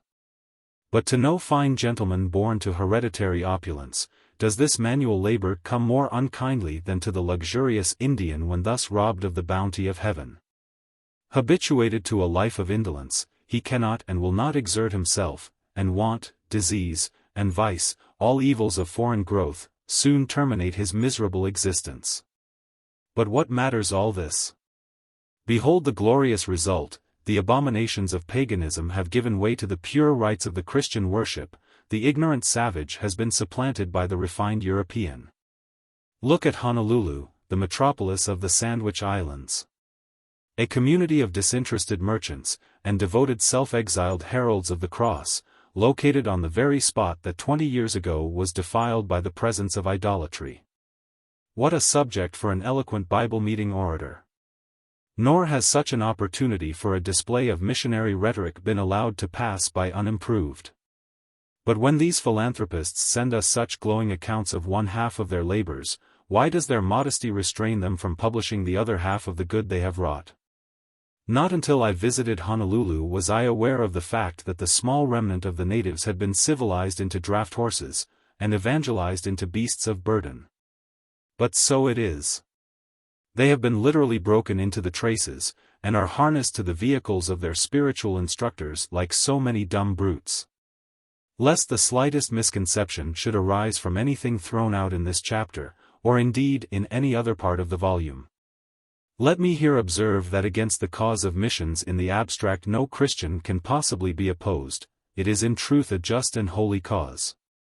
But if the great end proposed by it be spiritual, the agency employed to accomplish that end is purely earthly. And, although the object in view be the achievement of much good, that agency may nevertheless be productive of evil. In short, missionary undertaking, however it may be blessed of heaven, is in itself but human, and subject, like everything else, to errors and abuses.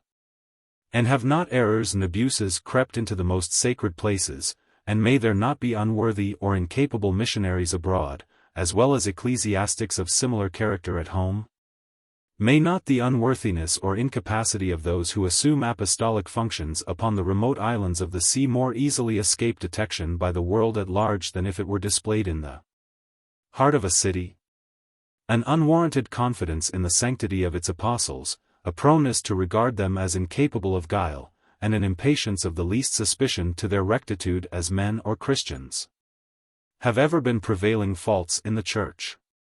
Nor is this to be wondered at, for subject as Christianity is to the assaults of unprincipled foes, we are naturally disposed to regard everything like an exposure of ecclesiastical misconduct as the offspring of malevolence or irreligious feeling.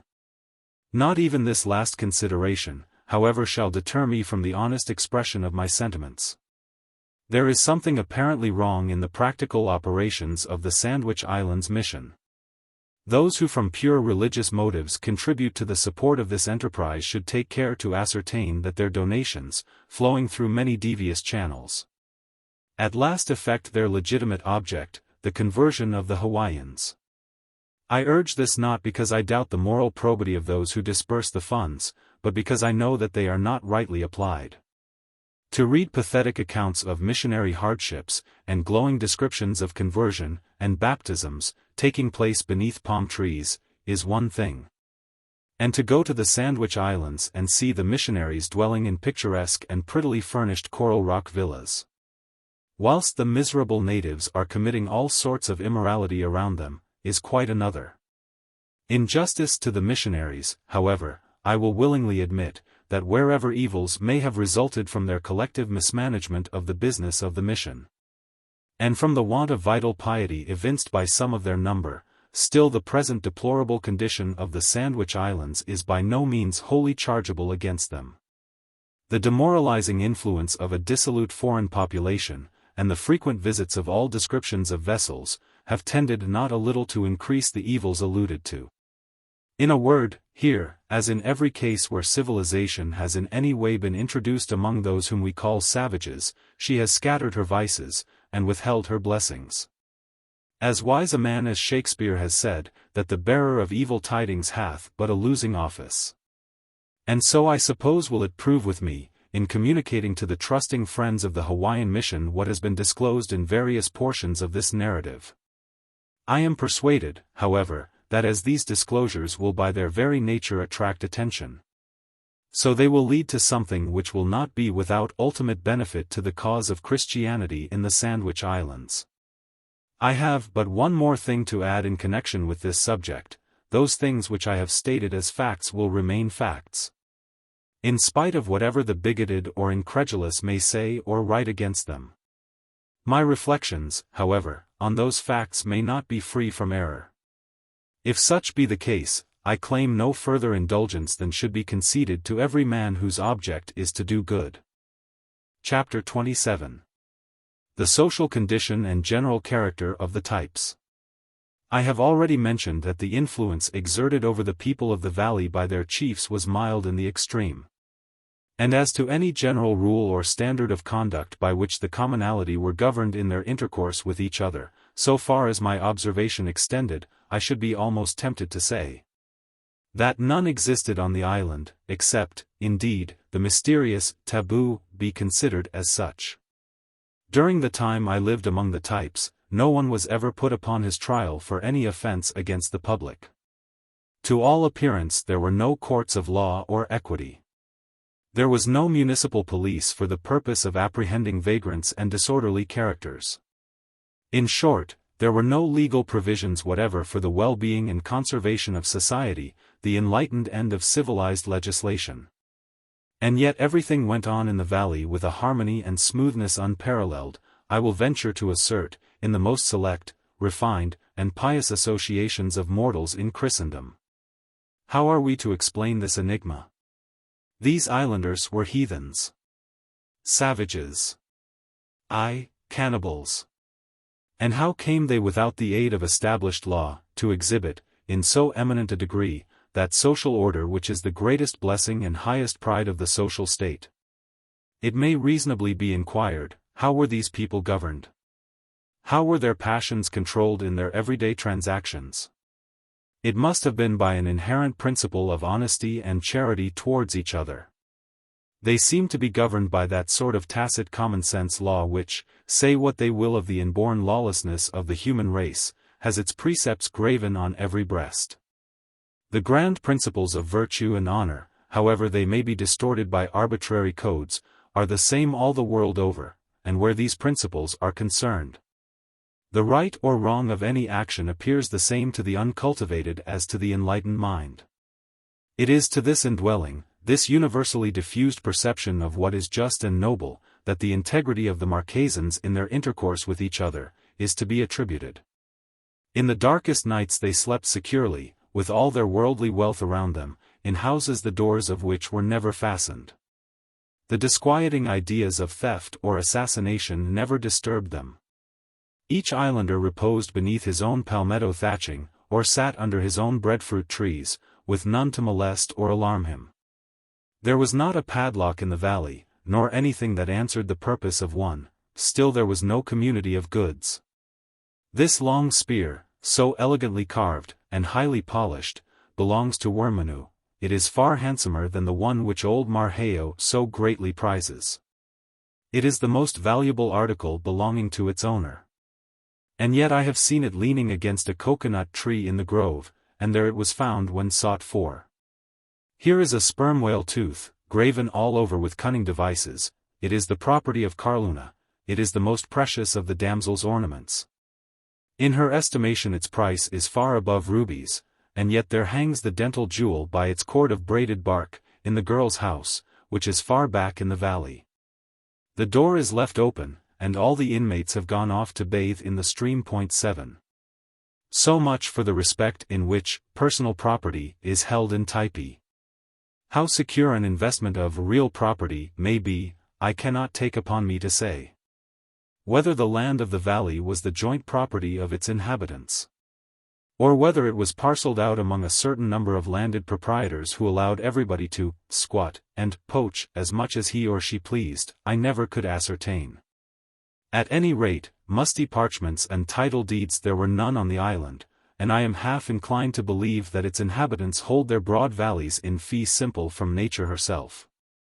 To have and to hold, so long as grass grows and water runs, or until their French visitors, by a summary mode of conveyancing, shall appropriate them to their own benefit and behoof.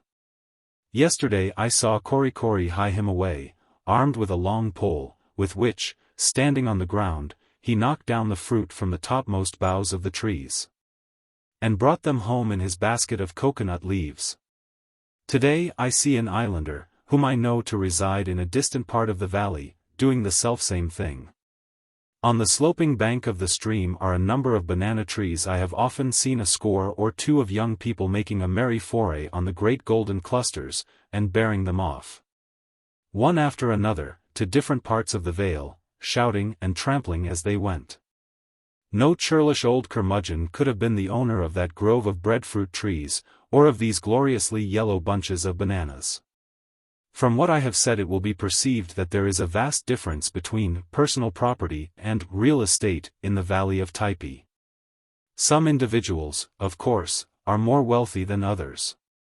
For example, the ridgepole of Marquesas house bends under the weight of many a huge packet of tuppa.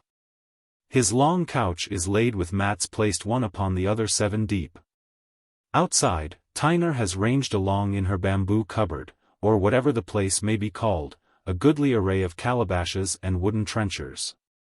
Now, the house just beyond the grove, and next to Marquesas, occupied by Ruaruga, is not quite so well furnished. There are only 3 moderate-sized packages swinging overhead, there are only 2 layers of mats beneath, and the calabashes and trenchers are not so numerous, nor so tastefully stained and carved.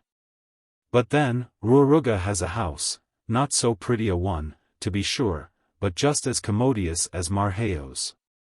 And, I suppose, if he wished to vie with his neighbor's establishment, he could do so with very little trouble. These, in short, constituted the chief differences perceivable in the relative wealth of the people in Typee. Civilization does not engross all the virtues of humanity, she has not even her full share of them. They flourish in greater abundance and attain greater strength among many barbarous people. The hospitality of the wild Arab, the courage of the North American Indian, and the faithful friendship of some of the Polynesian nations far surpass anything of a similar kind among the polished communities of Europe. If truth and justice, and the better principles of our nature, cannot exist unless enforced by the statute book, how are we to account for the social condition of the types? So pure and upright were they in all the relations of life, that entering their valley, as I did, under the most erroneous impressions of their character, I was soon led to exclaim in amazement, "Are these the ferocious savages, the bloodthirsty cannibals of whom I have heard such frightful tales? They deal more kindly with each other, and are more humane than many who study essays on virtue and benevolence, and who repeat every night that beautiful prayer breathed first by the lips of the divine and gentle Jesus." I will frankly declare that after passing a few weeks in this valley of the Marquesas, I formed a higher estimate of human nature than I had ever before entertained. But alas! Since then I have been one of the crew of a man of war, and the pent-up wickedness of 500 men has nearly overturned all my previous theories. There was one admirable trait in the general character of the types which, more than anything else, secured my admiration. It was the unanimity of feeling they displayed on every occasion. With them there hardly appeared to be any difference of opinion upon any subject whatever. They all thought and acted alike. I do not conceive that they could support a debating society for a single night, there would be nothing to dispute about. And were they to call a convention to take into consideration the state of the tribe, its session would be a remarkably short one. They showed this spirit of unanimity in every action of life. Everything was done in concert and good fellowship. I will give an instance of this fraternal feeling. One day, in returning with Korikori from my accustomed visit to the tea, we passed by a little opening in the grove. on one side of which, my attendant informed me, was that afternoon to be built a dwelling of bamboo. At least 100 of the natives were bringing materials to the ground, some carrying in their hands one or two of the canes which were to form the sides, others slender rods of the hibiscus, strung with palmetto leaves, for the roof. Everyone contributed something to the work, and by the united, but easy, and even indolent, labors of all, the entire work was completed before sunset. The islanders, while employed in erecting this tenement, reminded me of a colony of beavers at work. To be sure, they were hardly as silent and demure as those wonderful creatures, nor were they by any means as diligent. To tell the truth, they were somewhat inclined to be lazy, but a perfect tumult of hilarity prevailed. And they worked together so unitedly, and seemed actuated by such an instinct of friendliness, that it was truly beautiful to behold. Not a single female took part in this employment, and if the degree of consideration in which the ever-adorable sex is held by the men be, as the philosophers affirm, a just criterion of the degree of refinement among a people, then I may truly pronounce the types to be as polished a community as ever the sun shone upon. The religious restrictions of the taboo alone excepted, the women of the valley were allowed every possible indulgence. Nowhere are the ladies more assiduously courted. Nowhere are they better appreciated as the contributors to our highest enjoyments, and nowhere are they more sensible of their power. Far different from their condition among many rude nations, where the women are made to perform all the work while their ungallant lords and masters lie buried in sloth. The gentle sex in the valley of Typee were exempt from toil, if toil it might be called that, even in the tropical climate, never distilled one drop of perspiration. Their light household occupations, together with the manufacture of tuppa, the plaiting of mats, and the polishing of drinking vessels, were the only employments pertaining to the women. And even these resembled those pleasant avocations which fill up the elegant morning leisure of our fashionable ladies at home. But in these occupations, slight and agreeable though they were, the giddy young girls very seldom engaged. Indeed, these wilful care-killing damsels were averse to all useful employment. Like so many spoiled beauties, they ranged through the groves, bathed in the stream, danced, flirted, played all manner of mischievous pranks, and passed their days in one merry round of thoughtless happiness. During my whole stay on the island I never witnessed a single quarrel, nor anything that in the slightest degree approached even to a dispute. The natives appeared to form one household, whose members were bound together by the ties of strong affection. The love of kindred I did not so much perceive, for it seemed blended in the general love. And where all were treated as brothers and sisters, it was hard to tell who were actually related to each other by blood. Let it not be supposed that I have overdrawn this picture. I have not done so. Nor let it be urged, that the hostility of this tribe to foreigners, and the hereditary feuds they carry on against their fellow islanders beyond the mountains, are facts which contradict me. Not so. These apparent discrepancies are easily reconciled. By many a legendary tale of violence and wrong, as well as by events which have passed before their eyes, these people have been taught to look upon white men with abhorrence. The cruel invasion of their country by Porter has alone furnished them with ample provocation. And I can sympathize in the spirit which prompts the Typee warrior to guard all the passes to his valley with the point of his leveled spear, and, standing upon the beach, with his back turned upon his green home, to hold at bay the intruding European. As to the origin of the enmity of this particular clan towards the neighboring tribes, I cannot so confidently speak. I will not say that their foes are the aggressors, nor will I endeavor to palliate their conduct. But surely, if our evil passions must find vent, it is far better to expend them on strangers and aliens, than in the bosom of the community in which we dwell. In many polished countries civil contentions, as well as domestic enmities, are prevalent, and the same time that the most atrocious foreign wars are waged. How much less guilty, then, are our islanders, who of these three sins are only chargeable with one, and that the least criminal? The reader will ere long have reason to suspect that the types are not free from the guilt of cannibalism. And he will then, perhaps, charge me with admiring a people against whom so odious a crime is chargeable. But this only enormity in their character is not half so horrible as it is usually described. According to the popular fictions, the crews of vessels, shipwrecked on some barbarous coast, are eaten alive like so many dainty joints by the uncivil inhabitants. And unfortunate voyagers are lured into smiling and treacherous bays, knocked on the head with outlandish war clubs, and served up without any preliminary dressing. In truth, so horrific and improbable are these accounts, that many sensible and well-informed people will not believe that any cannibals exist, and place every book of voyages which purports to give any account of them, on the same shelf with Bluebeard and Jack the Giant Killer.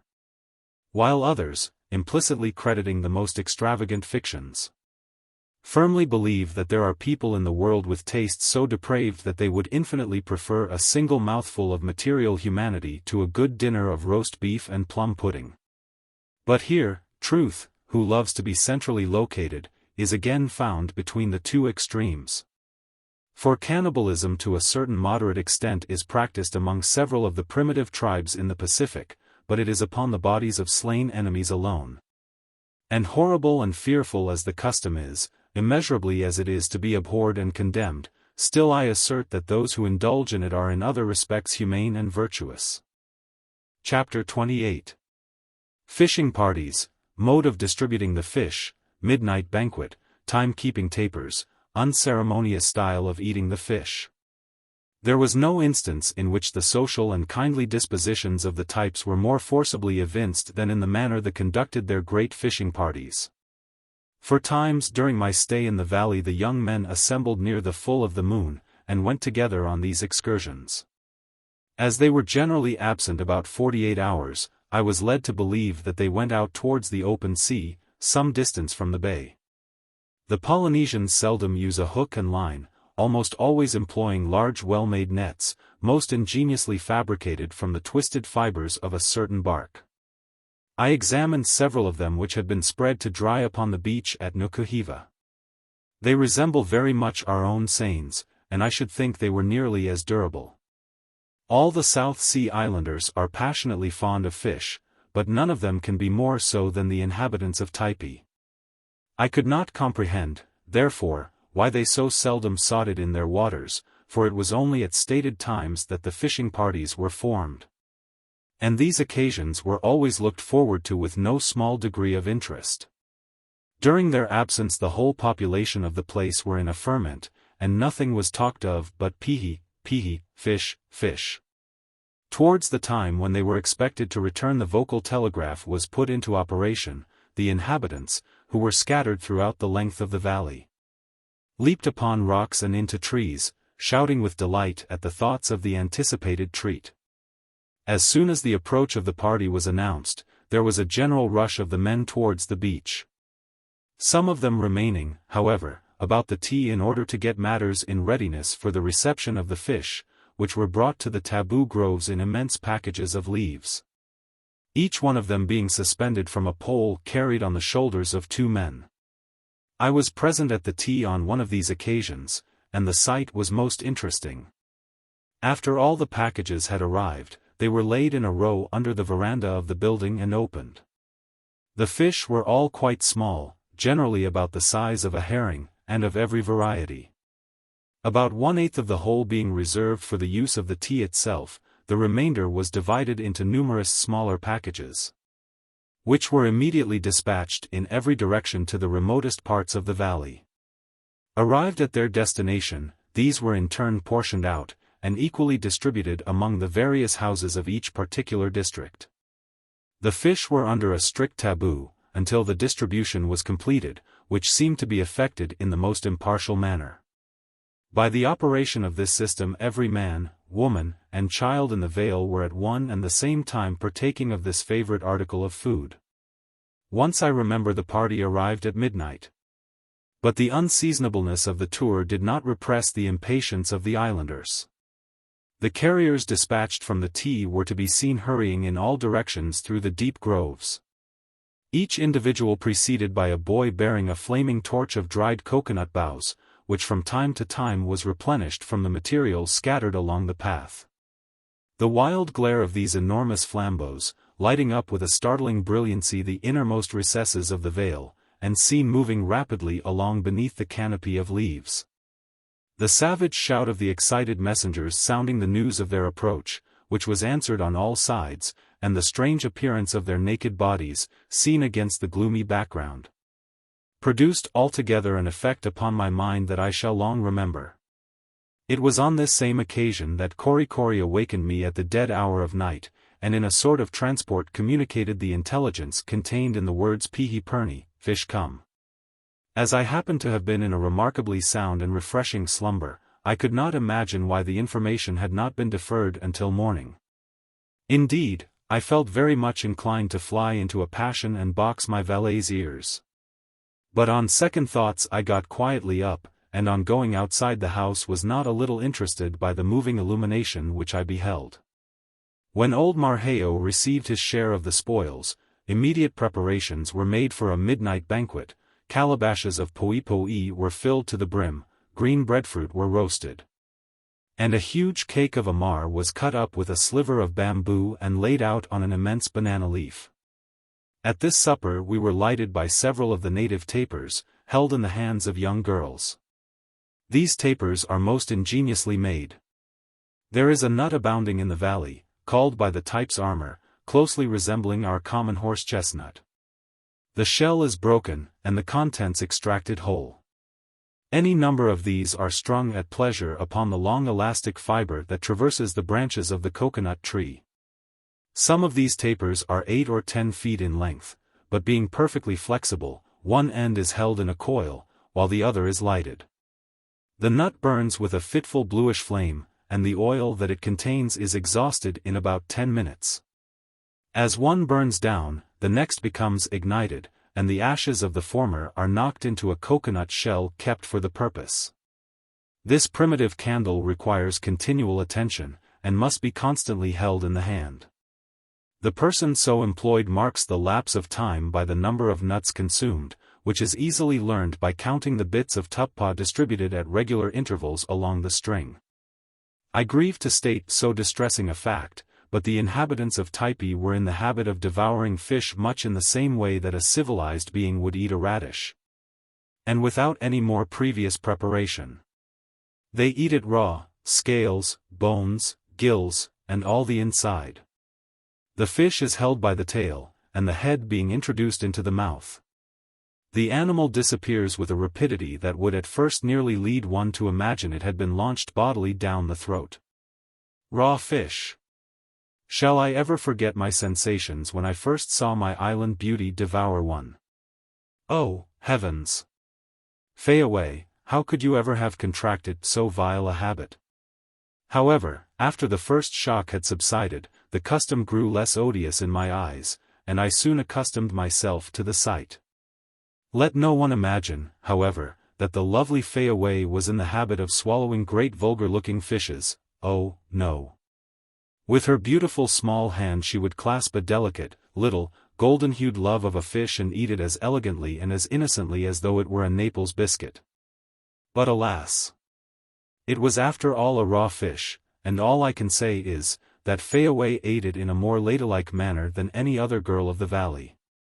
When at Rome do as the Romans do, I held to be so good a proverb, that being in Typee I made a point of doing as the types did. Thus I ate poi as they did. I walked about in a garb striking for its simplicity, and I reposed on a community of couches, besides doing many other things in conformity with their peculiar habits. But the farthest I ever went in the way of conformity, was on several occasions to regale myself with raw fish. These being remarkably tender, and quite small, the undertaking was not so disagreeable in the main, and after a few trials I positively began to relish them. However, I subjected them to a slight operation with a knife previously to making my repast. Chapter 29.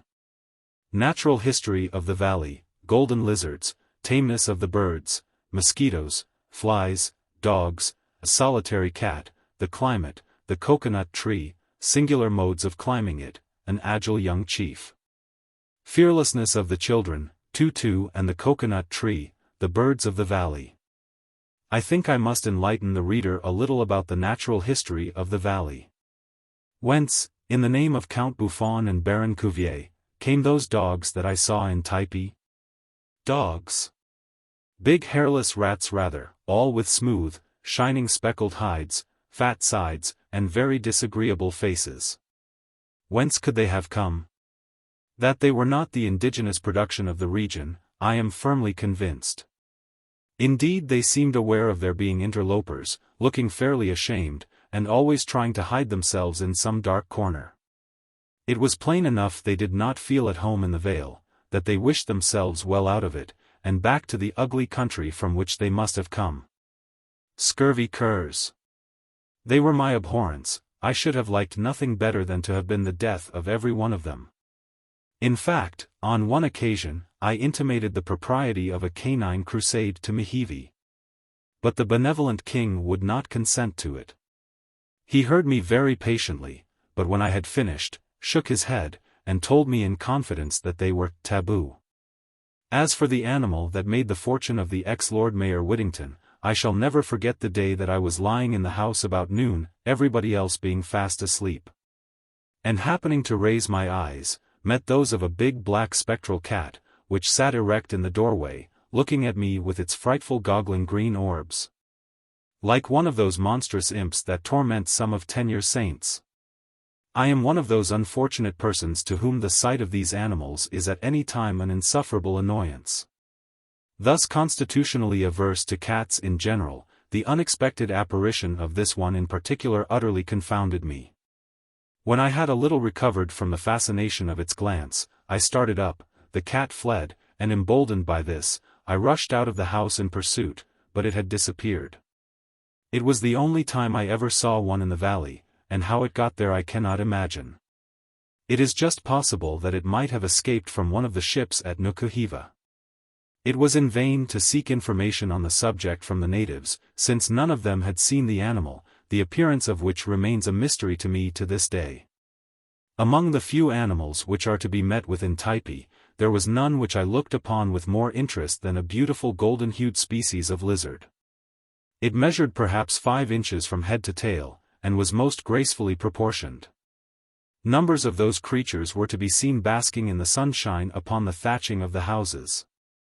And multitudes at all hours of the day showed their glittering sides as they ran frolicking between the spears of grass or raced in troops up and down the tall shafts of the coconut trees. But the remarkable beauty of these little animals and their lively ways were not their only claims upon my admiration. They were perfectly tame and insensible to fear. Frequently, after seating myself upon the ground in some shady place during the heat of the day, I would be completely overrun with them. If I brushed one off my arm, it would leap perhaps into my hair. When I tried to frighten it away by gently pinching its leg, it would turn for protection to the very hand that attacked it. The birds are also remarkably tame. If you happen to see one perched upon a branch within reach of your arm, and advanced towards it, it did not fly away immediately, but waited quietly looking at you until you could almost touch it, and then took wing slowly, less alarmed at your presence, it would seem, than desirous of removing itself from your path. Had salt been less scarce in the valley than it was, this was the very place to have gone birding with it. I remember that once, on an uninhabited island of the Galapagos, a bird alighted on my outstretched arm, while its mate chirped from an adjoining tree. Its tameness, far from shocking me, as a similar occurrence did Selkirk, imparted to me the most exquisite thrill of delight I ever experienced. And with somewhat of the same pleasure did I afterwards behold the birds and lizards of the valley show their confidence in the kindliness of man. Among the numerous afflictions which the Europeans have entailed upon some of the natives of the South Seas, is the accidental introduction among them of that enemy of all repose and ruffler of even tempers, the mosquito. At the Sandwich Islands and at 2 or 3 of the Society group, there are now thriving colonies of these insects, who promise ere long to supplant altogether the aboriginal sandflies. They sting, buzz, and torment, from one end of the year to the other, and by incessantly exasperating the natives materially obstruct the benevolent labors of the missionaries. From this grievous visitation, however, the types are as yet wholly exempt. But its place is unfortunately in some degree supplied by the occasional presence of a minute species of fly, which, without stinging, is nevertheless productive of no little annoyance. The tameness of the birds and lizards is as nothing when compared to the fearless confidence of this insect. He will perch upon one of your eyelashes, and go to roost there if you do not disturb him, or force his way through your hair, or along the cavity of the nostril, till you almost fancy he is resolved to explore the very brain itself. On one occasion I was so inconsiderate as to yawn while a number of them were hovering around me. I never repeated the act. Some half-dozen darted into the open apartment, and began walking about its ceiling. The sensation was dreadful. I involuntarily closed my mouth, and the poor creatures, being enveloped in inner darkness, must in their consternation have stumbled over my palate, and been precipitated into the gulf beneath. At any rate, though I afterwards charitably held my mouth open for at least 5 minutes, with a view of affording egress to the stragglers, none of them ever availed themselves of the opportunity. There are no wild animals of any kind on the island unless it be decided that the natives themselves are such. The mountains and the interior present to the eye nothing but silent solitudes, unbroken by the roar of beasts of prey, and enlivened by few tokens even of minute animated existence.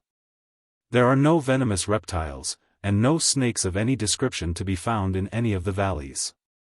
In a company of Marquesan natives the weather affords no topic of conversation. It can hardly be said to have any vicissitudes. The rainy season, it is true, brings frequent showers, but they are intermitting and refreshing. When an islander bound on some expedition rises from his couch in the morning, he is never solicitous to peep out and see how the sky looks, or ascertain from what quarter the wind blows. He is always sure of a fine day, and the promise of a few genial showers he hails with pleasure. There is never any of that remarkable weather on the islands which from time immemorial has been experienced in America, and still continues to call forth the wondering conversational exclamations of its elderly citizens. Nor do there even occur any of those eccentric meteorological changes which elsewhere surprise us. In the valley of Typee ice creams would never be rendered less acceptable by sudden frosts. Nor would picnic parties be deferred on account of inauspicious snowstorms, for their day follows day in one unvarying round of summer and sunshine. And the whole year is one long tropical month of June just melting into July. It is this genial climate which causes the coconuts to flourish as they do. This invaluable fruit, brought to perfection by the rich soil of the Marquesas, and home aloft on a stately column more than 100 feet from the ground, would seem at first almost inaccessible to the simple natives. Indeed, the slender, smooth, and soaring shaft, without a single limb or protuberance of any kind to assist one in mounting it, presents an obstacle only to be overcome by the surprising agility and ingenuity of the islanders. It might be supposed that their indolence would lead them patiently to await the period when the ripened nuts, slowly parting from their stems, fall one by one to the ground. This certainly would be the case, were it not that the young fruit, encased in a soft green husk, with the incipient meat adhering in a jelly-like pellicle to its sides, and containing a bumper of the most delicious nectar, is what they chiefly prize. They have at least 20 different terms to express as many progressive stages in the growth of the nut. Many of them reject the fruit altogether except at a particular period of its growth, which, incredible as it may appear, they seem to me to be able to ascertain within an hour or two. Others are still more capricious in their tastes, and after gathering together a heap of the nuts of all ages, and ingeniously tapping them, will first sip from one and then from another, as fastidiously as some delicate wine-bibber experimenting glass in hand among his dusty demijohns of different vintages. Some of the young men, with more flexible frames than their comrades, and perhaps with more courageous souls, had a way of walking up the trunk of the coconut trees which to me seemed little less than miraculous. And when looking at them in the act, I experienced that curious perplexity a child feels when he beholds a fly moving feet uppermost along a ceiling. I will endeavor to describe the way in which Narni, a noble young chief, sometimes performed this feat for my peculiar gratification, but his preliminary performances must also be recorded. Upon my signifying my desire that he should pluck me the young fruit of some particular tree, the handsome savage, throwing himself into a sudden attitude of surprise, feigns astonishment at the apparent absurdity of the request. Maintaining this position for a moment, the strange emotions depicted on his countenance soften down into one of humorous resignation to my will. And then looking wistfully up to the tufted top of the tree, he stands on tiptoe, straining his neck and elevating his arm, as though endeavoring to reach the fruit from the ground where he stands. As if defeated in this childish attempt, he now sinks to the earth despondingly, beating his breast in well-acted despair. And then, starting to his feet all at once, and throwing back his head, raises both hands, like a schoolboy about to catch a falling ball. After continuing this for a moment or two, as if in expectation that the fruit was going to be tossed down to him by some good spirit in the treetop, he turns wildly round in another fit of despair, and scampers off to the distance of 30 or 40 yards. Here he remains a while, eyeing the tree, the very picture of misery. But the next moment, receiving, as it were, a flash of inspiration, he rushes again towards it, and clasping both arms about the trunk, with one elevated a little above the other, he presses the soles of his feet close together against the tree, extending his legs from it until they are nearly horizontal, and his body becomes doubled into an arch.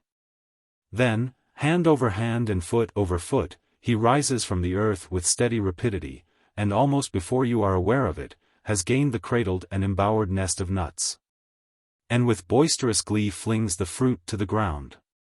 This mode of walking the tree is only practicable where the trunk declines considerably from the perpendicular. This, however, is almost always the case. Some of the perfectly straight shafts of the trees leaning at an angle of 30 degrees.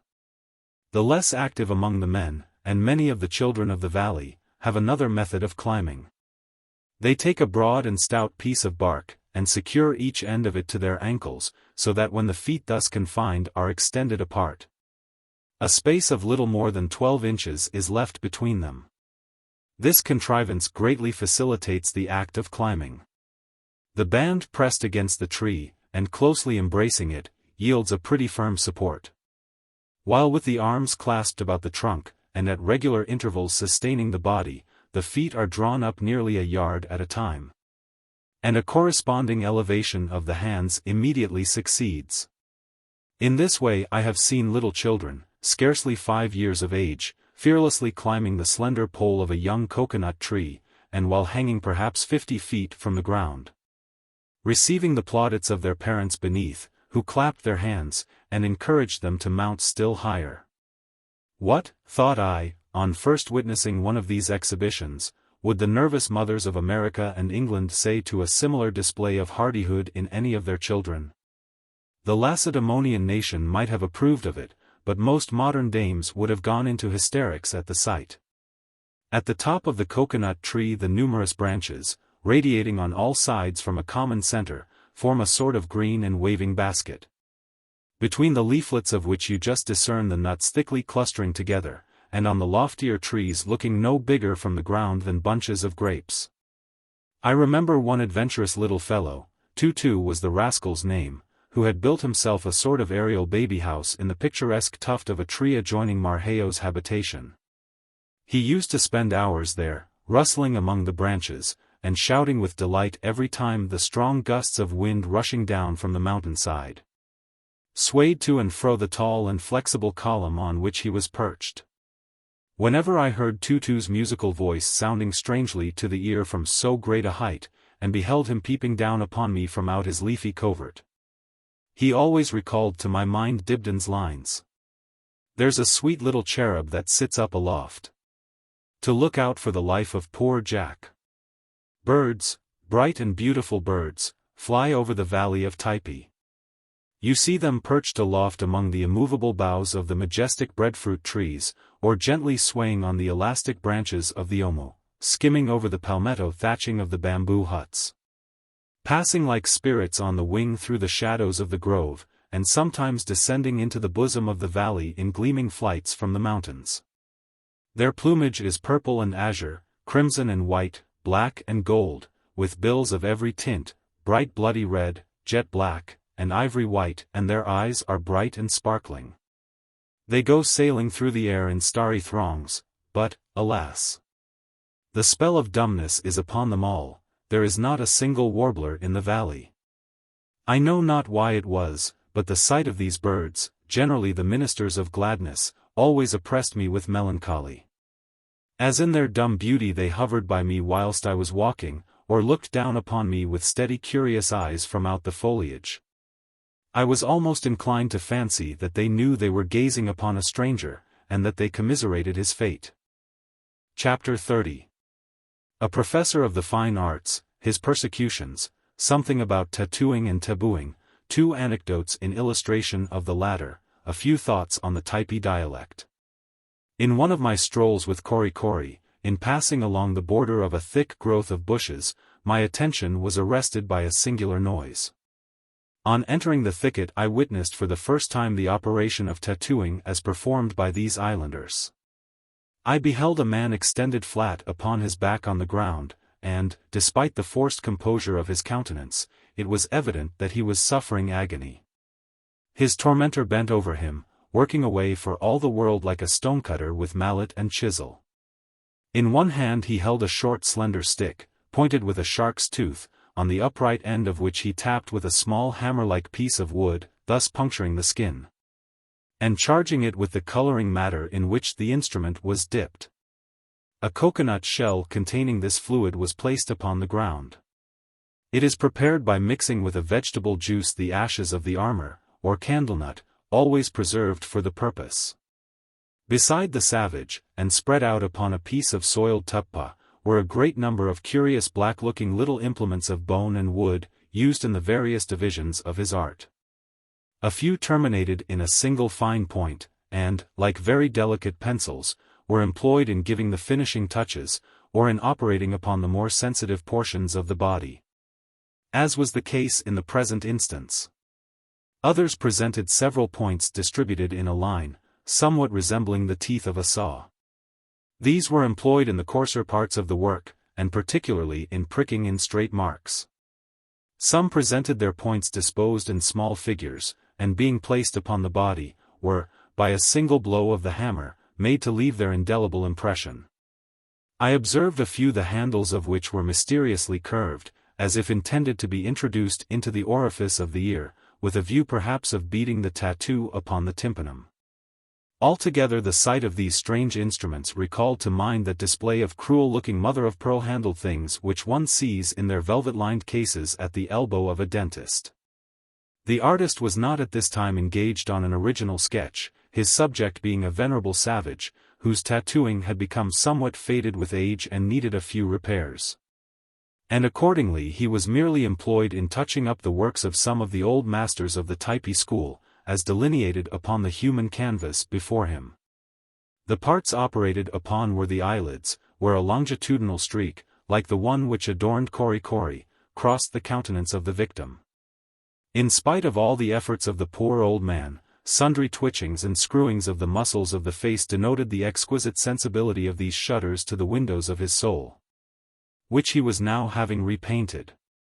But the artist, with a heart as callous as that of an army surgeon, continued his performance, enlivening his labors with a wild chant, tapping away the while as merrily as a woodpecker.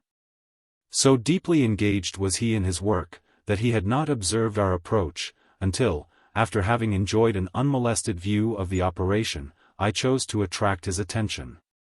As soon as he perceived me, supposing that I sought him in his professional capacity, he seized hold of me in a paroxysm of delight, and was in eagerness to begin the work. When, however, I gave him to understand that he had altogether mistaken my views, nothing could exceed his grief and disappointment. But recovering from this, he seemed determined not to credit my assertion, and grasping his implements, he flourished them about in fearful vicinity to my face, going through an imaginary performance of his art, and every moment bursting into some admiring exclamation at the beauty of his designs. Horrified at the bare thought of being rendered hideous for life if the wretch were to execute his purpose upon me, I struggled to get away from him, while Kori, back-turning traitor, stood by and besought me to comply with the outrageous request. On my reiterated refusals, the excited artist got half beside himself, and was overwhelmed with sorrow at losing so noble an opportunity of distinguishing himself in his profession. The idea of engrafting his tattooing upon my white skin filled him with all a painter's enthusiasm. Again and again he gazed into my countenance, and every fresh glimpse seemed to add to the vehemence of his ambition. Not knowing to what extremities he might proceed, and shuddering at the ruin he might inflict upon my figurehead, I now endeavored to draw off his attention from it. And holding out my arm in a fit of desperation, signed to him to commence operations. But he rejected the compromise indignantly, and still continued his attack on my face, as though nothing short of that would satisfy him. When his forefinger swept across my features, in laying out the borders of those parallel bands which were to encircle my countenance, the flesh fairly crawled upon my bones. At last, half wild with terror and indignation, I succeeded in breaking away from the three savages, and fled towards old Marquesas' house, pursued by the indomitable artist, who ran after me, implements in hand. Kori, however, at last interfered and drew him off from the chase. This incident opened my eyes to a new danger. And I now felt convinced that in some luckless hour I should be disfigured in such a manner as never more to have the face to return to my countrymen, even should an opportunity offer. These apprehensions were greatly increased by the desire which King Nukuheva and several of the inferior chiefs now manifested that I should be tattooed. The pleasure of the king was first signified to me some 3 days after my casual encounter with Karki the artist. Heavens! What imprecations I showered upon that Karki! Doubtless he had plotted a conspiracy against me and my countenance, and would never rest until his diabolical purpose was accomplished. Several times I met him in various parts of the valley, and, invariably, whenever he descried me, he came running after me with his mallet and chisel, flourishing them about my face as if he longed to begin. What an object he would have made of me! When the king first expressed his wish to me, I made known to him my utter abhorrence of the measure, and worked myself into such a state of excitement, that he absolutely stared at me in amazement. It evidently surpassed his Majesty's comprehension how any sober-minded and sensible individual could entertain the least possible objection to so beautifying an operation. Soon afterwards he repeated his suggestion, and meeting with a little repulse, showed some symptoms of displeasure at my obduracy. On his a third time renewing his request, I plainly perceived that something must be done, or my visage was ruined forever. I therefore screwed up my courage to the sticking point, and declared my willingness to have both arms tattooed from just above the wrist to the shoulder. His Majesty was greatly pleased at the proposition, and I was congratulating myself with having thus compromised the matter, when he intimated that as a thing of course my face was first to undergo the operation. I was fairly driven to despair. Nothing but the utter ruin of my face divine, as the poets call it, would, I perceived, satisfy the inexorable Nukuheva and his chiefs, or rather, that infernal Karki. For he was at the bottom of it all. The only consolation afforded me was a choice of patterns. I was at perfect liberty to have my face spanned by 3 horizontal bars, after the fashion of my serving man's, or to have as many oblique stripes slanting across it. Or if, like a true courtier, I chose to model my style on that of royalty, I might wear a sort of Freemason badge upon my countenance in the shape of a mystic triangle. However, I would have none of these, though the king most earnestly impressed upon my mind that my choice was wholly unrestricted. At last, seeing my unconquerable repugnance, he ceased to importune me. But not so some other of the savages. Hardly a day passed but I was subjected to their annoying requests, until at last my existence became a burden to me. The pleasures I had previously enjoyed no longer afforded me delight, and all my former desire to escape from the valley now revived with additional force. A fact which I soon afterwards learned augmented my apprehension. The whole system of tattooing was, I found, connected with their religion. And it was evident, therefore, that they were resolved to make a convert of me. In the decoration of the chiefs it seems to be necessary to exercise the most elaborate penciling. While some of the inferior natives looked as if they had been daubed over indiscriminately with a house painter's brush. I remember one fellow who prided himself hugely upon a great oblong patch, placed high upon his back, and who always reminded me of a man with a blister of Spanish flies, stuck between his shoulders. Another whom I frequently met had the hollow of his eyes tattooed in 2 regular squares and his visual organs being remarkably brilliant. They gleamed forth from out this setting like a couple of diamonds inserted in ebony. Although convinced that tattooing was a religious observance, still the nature of the connection between it and the superstitious idolatry of the people was a point upon which I could never obtain any information. Like the still more important system of the taboo, it always appeared inexplicable to me. There is a marked similarity, almost an identity, between the religious institutions of most of the Polynesian islands, and in all exists the mysterious taboo, restricted in its uses to a greater or less extent. So strange and complex in its arrangements is this remarkable system, that I have in several cases met with individuals who, after residing for years among the islands in the Pacific, and acquiring a considerable knowledge of the language, have nevertheless been altogether unable to give any satisfactory account of its operations. Situated as I was in the Typee Valley, I perceived every hour the effects of this all-controlling power, without in the least comprehending it. Those effects were, indeed, widespread and universal, pervading the most important as well as the minutest transactions of life. The savage, in short, lives in the continual observance of its dictates, which guide and control every action of his being. For several days after entering the valley I had been saluted at least 50 times in the 24 hours with the talismanic word taboo shrieked in my ears. At some gross violation of its provisions, of which I had unconsciously been guilty. The day after our arrival I happened to hand some tobacco to Toby over the head of a native who sat between us. He started up, as if stung by an adder. While the whole company, manifesting an equal degree of horror, simultaneously screamed out, "Taboo!" I never again perpetrated a similar piece of ill manners, which, indeed, was forbidden by the canons of good breeding, as well as by the mandates of the taboo. But it was not always so easy to perceive wherein you had contravened the spirit of this institution. I was many times called to order, if I may use the phrase, when I could not for the life of me conjecture what particular offense I had committed. One day I was strolling through a secluded portion of the valley, and hearing the musical sound of the cloth mallet at a little distance. I turned down a path that conducted me in a few moments to a house where there were some half-dozen girls employed in making tuppa. This was an operation I had frequently witnessed, and had handled the bark in all the various stages of its preparation. On the present occasion the females were intent upon their occupation, and after looking up and talking gaily to me for a few moments, they resumed their employment. I regarded them for a while in silence, and then carelessly picking up a handful of the material that lay around, proceeded unconsciously to pick it apart. While thus engaged, I was suddenly startled by a scream, like that of a whole boarding school of young ladies just on the point of going into hysterics.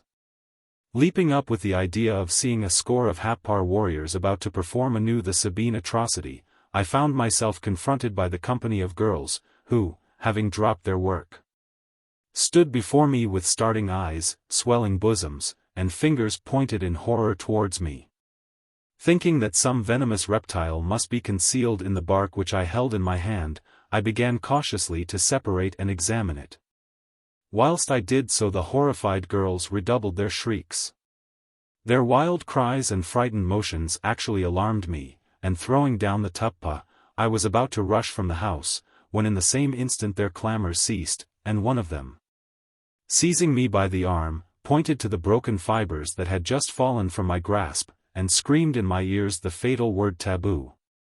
I subsequently found out that the fabric they were engaged in making was of a peculiar kind, destined to be worn on the heads of the females.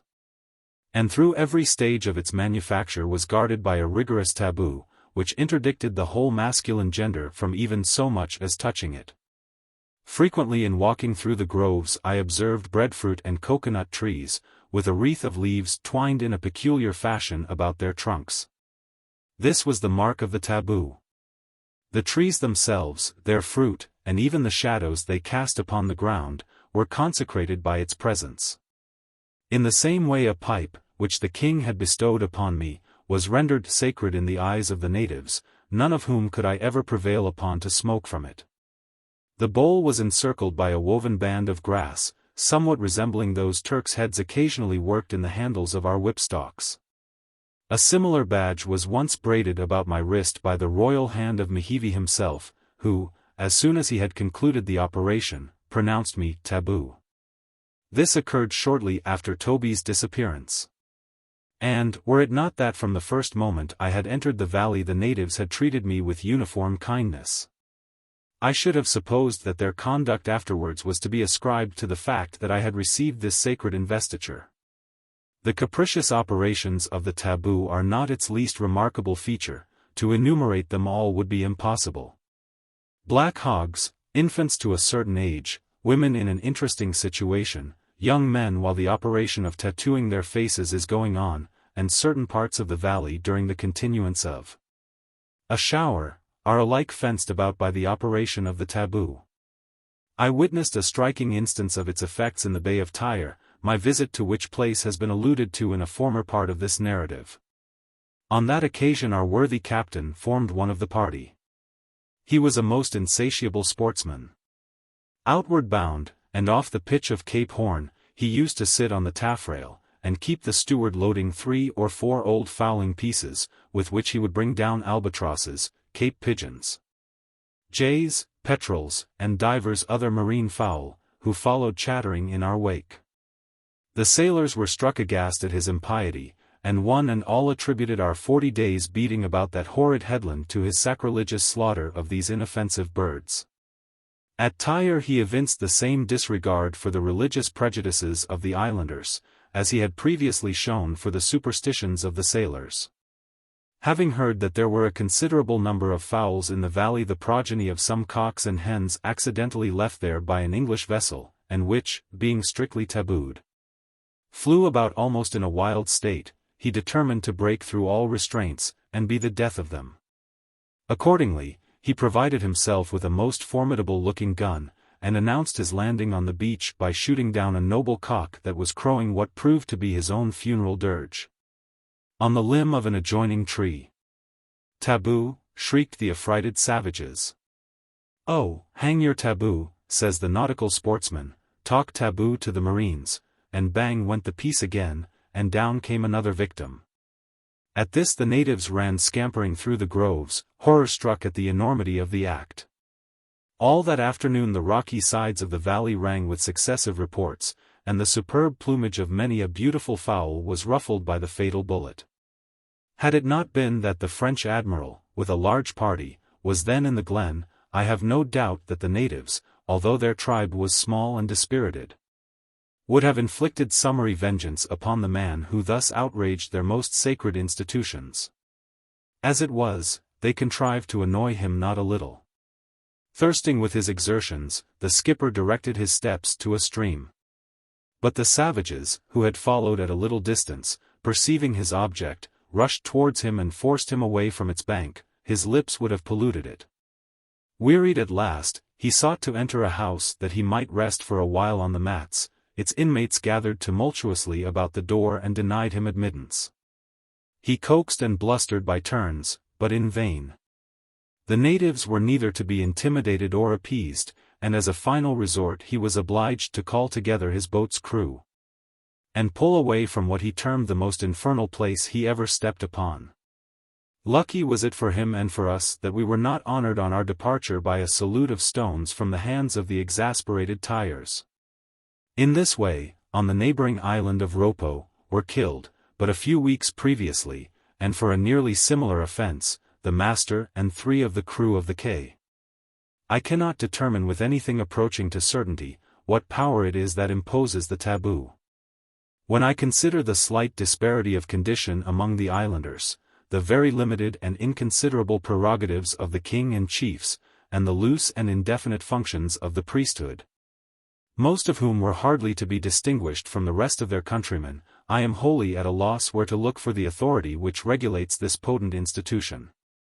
It is imposed upon something today, and withdrawn tomorrow, while its operations in other cases are perpetual. Sometimes its restrictions only affect a single individual, sometimes a particular family, sometimes a whole tribe. And in a few instances they extend not merely over the various clans on a single island, but over all the inhabitants of an entire group. In illustration of this latter peculiarity, I may cite the law which forbids a female to enter a canoe, a prohibition which prevails upon all the northern Marquesas Islands. The word itself, taboo, is used in more than one signification. It is sometimes used by a parent to his child, when in the exercise of parental authority he forbids it to perform a particular action. Anything opposed to the ordinary customs of the islanders, although not expressly prohibited, is said to be taboo. The Typee language is one very difficult to be acquired. It bears a close resemblance to the other Polynesian dialects, all of which show a common origin.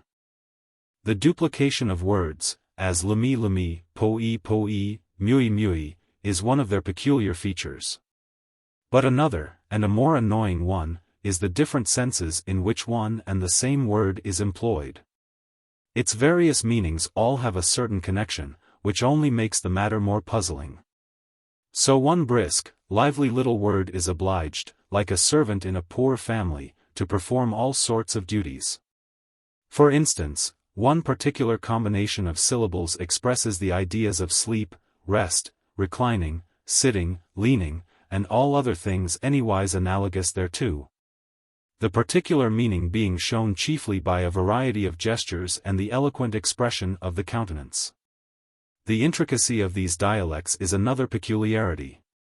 In the missionary college at Lahainaluna, on Maui, one of the Sandwich Islands, I saw a tabular exhibition of a Hawaiian verb, conjugated through all its moods and tenses. It covered the side of a considerable apartment, and I doubt whether Sir William Jones himself would not have despaired of mastering it. Chapter 31. Strange custom of the islanders, their chanting. And the peculiarity of their voice, rapture of the king at first hearing a song, a new dignity conferred on the author, musical instruments in the valley, admiration of the savages at beholding a pugilistic performance, swimming infant, beautiful tresses of the girls, ointment for the hair. Sadly discursive as I have already been, I must still further entreat the reader's patience, as I am about to string together, without any attempt at order, a few odds and ends of things not hitherto mentioned, but which are either curious in themselves or peculiar to the types. There was one singular custom observed in old Marheyo's domestic establishment, which often excited my surprise. Every night, before retiring, the inmates of the house gathered together on the mats, and so squatting upon their haunches, after the universal practice of these islanders, would commence a low, dismal and monotonous chant, accompanying the voice with the instrumental melody produced by two small half-rotten sticks tapped slowly together, a pair of which were held in the hands of each person present. Thus would they employ themselves for an hour or two, sometimes longer. Lying in the gloom which wrapped the further end of the house, I could not avoid looking at them, although the spectacle suggested nothing but unpleasant reflection. The flickering rays of the armor not just served to reveal their savage lineaments, without dispelling the darkness that hovered about them. Sometimes when, after falling into a kind of doze, and awaking suddenly in the midst of these doleful chantings, my eye would fall upon the wild-looking group engaged in their strange occupation. With their naked tattooed limbs, and shaven heads disposed in a circle, I was almost tempted to believe that I gazed upon a set of evil beings in the act of working at a frightful incantation. What was the meaning or purpose of this custom, whether it was practiced merely as a diversion, or whether it was a religious exercise, a sort of family prayers, I never could discover. The sounds produced by the natives on these occasions were of a most singular description. And had I not actually been present, I never would have believed that such curious noises could have been produced by human beings. To savages generally is imputed a guttural articulation. This, however, is not always the case, especially among the inhabitants of the Polynesian archipelago. The labial melody with which the Typee girls carry on an ordinary conversation, giving a musical prolongation to the final syllable of every sentence, and chirping out some of the words with a liquid, bird-like accent, was singularly pleasing. The men, however, are not quite so harmonious in their utterance, and when excited upon any subject, would work themselves up into a sort of wordy paroxysm, during which all descriptions of rough-sided sounds were projected from their mouths, with a force and rapidity which was absolutely astonishing. Although these savages are remarkably fond of chanting, still they appear to have no idea whatever of singing, at least as the art is practiced in other nations. I shall never forget the first time I happened to roar out a stave in the presence of noble Nukuheva. It was a stanza from the Bavarian Broomseller. His Typean Majesty, with all his court, gazed upon me in amazement, as if I had displayed some preternatural faculty which heaven had denied to them. The king was delighted with the verse, but the chorus fairly transported him.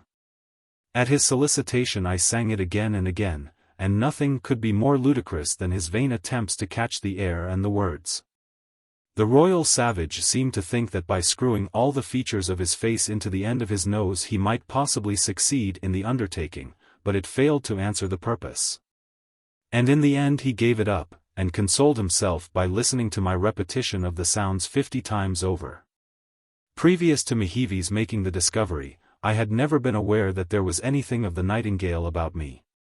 But I was now promoted to the place of court minstrel, in which capacity I was afterwards perpetually called upon to officiate. Besides the sticks and the drums, there are no other musical instruments among the types, except one which might appropriately be denominated a nasal flute.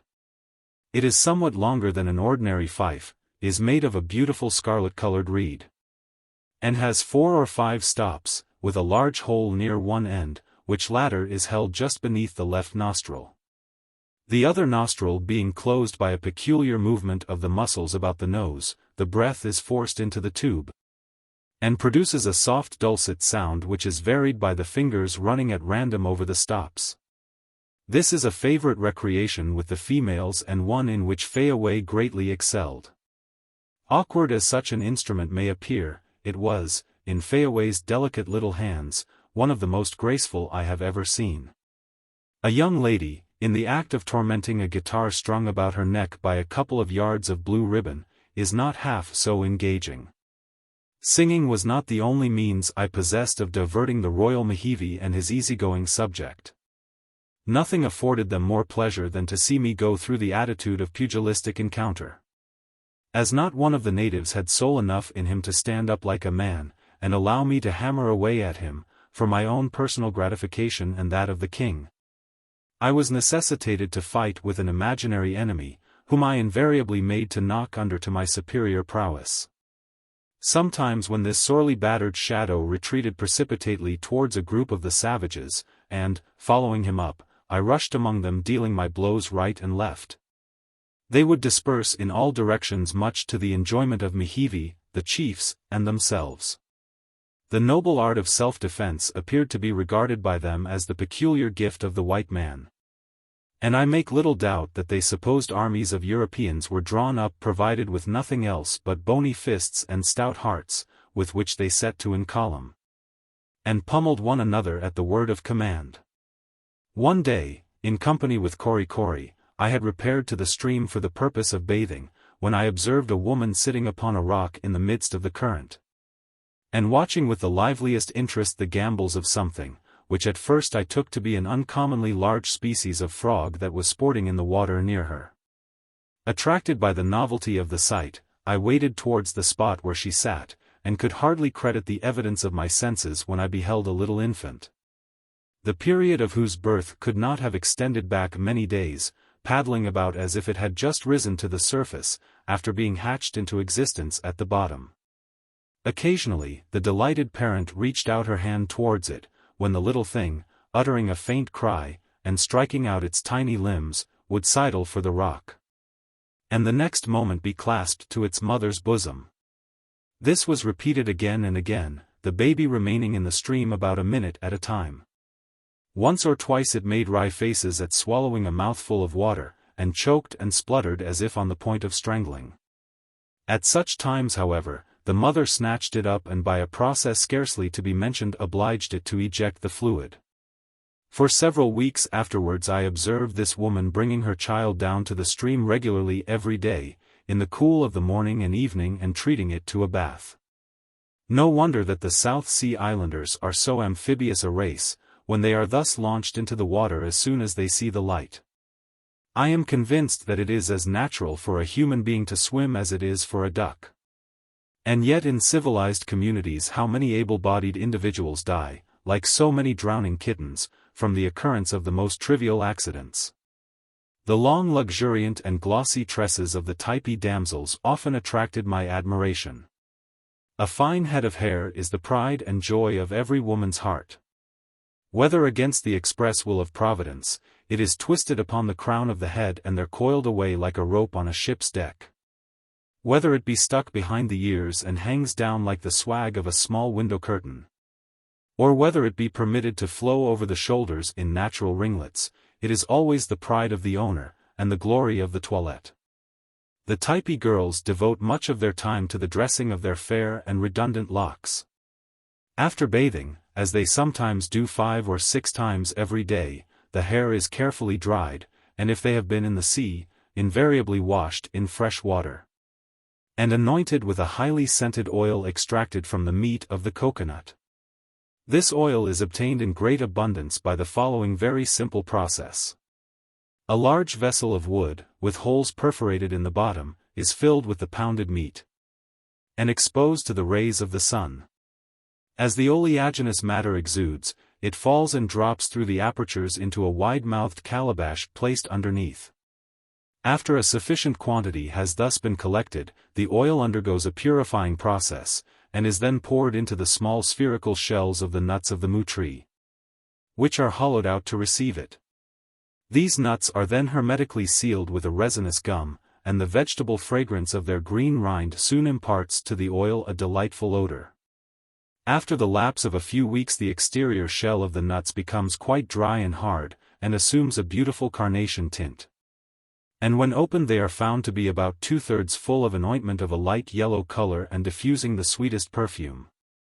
This elegant little odorous globe would not be out of place even upon the toilette of a queen. Its merits as a preparation for the hair are undeniable, it imparts to it a superb gloss and a silky fineness. Chapter 32. Apprehensions of Evil, Frightful Discovery, Some Remarks on Cannibalism, Second Battle with the Happars, Savage Spectacle, Mysterious Feast, Subsequent Disclosures. From the time of my casual encounter with Karki the artist, my life was one of absolute wretchedness. Not a day passed but I was persecuted by the solicitations of some of the natives to subject myself to the odious operation of tattooing.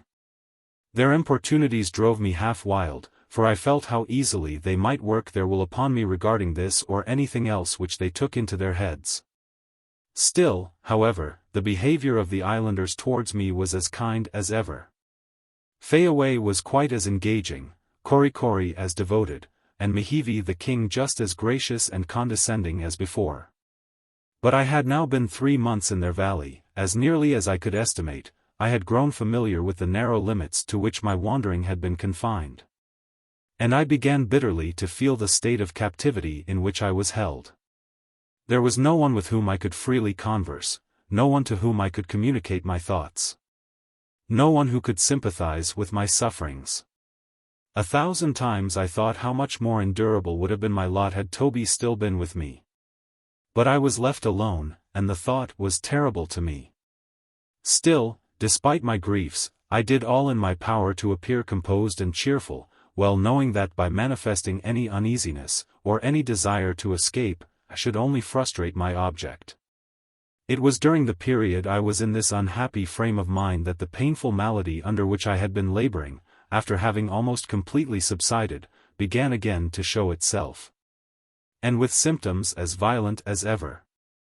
This added calamity nearly unmanned me, the recurrence of the complaint proved that without powerful remedial applications all hope of cure was futile.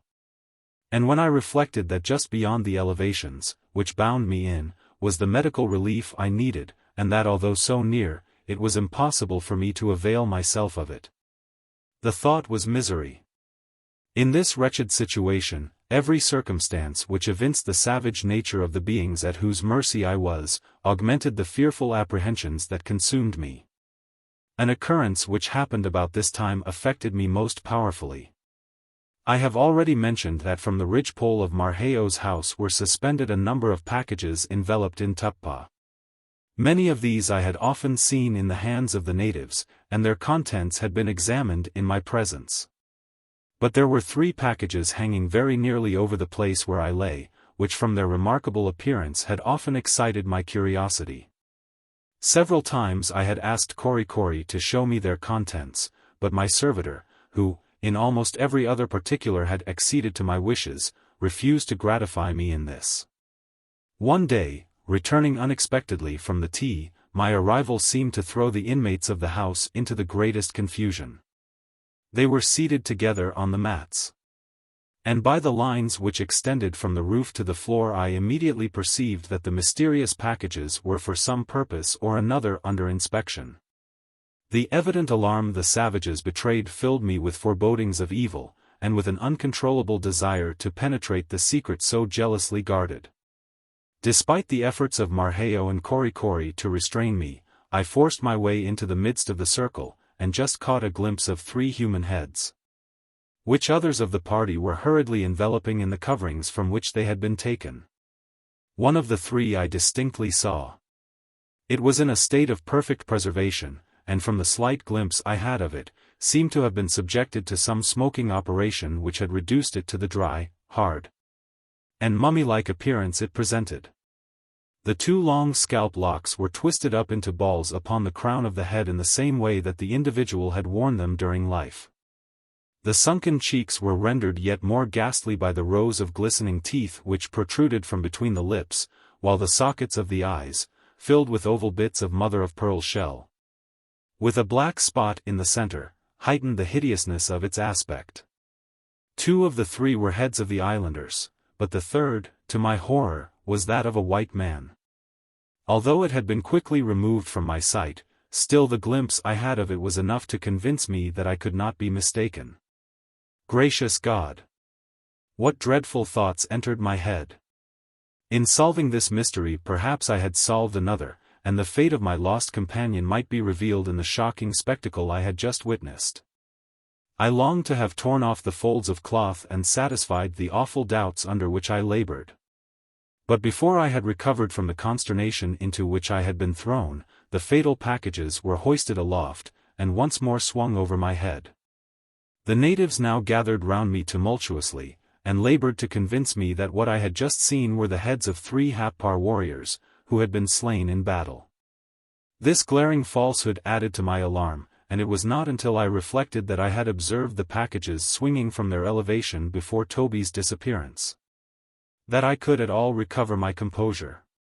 But although this horrible apprehension had been dispelled, I had discovered enough to fill me, in my present state of mind, with the most bitter reflections. It was plain that I had seen the last relic of some unfortunate wretch, who must have been massacred on the beach by the savages, in one of those perilous trading adventures which I have before described. It was not, however, alone the murder of the stranger that overcame me with gloom. I shuddered at the idea of the subsequent fate his inanimate body might have met with. Was the same doom reserved for me? Was I destined to perish like him perhaps, to be devoured and my head to be preserved as a fearful memento of the events? My imagination ran riot in these horrid speculations, and I felt certain that the worst possible evils would befall me. But whatever were my misgivings, I studiously concealed them from the islanders, as well as the full extent of the discovery I had made. Although the assurances which the types had often given me, that they never eat human flesh, had not convinced me that such was the case, yet, having been so long a time in the valley without witnessing anything which indicated the existence of the practice, I began to hope that it was an event of very rare occurrence. and that I should be spared the horror of witnessing it during my stay among them, but, alas, these hopes were soon destroyed. It is a singular fact, that in all our accounts of cannibal tribes we have seldom received the testimony of an eyewitness account to this revolting practice. The horrible conclusion has almost always been derived from the second-hand evidence of Europeans, or else from the admissions of the savages themselves, after they have in some degree become civilized. The Polynesians are aware of the detestation in which Europeans hold this custom, and therefore invariably deny its existence, and with the craft peculiar to savages, endeavor to conceal every trace of it.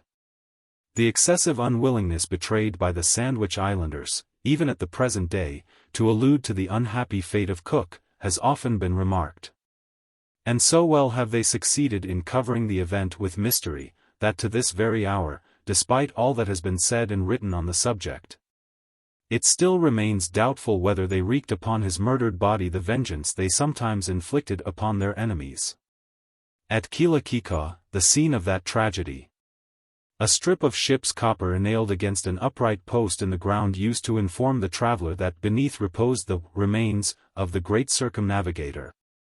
But I am strongly inclined to believe not only the corpse was refused Christian burial, but that the heart which was brought to Vancouver some time after the event, and which the Hawaiians stoutly maintained was that of Captain Cook, was no such thing, and that the whole affair was a piece of imposture which was sought to be palmed off upon the credulous Englishman.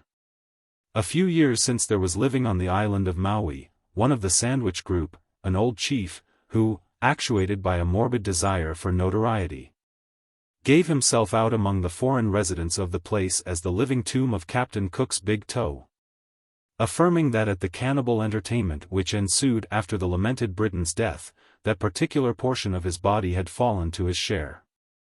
His indignant countrymen actually caused him to be prosecuted in the native courts, on a charge nearly equivalent to what we term defamation of character. But the old fellow persisting in his assertion, and no invalidating proof being adduced, the plaintiffs were cast in the suit, and the cannibal reputation of the defendant firmly established. This result was the making of his fortune. Ever afterwards he was in the habit of giving very profitable audiences to all curious travelers who were desirous of beholding the man who had eaten the great navigator's great toe. About a week after my discovery of the contents of the mysterious packages, I happened to be at the tea, when another war alarm was sounded, and the natives rushing to their arms, sallied out to resist a second incursion of the Happar invaders. The same scene was again repeated, only that on this occasion I heard at least 15 reports of muskets from the mountains during the time that the skirmish lasted. An hour or two after its termination, loud paeans chanted through the valley announced the approach of the victors. I stood with Korikori leaning against the railing of the Typee awaiting their advance, when a tumultuous crowd of islanders emerged with wild clamors from the neighboring groves. In the midst of them marched 4 men, one preceding the other at regular intervals of 8 or 10 feet, with poles of a corresponding length, extending from shoulder to shoulder, to which were lashed with thongs of bark 3 long narrow bundles, carefully wrapped in ample coverings of freshly plucked palm leaves, tacked together with slivers of bamboo. Here and there upon these green winding sheets might be seen the stains of blood, while the warriors who carried the frightful burdens displayed upon their naked limbs similar sanguinary marks. The shaven head of the foremost had a deep gash upon it, and the clotted gore which had flowed from the wound remained in dry patches around it. The savage seemed to be sinking under the weight he bore. The bright tattooing upon his body was covered with blood and dust. His inflamed eyes rolled in their sockets, and his whole appearance denoted extraordinary suffering and exertion. Yet sustained by some powerful impulse, he continued to advance, while the throng around him with wild cheers sought to encourage him. The other 3 men were marked about the arms and breasts with several slight wounds, which they somewhat ostentatiously displayed. These 4 individuals, having been the most active in the late encounter, claimed the honor of bearing the bodies of their slain enemies to the tea. Such was the conclusion I drew from my own observations, and, as far as I could understand, from the explanation which Korikori gave me. The Royal Mehevi walked by the side of these heroes. He carried in one hand a musket, from the barrel of which was suspended a small canvas pouch of powder, and in the other he grasped a short javelin, which he held before him and regarded with fierce exultation. This javelin he had wrested from a celebrated champion of the Happars, who had ignominiously fled, and was pursued by his foes beyond the summit of the mountain. When within a short distance of the T, the warrior with the wounded head, who proved to be Narmani, tottered forward 2 or 3 steps, and fell helplessly to the ground. But not before another had caught the end of the pole from his shoulder, and placed it upon his own. The excited throng of islanders, who surrounded the person of the king and the dead bodies of the enemy, approached the spot where I stood, brandishing their rude implements of warfare, many of which were bruised and broken, and uttering continual shouts of triumph. When the crowd drew up opposite the T, I set myself to watch their proceedings most attentively. But scarcely had they halted when my servitor, who had left my side for an instant, touched my arm and proposed our returning to Marquesas' house. To this I objected. But, to my surprise, Korikori reiterated his request, and with an unusual vehemence of manner. Still, however, I refused to comply, and was retreating before him, as in his importunity he pressed upon me, when I felt a heavy hand laid upon my shoulder, and turning round, encountered the bulky form of Momo, a one-eyed chief, who had just detached himself from the crowd below, and had mounted the rear of the Typee upon which we stood. His cheek had been pierced by the point of a spear, and the wound imparted a still more frightful expression to his hideously tattooed face, already deformed by the loss of an eye. The warrior, without uttering a syllable, pointed fiercely in the direction of Marquesas' house, while Korikori, at the same time presenting his back, desired me to mount. I declined this offer, but intimated my willingness to withdraw, and moved slowly along the piazza, wondering what could be the cause of this unusual treatment.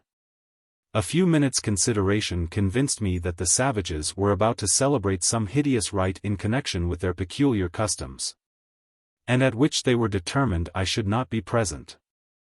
I descended from the Typee, and attended by Korikori, who on this occasion did not show his usual commiseration for my lameness, but seemed only anxious to hurry me on, walked away from the place.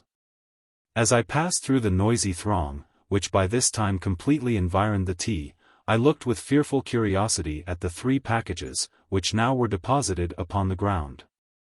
But although I had no doubt as to their contents, still their thick coverings prevented my actually detecting the form of a human body. The next morning, shortly after sunrise, the same thundering sounds which had awakened me from sleep on the 2nd day of the Feast of Calabashes assured me that the savages were on the eve of celebrating another, and, as I fully believed, a horrible solemnity.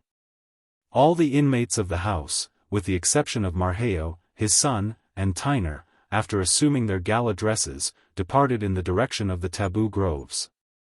Although I did not anticipate a compliance with my request, still, with a view of testing the truth of my suspicions, I proposed to Korikori that, according to our usual custom in the morning, we should take a stroll to the T. He positively refused. And when I renewed the request, he evinced his determination to prevent my going there, and, to divert my mind from the subject, he offered to accompany me to the stream. We accordingly went, and bathed. On our coming back to the house, I was surprised to find that all its inmates had returned, and were lounging upon the mats as usual, although the drums still sounded from the groves.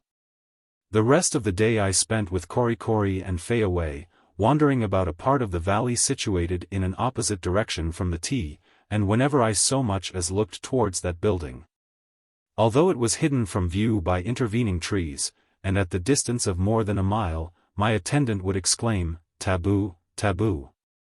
At the various houses where we stopped, I found many of the inhabitants reclining at their ease, or pursuing some light occupation, as if nothing unusual were going forward. But amongst them all I did not perceive a single chief or warrior. When I asked several of the people why they were not at the hula hula, the feast, they uniformly answered the question in a manner which implied that it was not intended for them, but for Mihivi, Narmani, Momo, Kalar, Wumanu, Kalo, running over, in their desire to make me comprehend their meaning, the names of all the principal chiefs. Everything, in short, strengthened my suspicions with regard to the nature of the festival they were now celebrating, and which amounted almost to a certainty. While in Nukuheva I had frequently been informed that the whole tribe were never present at these cannibal banquets, but the chiefs and priests only. And everything I now observed agreed with the account. The sound of the drums continued without intermission the whole day, and falling continually upon my ear, caused me a sensation of horror which I am unable to describe. On the following day, hearing none of those noisy indications of revelry, I concluded that the inhuman feast was terminated. And feeling a kind of morbid curiosity to discover whether the tea might furnish any evidence of what had taken place there, I proposed to Kori to walk there. To this proposition he replied by pointing with his finger to the newly risen sun, and then up to the zenith, intimating that our visit must be deferred until noon. Shortly after that hour we accordingly proceeded to the taboo groves, and as soon as we entered their precincts, I looked fearfully round in quest of some memorial of the scene which had so lately been acted there. But everything appeared as usual. On reaching the tea, we found Nukuheva and a few chiefs reclining on the mats, who gave me as friendly a reception as ever. No allusions of any kind were made by them to the recent events, and I refrained, for obvious reasons, from referring to them myself. After staying a short time I took my leave. In passing along the piazza, previously to descending from the Typee, I observed a curiously carved vessel of wood, of considerable size, with a cover placed over it, of the same material, and which resembled in shape a small canoe. It was surrounded by a low railing of bamboos, the top of which was scarcely a foot from the ground. As the vessel had been placed in its present position since my last visit, I at once concluded that it must have some connection with the recent festival, and, prompted by a curiosity I could not repress, in passing it I raised one end of the cover. At the same moment the chiefs, perceiving my design, loudly ejaculated, "Taboo! Taboo!" But the slight glimpse sufficed. My eyes fell upon the disordered members of a human skeleton, the bones still fresh with moisture, and with particles of flesh clinging to them here and there. Kori, who had been a little in advance of me, attracted by the exclamations of the chiefs, turned round in time to witness the expression of horror on my countenance. He now hurried towards me, pointing at the same time to the canoe, and exclaiming rapidly, "Porky! Porky! Pig! Pig!" I pretended to yield to the deception, and repeated the words after him several times, as though acquiescing in what he said. The other savages, either deceived by my conduct or unwilling to manifest their displeasure at what could not now be remedied, took no further notice of the occurrence, and I immediately left the tea. All that night I lay awake, revolving in my mind the fearful situation in which I was placed. The last horrid revelation had now been made, and the full sense of my condition rushed upon my mind with a force I had never before experienced. Where, thought I, desponding, is there the slightest prospect of escape? The only person who seemed to possess the ability to assist me was the stranger Marnu. But would he ever return to the valley? And if he did, should I be permitted to hold any communication with him? It seemed as if I were cut off from every source of hope, and that nothing remained but passively to await whatever fate was in store for me. 1,000 times I endeavored to account for the mysterious conduct of the natives. For what conceivable purpose did they thus retain me a captive? What could be their object in treating me with such apparent kindness, and did it not cover some treacherous scheme? Or, if they had no other design than to hold me a prisoner, how should I be able to pass away my days in this narrow valley, deprived of all intercourse with civilized beings, and forever separated from friends and home? One only hope remained to me. The French could not long defer a visit to the bay, and if they should permanently locate any of their troops in the valley, the savages could not for any length of time conceal my existence from them. But what reason had I to suppose that I should be spared until such an event occurred, an event which might be postponed by 100 different contingencies? Chapter 33. The stranger again arrives in the valley, singular interview with him, attempt to escape, failure, melancholy situation, sympathy of Marheo. Marnu Pemi. Such were the welcome sounds which fell upon my ear some 10 days after the events related in the preceding chapter. Once more the approach of the stranger was heralded, and the intelligence operated upon me like magic. Again I should be able to converse with him in my own language. And I resolve at all hazards to concert with him some scheme, however desperate, to rescue me from a condition that had now become insupportable. As he drew near, I remembered with many misgivings the inauspicious termination of our former interview, and when he entered the house, I watched with intense anxiety the reception he met with from its inmates. To my joy, his appearance was hailed with the liveliest pleasure, and accosting me kindly, he seated himself by my side, and entered into conversation with the natives around him. It soon appeared, however, that on this occasion he had not any intelligence of importance to communicate. I inquired of him from whence he had just come. He replied from Pururca, his native valley, and that he intended to return to it the same day. At once it struck me that, could I but reach that valley under his protection, I might easily from thence reach Nukuheva by water. And animated by the prospect which this plan held, out I disclosed it in a few brief words to the stranger, and asked him how it could be best accomplished. My heart sunk within me, when in his broken English he answered me that it could never be effected. Kanaka no let you go nowhere, he said, you taboo. Why you no like to stay? Plenty moi, sleep, plenty ki, eat, plenty wahani, young girls, oh, very good place Typee. Suppose you know like this bay, why you come? You know hear about Typee? All white men afraid Typee, so no white men come. These words distressed me beyond belief. And when I had again related to him the circumstances under which I had descended into the valley, and sought to enlist his sympathies in my behalf by appealing to the bodily misery I endured, he listened with impatience, and cut me short by exclaiming passionately, me no hear you talk any more. Bye Kanaka get mad, kill you and me too. No you see he no want you to speak at all, you see, ah. Bye you no mind, you get well, he kill you, eat you, hang you head up there, like Happar Kanaka. Now you listen, but no talk any more. Bye I go, you see way I go, ah. Then some night Kanaka all moi, sleep, you run away, you come Pururca. I speak Pururca Kanaka, he no harm you, ah. Then I take you my canoe Nukuheva, and you run away ship no more. With these words, enforced by a vehemence of gesture I cannot describe, Marno started from my side, and immediately engaged in conversation with some of the chiefs who had entered the house. It would have been idle for me to have attempted resuming the interview so peremptorily terminated by Marno, who was evidently little disposed to compromise his own safety by any rash endeavor to ensure mine. But the plan he had suggested struck me as one which might possibly be accomplished, and I resolved to act upon it as speedily as possible. Accordingly, when he arose to depart, I accompanied him with the natives outside of the house, with a view of carefully noting the path he would take in leaving the valley. Just before leaping from the Typee he clasped my hand, and looking significantly at me, exclaimed, now you see, you do what I tell you, ah. Then you do good, you no do so, ah.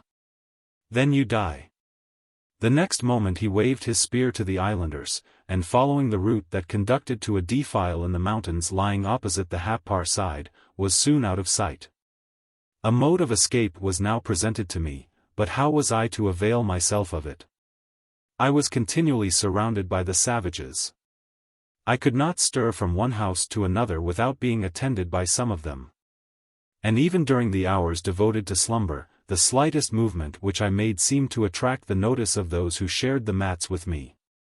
In spite of these obstacles, however, I determined forthwith to make the attempt. To do so with any prospect of success, it was necessary that I should have at least 2 hours' start before the islanders should discover my absence. For with such facility was any alarm spread through the valley, and so familiar, of course, were the inhabitants with the intricacies of the groves, that I could not hope, lame and feeble as I was, and ignorant of the route, to secure my escape unless I had this advantage. It was also by night alone that I could hope to accomplish my object, and then only by adopting the utmost precaution. The entrance to Marquesas' habitation was through a low narrow opening in its wickerwork front. This passage, for no conceivable reason that I could devise, was always closed after the household had retired to rest, by drawing a heavy slide across it, composed of a dozen or more bits of wood, ingeniously fastened together by seizings of shipmate. When any of the inmates chose to go outside, the noise occasioned by the removing of this rude door awakened everybody else. And on more than one occasion I had remarked that the islanders were nearly as irritable as more civilized beings under similar circumstances. The difficulty thus placed in my way I determined to obviate in the following manner. I would get up boldly in the course of the night, and drawing the slide, issue from the house, and pretend that my object was merely to procure a drink from the calabash, which always stood without the dwelling on the corner of the Typee. On re-entering I would purposely omit closing the passage after me, and trusting that the indolence of the savages would prevent them from repairing my neglect, would return to my mat, and waiting patiently until all were again asleep, would then steal forth, and at once take the route to Purka. The very night which followed Marquesas' departure, I proceeded to put this project into execution. About midnight, as I imagined, I arose and drew the slide. The natives, just as I had expected, started up, while some of them asked, "Where pu awa, Tommo? Where are you going, Tommo?" "Why, water," I laconically answered, grasping the calabash. On hearing my reply they sank back again, and in a minute or two I returned to my mat, anxiously awaiting the result of the experiment. One after another the savages, turning restlessly, appeared to resume their slumbers, and rejoicing at the stillness which prevailed, I was about to rise again from my couch, when I heard a slight rustling. A dark form was intercepted between me and the doorway, the slide was drawn across it, and the individual, whoever he was, returned to his mat. This was a sad blow to me, but as it might have aroused the suspicions of the islanders to have made another attempt that night, I was reluctantly obliged to defer it until the next. Several times after I repeated the same maneuver, but with as little success as before. As my pretense for withdrawing from the house was to allay my thirst, Kori either suspecting some design on my part, or else prompted by a desire to please me, regularly every evening placed a calabash of water by my side. Even under these inauspicious circumstances I again and again renewed the attempt, but when I did so, my valet always rose with me, as if determined I should not remove myself from his observation. For the present, therefore, I was obliged to abandon the attempt, but I endeavored to console myself with the idea that by this mode I might yet effect my escape. Shortly after Marquesas' visit I was reduced to such a state that it was with extreme difficulty I could walk, even with the assistance of a spear, and Kori, as formerly, was obliged to carry me daily to the stream. For hours and hours during the warmest part of the day I lay upon my mat, and while those around me were nearly all dozing away in careless ease, I remained awake, gloomily pondering over the fate which it appeared now idle for me to resist. When I thought of the loved friends who were thousands and thousands of miles from the savage island in which I was held a captive, when I reflected that my dreadful fate would forever be concealed from them, and that with hope deferred they might continue to await my return long after my inanimate form had blended with the dust of the valley, I could not repress a shudder of anguish. How vividly is impressed upon my mind every minute feature of the scene which met my view during those long days of suffering and sorrow. At my request my mats were always spread directly facing the door, opposite which, and at a little distance, was the hut of boughs that Marquesas was building. Whenever my gentle Fayaway and Kori, laying themselves down beside me, would leave me a while to uninterrupted repose, I took a strange interest in the slightest movements of the eccentric old warrior. All alone during the stillness of the tropical midday, he would pursue his quiet work, sitting in the shade and weaving together the leaflets of his coconut branches. or rolling upon his knee the twisted fibers of bark to form the cords with which he tied together the thatching of his tiny house. Frequently suspending his employment, and noticing my melancholy eye fixed upon him, he would raise his hand with a gesture expressive of deep commiseration, and then moving towards me slowly, would enter on tiptoes, fearful of disturbing the slumbering natives, and, taking the fan from my hand, would sit before me, swaying it gently to and fro, and gazing earnestly into my face. Just beyond the Typee, and disposed in a triangle before the entrance of the house, were 3 magnificent breadfruit trees. At this moment I can recap to my mind their slender shafts, and the graceful inequalities of their bark, on which my eye was accustomed to dwell day after day in the midst of my solitary musings. It is strange how inanimate objects will twine themselves into our affections, especially in the hour of affliction. Even now, amidst all the bustle and stir of the proud and busy city in which I am dwelling, the image of those 3 trees seems to come as vividly before my eyes as if they were actually present. And I still feel the soothing quiet pleasure which I then had in watching hour after hour their topmost boughs waving gracefully in the breeze. Chapter 34. The Escape. Nearly 3 weeks had elapsed since the second visit of Marnu, and it must have been more than 4 months since I entered the valley, when one day about noon, and whilst everything was in profound silence, Momo, the one-eyed chief, suddenly appeared at the door, and leaning towards me as I lay directly facing him, said in a low tone, "Toby Pemiana, Toby has arrived here." Gracious heaven! What a tumult of emotions rushed upon me at this startling intelligence. Insensible to the pain that had before distracted me, I leaped to my feet, and called wildly to Kori who was reposing by my side. The startled islanders sprang from their mats. The news was quickly communicated to them, and the next moment I was making my way to the tee on the back of Kori, and surrounded by the excited savages. All that I could comprehend of the particulars which Momo rehearsed to his audience as we proceeded, was that my long-lost companion had arrived in a boat which had just entered the bay. These tidings made me most anxious to be carried at once to the sea, lest some untoward circumstance should prevent our meeting. But to this they would not consent, and continued their course towards the royal abode. As we approached it, Nukuheva and several chiefs showed themselves from the piazza, and called upon us loudly to come to them. As soon as we had approached, I endeavored to make them understand that I was going down to the sea to meet Toby. To this the king objected, and motioned Kori to bring me into the house. It was in vain to resist, and in a few moments I found myself within the tee, surrounded by a noisy group engaged in discussing the recent intelligence. Toby's name was frequently repeated, coupled with violent exclamations of astonishment. It seemed as if they yet remained in doubt with regard to the fact of his arrival, and at every fresh report that was brought from the shore they betrayed the liveliest emotions. Almost frenzied at being held in this state of suspense, I passionately besought Nukuheva to permit me to proceed. Whether my companion had arrived or not, I felt a presentiment that my own fate was about to be decided. Again and again I renewed my petition to Nukuheva.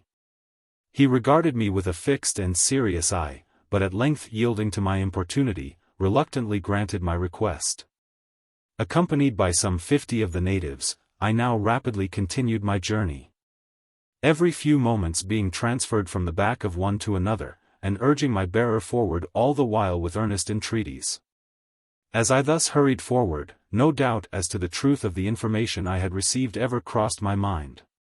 I was alive only to the one overwhelming idea, that a chance of deliverance was now afforded me, if the jealous opposition of the savages could be overcome.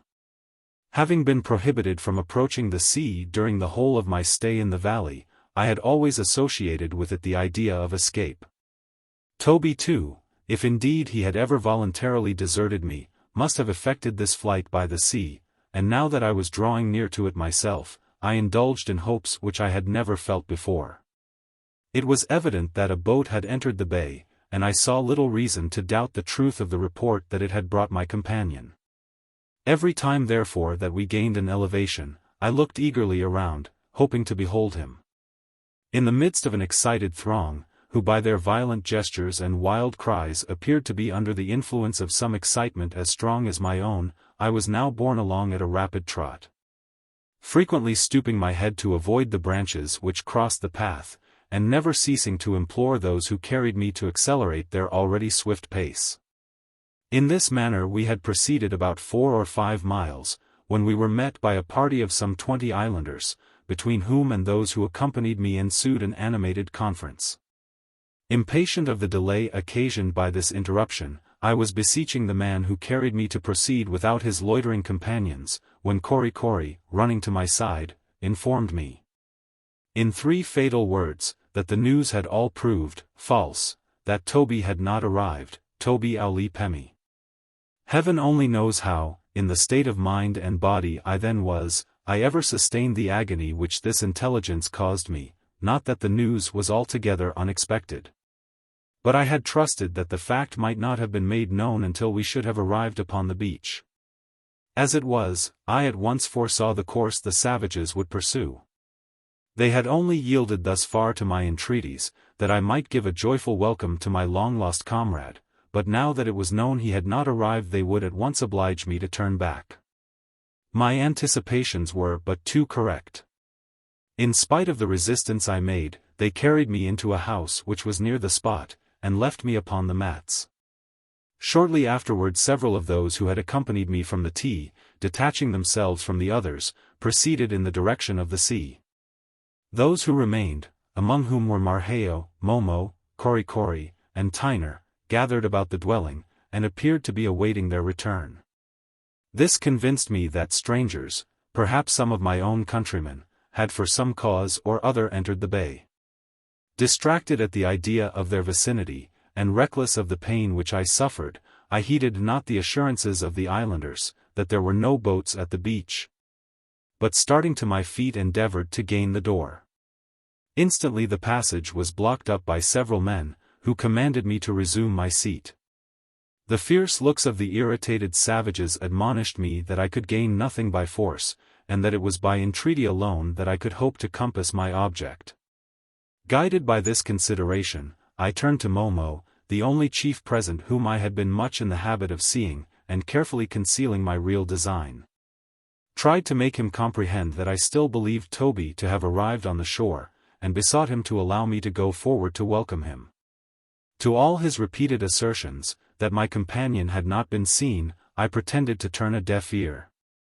While I urged my solicitations with an eloquence of gesture which the one-eyed chief appeared unable to resist. He seemed indeed to regard me as a forward child, to whose wishes he had not the heart to oppose force, and whom he must consequently humor. He spoke a few words to the natives, who at once retreated from the door, and I immediately passed out of the house. Here I looked earnestly round for Kori.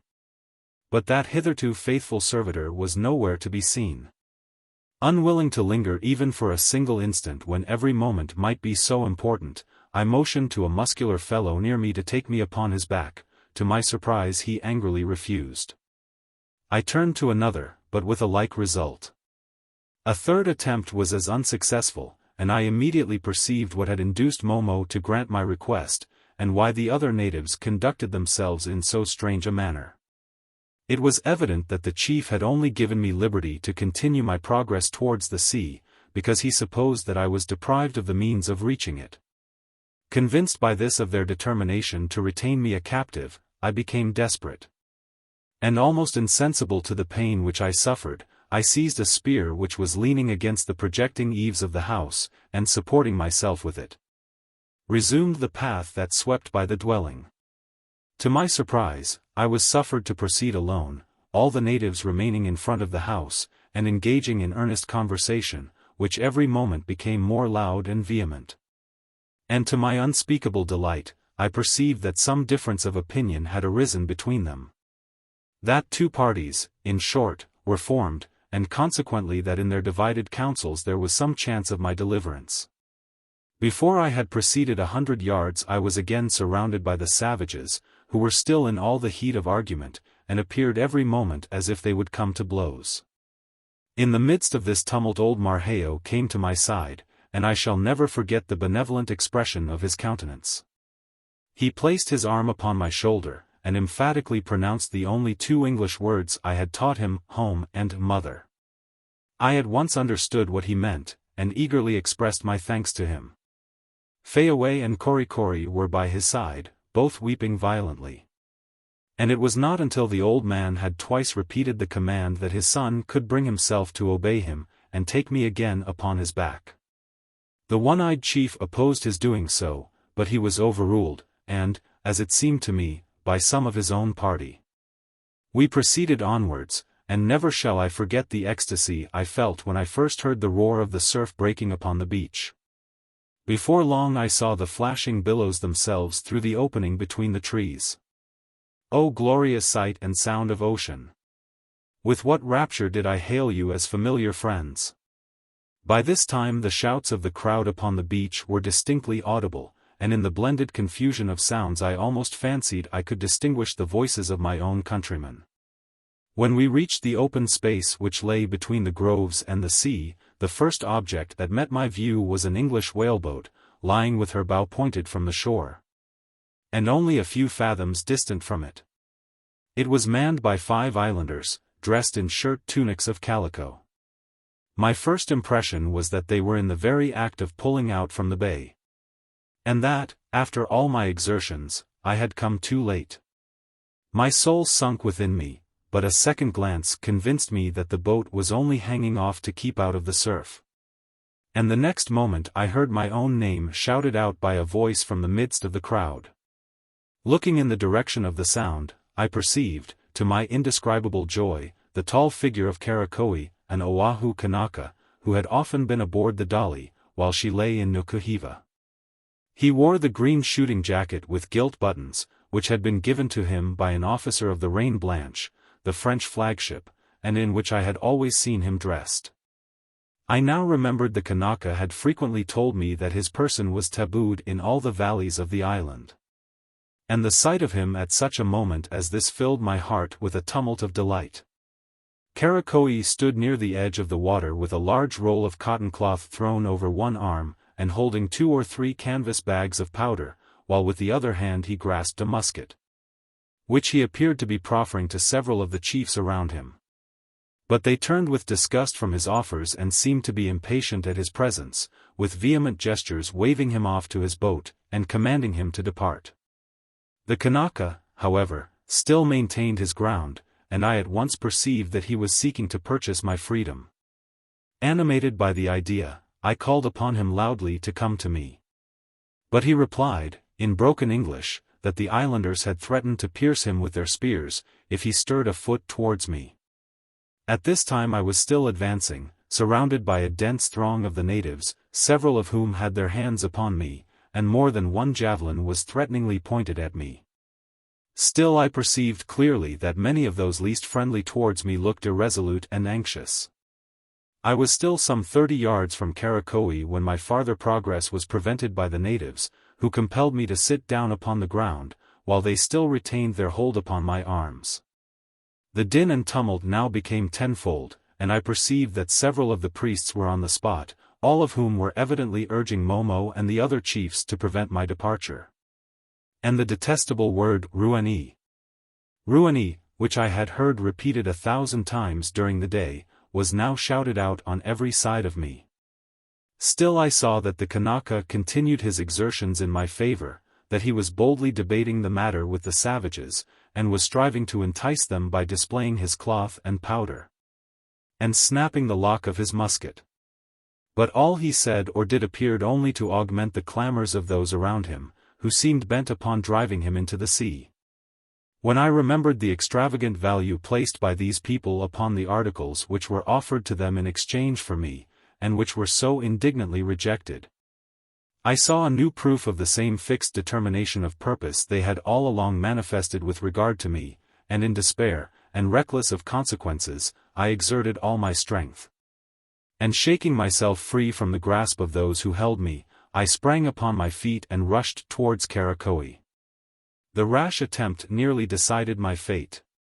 For, fearful that I might slip from them, several of the islanders now raised a simultaneous shout, and pressing upon Karakoi, they menaced him with furious gestures. and actually forced him into the sea. Appalled at their violence, the poor fellow, standing nearly to the waist in the surf, endeavored to pacify them. But at length, fearful that they would do him some fatal violence, he beckoned to his comrades to pull in at once, and take him into the boat. It was at this agonizing moment, when I thought all hope was ended, that a new contest arose between the two parties who had accompanied me to the shore. Blows were struck, wounds were given, and blood flowed. In the interest excited by the fray, everyone had left me except Marquesas, Korikori, and poor dear Fayaway, who clung to me, sobbing indignantly. I saw that now or never was the moment. Clasping my hands together, I looked imploringly at Marquesas, and moved towards the now almost deserted beach. The tears were in the old man's eyes, but neither he nor Korikori attempted to hold me, and I soon reached the Kanaka, who had anxiously watched my movements. The rowers pulled in as near as they dared to the edge of the surf. I gave one parting embrace to Fayaway, who seemed speechless with sorrow, and the next instant I found myself safe in the boat, and Karakoi by my side, who told the rowers at once to give way. Marquesas and Korikori, and a great many of the women, followed me into the water, and I was determined, as the only mark of gratitude I could show, to give them the articles which had been brought as my ransom. I handed the musket to Korikori, with a rapid gesture which was equivalent to a deed of gift. Threw the roll of cotton to old Marquesas, pointing as I did so to poor Fayaway, who had retired from the edge of the water and was sitting down disconsolate on the shingles. And tumbled the powder bags out to the nearest young ladies, all of whom were vastly willing to take them. This distribution did not occupy 10 seconds, and before it was over the boat was under full way. The Kanaka all the while exclaiming loudly against what he considered a useless throwing away of valuable property. Although it was clear that my movements had been noticed by several of the natives, still they had not suspended the conflict in which they were engaged. And it was not until the boat was above 50 yards from the shore that Momo and some 6 or 7 other warriors rushed into the sea and hurled their javelins at us. Some of the weapons passed quite as close to us as was desirable, but no one was wounded, and the men pulled away gallantly. But although soon out of the reach of the spears, our progress was extremely slow. It blew strong upon the shore, and the tide was against us. And I saw Karakoi, who was steering the boat, give many a look towards a jutting point of the bay round which we had to pass. For a minute or two after our departure, the savages, who had formed into different groups, remained perfectly motionless and silent. All at once the enraged chief showed by his gestures that he had resolved what course he would take. Shouting loudly to his companions, and pointing with his tomahawk towards the headland, he set off at full speed in that direction, and was followed by about 30 of the natives, among whom were several of the priests, all yelling out "Ruani! Ruani!" at the very top of their voices. Their intention was evidently to swim off from the headland and intercept us in our course. The wind was freshening every minute, and was right in our teeth, and it was one of those chopping angry seas in which it is so difficult to row. Still the chances seemed in our favor, but when we came within 100 yards of the point, the active savages were already dashing into the water. And we all feared that within 5 minutes' time we should have a score of the infuriated wretches around us. If so, our doom was sealed, for these savages, unlike the feeble swimmer of civilized countries, are, if anything, more formidable antagonists in the water than when on the land.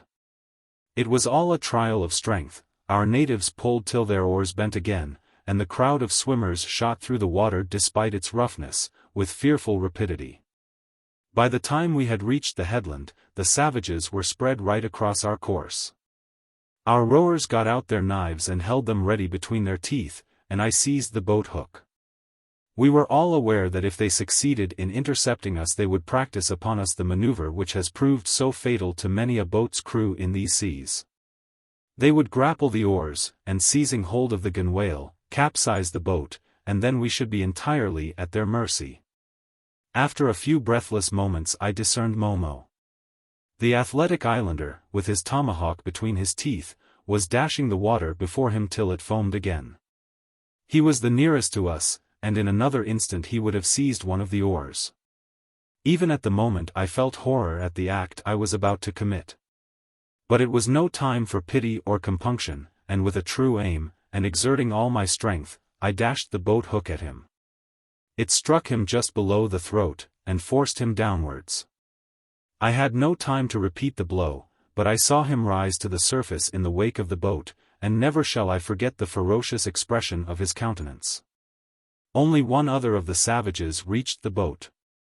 He seized the gunwale, but the knives of our rowers so mauled his wrists, that he was forced to quit his hold, and the next minute we were past them all, and in safety. The strong excitement which had thus far kept me up, now left me, and I fell back fainting into the arms of Karakoe. The circumstances connected with my most unexpected escape may be very briefly stated. The captain of an Australian vessel, being in distress for men in these remote seas, had put into Nukuheva in order to recruit his ship's company, but not a single man was to be obtained. And the bark was about to get under way, when she was boarded by Karakoe, who informed the disappointed Englishman that an American sailor was detained by the savages in the neighboring bay of Typee. And he offered, if supplied with suitable articles of traffic, to undertake his release. The Kanaka had gained his intelligence from Marnu, to whom, after all, I was indebted for my escape. The proposition was acceded to.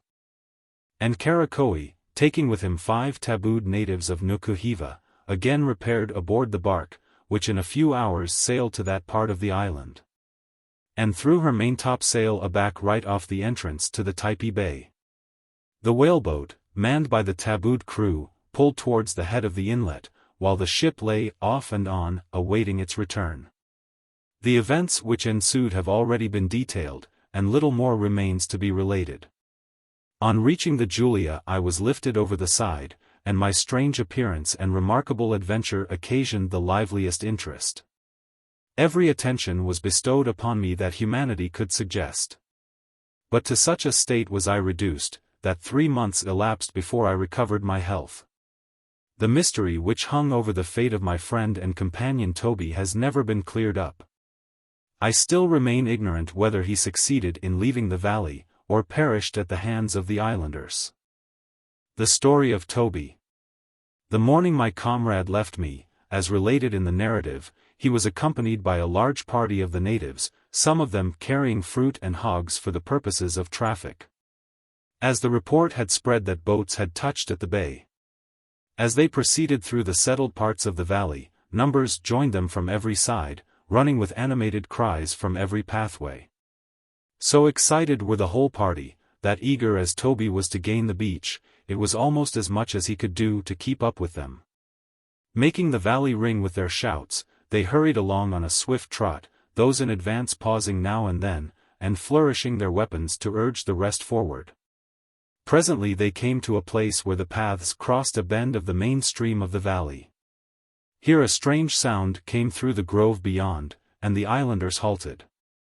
It was Momo, the one-eyed chief, who had gone on before. He was striking his heavy lance against the hollow bough of a tree. This was a signal of alarm. For nothing was now heard but shouts of Happar! Happar! The warriors tilting with their spears and brandishing them in the air, and the women and boys shouting to each other, and picking up the stones in the bed of the stream. In a moment or two Momo and 2 or 3 other chiefs ran out from the grove, and the din increased tenfold. Now, thought Toby, for a fray. And being unarmed, he besought one of the young men domiciled with Marheo for the loan of his spear. But he was refused. The youth roguishly telling him that the weapon was very good for him, the Typee, but that a white man could fight much better with his fists. The merry humor of this young wag seemed to be shared by the rest, for in spite of their warlike cries and gestures, everybody was capering and laughing. As if it was one of the funniest things in the world to be awaiting the flight of a score or 2 of Happar javelins from an ambush in the thickets.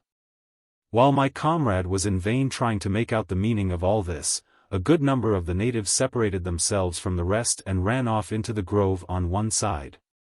The others now keeping perfectly still, as if awaiting the result.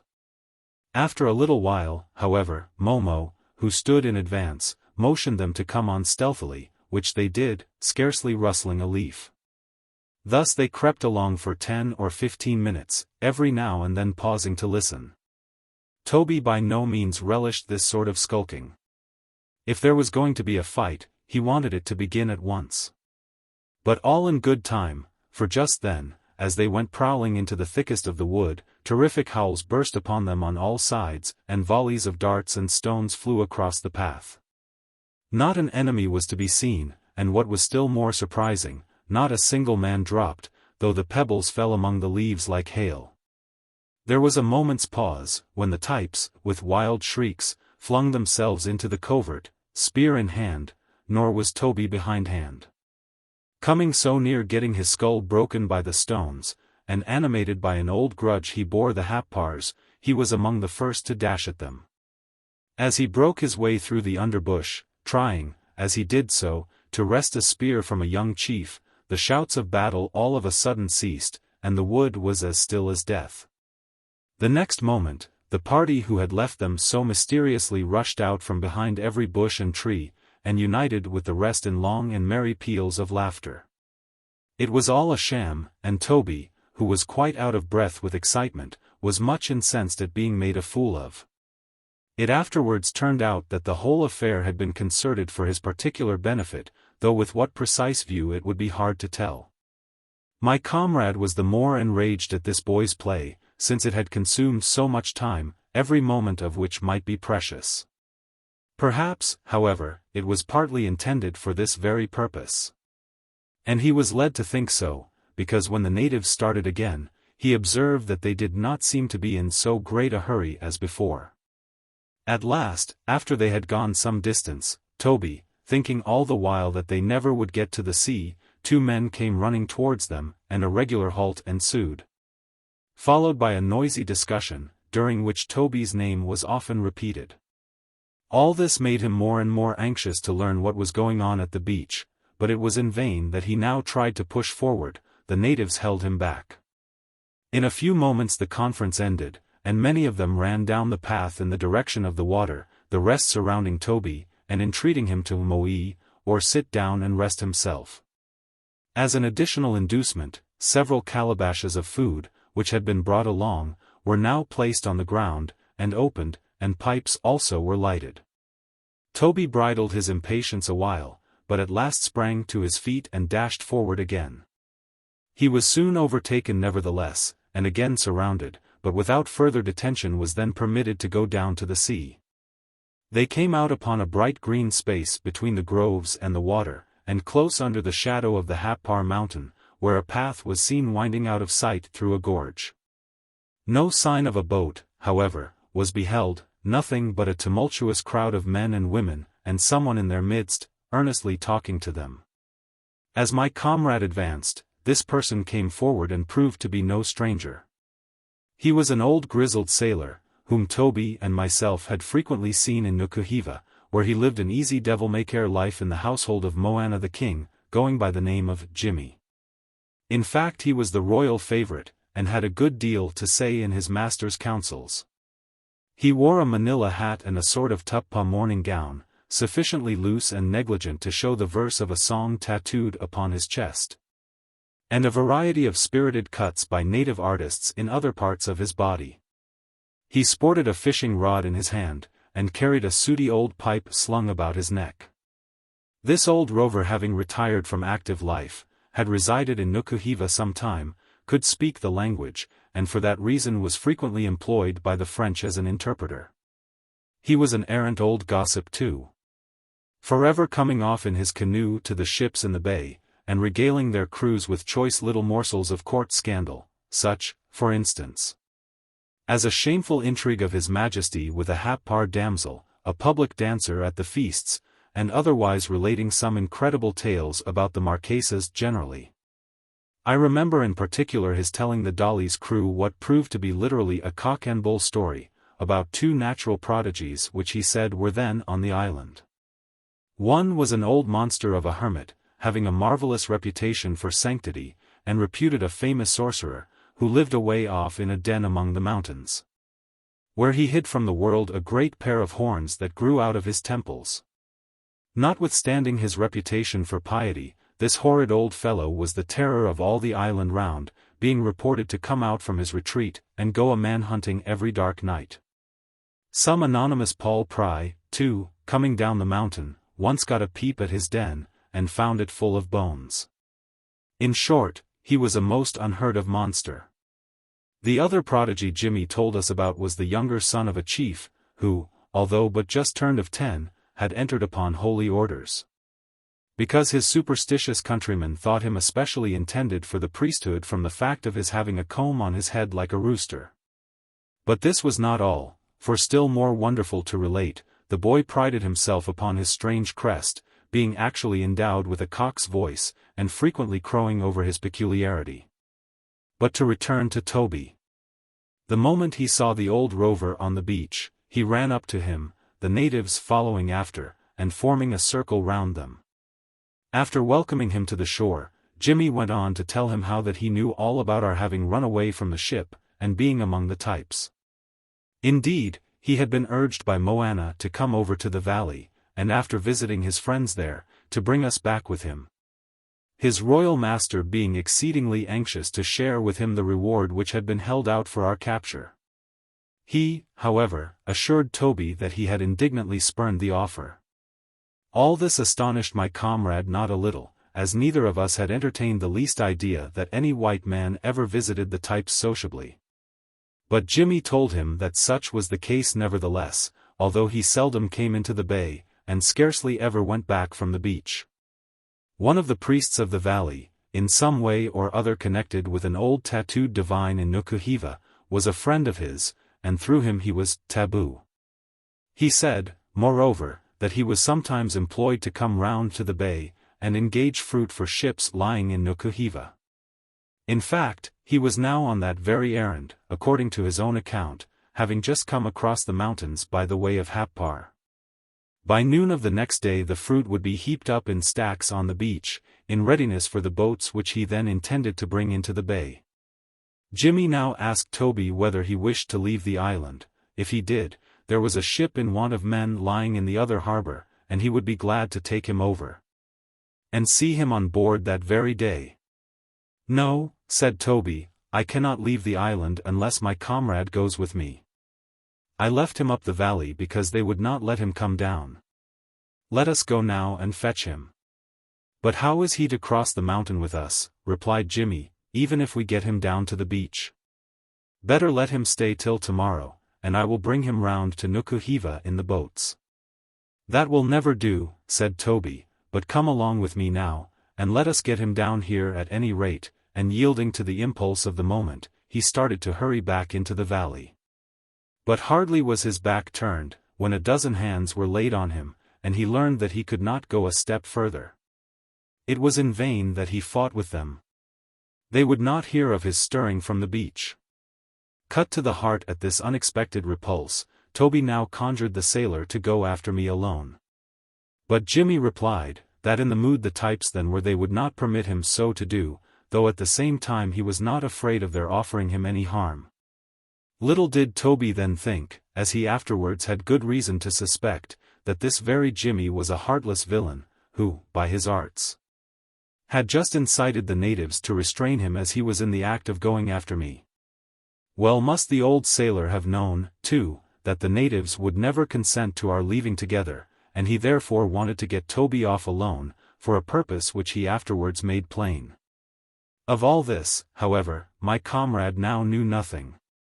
He was still struggling with the islanders when Jimmy again came up to him, and warned him against irritating them, saying that he was only making matters worse for both of us. And if they became enraged, there was no telling what might happen. At last he made Toby sit down on a broken canoe by a pile of stones, upon which was a ruinous little shrine supported by 4 upright poles, and in front partly screened by a net. The fishing parties met there, when they came in from the sea, for their offerings were laid before an image, upon a smooth black stone within. This spot Jimmy said was strictly taboo, and no one would molest or come near him while he stayed by its shadow. The old sailor then went off, and began speaking very earnestly to Momo and some other chiefs, while all the rest formed a circle round the taboo place, looking intently at Toby, and talking to each other without ceasing. Now, notwithstanding what Jimmy had just told him, there presently came up to my comrade an old woman, who seated herself beside him on the canoe. "Typee motarki," said she. "Motarki nue," said Toby. She then asked him whether he was going to Nukuheva. He nodded yes, and with a plaintive wail and her eyes filling with tears she rose and left him. This old woman, the sailor afterwards said, was the wife of an aged king of a small island valley, communicating by a deep pass with the country of the Types. The inmates of the two valleys were related to each other by blood, and were known by the same name. The old woman had gone down into the Typee valley the day before, and was now with 3 chiefs, her sons, on a visit to her kinsman. As the old king's wife left him, Jimmy again came up to Toby, and told him that he had just talked the whole matter over with the natives, and there was only one course for him to follow. They would not allow him to go back into the valley, and harm would certainly come to both him and me, if he remained much longer on the beach. "So," said he, "you and I had better go to Nukuheva now overland, and tomorrow I will bring Tommo, as they call him, by water. They have promised to carry him down to the sea for me early in the morning, so that there will be no delay." "No, no," said Toby desperately, "I will not leave him that way. We must escape together." "Then there is no hope for you," exclaimed the sailor, "for if I leave you here on the beach, as soon as I am gone you will be carried back into the valley. And then neither of you will ever look upon the sea again." And with many oaths he swore that if he would only go to Nukuheva with him that day, he would be sure to have me there the very next morning. "But how do you know they will bring him down to the beach tomorrow, when they will not do so today?" said Toby. But the sailor had many reasons, all of which were so mixed up with the mysterious customs of the islanders, that he was none the wiser. Indeed, their conduct, especially in preventing him from returning into the valley, was absolutely unaccountable to him. And added to everything else, was the bitter reflection, that the old sailor, after all, might possibly be deceiving him. And then again he had to think of me, left alone with the natives, and by no means well. If he went with Jimmy, he might at least hope to procure some relief for me. But might not the savages who had acted so strangely, hurry me off somewhere before his return? Then, even if he remained, perhaps they would not let him go back into the valley where I was. Thus perplexed was my poor comrade, he knew not what to do, and his courageous spirit was of no use to him now. There he was, all by himself, seated upon the broken canoe, the natives grouped around him at a distance, and eyeing him more and more fixedly. "It is getting late," said Jimmy, who was standing behind the rest. "Nukuheva is far off, and I cannot cross the Happar country by night. You see how it is, if you come along with me, all will be well, if you do not, depend upon it, neither of you will ever escape." "There is no help for it," said Toby, at last, with a heavy heart, "I will have to trust you," and he came out from the shadow of the little shrine, and cast a long look up the valley. "Now keep close to my side," said the sailor, "and let us be moving quickly." Tyner and Fayaway here appeared, the kind-hearted old woman embracing Toby's knees, and giving way to a flood of tears. While Fayaway, hardly less moved, spoke some few words of English she had learned, and held up 3 fingers before him, in so many days he would return. At last Jimmy pulled Toby out of the crowd, and after calling to a young Typee who was standing by with a young pig in his arms, all 3 started for the mountains.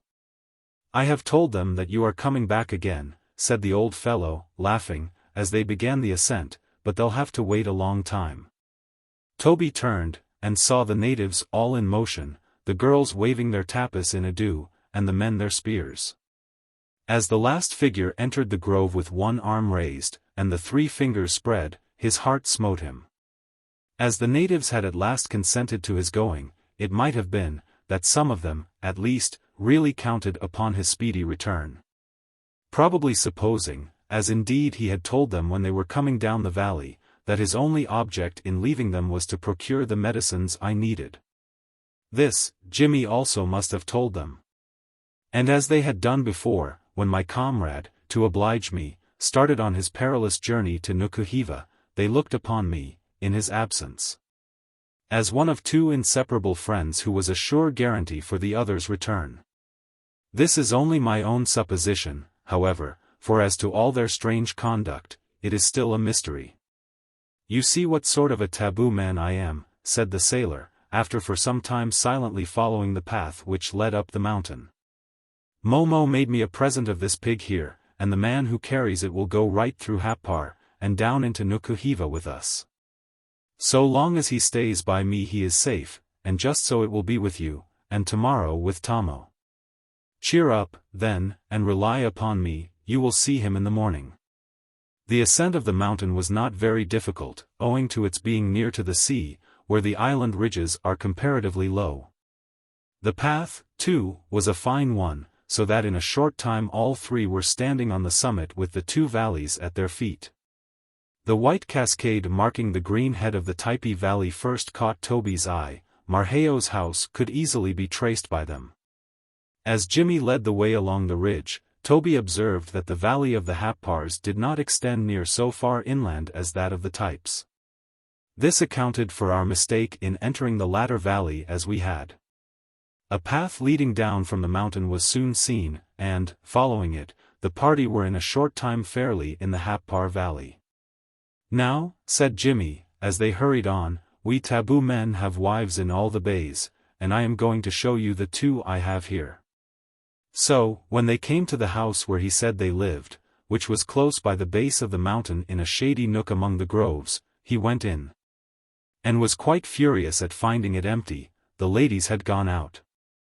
However, they soon made their appearance, and to tell the truth, welcomed Jimmy quite cordially, as well as Toby, about whom they were very inquisitive. Nevertheless, as the report of their arrival spread, and the Happars began to assemble, it became evident that the appearance of a white stranger among them was not by any means deemed so wonderful an event as in the neighboring valley. The old sailor now bade his wives prepare something to eat, as he must be in Nukuheva before dark. A meal of fish, breadfruit, and bananas, was accordingly served up, the party regaling themselves on the mats, in the midst of a numerous company. The Happars put many questions to Jimmy about Toby. And Toby himself looked sharply at them, anxious to recognize the fellow who gave him the wound from which he was still suffering. But this fiery gentleman, so handy with his spear, had the delicacy, it seemed, to keep out of view. Certainly the sight of him would not have been any added inducement to making a stay in the valley, some of the afternoon loungers in Happar having politely urged Toby to spend a few days with them. There was a feast coming on. He, however, declined. All this while the young Typee stuck to Jimmy like his shadow, and though as lively a dog as any of his tribe, he was now as meek as a lamb, never opening his mouth except to eat. Although some of the Happars looked queerly at him, others were more civil, and seemed desirous of taking him abroad and showing him the valley. But the Typee was not to be cajoled in that way. How many yards he would have to remove from Jimmy before the taboo would be powerless, it would be hard to tell, but probably he himself knew to a fraction. On the promise of a red cotton handkerchief, and something else which he kept secret, this poor fellow had undertaken a rather ticklish journey, though, as far as Toby could ascertain, it was something that had never happened before. The island punch, arva, was brought in at the conclusion of the repast, and passed round in a shallow calabash. Now my comrade, while seated in the Happar house, began to feel more troubled than ever at leaving me. Indeed, so sad did he feel that he talked about going back to the valley, and wanted Jimmy to escort him as far as the mountains. But the sailor would not listen to him, and, by way of diverting his thoughts, pressed him to drink of the arva. Knowing its narcotic nature, he refused. But Jimmy said he would have something mixed with it, which would convert it into an innocent beverage that would inspirit them for the rest of their journey. So at last he was induced to drink of it, and its effects were just as the sailor had predicted. His spirits rose at once, and all his gloomy thoughts left him. The old rover now began to reveal his true character, though he was hardly suspected at the time. "If I get you off to a ship," said he, "you will surely give a poor fellow something for saving you." In short, before they left the house, he made Toby promise that he would give him $5 if he succeeded in getting any part of his wages advanced from the vessel, aboard of which they were going. Toby, moreover, engaging to reward him still further, as soon as my deliverance was accomplished. A little while after this they started again, accompanied by many of the natives, and going up the valley, took a steep path near its head, which led to Nukuheva. Here the Happars paused and watched them as they ascended the mountain, one group of bandit-looking fellows, shaking their spears and casting threatening glances at the poor Typee, whose heart as well as heels seemed much the lighter when he came to look down upon them. On gaining the heights once more, their way led for a time along several ridges covered with enormous ferns. At last they entered upon a wooded tract, and here they overtook a party of Nukuheva natives, well armed, and carrying bundles of long poles. Jimmy seemed to know them all very well, and stopped for a while, and had a talk about the wee-wees, as the people of Nukuheva call the messieurs. The party with the poles were King Mwana's men, and by his orders they had been gathering them in the ravines for his allies the French. Leaving these fellows to trudge on with their loads, Toby and his companions now pushed forward again, as the sun was already low in the west. They came upon the valleys of Nukuheva on one side of the bay, where the highlands slope off into the sea. The men of war were still lying in the harbor, and as Toby looked down upon them, the strange events which had happened so recently seemed all a dream. They soon descended towards the beach, and found themselves in Jimmy's house before it was well dark.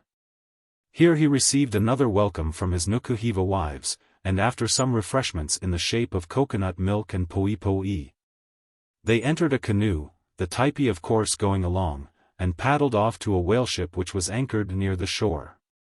This was the vessel in want of men. Our own had sailed some time before. The captain professed great pleasure at seeing Toby, but thought from his exhausted appearance that he must be unfit for duty. However, he agreed to ship him, as well as his comrade, as soon as he should arrive. Toby begged hard for an armed boat, in which to go round to Typee and rescue me, notwithstanding the promises of Jimmy. But this the captain would not hear of, and told him to have patience, for the sailor would be faithful to his word. When, too, he demanded the $5 for Jimmy, the captain was unwilling to give them. But Toby insisted upon it, as he now began to think that Jimmy might be a mere mercenary, who would be sure to prove faithless if not well paid. Accordingly he not only gave him the money, but took care to assure him, over and over again, that as soon as he brought me aboard he would receive a still larger sum. Before sunrise the next day, Jimmy and the Typee started in two of the ship's boats, which were manned by tabooed natives. Toby, of course, was all eagerness to go along, but the sailor told him that if he did, it would spoil all, so, hard as it was, he was obliged to remain. Towards evening he was on the watch, and descried the boats turning the headland and entering the bay. He strained his eyes, and thought he saw me, but I was not there. Descending from the mast almost distracted, he grappled Jimmy as he struck the deck, shouting in a voice that startled him, "Where is Tommo?" The old fellow faltered, but soon recovering, did all he could to soothe him, assuring him that it had proved to be impossible to get me down to the shore that morning, assigning many plausible reasons, and adding that early on the morrow he was going to visit the bay again in a French boat, when, if he did not find me on the beach, as this time he certainly expected to, he would march right back into the valley, and carry me away at all hazards. He, however, again refused to allow Toby to accompany him. Now, situated as Toby was, his sole dependence for the present was upon this Jimmy, and therefore he was fain to comfort himself as well as he could with what the old sailor told him. The next morning, however, he had the satisfaction of seeing the French boat start with Jimmy in it. "Tonight, then, I will see him," thought Toby. But many a long day passed before he ever saw Tommo again. Hardly was the boat out of sight, when the captain came forward and ordered the anchor weighed. He was going to sea. Vain were all Toby's ravings, they were disregarded, and when he came to himself the sails were set, and the ship fast leaving the land. "Oh," said he to me at our meeting, "what sleepless nights were mine. Often I started from my hammock, dreaming you were before me, and upbraiding me for leaving you on the island." There is little more to be related. Toby left this vessel at New Zealand, and after some further adventures, arrived home in less than 2 years after leaving the Marquesas. He always thought of me as dead, and I had every reason to suppose that he too was no more, but a strange meeting was in store for us, one which made Toby's heart all the lighter. Note: the author was more than 2 years in the South Seas, after escaping from the valley, as recounted in the last chapter. Some time after returning home the foregoing narrative was published, though it was little thought at the time that this would be the means of revealing the existence of Toby, who had long been given up for lost. But so it proved. The story of his escape supplies a natural sequel to the adventure, and as such it is now added to the volume. It was related to the author by Toby himself, not 10 days since. New York, July, 1846.